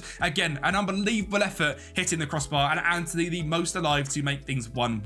But Lazio were going to pick us back again. A Pierre Kalulu goal to make it 2-1 before we again pegged them back to make it 2-2 away from home and giving us a fighting chance back at Old Trafford. We beat them 2-0 thanks to goals from Bruno Fernandes and Mattia Retegui. But again, my favourite thing of this game, Lazio one shot all game, but 70% possession, just showing the DM partnership as the ball winner and Volante working an absolute dream. 20 shots for us as well on the counter. I absolutely love it. We set up a semis against AS Roma. And I tell you what, this was just simply ridiculous. Rasmus Højlund scores 3 minutes in after a João Neves corner to make it 1-0. The high press of Rasmus forced them into a mistake. It falls to Garnacho and it's 2-0. That closed down more on the striker is absolutely crazy. I've never seen it work so much in a tactic other than this one. McTominay finds a great chip ball to Garnacho and he grabs his second of the game to make it 3-0. There is still 4 more goals in this game to come as well. Manu feigns Wan-Bissaka, a great ball in, and again Højlund is there to make it 4-0 after McTominay looks like he let him meg himself to. He obviously heard the scream of Rasmus. Garnacho whips it in, and guess who's there again? Højlund knocking it down for Marcus Rashford to make it 5-0 in the semi-finals of the Europa League. How does 6-0 sound? Amrabat, Anthony, Mount, again high press, and Mainu is there for 6-0. Roma do grab a goal back though to make things 6-1, but overall an absolute smashing after Tammy Abraham did score. But in the second leg away at AS Roma, that's not even worth showing. We lost 1-0. Really not that fast. So we have a Europa League final coming up soon as well. And that one is going to be up against Chelsea. So a very, very difficult game. But could we make it basically 3 finals in 3 games? We look to try and win the league on the last day of the season, win the Europa League and potentially win the FA Cup. Matías Nunes makes it 1-0 to City in 21 minutes. But that sweeper keeper on support sets up Luke Shaw playing as an inverted left centre-back. Retegui scores an almost Van Persie-esque header over Ederson from the edge of the box, and that fires us all the way into extra time, the 108th minute. A great ball from Garnacho. Højlund is there, and a 2-1 victory, which means in the FA Cup we are setting up a final against Tottenham Hotspur. I mean, surely we can't let Spurs win a trophy. And you know what? We'll start off with that game against Spurs as well in the FA Cup. Basuma finds Papa Mateta Sarr to find Maddison. And it looks like Spurs might get their first ever seems like their first ever trophy. It's certainly not. Eventually, Rashford heads the ball over to Rasmus Højlund to make things 1-1. And we do take the lead and snatch the title chances away from Spurs. It drops to João Neves, who scores an absolute screamer from the edge of the box to make it 2-1. And then you see that Manchester United counter-attack. Mason Mount just running past absolutely everyone, going solo, making it 3-1. Spurs grab a goal back in the 97th minute to make things very interesting to end the game off through Mateta Sarr. 3-2 though was the final whistle, and Manchester United were FA Cup winners. Could we make it another one in the Europa League against Chelsea? Well, guess who's going to score the first goal? There's absolutely no prizes for it. It's that man, Rasmus Højlund, with a header at the back post 10 minutes in. He has been absolutely fantastic this season. Bruno finds Rashford down the left-hand side, and guess who he whips it into? Garnacho, a header at the back stick. Our crossing has been outrageous this season. Bruno then finds a ball into the back stick. Again, not quite headed that time. Malacia brings it down, fires it across the box, and it actually goes in for a 3-0. A Malacia goal in the final. Absolutely love it. But Chelsea actually put up a very good fight. Lukaku finds the ball into Nkunku to make it 3-1 in the 82nd minute, and in the 90th minute, Nkunku with the ball into Ademola Lookman, who scored a screamer to make it 3-2. But similarly to the FA Cup final, that was that. And it's 2 trophies this season for United, a Europa League and an FA Cup. But remember, the Premier League was where it all mattered. Going into the final day of the season, we were 1 point away. We needed to beat Ipswich and hope Brighton and West Brom could both do us a job. Well, first of all, it was time for us to do our job. At home against at Old Trafford against Ipswich, who had already been relegated. Surely it was going to be an easy victory. We did get a 1-0 lead, but Ipswich Grabbed a goal back from Connor Chaplin to make it 1-1 in 48 minutes. But let's be honest, it was never going to really be too difficult. Rasmus made it 2-1 from the header. Bruno made it 3-1 from the spot. And in the 73rd minute, he grabbed another to make it 4-1, which means we done our job of beating Ipswich. But pretty predictably, we didn't win the league. Manchester City battered Brighton 3-0 and Aston Villa beat West Brom 4-0. I feel worse for Aston Villa. 90 points at level with City, losing on goal difference. If I would give them our goal difference if it was for them to beat City in the league, because we would have won it if we had one more point. Remember that 4-1 loss against Everton? If we just drew that game, we'd have won the league, but sadly we don't, and we miss out on this Premier League title by 1 point. An unbelievable season, though. Let's be honest. Winning the FA Cup, winning the Europa League, being back challenging for a Premier League trophy as well. Creating 3 fantastic tactics. And overall, we're just having a brilliant season. Rasmus scoring 37. Garnacho 17 with 19 assists. Rashford 16 and 14. Retegui 16 and 2 as our backup striker. Bruno 15 and 17. Mount 10 and 14. McTominay, our best player throughout the whole season on average rating. 12 goals and 4 assists. Mainu having a brilliant season, 8 and 4. Debo 5 and 3, Anthony 5 and 4. Average rating wise, it is all going to McTominay, but the likes of Højlund, Garnacho and Rashford had fantastic seasons this year as well. If you want to carry this on and attempt to win the league against Manchester City, as mentioned, I've only on the Patreon down below. Thank you so much for watching. Remember to like the video, subscribe to the channel, because as this video comes out, we could hit 10k subscribers. A massive thank you. Make sure you may be in the 10,000th person. Thank you for watching, and I'll speak to you next time. Newcastle United actually had a pretty impressive second season under their new Saudi owners, securing European football yet again and keeping the momentum alive. They are going to be in the Europa Conference League after Manchester United winning the FA Cup, but it's a competition they can certainly win, and if you ask West Ham fans, they're going to be champions of Europe. Now today, we are rebuilding them on Football Manager for the 24-25 season, and surprisingly enough, they don't actually have as much money as you guys might think. So we're going to be doing this in full realism, signing players Newcastle are linked to in real life and seeing where we can get Newcastle to finish for the 24-25 season. And it's got to be said, the Premier League has got much harder, with Aston Villa now coming in the top 4. Teams like United coming down in 8th place. It is certainly looking like a more competitive league, and one that we're going to struggle to get into the top 4 with, but that is going to be the goal. Now, one thing I have got to say is I couldn't get it, so United won the FA Cup, so we are going to be in the Europa League. We'd absolutely war for the Conference League, so I'm not too fussed about that at all. So my goal is going to be to having a very good European run and getting in the FA Cup. And of course, we're doing it all using a realistic Eddie Howe tactics. We've got 3 different tactics set up: a standard one, a attacking one, and a defensive one. I'll get these tactics absolutely perfect, and by around the midpoint of this rebuild, we'll go through the tactics where they'll be available for you guys to download over on the Patreon. But you can see there's a couple of positions that I am looking to improve on. I'm looking for a brand new right centre-back to partner up alongside Sven Botman, purely because Fabian Schär, as his injury worries, he seems to pull a metatarsal, if not metatarsal, you can't do that, but pull a ligament or damage his knee in some way every single year.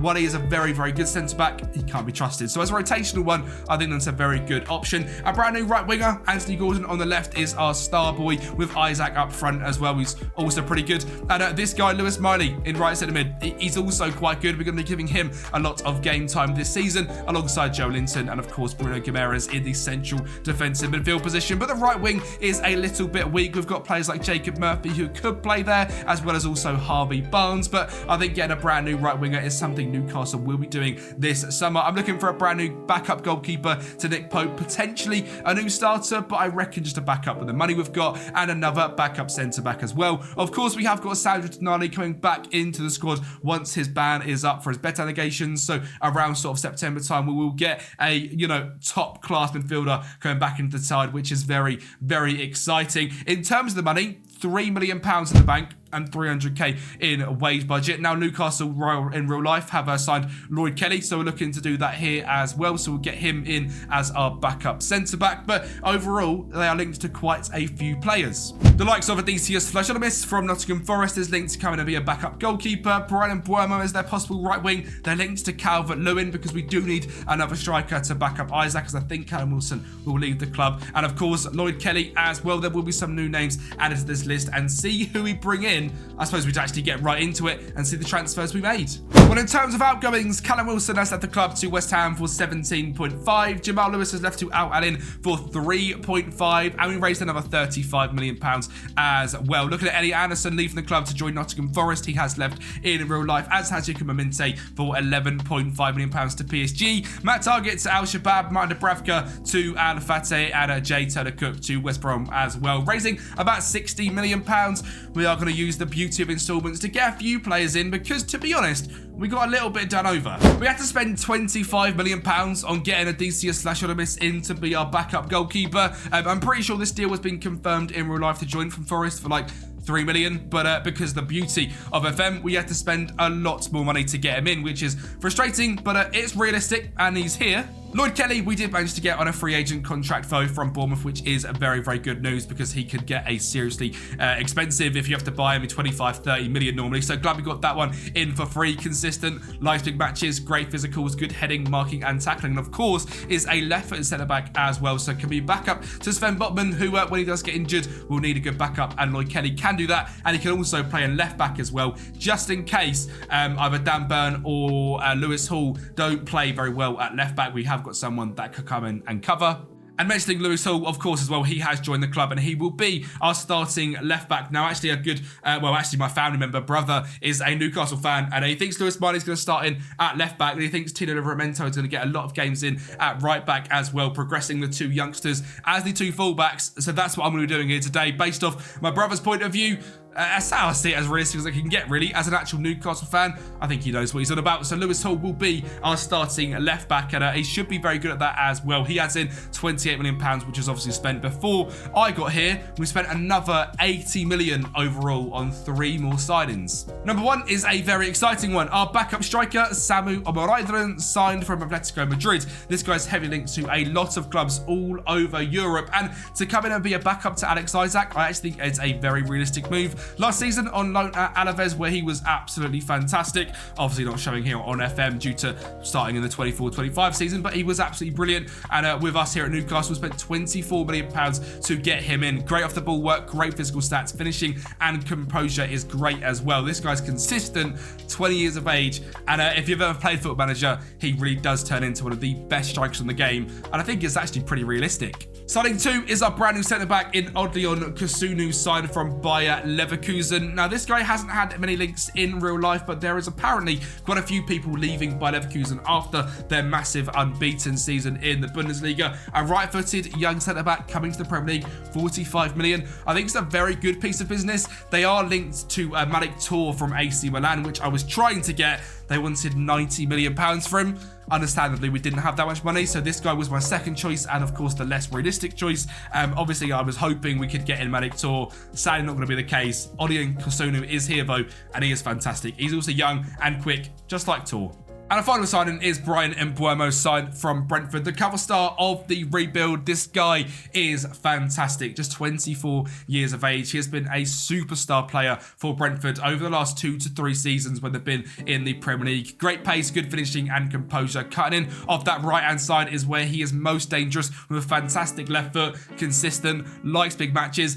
It cost us big money, £56 million, but I think it's worth it. A Premier League proven right winger to come in to this ever-progressing Newcastle side, which I think right now looks incredibly exciting. Nick Pope in goal, Trippier, Kasunu, Botman, Lewis Hall, Bruno Gimenez, Lewis Miley, Joe Linton and Mbeumo, Gordon and Isaac making up the side, with the backups being Lashotomis, Livramento, Shah, Kelly, Dan Burn, Tonali, Willock, Longstaff, Murphy, Barnes and Samu Omaraidran. I think we have got a very strong side indeed, and I'm looking forward to this season. As mentioned, it is going to be Europa League football, not Conference League football, as we can't really predict who wins the FA Cup on FM, sadly, and obviously that was United, which changed the rules, but that doesn't matter. That is not really an interest to me. I think we can win the Europa League as well as we could win the Conference League, so we'll get into that one. The board expectation is that we actually end up winning it. They're looking for us to reach Champions League football in the league as well, quarterfinals, the FA Cup, and be competitive in the Carabao. So a highly ambitious board, a highly ambitious manager.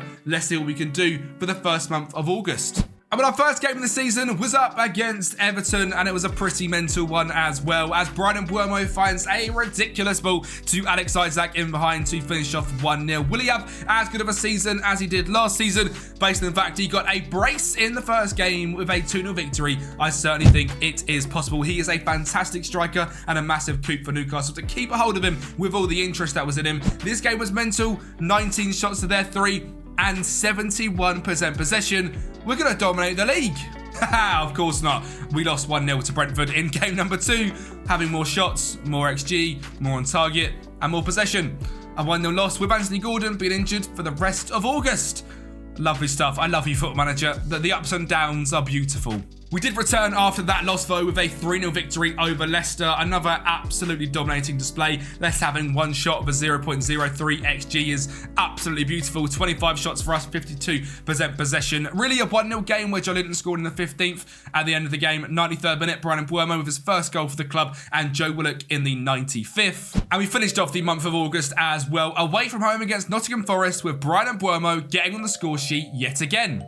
So 3 wins and 1 loss leaves us down in 8th place. A very big gap in the Premier League. We're on 8, and then 4 points is just 3 points away. We are level on points with 6, a point away from second. And Villa, yeah, they've had that sort of start again. 4 games, 4 wins. Wolves, Forest, Leicester and Brentford conceding 2 goals and scoring 12. They're going to be quite the team to attempt to beat. But a very decent start from us, and one I am very, very happy with. We're now going to go a couple of months into the future and play through the next 2 months. We've got obviously our first sort of start of the Europa League in the brand new league phase against Lyon and FC20 and Slovan Bratislava. The Carabao Cup 3rd round. I'd like to try and win an English competition as well this season. And the Premier League, the likes of City, Spurs, West Ham, Brighton, Wolves and Palace. Let's get into September and October. And we'll start off with the Premier League, shall we? Because it's the competition we are looking to have the best run in. And we go 1-0 down to Wolves. Well, we're at home thanks to a goal from Mario Lemina. But this game is not going to get away from us. We're going to have a late flurry in 77th minute. Joe Willock gets us underway. A fantastic driving run and great finish to make it 1-1. He's going to have an unbelievable season this year in that centre mid on attack role. Isak heads it into our big Dutchman, Sven Botman, to make it 2-1. And we grab a third as well as Tonali returns to the club. Jacob Murphy whips it in and Isak makes it 3-1. Well, of course, it was 3 points secured there, but 2 points dropped here, and it was our old friend Callum Wilson from the spot scoring for West Ham to make this game 1-1. And while we did return to winning ways against Brighton with goals from Samu Omarida and getting his first for the club and Dan Burn, we dropped another 2 points away from home against Crystal Palace. I suppose it's not the worst result in the world. Another game we absolutely dominated. 20 shots to their 11, 59% possession. The tactics we are creating are absolutely mental. And as mentioned, you need to get your hands on these over on the Patreon. We'll go through the normal variation at the sort of middle point of this video once I've got them set. And then you guys can obviously go through, copy it, and then the attacking and defensive ones will all be available on Patreon for you guys to download, as well as the normal one as well, because the next game is pretty damn impressive. If you remember, it's up against Manchester City, and we are using our defensive variant of the tactic, even though we're at home, and we're going to grab a 1-goal lead thanks to Liverpool finding Jacob Murphy. We're then going to have some high press from Isak finding Gordon, who's going to drive through the middle of the field, drive it into the top corner. 2-0, Anthony Gordon, the absolute superstar that is. We're going to keep a little bit of possession, get down the right-hand side with Livramento. He's going to whip it in, and Gordon is there again. A backstick header, the 3rd goal, a 3-0 victory over Manchester City. But what I love the most of this game itself really is the stats of this victory. A 0.94 XG, 6 shots, 4 on target, 2 off-target shots, 40% possession. We counter-attacked them. We had shots when we needed to. We were clinical in our shots, and a 3-0 victory. Absolutely perfect against the big sides. I love it. And in the next game, we use the exact same tactic again, away from home against Spurs, and a Trippier corner finds Joe Linton to make it 1-0 before a long ball forward from Nick Pope finds Isak. He beats Rally Dragusin. He fires home past Vicario, and we win 2-0 away from home at the Spurs Stadium. This time, not having as much possession, but a lot more shots, more on target, and a better XG. The same formation used. 2 victories against big sides. That is a massive 6 points gained. And that's all of our Premier League games done. Still just the one loss on the season against Brentford, 7 wins, 2 draws. Liverpool are doing pretty well, however. 10 games played, 9 wins and 1 draw, 28 points. We are 5 points away from them. We are now ahead of Aston Villa, but we are in the fight for top 4, which is exactly where we're looking to be. So I'm very happy with how the Premier League is going so far. And the Carabao Cup is going quite well as well, with a fairly rotated side in this game. We beat West Ham on penalties in the 3rd round and absolutely smashed Watford away from home 4-1 in an absolutely unbelievable victory. And then we go straight in to the 5th round of the Carabao Cup, which is lovely. We can certainly be winning this one. But how are we getting on in Europe? To be fair, not the greatest. Quite a difficult first game away from home against Lyon. We lost 2-1. An 87th minute goal from Amine Sarr, and Joe Linton lost his head with an 89th minute red card. Leaves us on 0 points after the first game. But we do bounce back with a 5-2 smashing of FC Twente, having 31 shots. And a 3-0 away from home against Slovian Bratislava, which is great. It means we are doing quite well. We're in the top 8, 3 games, 2 wins, just the 1 loss. Certainly, we're looking to qualify in this top 8. We don't want to be down here doing the knockout playoff rounds. We want to be going straight into the round of 16. As mentioned, I think Newcastle will walk the Europa Conference League, especially if I was playing it here on FM. So having the Europa League is a bit more of a challenge, makes things quite interesting and quite exciting. Still European football, of course. So we'll see how we get on that one. But so far, things are going very well indeed. Some difficult game coming up. United, Arsenal, Chelsea, Liverpool, Arsenal, all to come. Arsenal in the quarterfinals of the Carabao as well. So we have to see if we can get through them. Again, let's get right into the games. Well, November started off against Aston Villa, who were going to be one of our massive rivals for top 4 football, and Brighton and Bournemouth got us off to a great start of a 1-0 lead, but Aston Villa did bounce back to make this game 1-1, and was it going to be a sign of things to come? Are we going to start dropping lots of points? As we then drew 2-2 to Bournemouth after a 93rd minute equaliser from Hamad Traore. Lost 1-0 to Manchester United thanks to a Bruno Fernandes penalty in the 63rd minute. We did manage to draw 1-1 with Arsenal, which is a fantastic result, before losing to Chelsea with a brace from Romelu Lukaku and getting absolutely smashed by Liverpool. So, yeah, a nice little downwards trend there. We started the season very, very well. Had a run of lots of games with the Europa League kicking up as well. I think we just got on top of ourselves. This squad rotation wasn't quite correct. We lost a few games and dropped a few points there due to penalties or 93rd minute equalisers. But overall, we have certainly slipped down the table. We did, however, start the Christmas period very well with a game against Ipswich. A goal early on from Isaac from the spot gave us a good start, and it was the confidence we needed because a lovely finish there from Joe Linton. Pretty poor save to us from Hiladeki. For Kazunu finds Tino Livramento, a great ball up wide to Anthony Gordon to make this one 3-0. We then smashed Fulham 4-1 in that ridiculously bright pink kit.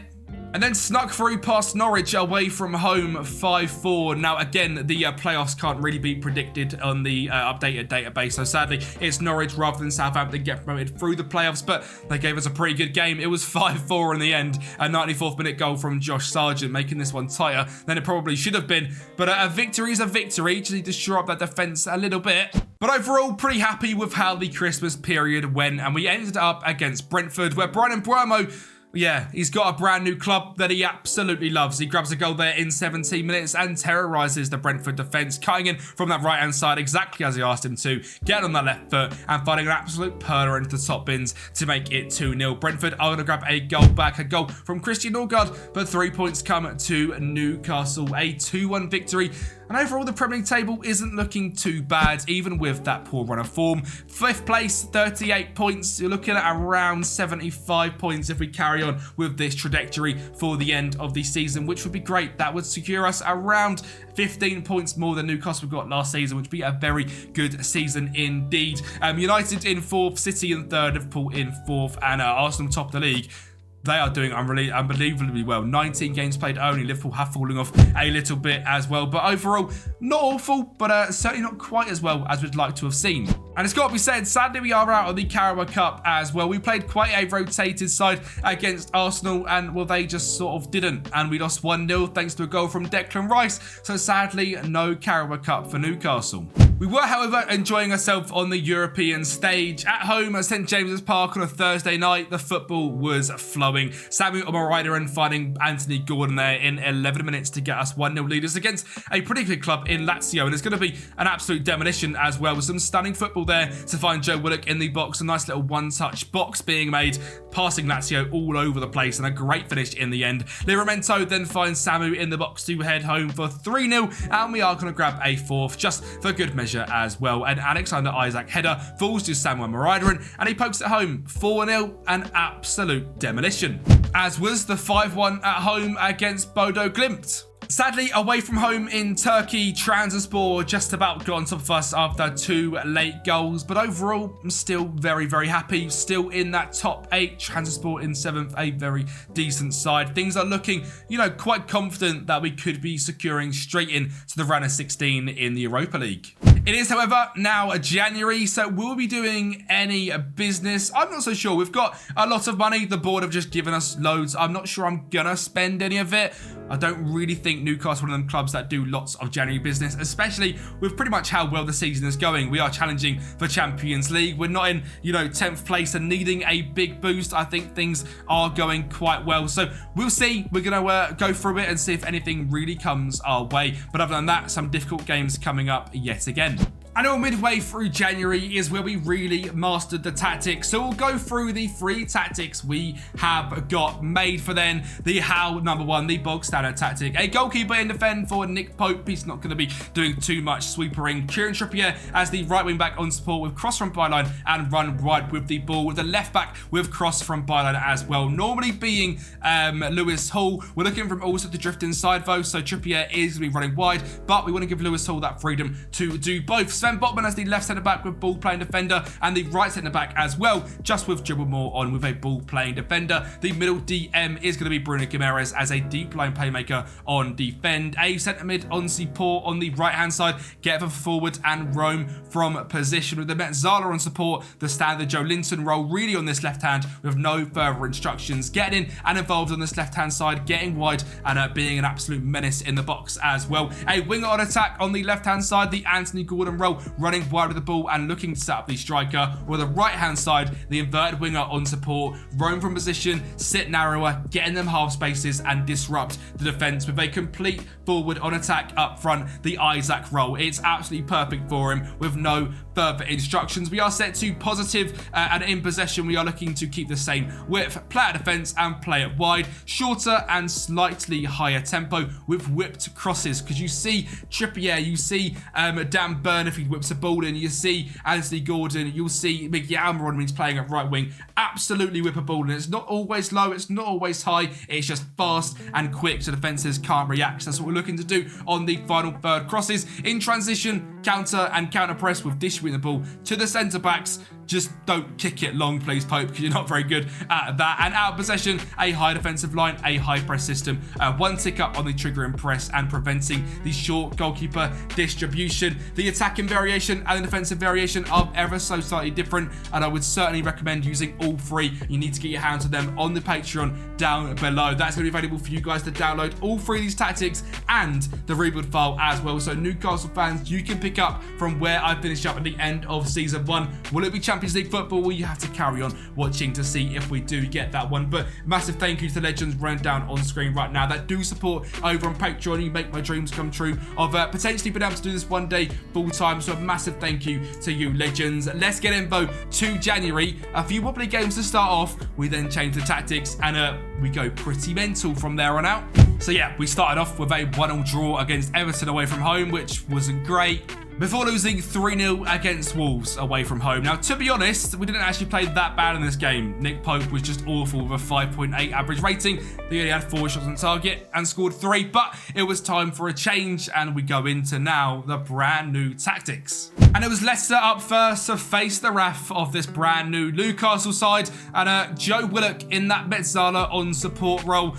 is an absolute joke. He grabs goal number 1 there just for the halftime whistle, before goal number 2 going to come just after the halftime whistle from Brian Mbeumo. Leicester are going to grab a goal back in the 53rd minute when Marcao, a fantastic wonder kid, cuts in from the right-hand side to poke home past Nick Pope. But Joe Willock is going to have a field day for the rest of the game. You can see him there getting involved on the left-hand side. Isaac blew in his complete forward roll, setting it back into him. An outrageous effort, a first-time finish into the top corner, being a beautiful finish. And then Ryan Fraser comes on, finds Samuel Marideren to find Gordon. Look how high up Joe Willock is there. We're going to go back to the couple of frames. That's our Metzala on support. We have our deep lane playmaker being here and being aggressive. Our striker cutting in and linking up play by Metzala, getting in behind the striker, being aggressive. There is Joe Willock. He is there. Touch, bang, 4-1. A fantastic victory as we destroy Leicester, and the tactics are looking pretty damn good.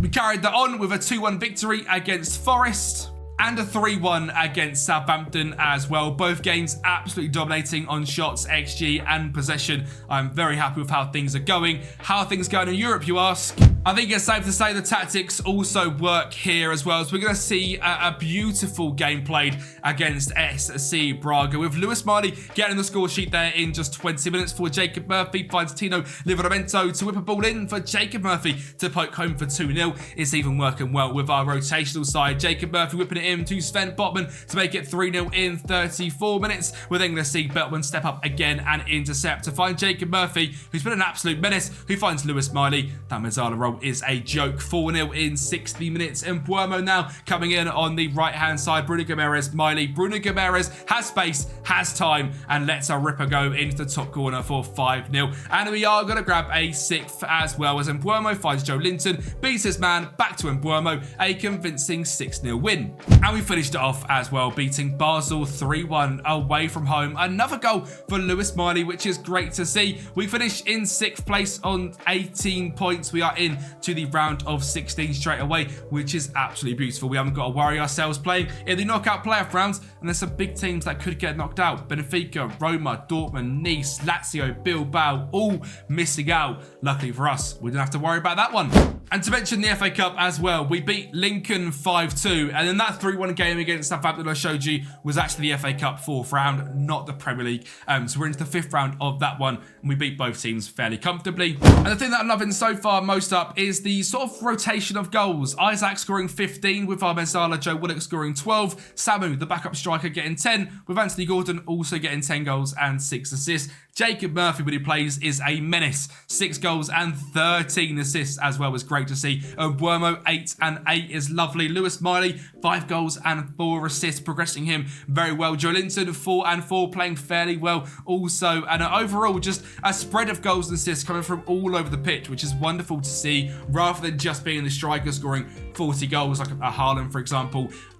Being the complete forward, Isaac is linking things up, getting players involved, and goals are coming from everywhere, making us very hard to stop. The data hub, we're doing well. More goals than anyone else, and are conceding very few as well. So very, very happy. Let's get involved to the next couple of months as we go to the deep end of the season, where we are going to kick things off against West Ham United, and Kieran Trippier getting down that right-hand side, finding Alexander Isak to grab our first goal in just 12 minutes, before him grabbing a second as well. Trippier on the right-hand side, finding Isak in the box. He is unbelievable. 2-0 against West Ham. They are going to grab a goal back to make it 2-1, and that guy, Callum Wilson, again linking up play. Sergej Piniev, a fantastic young wonder kid, finding Wilson in the box for 2-1. But overall, another 3 points gained. I want to think for a game like this, it should be 4 points. We've faced up against Palace and we've won 6-2. Goals from Joe Linton, a brace for Isaac, Dan Burn, Samuel Marideren, and Joe Ward having an own goal. And this is all while Palace had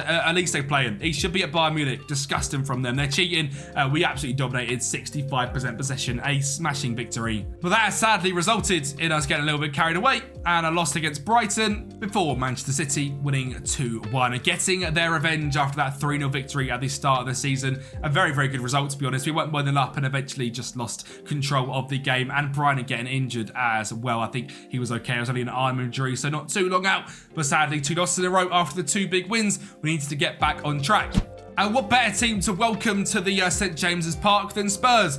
Well, so I thought, because in 2 minutes, Jungmin Son gets them 1-0 up. But yeah, this is going to be absolutely fine. This is who he wants to play because they're, Spurs, and they're always fun to bully. Sanchez Tonali scores to make it 1-1 in 11 minutes, while Lewis Hall then whips a corner ball in for Kasuna with the back stick to make it 2-1. A fantastic header rising over Radu Dragusin. Gordon then finds Isaac to then send it back into the middle for Joe Willock to grab another goal for his tally of the season, making it 3-1. And a fourth is going to come as well. Lewis Marley now in the field finds Lloyd Kelly, a ball in, and Samu is there. An absolute demolition, a 4-1 victory, and the confidence is back flowing. So we had another 5-4 game against Aston Villa, this time a victory again, just like against Norwich, and another late couple of goals from them, making it look a little bit tighter than it actually was. But another 5-4, you don't see them often for some reason, twice in one season. And we finished the month as well, getting our own back on Manchester United. A Joe Linton header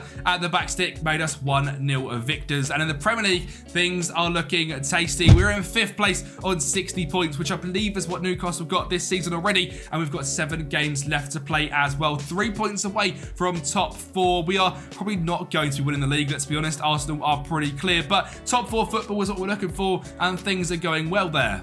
In the FA Cup, we placed against Swansea and beat them 3-0 before facing another big team from London in the quarter-final of an English Cup. This time it's Chelsea, and after a defensive mistake just 5 minutes in, Nicholas Jackson is going to make them 1-0 leaders. But in the 65th minute, we're going to grab a stroke of luck on our own as Livramento hits it against the post and Fofana puts it in the back of the net for us to make it 1-1. But we are going to go on top as we go into extra time. Harvey Barnes whips the ball in and Samu is there off the bench to make it 2-1, and we're going to run away with it in extra time, as well as Joe Willock finds Trippier on the right hand side to find Willock again on the byline, finding Samu in there to make it 3-1. And you thought it was done. A Fabian Schär penalty finished things off, and we're going to the semi-finals of the FA Cup. And while we did draw 1-1 in the first leg of the Europa League round of 16, in the second leg, we smashed them. Sparta Prague have lost 7-3 on aggregate, a demolition in this game. We're also in the quarterfinal of the Carabao Cup as well. So overall, things are going absolutely splendid. 5th place in the league, quarterfinals of the Europa League, we've got Copenhagen, which we should be able to win. Semi-finals of the FA Cup, where we're most likely going to have Manchester City, which will be difficult. And of course, a young progressing squad as well. Very, very happy we're now getting info. Do or die, can we lift some trophies? Back in the Prem, we did stake our claim for that top 4 spot, beating Bournemouth 3-0. But next up was runaway league leaders Arsenal, and to be honest, they were just a better team. They gave us an absolute seeing to, and we lost 4-2. And well, next up was Chelsea, and we're just stuck 4 past them in the FA Cup.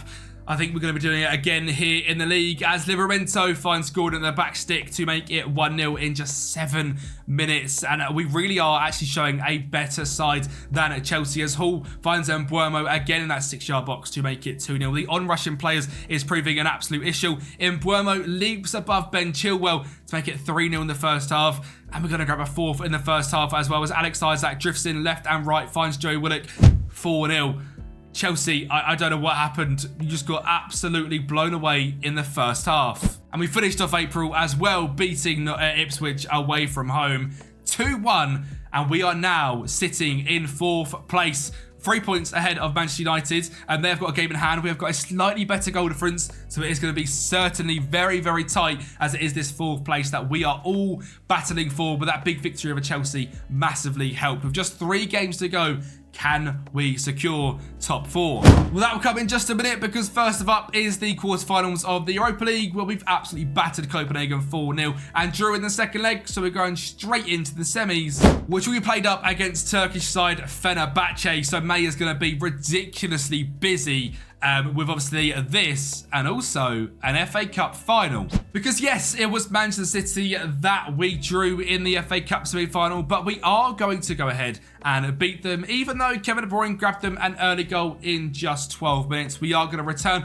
in 32 minutes. Bruno Guimaraes finding Anthony Gordon. A ridiculous 90-degree spinning effort finds the bottom corner. And well, I can't really show you the penalties because FM is pretty bugged in that way, which is very frustrating. But we do win on penalties 4-2 in the end, with De Bruyne and Alvarez both missing for them. We are through to the FA Cup final, which will be played up against Manchester United, who also beat Aston Villa on penalties. So May is going to be mental, especially given the fact we've just battered Fenerbahce 7-5 in aggregate, 1-1 in the first leg away from home against them, 6-4 in the home leg. Sometimes with this tactic we do concede a little bit. 4 goals has happened 3 times this season, but luckily we just score loads more. 4 there from Isaac, a goal for Gordon and a goal for Jacob Murphy. We are through to the Europa League final, so there's that to play with, the FA Cup final and chasing down top 4. No room for rotation. This is where the big clubs are made. And first up was Liverpool, who were challenging for 3rd place. Well, we're going to beat them 1-0 thanks to a goal from Samu.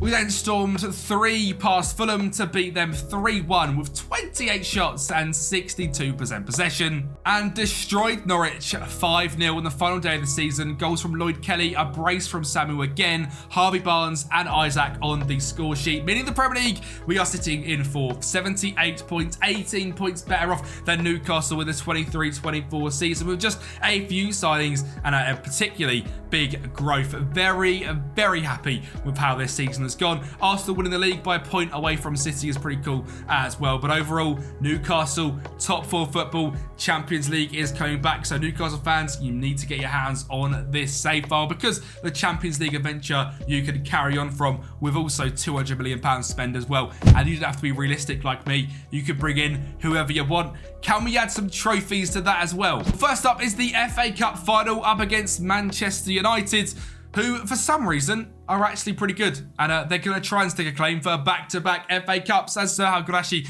scores there, and they're going to make it 2-0 as well from a header from Casemiro in 47 minutes. But that Geordie spirit, that Newcastle fight is going to come back. Gordon gets the ball into Isaac to make it 2-1. 71st minute, Bruno Guimaraes finds Willock, a great ball through to Isaac for 2-2. And the 99th minute of this game, we are fighting to the very end. Samu finds Gordon, JS7 at the back stick, Joelinton 3-2, and Newcastle are FA Cup winners. A massive victory, and Joelinton the hero. Can we do a double and also win the Europa League? And it was Chelsea again that were going to be standing in our way. We've put 4 past them twice this season, but could we do the same again as Mudryk takes an early lead for Chelsea? And can we get a goal back? 52 minutes in, and Buemo, the overlapping run of Livramento, a great ball in to Alex Isaac, makes it 1-1. And the final goal of the game, 73 minutes in, Kasunu to Joe Willock to Alex Isaac, to cap off a simply fantastic season. 2-1, an FA Cup trophy, a Europa League trophy, and top 4. Absolutely superb, with the absolute demon Isaac scoring 32 goals. Samu 22 as the backup. Gordon 18-11. Joe Willock 16-7. Brian Buemo 11-11. Harvey Barnes as the backup 10-4. 18 assists for Jacob Murphy. 9 goals for Joelinton. Lewis Miley 5-5, and progressing very well as a midfielder as well. Overall, a stupendously overachieving season, really. Very, very happy with how things went. Make sure to get yourself available on this on the Patreon. £5 a month helps me out, and obviously you guys are legends. Thank you so much. Subscribe to the channel, watch that one if you haven't already, and I'll speak to you next time. Nottm Forest survived the drop last season despite a 4-point FFP deduction, and they are in dire need of an FM24 rebuild, so that is exactly what we are doing today. A Nottm Forest FM24 rebuild using their brand new signings and their realistic tactics. And it's safe to say they've done some pretty big boy signings already this summer. Nikola Milenkovic is one of my favourite signings they have made. The big Serbian centre-back is 26 years of age. He is consistent, he likes big matches, he's great in the air, great speed for a centre-back, as well as being 6'5". It's an absolute wonder signing coming through for £12 million in real life. And I mean, talking of big players, 6'8" Carlos Miguel.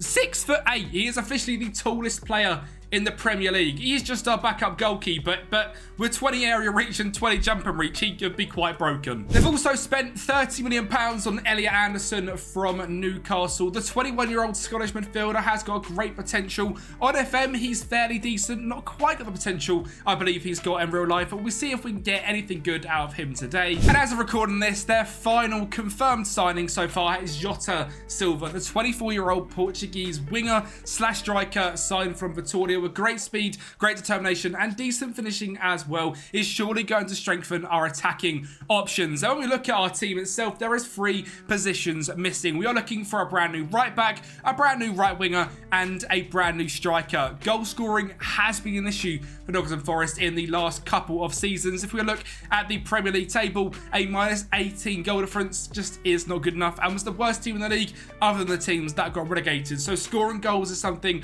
we have got to massively fix. So sadly, it does mean Tyler Awoniyi will be a backup, as will Chris Woods. You can see we've actually got quite a good backup team. Players like Danilo, Ryan Yates, Elliot Anderson, Callum Hudson-Odoi, Jota Silva, Awoniyi, Omar Richards, Omar Baradele, Willy Bolly, Ola Aina, and Carlos Miguel are all here. And with a few signings, Forest could be challenging for top half football. So let's make them 3 big deals. And signing number 1 is a player that has currently thrown his toys out the pram over in Tenares in Argentina because he wants to join Nottingham Forest. It's Ramon Sosa. The winger has been heavily linked with the club in the last few months and has got to the point where he's refused to play anymore so he can join Forest. He's 24 years old. He's from Paraguay. Very, very quick, very good stamina, and a decent little player. Someone I've not used too much on FM. I'm excited to see what he can bring. And my second one is a little bit difficult. I've signed Ferdi Kadioglu. As of recording, well, as of simulating the video, Kadioglu was linked to Forest, Southampton, and Brighton. I've taken the risk and I've brought him to Forest. I'm 90% sure he's now joining Brighton, but it is what it is. He's a fullback. He's not going to add too much to the team, especially in this Forest system where the wing-backs aren't used too much. It's more the wingers, the midfielder, and the striker. He's here. He's a good rotation option. I mean, he's fantastic, let's be honest. He's going to start most games, but he can play left or right, and he's 24 years of age. Not the most realistic at this point, but he's a great signing to come in. And the final signing is Kyogo Furuhashi, signed from Celtic. Now, he is a pressing forward, which is what Nuno Espirito Santo wants to play up front. He's good consistently. He's good in big matches, and we know he can score goals. Now, of course, it's been in Japan and in Celtic, but you can't stuff your nose at someone that scores 27 goals in 36 games. Throughout his career, in the last 10 seasons, pretty much, he's scored above 10 goals. And he now comes here to England, to Forest, to try and do it in the Premier League. And based off his stats, I think there's no reason he can't.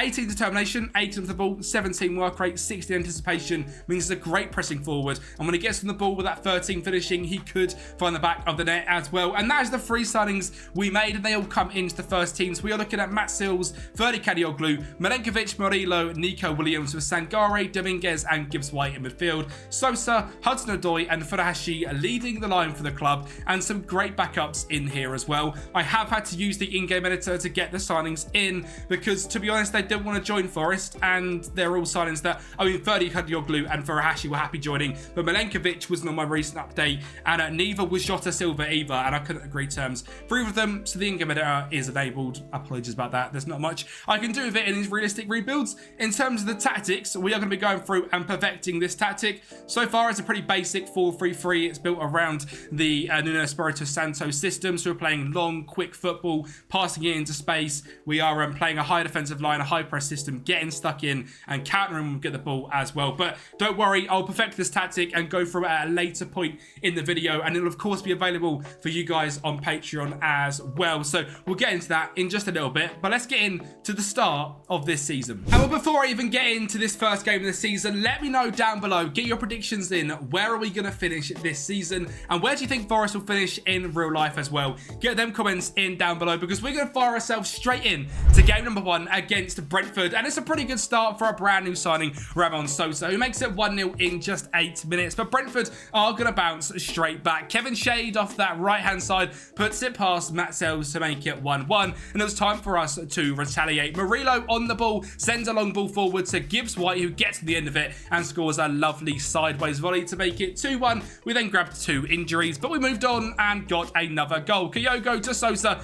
I said Ferdi Kadioglu, he wasn't going to be much involved. He's just scored an absolute screamer to make it 3-1. We move. Kyogo then finds Sosa again. The new signings linking up and making it 4-1 on the opening day here against Brentford. They are going to grab a goal back, but a convincing 3 points in our first game of the season against the Bees. In the second game of the season, we played up against West Ham, and after all of their fantastic signings this summer, we played the slightly more defensive system and sadly ended up losing 2-1. Before facing up against Brighton, away from home, looking to pick up our first 3 points on the road, but it didn't get off to a great start after Lamptey found James Milner in the box to make it 1-0. Elliot Anderson, though, is going to get involved with his first involvement of the season. Gibbs White whips it in, and we said Milenkovic has got a great head on him, a backstick header to make it 1-1, and 2-1 is where this game is going to go. Kyogo Furuhashi finding Nico Williams driving down that right-hand side and making it 2-1, and a very nice 3 points gained away from home against Brighton. We finished the month off with a, to be honest, quite disappointing 2-2 draw against Wolves, but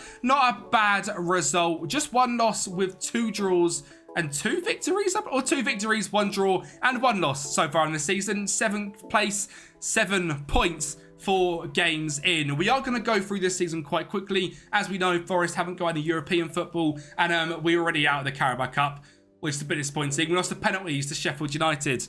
Wonderful stuff. So we have literally got the Premier League and the FA Cup to go in this season. So we are going to fly through it quite quickly, and hopefully we can build out some good tactics. We've seen already this defensive system needs a little bit of tweaking. The attacking one I think will always be quite good as a 4-2-3-1. And the defensive one, using this 4-3-3 system, we'll have to get right and see if we can play the Forest way. Let's get into it though, the next 10 games. And well, to be honest, up next was quite a unexpected result as we faced up against Aston Villa.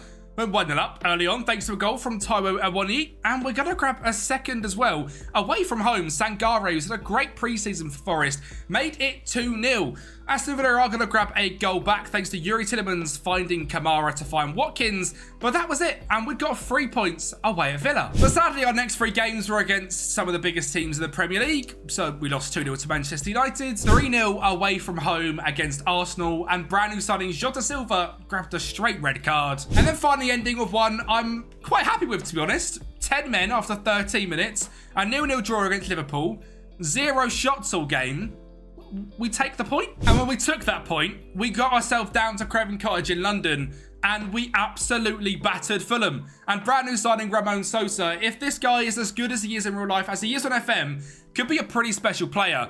As could Ferdi Kadioglu. I don't think he's joining Forest at this point, but if he does, he'll be a great signing for you. Taiwo Awoniyi finds Sosa again to grab his brace in the third of the game to make it 3-0. And in the 89th minute, we did not stop and grabbed a 4th. Sosa on the ball yet again, whipping it in, and Kyogo was there to poke home in a dominating 4-0 victory away at Fulham. And we capped off this run of games to get us to 10 games into the season with a game against Newcastle, this time at the City Ground, where Almiron found Memphis Depay to put Newcastle 1-0 up.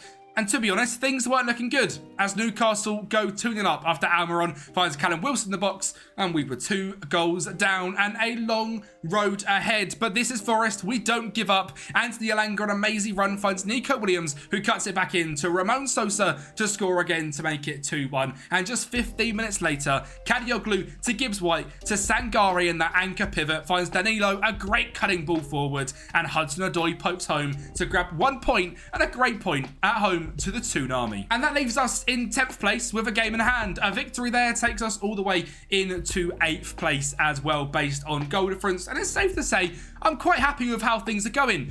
The difficulty is our next few games are quite rough. City, Spurs, Everton away from home, Chelsea, and then we have a nice bunch of games to end off December. Leicester, Ipswich, Leeds, the 3 newly promoted side, followed by Crystal Palace at home, Bournemouth away from home, and West Ham at home. So once we get through these next 4 games, I predict we are going to be on some banging form heading into January. And well, as expected, we got absolutely blown away by Manchester City, who, it hurts me to say, are probably the best team in the league. But I was pleasantly surprised when we played up against Tottenham Hotspur. They grabbed a red card in 8 minutes, and Danilo scored an absolute screamer to make it 1-0. Now Spurs are going to bounce back in the 83rd minute and make this game 1-1, which is where it's going to finish. But it's a fantastic point at home against one of the biggest, top 6 contenders in the league, a team that that we could be facing up against towards the end of the season, a decent point. And I was quite happy with the point we gained away from home against Everton as well. A 2-2 draw. They did get a red card, but if it wasn't for that 84th minute, Tavernier would have stolen another 3 points. Another fantastic result was coming up this time. A home against Chelsea. A game again I predicted us struggling, but it seems to have built some pretty decent tactics. A great ball out wide to Sosa to find Kyogo Farashi to make it 2-0 in this game. And yes, we are going to grab a third as well. Williams and Yates linking up. A bit of a lost ball finds Sosa, and Farashi is there again. The fantastic signing it has been. The Japanese striker has, taken like a duck to water to get into this English Premier League from the Scottish Premier League. It's been a great transition, and he grabs another one there to make it 4-1. Chelsea are going to grab a goal back and make this game 4-2, but it's safe to say that is a fantastic 3 points against another side we could be competing with. It was a bit disappointing though when we drew 1-1 to Leicester. It feels like that 3 points we just gained against Chelsea, we just lost a couple with this draw against the newly promoted side. But we grabbed the 3 points back against Ipswich and another 3 away from home against Leeds. And as we read into the Christmas period, it was a 0-0 draw against Crystal Palace, followed up with this game against Bournemouth away from home.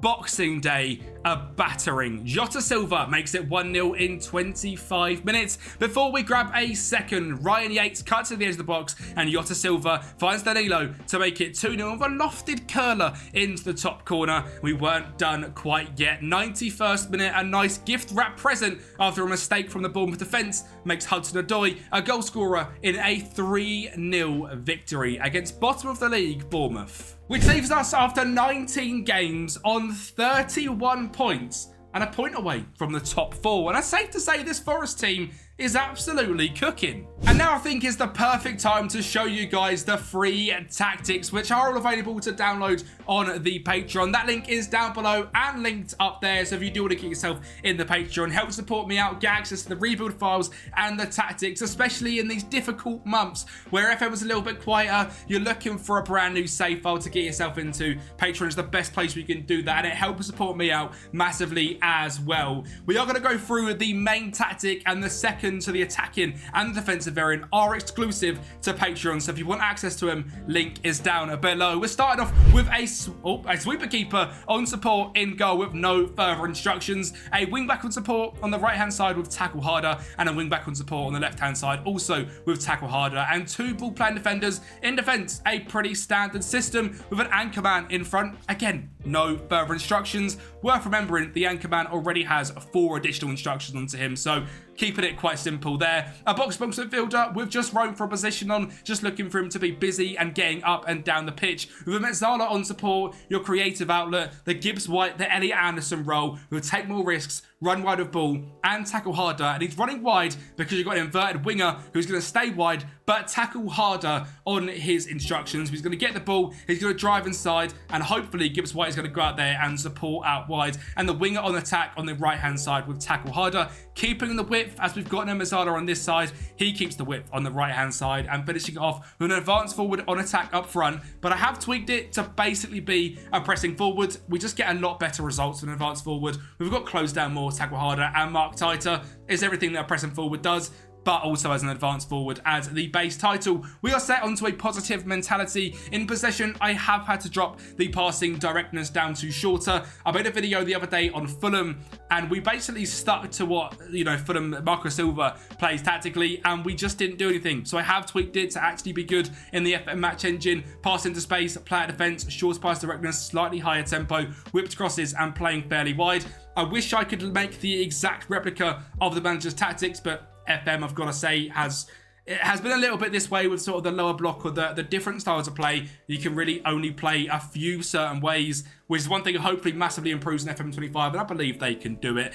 So we have gone for that sort of shorter, higher press system. So doing the balls a little bit shorter rather than longer. We are still countering, slowing pace down and taking short kicks, but to pretty much anywhere. And our possession, still the same high line, the high press system, getting stuck in and trigger and press more often. The attacking variant of the tactic is very different, as is the defensive. You can see all 3 are different formations. So if you do want to get the best out of a Nottm Forest side, you need to be downloading all 3. Let's get in vote to January and the rest of this season. Well, it was a 4-2 at home on the first day of the season against Brentford, and it was a 2-2 away from home in this game as well, and we'll certainly take that point because we're going to take all 6 away from top 4 finishers. Aston Villa, Ola Aina off that left-hand side scores an absolute screamer before Villa grab a goal back from a Giuliani Simeone penalty, but in the 72nd minute, Gibbs White whips it in. Milenkovic is there with his big head yet again, making it 2-1, and both games against Villa, both victories. We then also beat Brighton 2-1 yet again, and this time grabbed all 3 points against Wolves away from home from goals from Ryan Yates and Callum Hudson-Odoi. And in the FA Cup, we absolutely smacked QPR away from home 5-2, and Crawley got beat 3-2 at home. They scored 2 late goals from 2 shots on target. Aaron Bott was in goal. We played quite the rotated side, but 3 points nevertheless, and we are into the 5th round of the FA Cup already. There was no signings in that month at all, and I think based on the league table, it's safe to say we don't need them. We are sitting in the top 4 positions in the Premier League on 44 points. Bear in mind, Forest last season got 32 points with a 4-point deduction to 36 points. We are 8 points better off already with 14 games left. We have absolutely cooked. And the next 3 games were the same 3 difficult games we faced in a row in the first half of the season. So number 1 against Manchester United, a pretty banging point with a 1-1 draw. We did then lose 2-0 to Arsenal, who have been the best team in the league this season. But up against Liverpool in our more defensive system, we executed our game plan to perfection. If it wasn't for that mistake, it would have been even better. So Bosley made it 1-0 early on. But in the 60th minute, we grabbed the goal back. Sosa whips it into Hudson-Odoi at the back stick to make it 1-1 after a mistake from Alisson. And we're going to grab a second as well. We're taking the lead in this one thanks to Ibrahim Sangare scoring a screamer. If it wasn't for this goal in the 70th minute, we'd have grabbed all 3 points away at Anfield with just 30% possession and playing that beautiful counter-attacking system. But sadly, we just come unstuck from that goal from Darwin Núñez, but we'll certainly take the point. We're a little bit disappointed in this 1-1 draw against Fulham. They did score in the 91st minute to Sasha Lukic, and over the course of the season, games like this do happen. And we finished February off beating Cardiff in the 5th round of the FA Cup, which means we are now into the 6th round, which I believe is the quarter-final. It is up against Luton, so very well could be the semi-finals. We have dropped just outside of the European places, but with a few difficult games out of the way, I'm sure we can get ourselves back up there. Let's get into the next 5 games, so there's just 5 games to go in the Prem. And well, again, it was a fairly difficult run of games. This one was a 0-0 draw against Newcastle, and then we played up against Manchester City, and again, you know, execute our game plan perfectly. We'll certainly take a point against the league leaders. But a game I am quite disappointed in is a 97th minute losing goal against Everton. We drew at their place. We were going to draw at our place, but sadly, Calvert-Lewin broke our hearts. And we lost 1-0 to Chelsea, thanks to a goal from Cole Palmer. And just when you think it couldn't get worse, in 45 seconds, we were 1-0 down to Spurs. But if there's ever a team that are going to bottle it and we can take some points away from, it is, of course, Spurs. A corner ball from Gibbs White pops back out to him. He finds Jota Silva, who finds Furuhashi in the box to make it 1-1. And in classic Spurs fashion, they're going to bottle it all the way. And we're going to grab a 2-1 victory thanks to a goal from Nico Williams. That leaves us in 9th place, just 2 points away from 5th and 3 points away from the top 4. And our schedule is looking quite nice. Leicester, Ipswich, Leeds, Palace and Bournemouth. And of course, Chelsea in the FA Cup semi-finals. And that's because we beat Luton 2-1 thanks to goals from Ryan Yates and Gibbs White. And it looks like we're going to be going all the way to the FA Cup final as we have this game against Chelsea up next. And Kyogo Furuhashi just kept on scoring goals. He grabbed one just there in 28 minutes. And he grabs another here thanks to the high press and a fantastic finish from distance, making it 2-0. And in the 94th minute, to rub salt into the wounds, we wanted another, this time from Kadioglu again. We are going to the FA Cup final. But that'll be at the end of the season because we've got the next 5 games to get into. And we grabbed 3 points here up against Leicester thanks to a 1-0 victory from Morgan Gibbs White before dropping a massive 3 points, losing 1-0 to Ipswich. Could that be us out of European contention? Thankfully, up next was Leeds, and it's a guaranteed 3 points. And up next was Crystal Palace, where again we were looking to grab another 3 points. And Kadioglu hit Gibbs White to make it 1-0 in just 35 minutes. And in 39 minutes, we took a commanding lead thanks to an unreal free kick from Ibrahim Sangare. Palace, however, did want to grab a goal back, and it came from Sanabria to the left-hand side, scoring a screamer. But that was all they had in the tank, and we had a lot more. Kadioglu finds Ryan Yates to find a great ball over the top to Kyogo to make it 3-1, and a fourth is coming as well. We have really ended Forest's goal-scoring drought in the last few seasons. We are now an attacking, free-flowing, goal-scoring side. And we capped that off with a 3-2 victory over Bournemouth as well, and it all came from a 94th minute winner from Ibrahim Sangare. Is that 2 points going to make a massive difference? Yes, it is.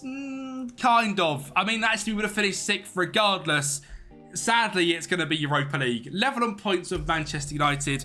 3 goal difference away from getting in that Champions League spot. But the Europa League will certainly take it. 6th is a massive, massive upgrade. Can we also grab an FA Cup trophy? Well, it was Arsenal that stood in our way, and the one thing you can't do against big sides is give them a penalty in 3 minutes, because they'll capitalise on that, grab another goal in the 70th, and just when you think you can get back into it in the 94th minute and grab a penalty from Sosa, there's not quite enough time left, and we do lose this one 2-1 in the FA Cup final. But it's safe to say I'm very, very proud of how this season has gone. It's been one of my best one-season rebuilds to date. 6th place in the league, runners up in the FA Cup, and creating 3 tactics that are all quite different, all play a very realistic way for Forest as well, and are very, very fun. So if you guys do want to get your hands on these, Patreon down below, and massive thanks for watching, and I'll speak to you next time. Southampton is the only team I have not done an actual video for. Now, I have done the complete simulation. I have built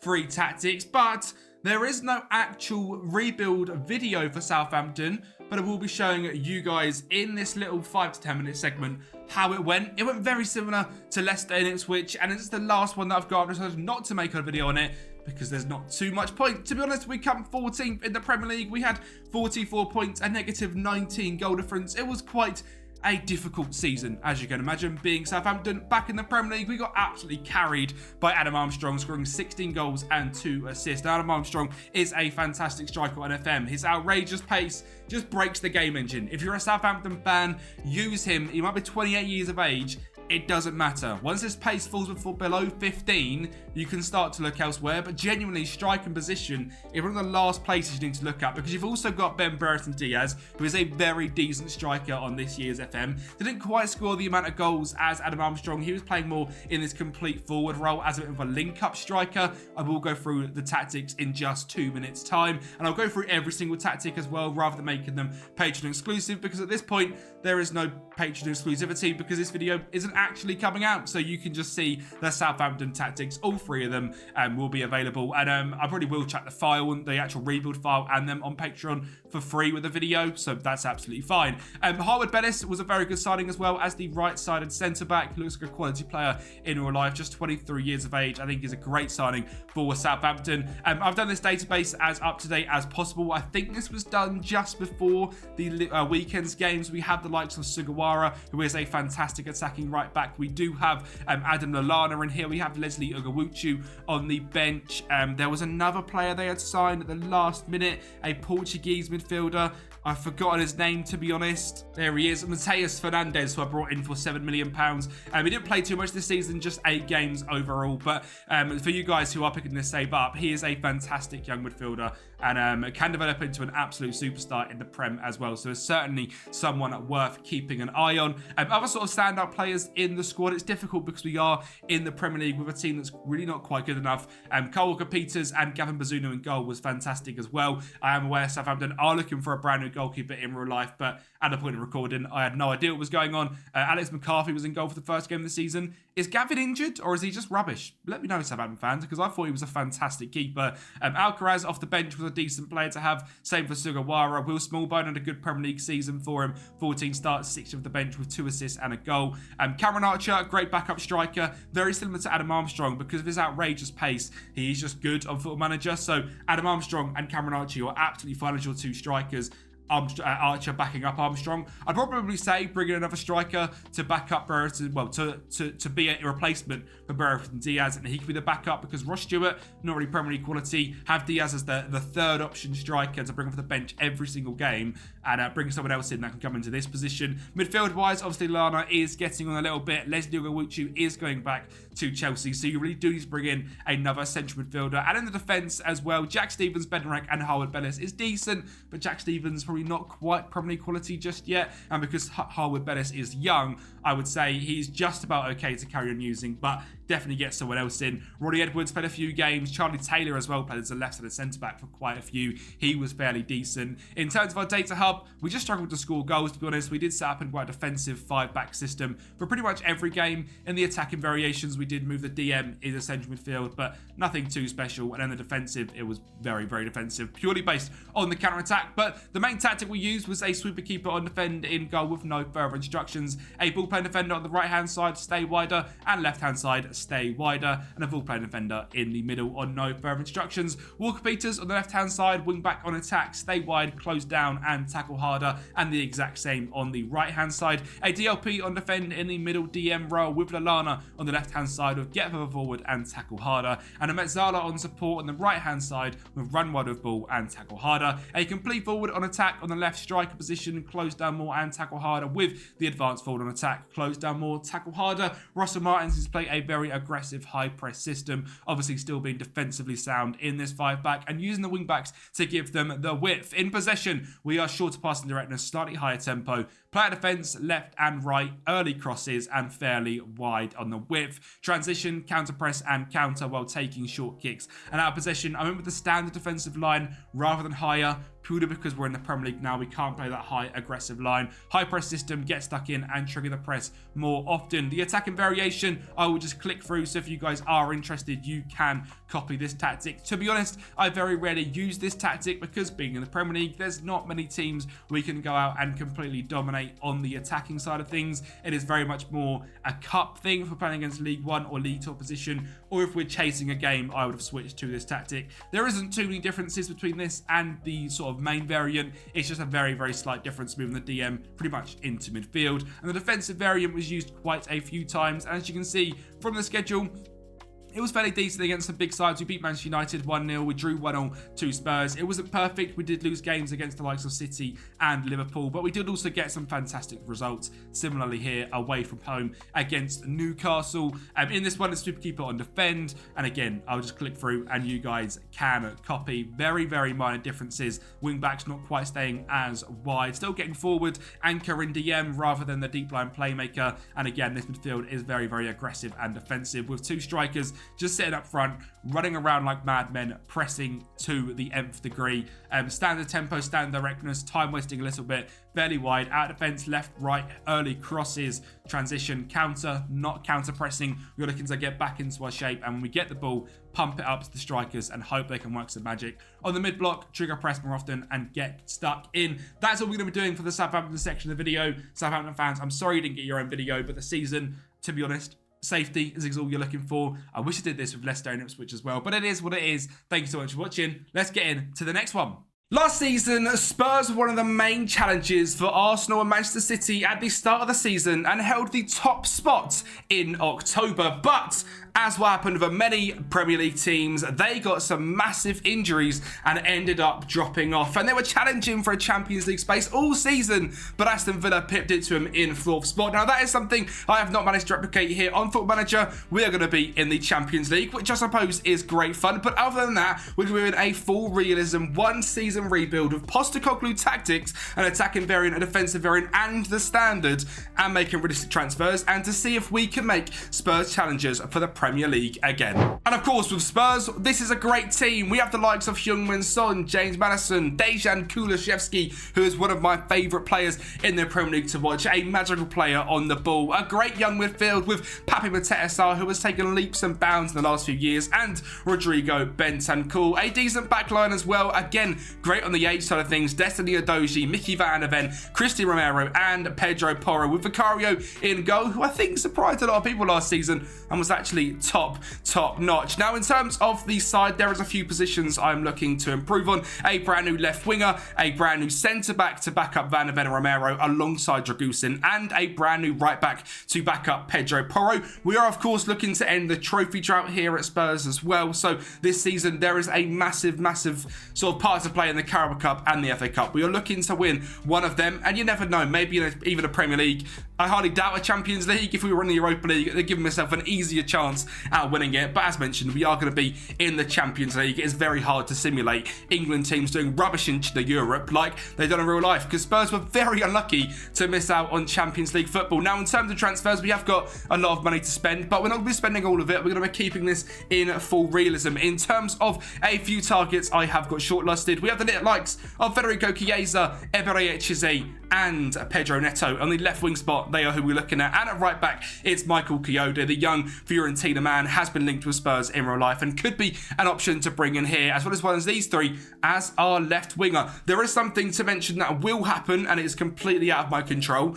In the update I've got, Timo Werner is on loan to Spurs till the end of the 24 season. In real life, that's the end of the 25 season. I'm going to try my hardest to bring him back in. It's not going to happen, sadly. He doesn't want to come here and speak to the club. So we're going to have to move on without Timo Werner as well. And hopefully we can still have a very strong side. I don't think we're missing too much, to be honest. Let's see what transfers I did make. Well, first off, with outgoings, we have sold Bryan Gil to RB Leipzig. He is leaving in real life, I believe, to Girona. That's already done. Manuel Solomon to Borussia Dortmund. Sergio Reguilon to Al Ittihad. And Jed Spence to Raul Hispalas. £50 million raised means we've got a whole load of money to go and spend. And our first signing is that brand new right back to cover Pedro Porro. I think Michael Kyoto is a superstar. On FM, he grows to be one of the best right backs every single time. In this one, he's really got a cap for Italy as well. I'm sure he's been smashed in at Fiorentina in real life. That's why he's linked to a Premier League move. And we've picked him up here at Spurs. Quite expensive at £37.5 million, but if he grows into the player he can be, it's not that bad at all for a right back. And signing number two, I think more than makes up for it in value for money. It's Pedro Neto from Wolves for just £31 million. Now, Pedro Neto is one of my favourite players to watch in the Premier League. It is such a shame he has had his big sort of issues of injury, because when he's on form, when he's not injured, he is unbelievable to watch. 17 dribbling, 16 flair, and fantastic physicals. His finishing are lights out. He's consistent. He loves big matches. He is just injury prone. But I think in this Spurs side, where we've got a lot of very good wingers, he will get the rotation he needs and hopefully will become a superstar. One of the standout players from the Euros was Ferdi Kadioglu. The young Turkish fullback can play right or left. He's coming in here to be a backup left back. Coyote is the backup right back, and he can play either or. He's absolutely fantastic. Great for pace, great defensive stats, and again, it's linked to a Premier League move, so it seems like quite a good option. And the final signing, which was out of my control, but we'll go into the 21s, is Luka Vuskovic. The young Croatian centre-back is 17 and has joined Spurs in real life. A very exciting transfer. Now, the three tactics we have got now look completed with a full 11 and a full backup 11. We have Vicario in goal with Forster as the backup, Pedro Porro at right back with Coyote as the backups, with Romero and Mickey van der Ven as our two centre-backs, with Ben Davies and Dragusin as our centre-backs. Left back is Destiny Adoji and Vejli Kadioglu. In midfield, it's Pape Mateta and Rodrigo Bentancur, with the backups being Archie Gray, a very exciting signing from Leeds, and Yves Bissouma. Kulusevski on the right-hand side, Pedro Neto on the left-hand side, of James Maddison in the cam role, being backed up by Brennan Johnson, Richarlison, and I have called up Lucas Bergvall to be the backup rather than going to get someone to replace Timo Werner. And finally, it's Heung-min Son up front with the backup of Alejo Velij. Now, Spurs could bring in a backup striker in real life, but everywhere I looked, I couldn't see many links to many strikers, so we've had to give that one a miss for now. And we're going into the season with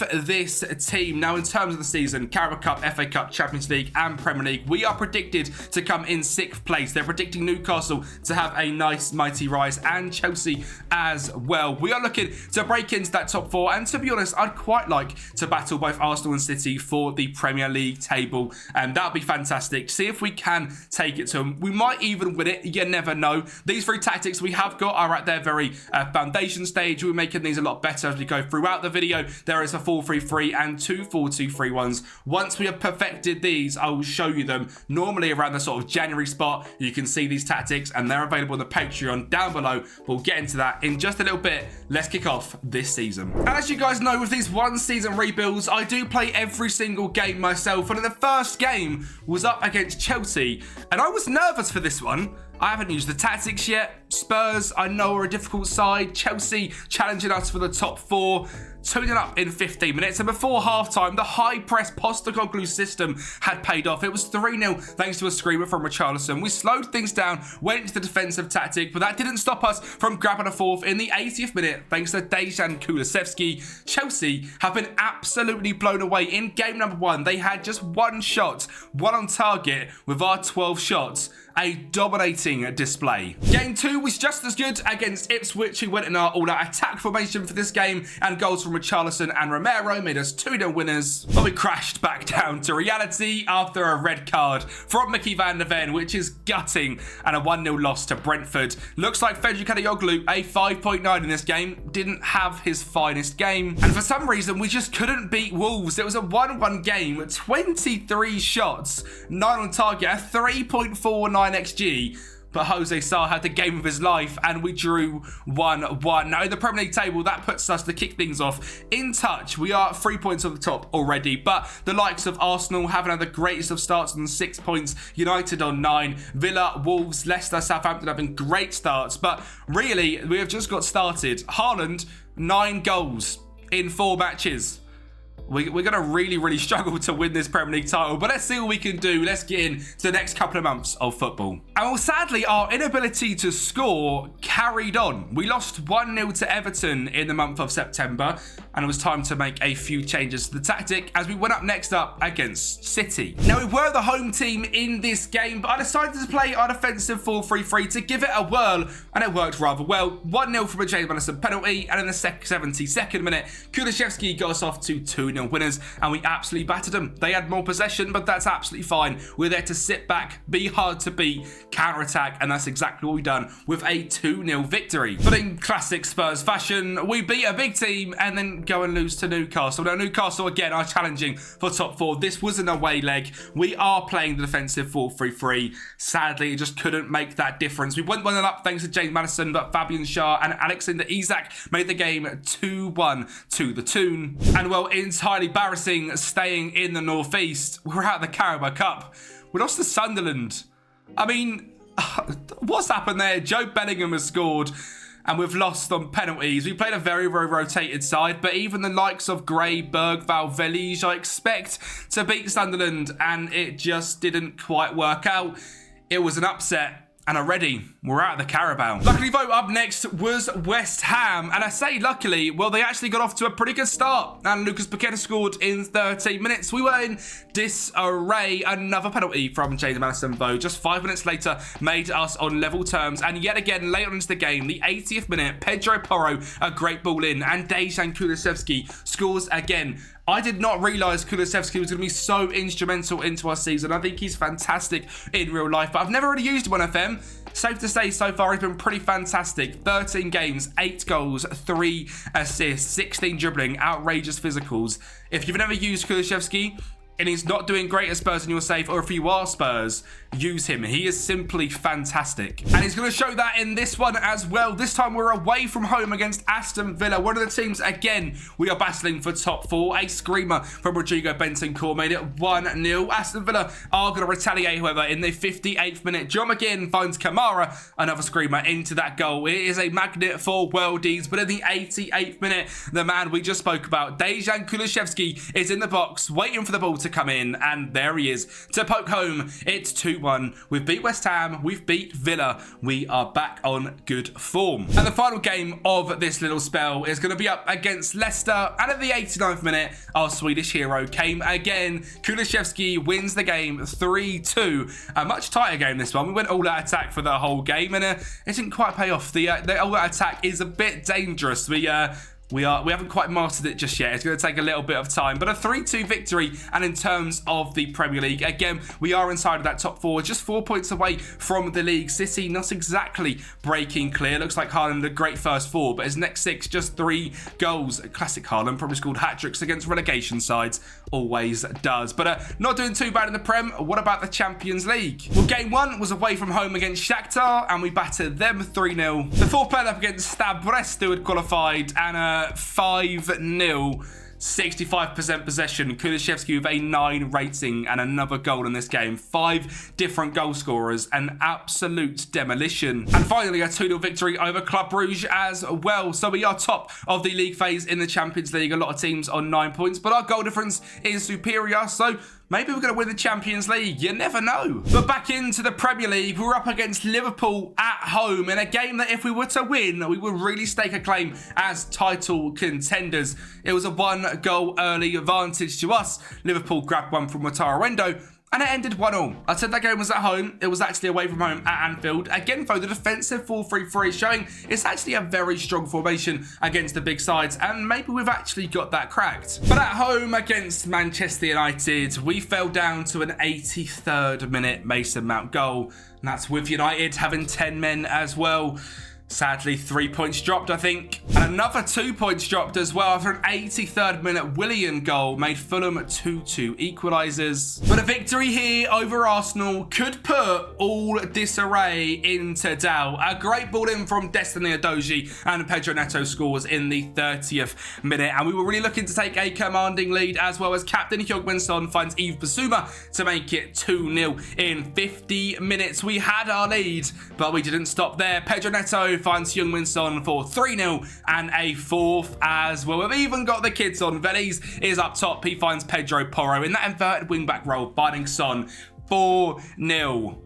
London is white with Spurs, and we have smashed through Arsenal. Pretty much level on possession, but shots on target and direct XG, we smashed them, and 4-0. An absolutely amazing victory. And then we go and drop points against Crystal Palace. I mean, what? Why? Why can we batter Arsenal 4-0? We beat Chelsea 4-0 at the start, but we drew 2 with Fulham. We drew 1-0 with Crystal Palace. The big London sides we can smash. The little ones is just not quite coming off. However, next up was a trip down to the south coast to see Brighton, and the reason I showed this game is because of a very exciting young Cam Bergvall. Got himself his first Spurs goal in this game, making it 1-0, and was instrumental all game, really showing why Spurs brought him. Another assist there, cutting it back into Pedro Neto, and the 3rd goal coming at half-time. He had nothing to do with that one, but a Heung-min Son screamer free kick, and we absolutely battered Brighton, and then drew to Southampton 2-2. I don't get it. I really am struggling as to why we are not winning every single game. We seem to be on the most up and down, topsy-turvy form. I'm going to be doing some tweaks to the tactic. You can see in the bottom right, I've started to do that already, but we need to really do it this time and get this tactic right, because as things stand, we keep winning games against the teams we should be, and then just randomly drawing and losing horrendous games. I mean, this one, we were saved by a 91st minute Radu Dragusin goal. And when it just carried on, because we then beat Everton 4-1, but dropped points 1-0 at home against Nottm Forest. It needs to be sorted out. Trust me, I'm working on it. We did then beat Bournemouth 2-1 and finished off our insanely busy December schedule with a 2-0 victory against Ipswich. So even though we have had this up and down form, we are still technically the 2nd best team in the Premier League. Now we have played 2 more games than Manchester United, a few more, well, 1 more than Arsenal, who would still just be behind us, and 1 more than City. We're only 3 points off them, but they have got that game in hand. I don't know why we've been given this mental schedule. Probably because we crashed out the Carabao Cup straight away, I guess, wasn't it? So that'll be why. But as we can see, Champions League is also going very well. As we look here, we managed to beat Bayern Munich 1-0. Galatasaray we did lose 1-0 to, but beat Ferencváros 2-0. So even like that, we beat Bayern Munich and then we lose to Galatasaray. Make it make sense. It's absolutely impossible to make sense out of. One thing I am going to do in this January window, we've got £135 million.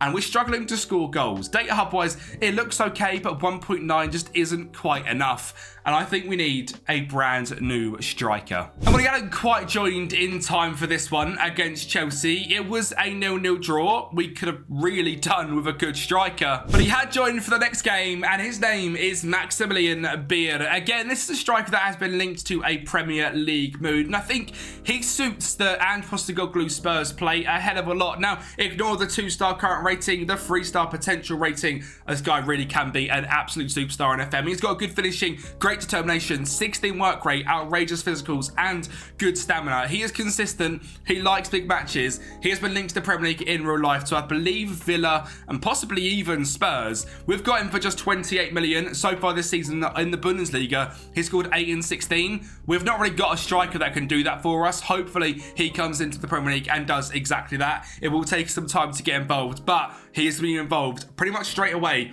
as our number one striker. And he did play in this first game against Brentford. And I tell you what it gives us as well. It just gives us another rotational option, another piece of the puzzle to give maybe Son that little rest. Maybe Richarlison, who's been quite good this season, a little rest. And maybe we can just abuse Kulusevski a little bit more. I mean, Mateta, that's an absolute worldie for 2-0 in 47 minutes. And we are going to grab a third here as well. You can see Son coming on late, finding Maddison to find Pedro Neto to make it 3-0. An absolute smashing of Brentford. And we are getting there with the tactics. I say that, in that game we used the attacking tactics, so we're getting there with that one. With the standard one, we're still struggling, and even in this game, struggling to create chances. A 0-0 draw against Wolves, away from home, but still 3 points dropped. 2 points dropped even. For a little bit of good news, we are through the third round of the FA Cup after beating Bournemouth. And thanks to a 92nd minute winner from Yves Bissouma, we are 1-0 winners in the fourth round as well against Newcastle. And in the Champions League, we finished off our fantastic form, beating Benfica 3-0 and drawing 2-2 away from home against Real Madrid, thanks to a 95th minute Brahim Diaz goal. We're showing on the European stage we can compete with pretty much anyone, and Spurs have that unbelievable run. They got to a final under Pochettino. Could we do the same? We've given ourselves a good chance. We're in the top 8, in fact, in third place. We're skipping the knockout playoff round and going straight into the round of 16, which sounds good to me. It's time, though, for this season to really ramp up. There is 14 games left in the Premier League. We are now into the 5th round of the FA Cup. We are facing Bristol and obviously the round of 16 in the Champions League. So let's really get into this season. And while the month of February did start with some not great form, losing 3-1 to City, a 1-1 draw against Newcastle thanks to an 83rd minute Romero header, and a pretty woeful 1-0 loss to West Ham, I am confident that after this game, these tactics are fixed, and we have now 3 very strong tactics. And we're going to start off with tactic number 1, which will look a little bit different to what you guys saw previously. We have a sweeper keeper on support in goal with pass it shorter, the inverted wing back on the right hand side on support with get further forward, close down more, the wing back on support on the left with close down more, with the 2 standard ball playing defenders. The right hand side one has got stay wider to cover off when Porro goes forward. We have our ball midfielder here on take fewer risks, and our DLP on stay wider and close down more. On the right hand side is a winger on attack, pass it shorter, cut inside, roam and close down more. With the left hand side, the inside forward on attack with pass it shorter, roam and close down more. An attack midfielder on support, get further forward, roam from position and close down more, and tackle harder, very aggressive in there. And finally, a Trequartista up front on attack. Now, I love a Trequartista, and a lot of people think it's a very complicated role. It's basically a link-up striker that also acts as a bit of a poacher,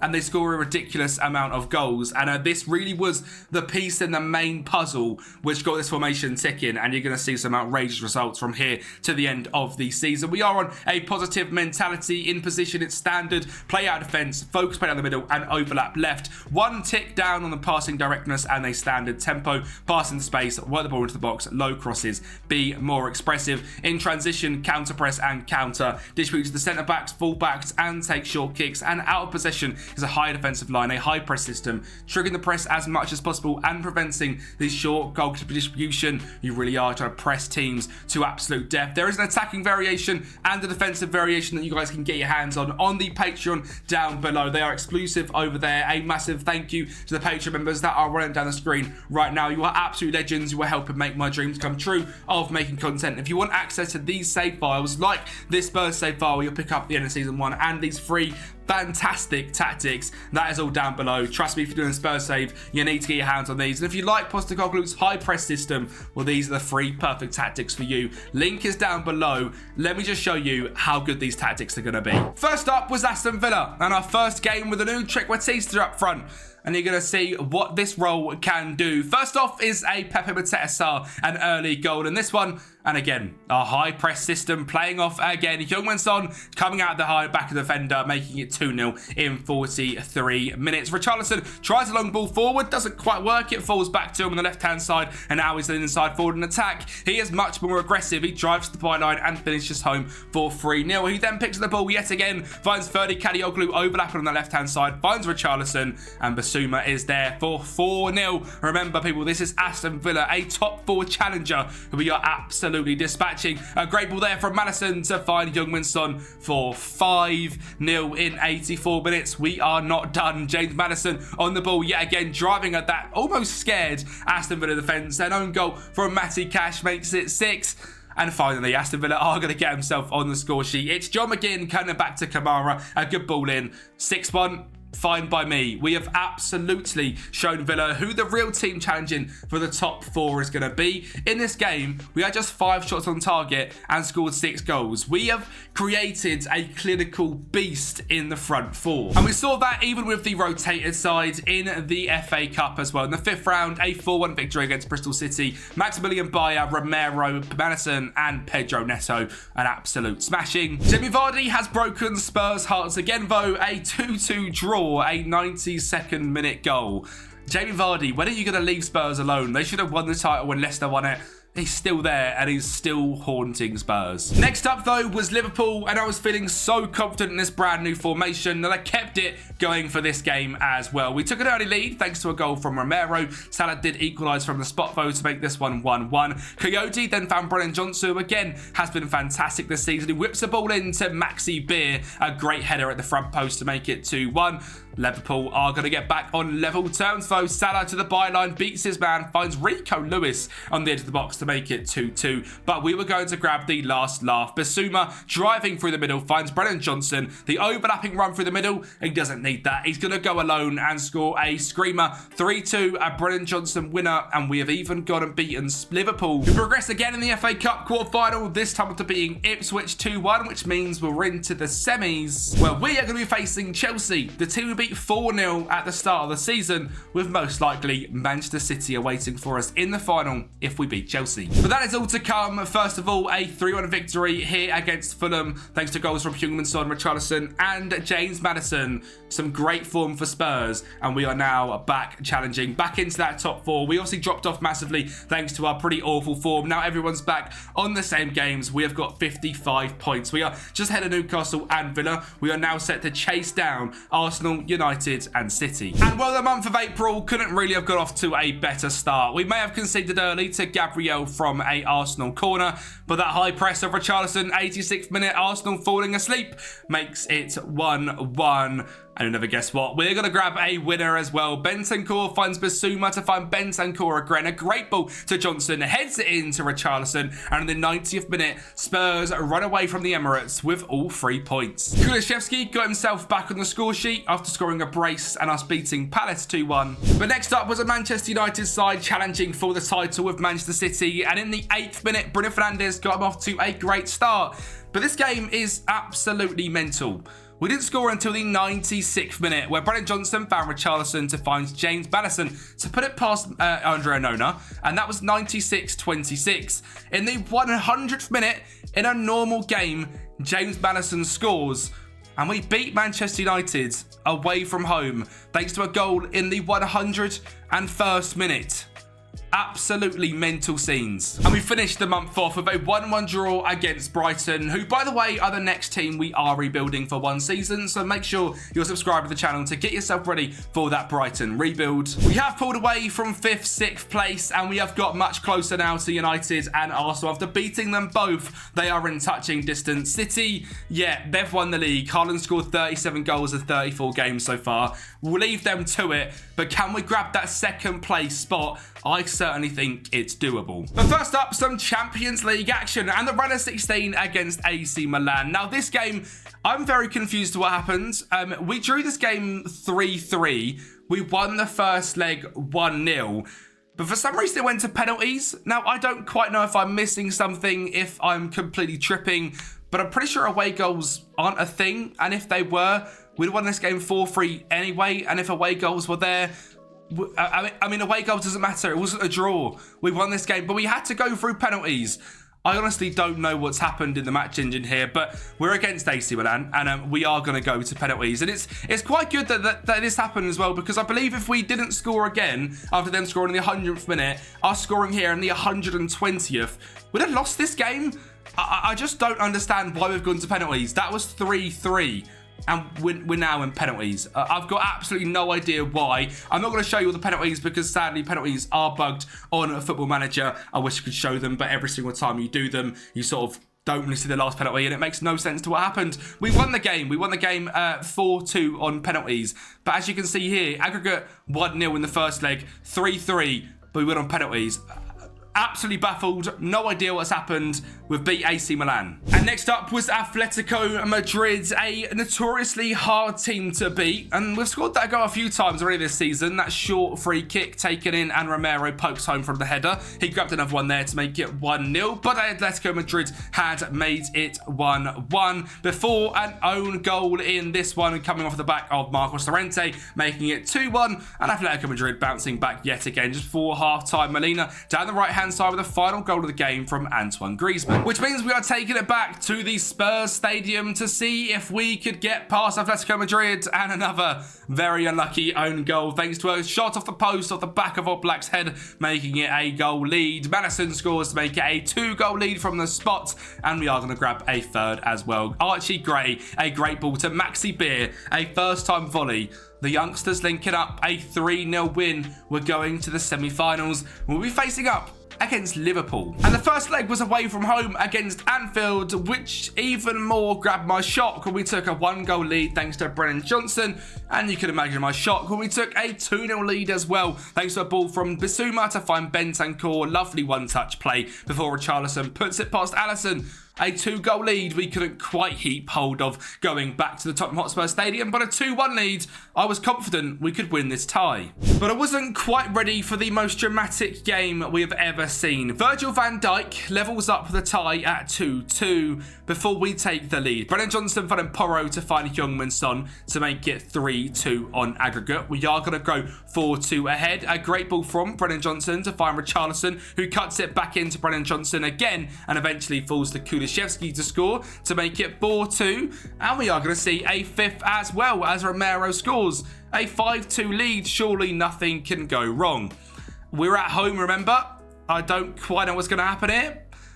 Apart from a Spurs bottle. Salah scores from the edge of the box to make it 5-3. Gakpo whips one in and Rafa Varane jumps up.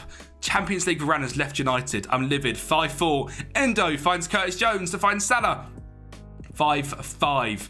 What is going on? I honestly have no idea. Salah is going to score again to make it 6-5, and Alvarez is going to score again. 7-5. The capitulation is real. In the 93rd minute, we are going to grab a goal back thanks to the young man Archie Gray, who picks up on the edge and scores a screamer.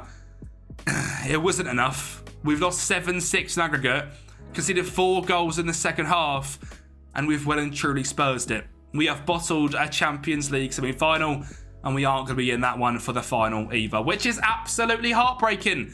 So the only chance we've got of winning a trophy is the FA Cup. And it wasn't going to be easy because if you remember, the semi-finals was up against Chelsea, a team we have beat heavily in the start of the season, but also drew 0-0, so we didn't quite know how this game was going to go. Maddison scored to make it 1-0 early on before Chelsea put us back to 1-1 thanks to a goal from Christopher Nkunku. But in the 80th minute, that Spurs sort of high press and energy that we train week in, week out paid dividends. Brennan Johnson making it 2-1 with another pivotal goal for him. him. 3-1 is going to come in, starting with Mickey van der Ven to find Destiny Adoji beating his man on the left-hand side, cutting into Maxi Beer to make it 3-1. And a fourth as well, 93rd minute, some more high press winning it back from Maxi Beer, finds Pedro Neto dancing left and right, scores 4-1, and Spurs, when we are going to a final, it is against Manchester City, the FA Cup final, but that's going to be after the last 3 games of the Premier League. And we're going to absolutely zoom through these because the form has been brilliant. We battered Southampton 3-1, Nottm Forest 3-0, and finally Bournemouth 2-0 as well after playing a fully rotated side. And you can see here the form after that 1-0 loss to West Ham. The form went on after changing the tactics to the brand new ones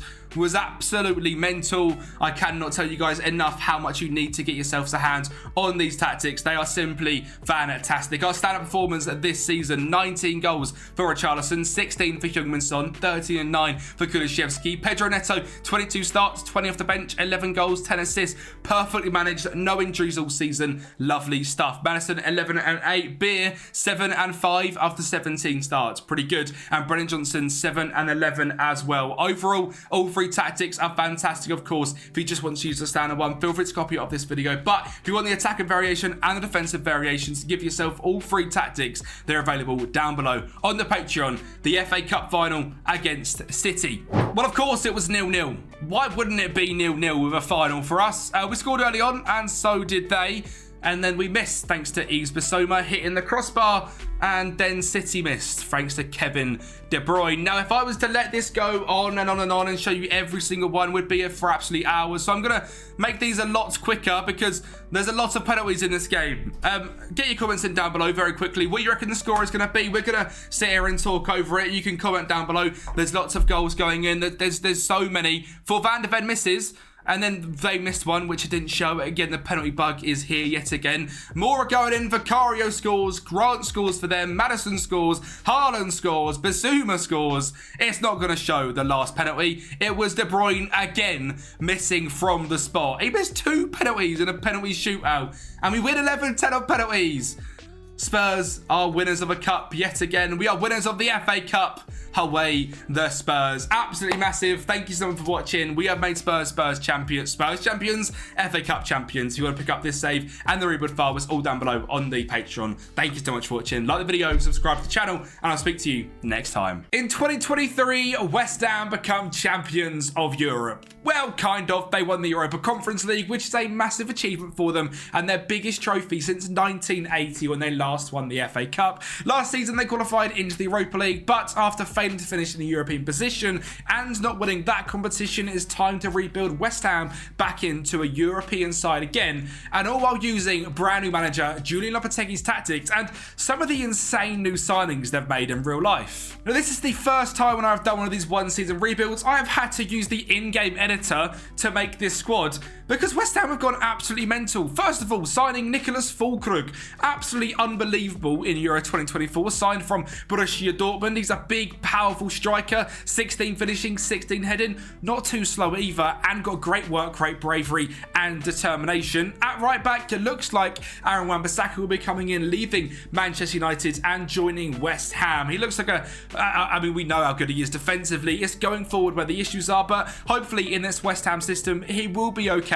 I imagine we'll swap this wing back on attack to wing back on support and get the best out of Aaron Wan-Bissaka. Max Kilman, for me, is a fantastic left-footed centre-back signed from Wolves, and again, absolutely fantastic piece of business. And as you look at this West Ham side of Areola in goal, Wan-Bissaka, Zuma, Kilman, Emerson, Alvarez, Ward-Prowse, Paqueta, Bowen, Kudus, and Füllkrug all set up in the Julian Lopetegui sort of 4-3-3 / goes into a bit of a sort of change actually. Alvarez will drop in to a middle centre-back. Emerson will bomb right on with that right side of centre-back and create almost a 5-2-3. And it'll be some beautiful, beautiful football. We are set to keep the ball played on the wings, etc. Don't worry, we'll go for the tactics at some point once I know I have got them mastered. We've got an attacking variation and a defensive one as well. But that isn't where the signings finish, because we've got the likes of signing Cisco Somerville, signed from Leeds United, 25 million. Outrageous speed to come off the bench on that left-hand side, or if Kudus or Bowen get injured, we know we've got someone more than good enough to compete down that wing position. And if that all wasn't good enough, they've also signed a fantastic, experienced Argentinian central defensive midfielder midfielder in Guido Rodriguez. And complete hats off to West Ham. They have smashed it this season. They've noticed they've fallen out of European competitions and they want to get back into it. And what better way to improve the squad the way they have done? I think Fulkrug is an A-star signing. Absolutely fantastic. Same goes for Max Kilman, Wan-Bissaka. I think Guido Rodriguez is a great rotation option with Alvarez. And Somerville, well, if you get injuries to Bowen or Kudus, or if Paqueta does end up leaving in the simulation, I have kept him in the squad. And Kudus moves into more midfield role. You've got yourself Somerville there who can fit right in that wing position. Very exciting for West Ham fans. And as mentioned, I've had to use the editor to actually get players like Fulkrug to join West Ham because according to FM, no chance. In real life, fair play. Now, in terms of the Premier League, this season we were predicted to come down in 9th place, and to be honest, that's pretty much where they finished, in 9th place. Quite a way off getting into European football on just 52 points. I'm looking to do much more than that, and I'm not making any more signings because they've gone so mental in the last few days. I've had to already simulate this rebuild once, where we come 6th last time where I made my own signings.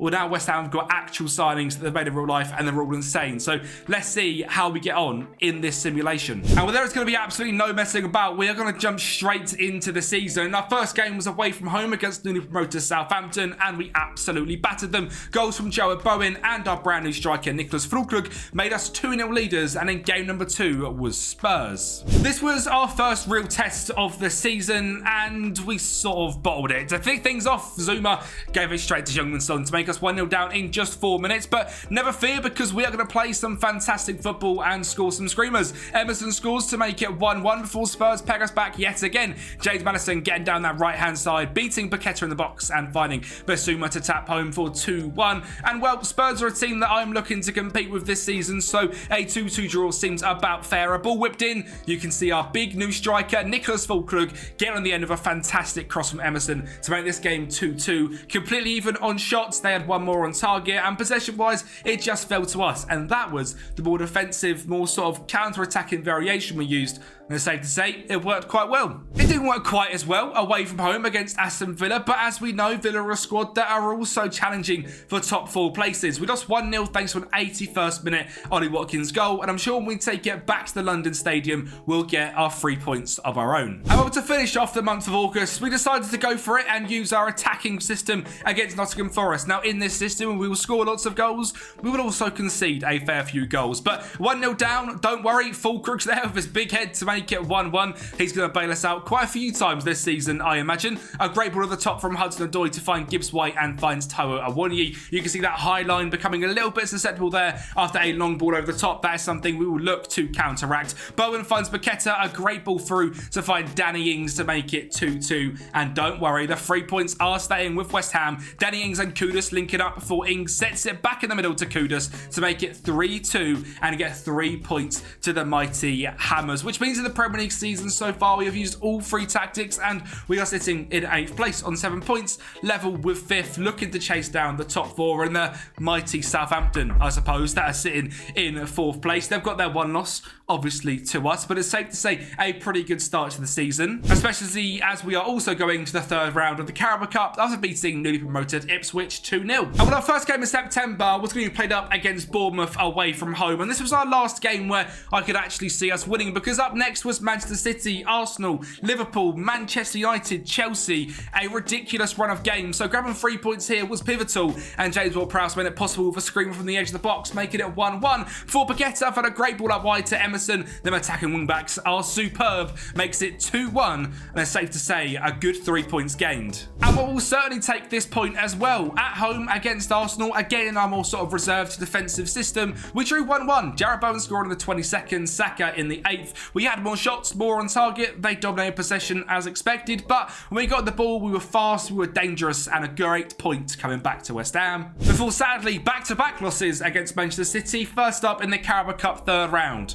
To get drawn against City away from home is unfair, and especially when Jan Couto is leaving to join Dortmund in real life. Does this game know nothing about realism? Well, I mean, even without Jan Couto scoring, we still lost 1-0 to Manchester City, this time to Erling Haaland. 1-0 though, away from home at the Etihad. We can't really complain about that one. Couto's got sent off in the 79th, and we still kept it tight, which is hopefully going to be good for our goal difference, because you never know if we might need that later on in the season. And well, next up was Chelsea, and this was 3 points I actually think we could certainly get. So Jarrett Bowen on the edge of the box scores an absolute screamer. Own goal from Chalobah, deflects in, no chance for Robert Sanchez. Chelsea then knocking the ball about very nicely with their new manager Enzo Maresca, and then Nkunku finishes past Areola. But 3 points were going to be ours as we scored in the 47th minute. Ward-Prowse gets it down, dribbles past one, dribbles past two, gets into the box and grabs another, beating Robert Sanchez, and West Ham run away with a lead after being, to be fair, a little bit dominated by Chelsea. They had more shots, more on target, more XG,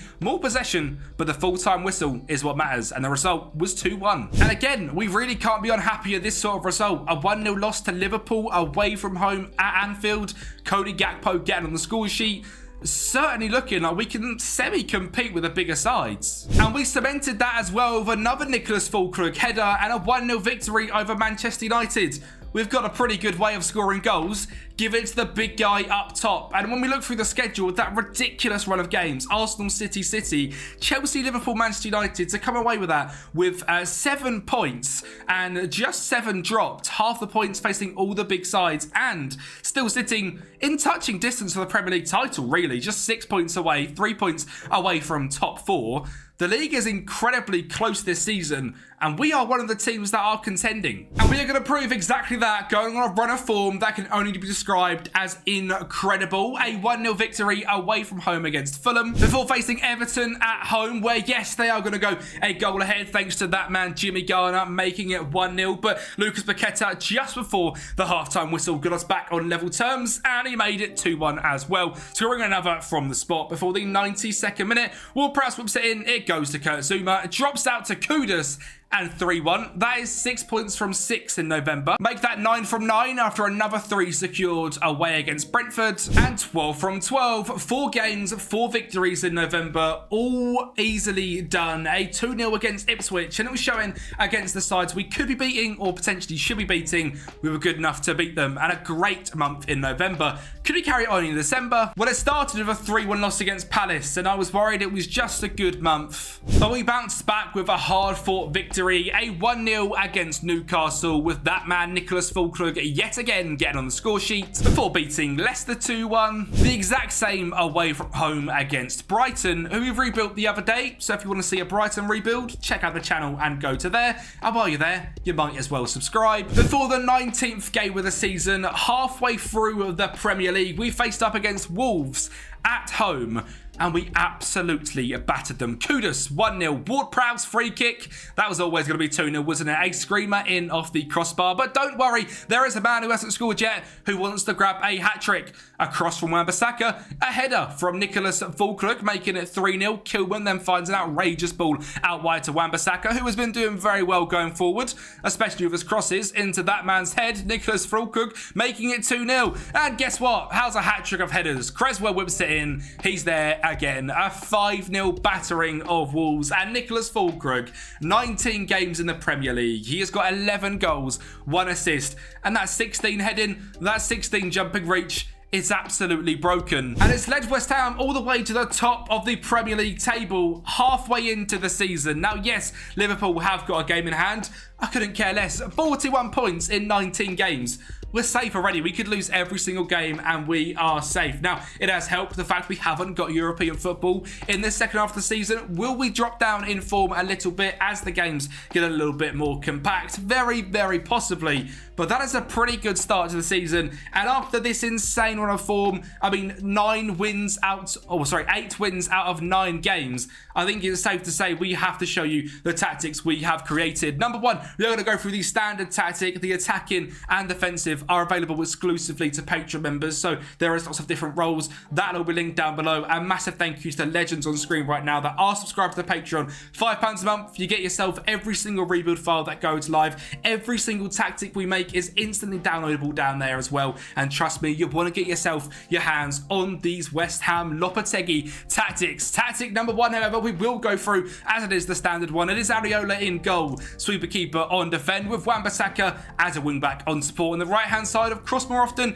and stay wider. And guess what? On the left-hand side, cross more often and stay wider, but a wing-back on attack. These two are your main outlet for goals. So you want to be crossing as much as possible because we've got the big man in the middle. So someone like Aaron Cresswell, who is our backup left-back, is more than good enough. 14 crossing, great speed in him as well. But if we were to swap him out for Emerson, who is looking at outrageous speed at 15 apiece, 14 crossing, 14 dribbling, well, we're going to be scoring a ridiculous amount of goals. I mean, you've seen Wan-Bissaka cross the ball in like an absolute king. Just whip it in, he'll head it home. Wing back on attack on the left, on support on the right. Two ball players on defend, left and right, both with stay wider because we have a halfback on defend in the middle of the DM spot because he's going to be dropping in to make that free back system, making it that lovely build-up play. No further instructions added onto him. We have a box-to-box midfielder on the right-hand side of take more risks and tackle harder, with an advanced playmaker on the left-hand side, rowing from position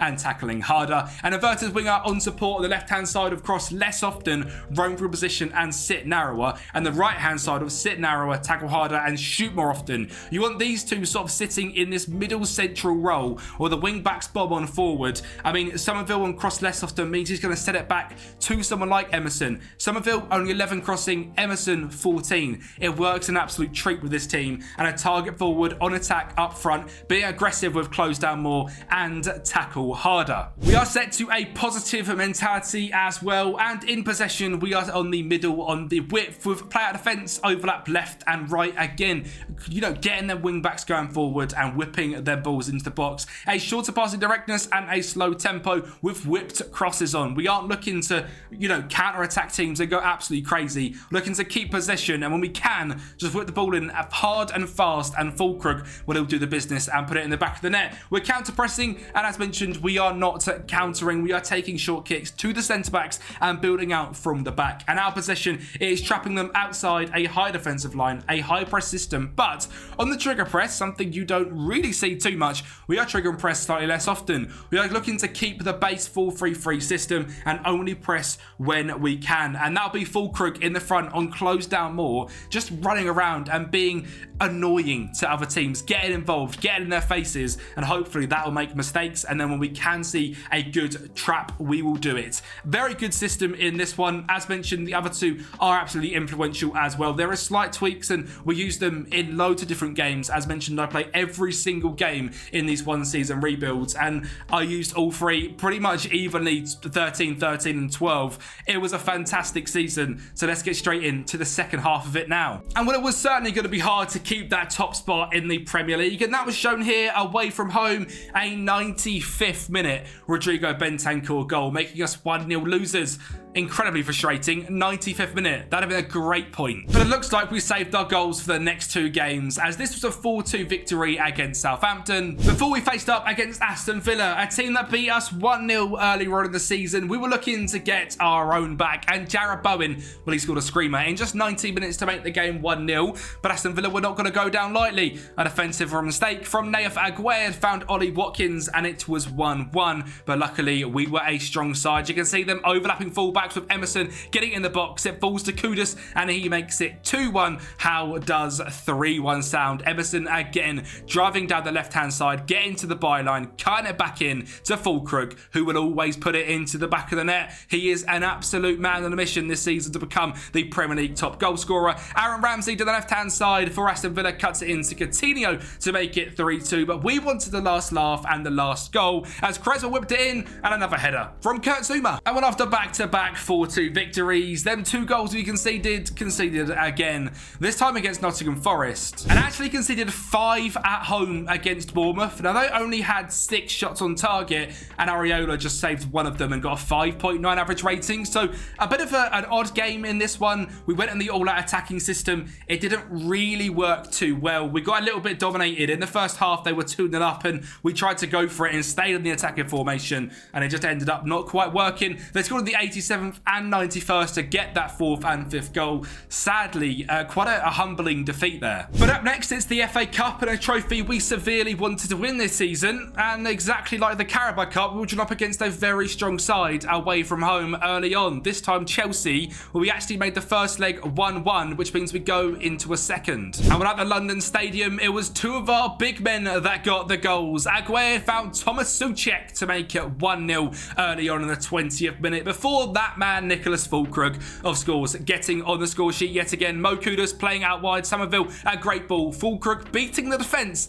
and making it 2-0, sorry, firing past the goalkeeper. Chelsea are then making it 2-1, making it a little bit tighter, but we were through to the next round. We faced up against Brighton, and there was absolutely no resting players in this one. It is a trophy we really do want to win. I want to walk away with a trophy won, and Nicholas Fulkrug made it possible 1-0 in just 20 minutes before a second coming from that man, Lucas Paqueta. Technically an own goal from Van Hecke, but a great effort from a long distance out. Ward-Prowse then found Somerville, who grabbed another goal for his season, making it 3-0. And in the 93rd minute, Creswell whipped in, an unbelievable ball headed out to Mo Kudus, and it was 4-0 in the end. But you could just see that cross more often, that stay wider, the fullbacks just pump balls into the box, which is why Fulkrug has been so deadly. But we are through to the 5th round of the FA Cup, and it's quite a favourable draw as well, at home to Burnley, so hopefully we can lift the competition in this save. The Premier League is going to be very difficult. We are in second place. Liverpool have 2 games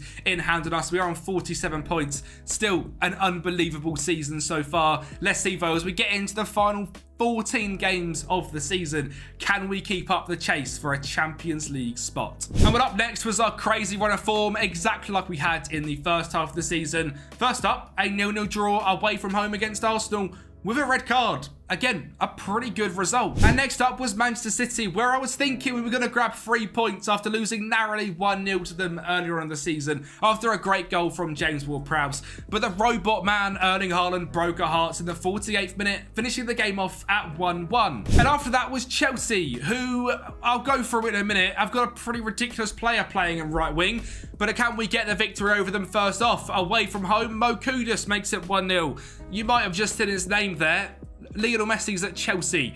Well, he whipped it in and they made it 1-1 after his magical touch, but we had our own magical touch for our own. 97th minute, Edson Alvarez fires in from distance and we win the game 2-1.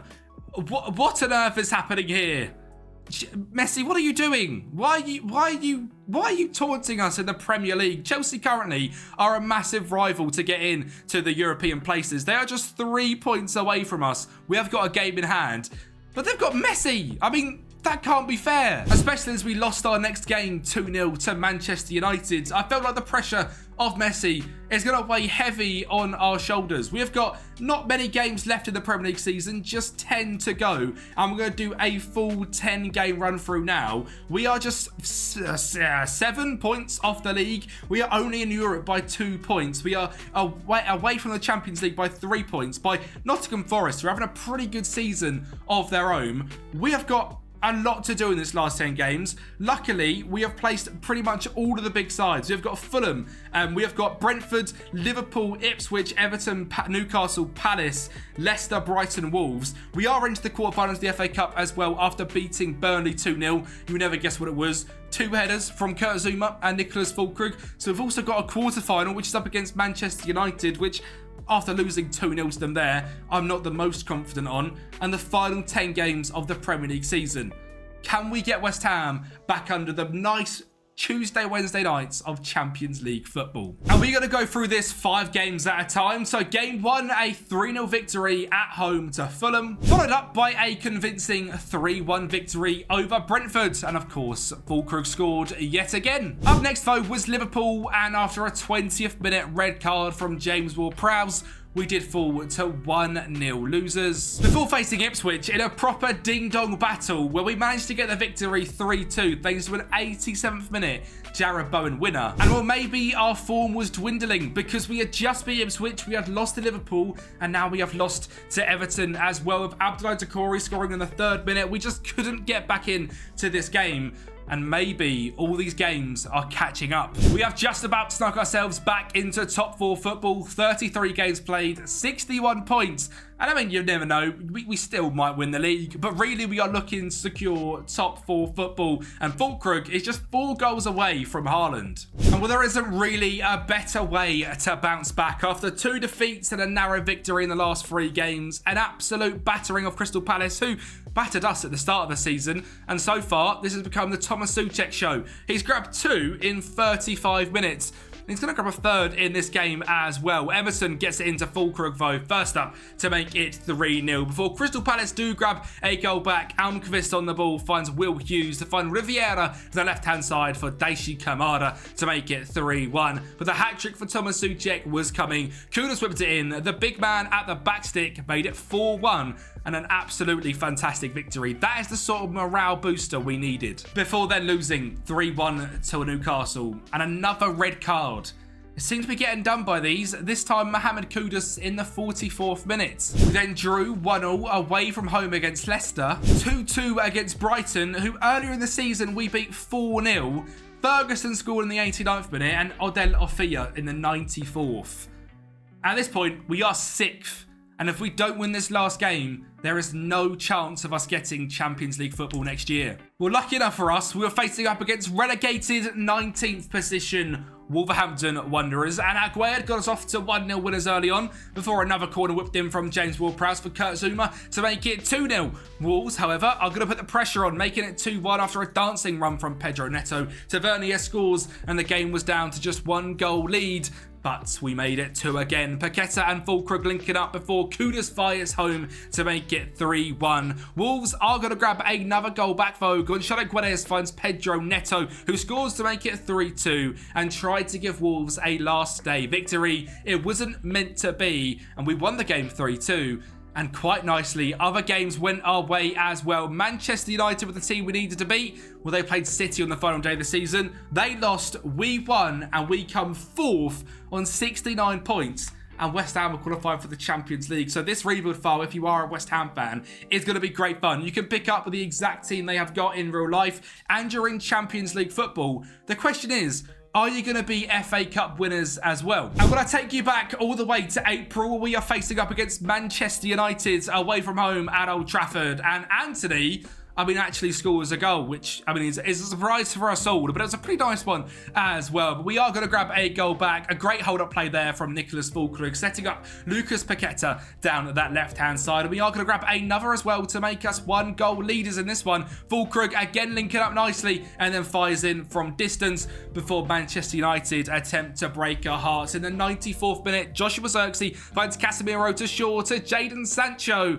And the game is going to extra time.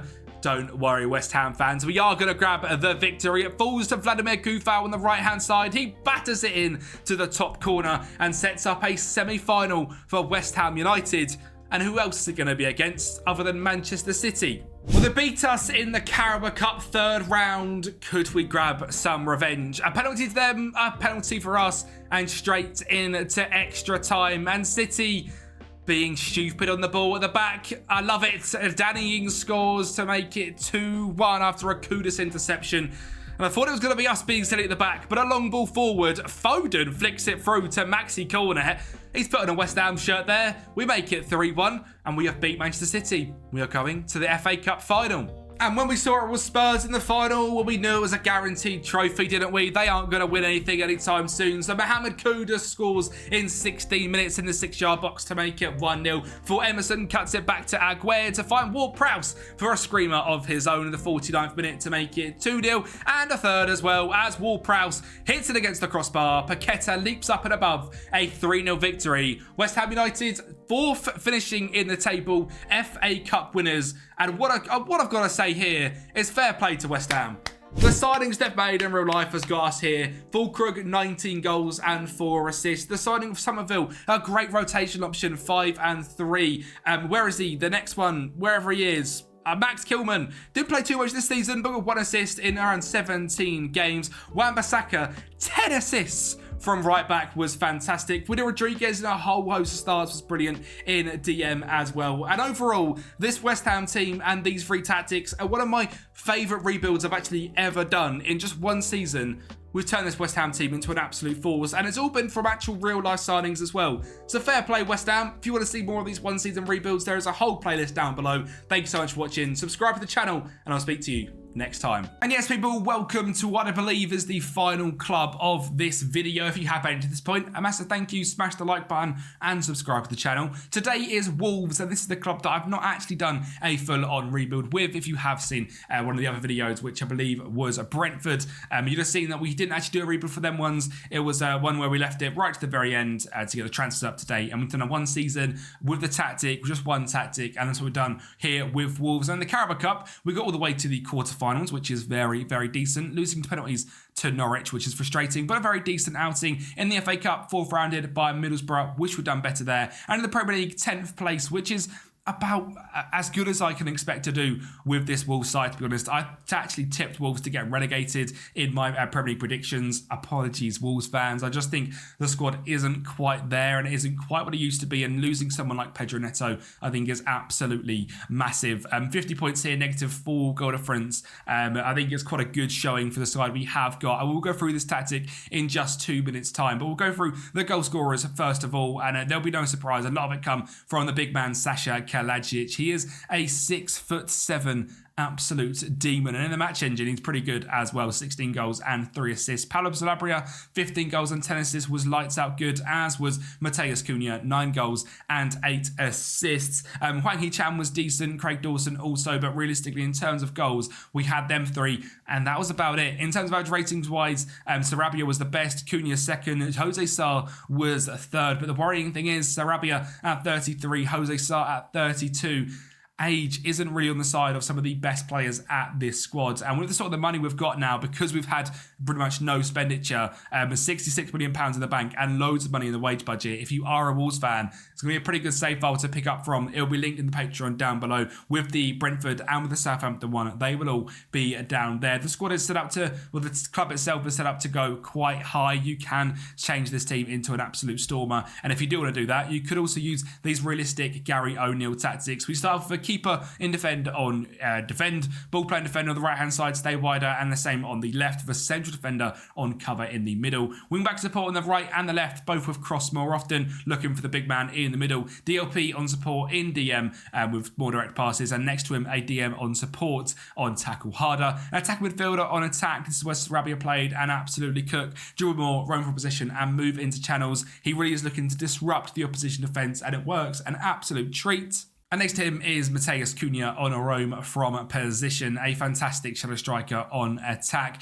And up front, the advanced forward on attack, Kalajic, just absolutely bad goals in this. Positive mentality in position. We are slightly more direct, same on the tempo on the medium, passing the space, same on the width in the medium, and round defence. Nothing special in here with low crosses as well. In transition, counter press, counter, distribute centre backs, and out of position, trap them outside, high defensive line, mid block with triggering the press as much as possible. Apologies, Wolves fans, it's a very quick one. One of the last teams we had to rebuild. Simmed it yesterday, video coming out tomorrow.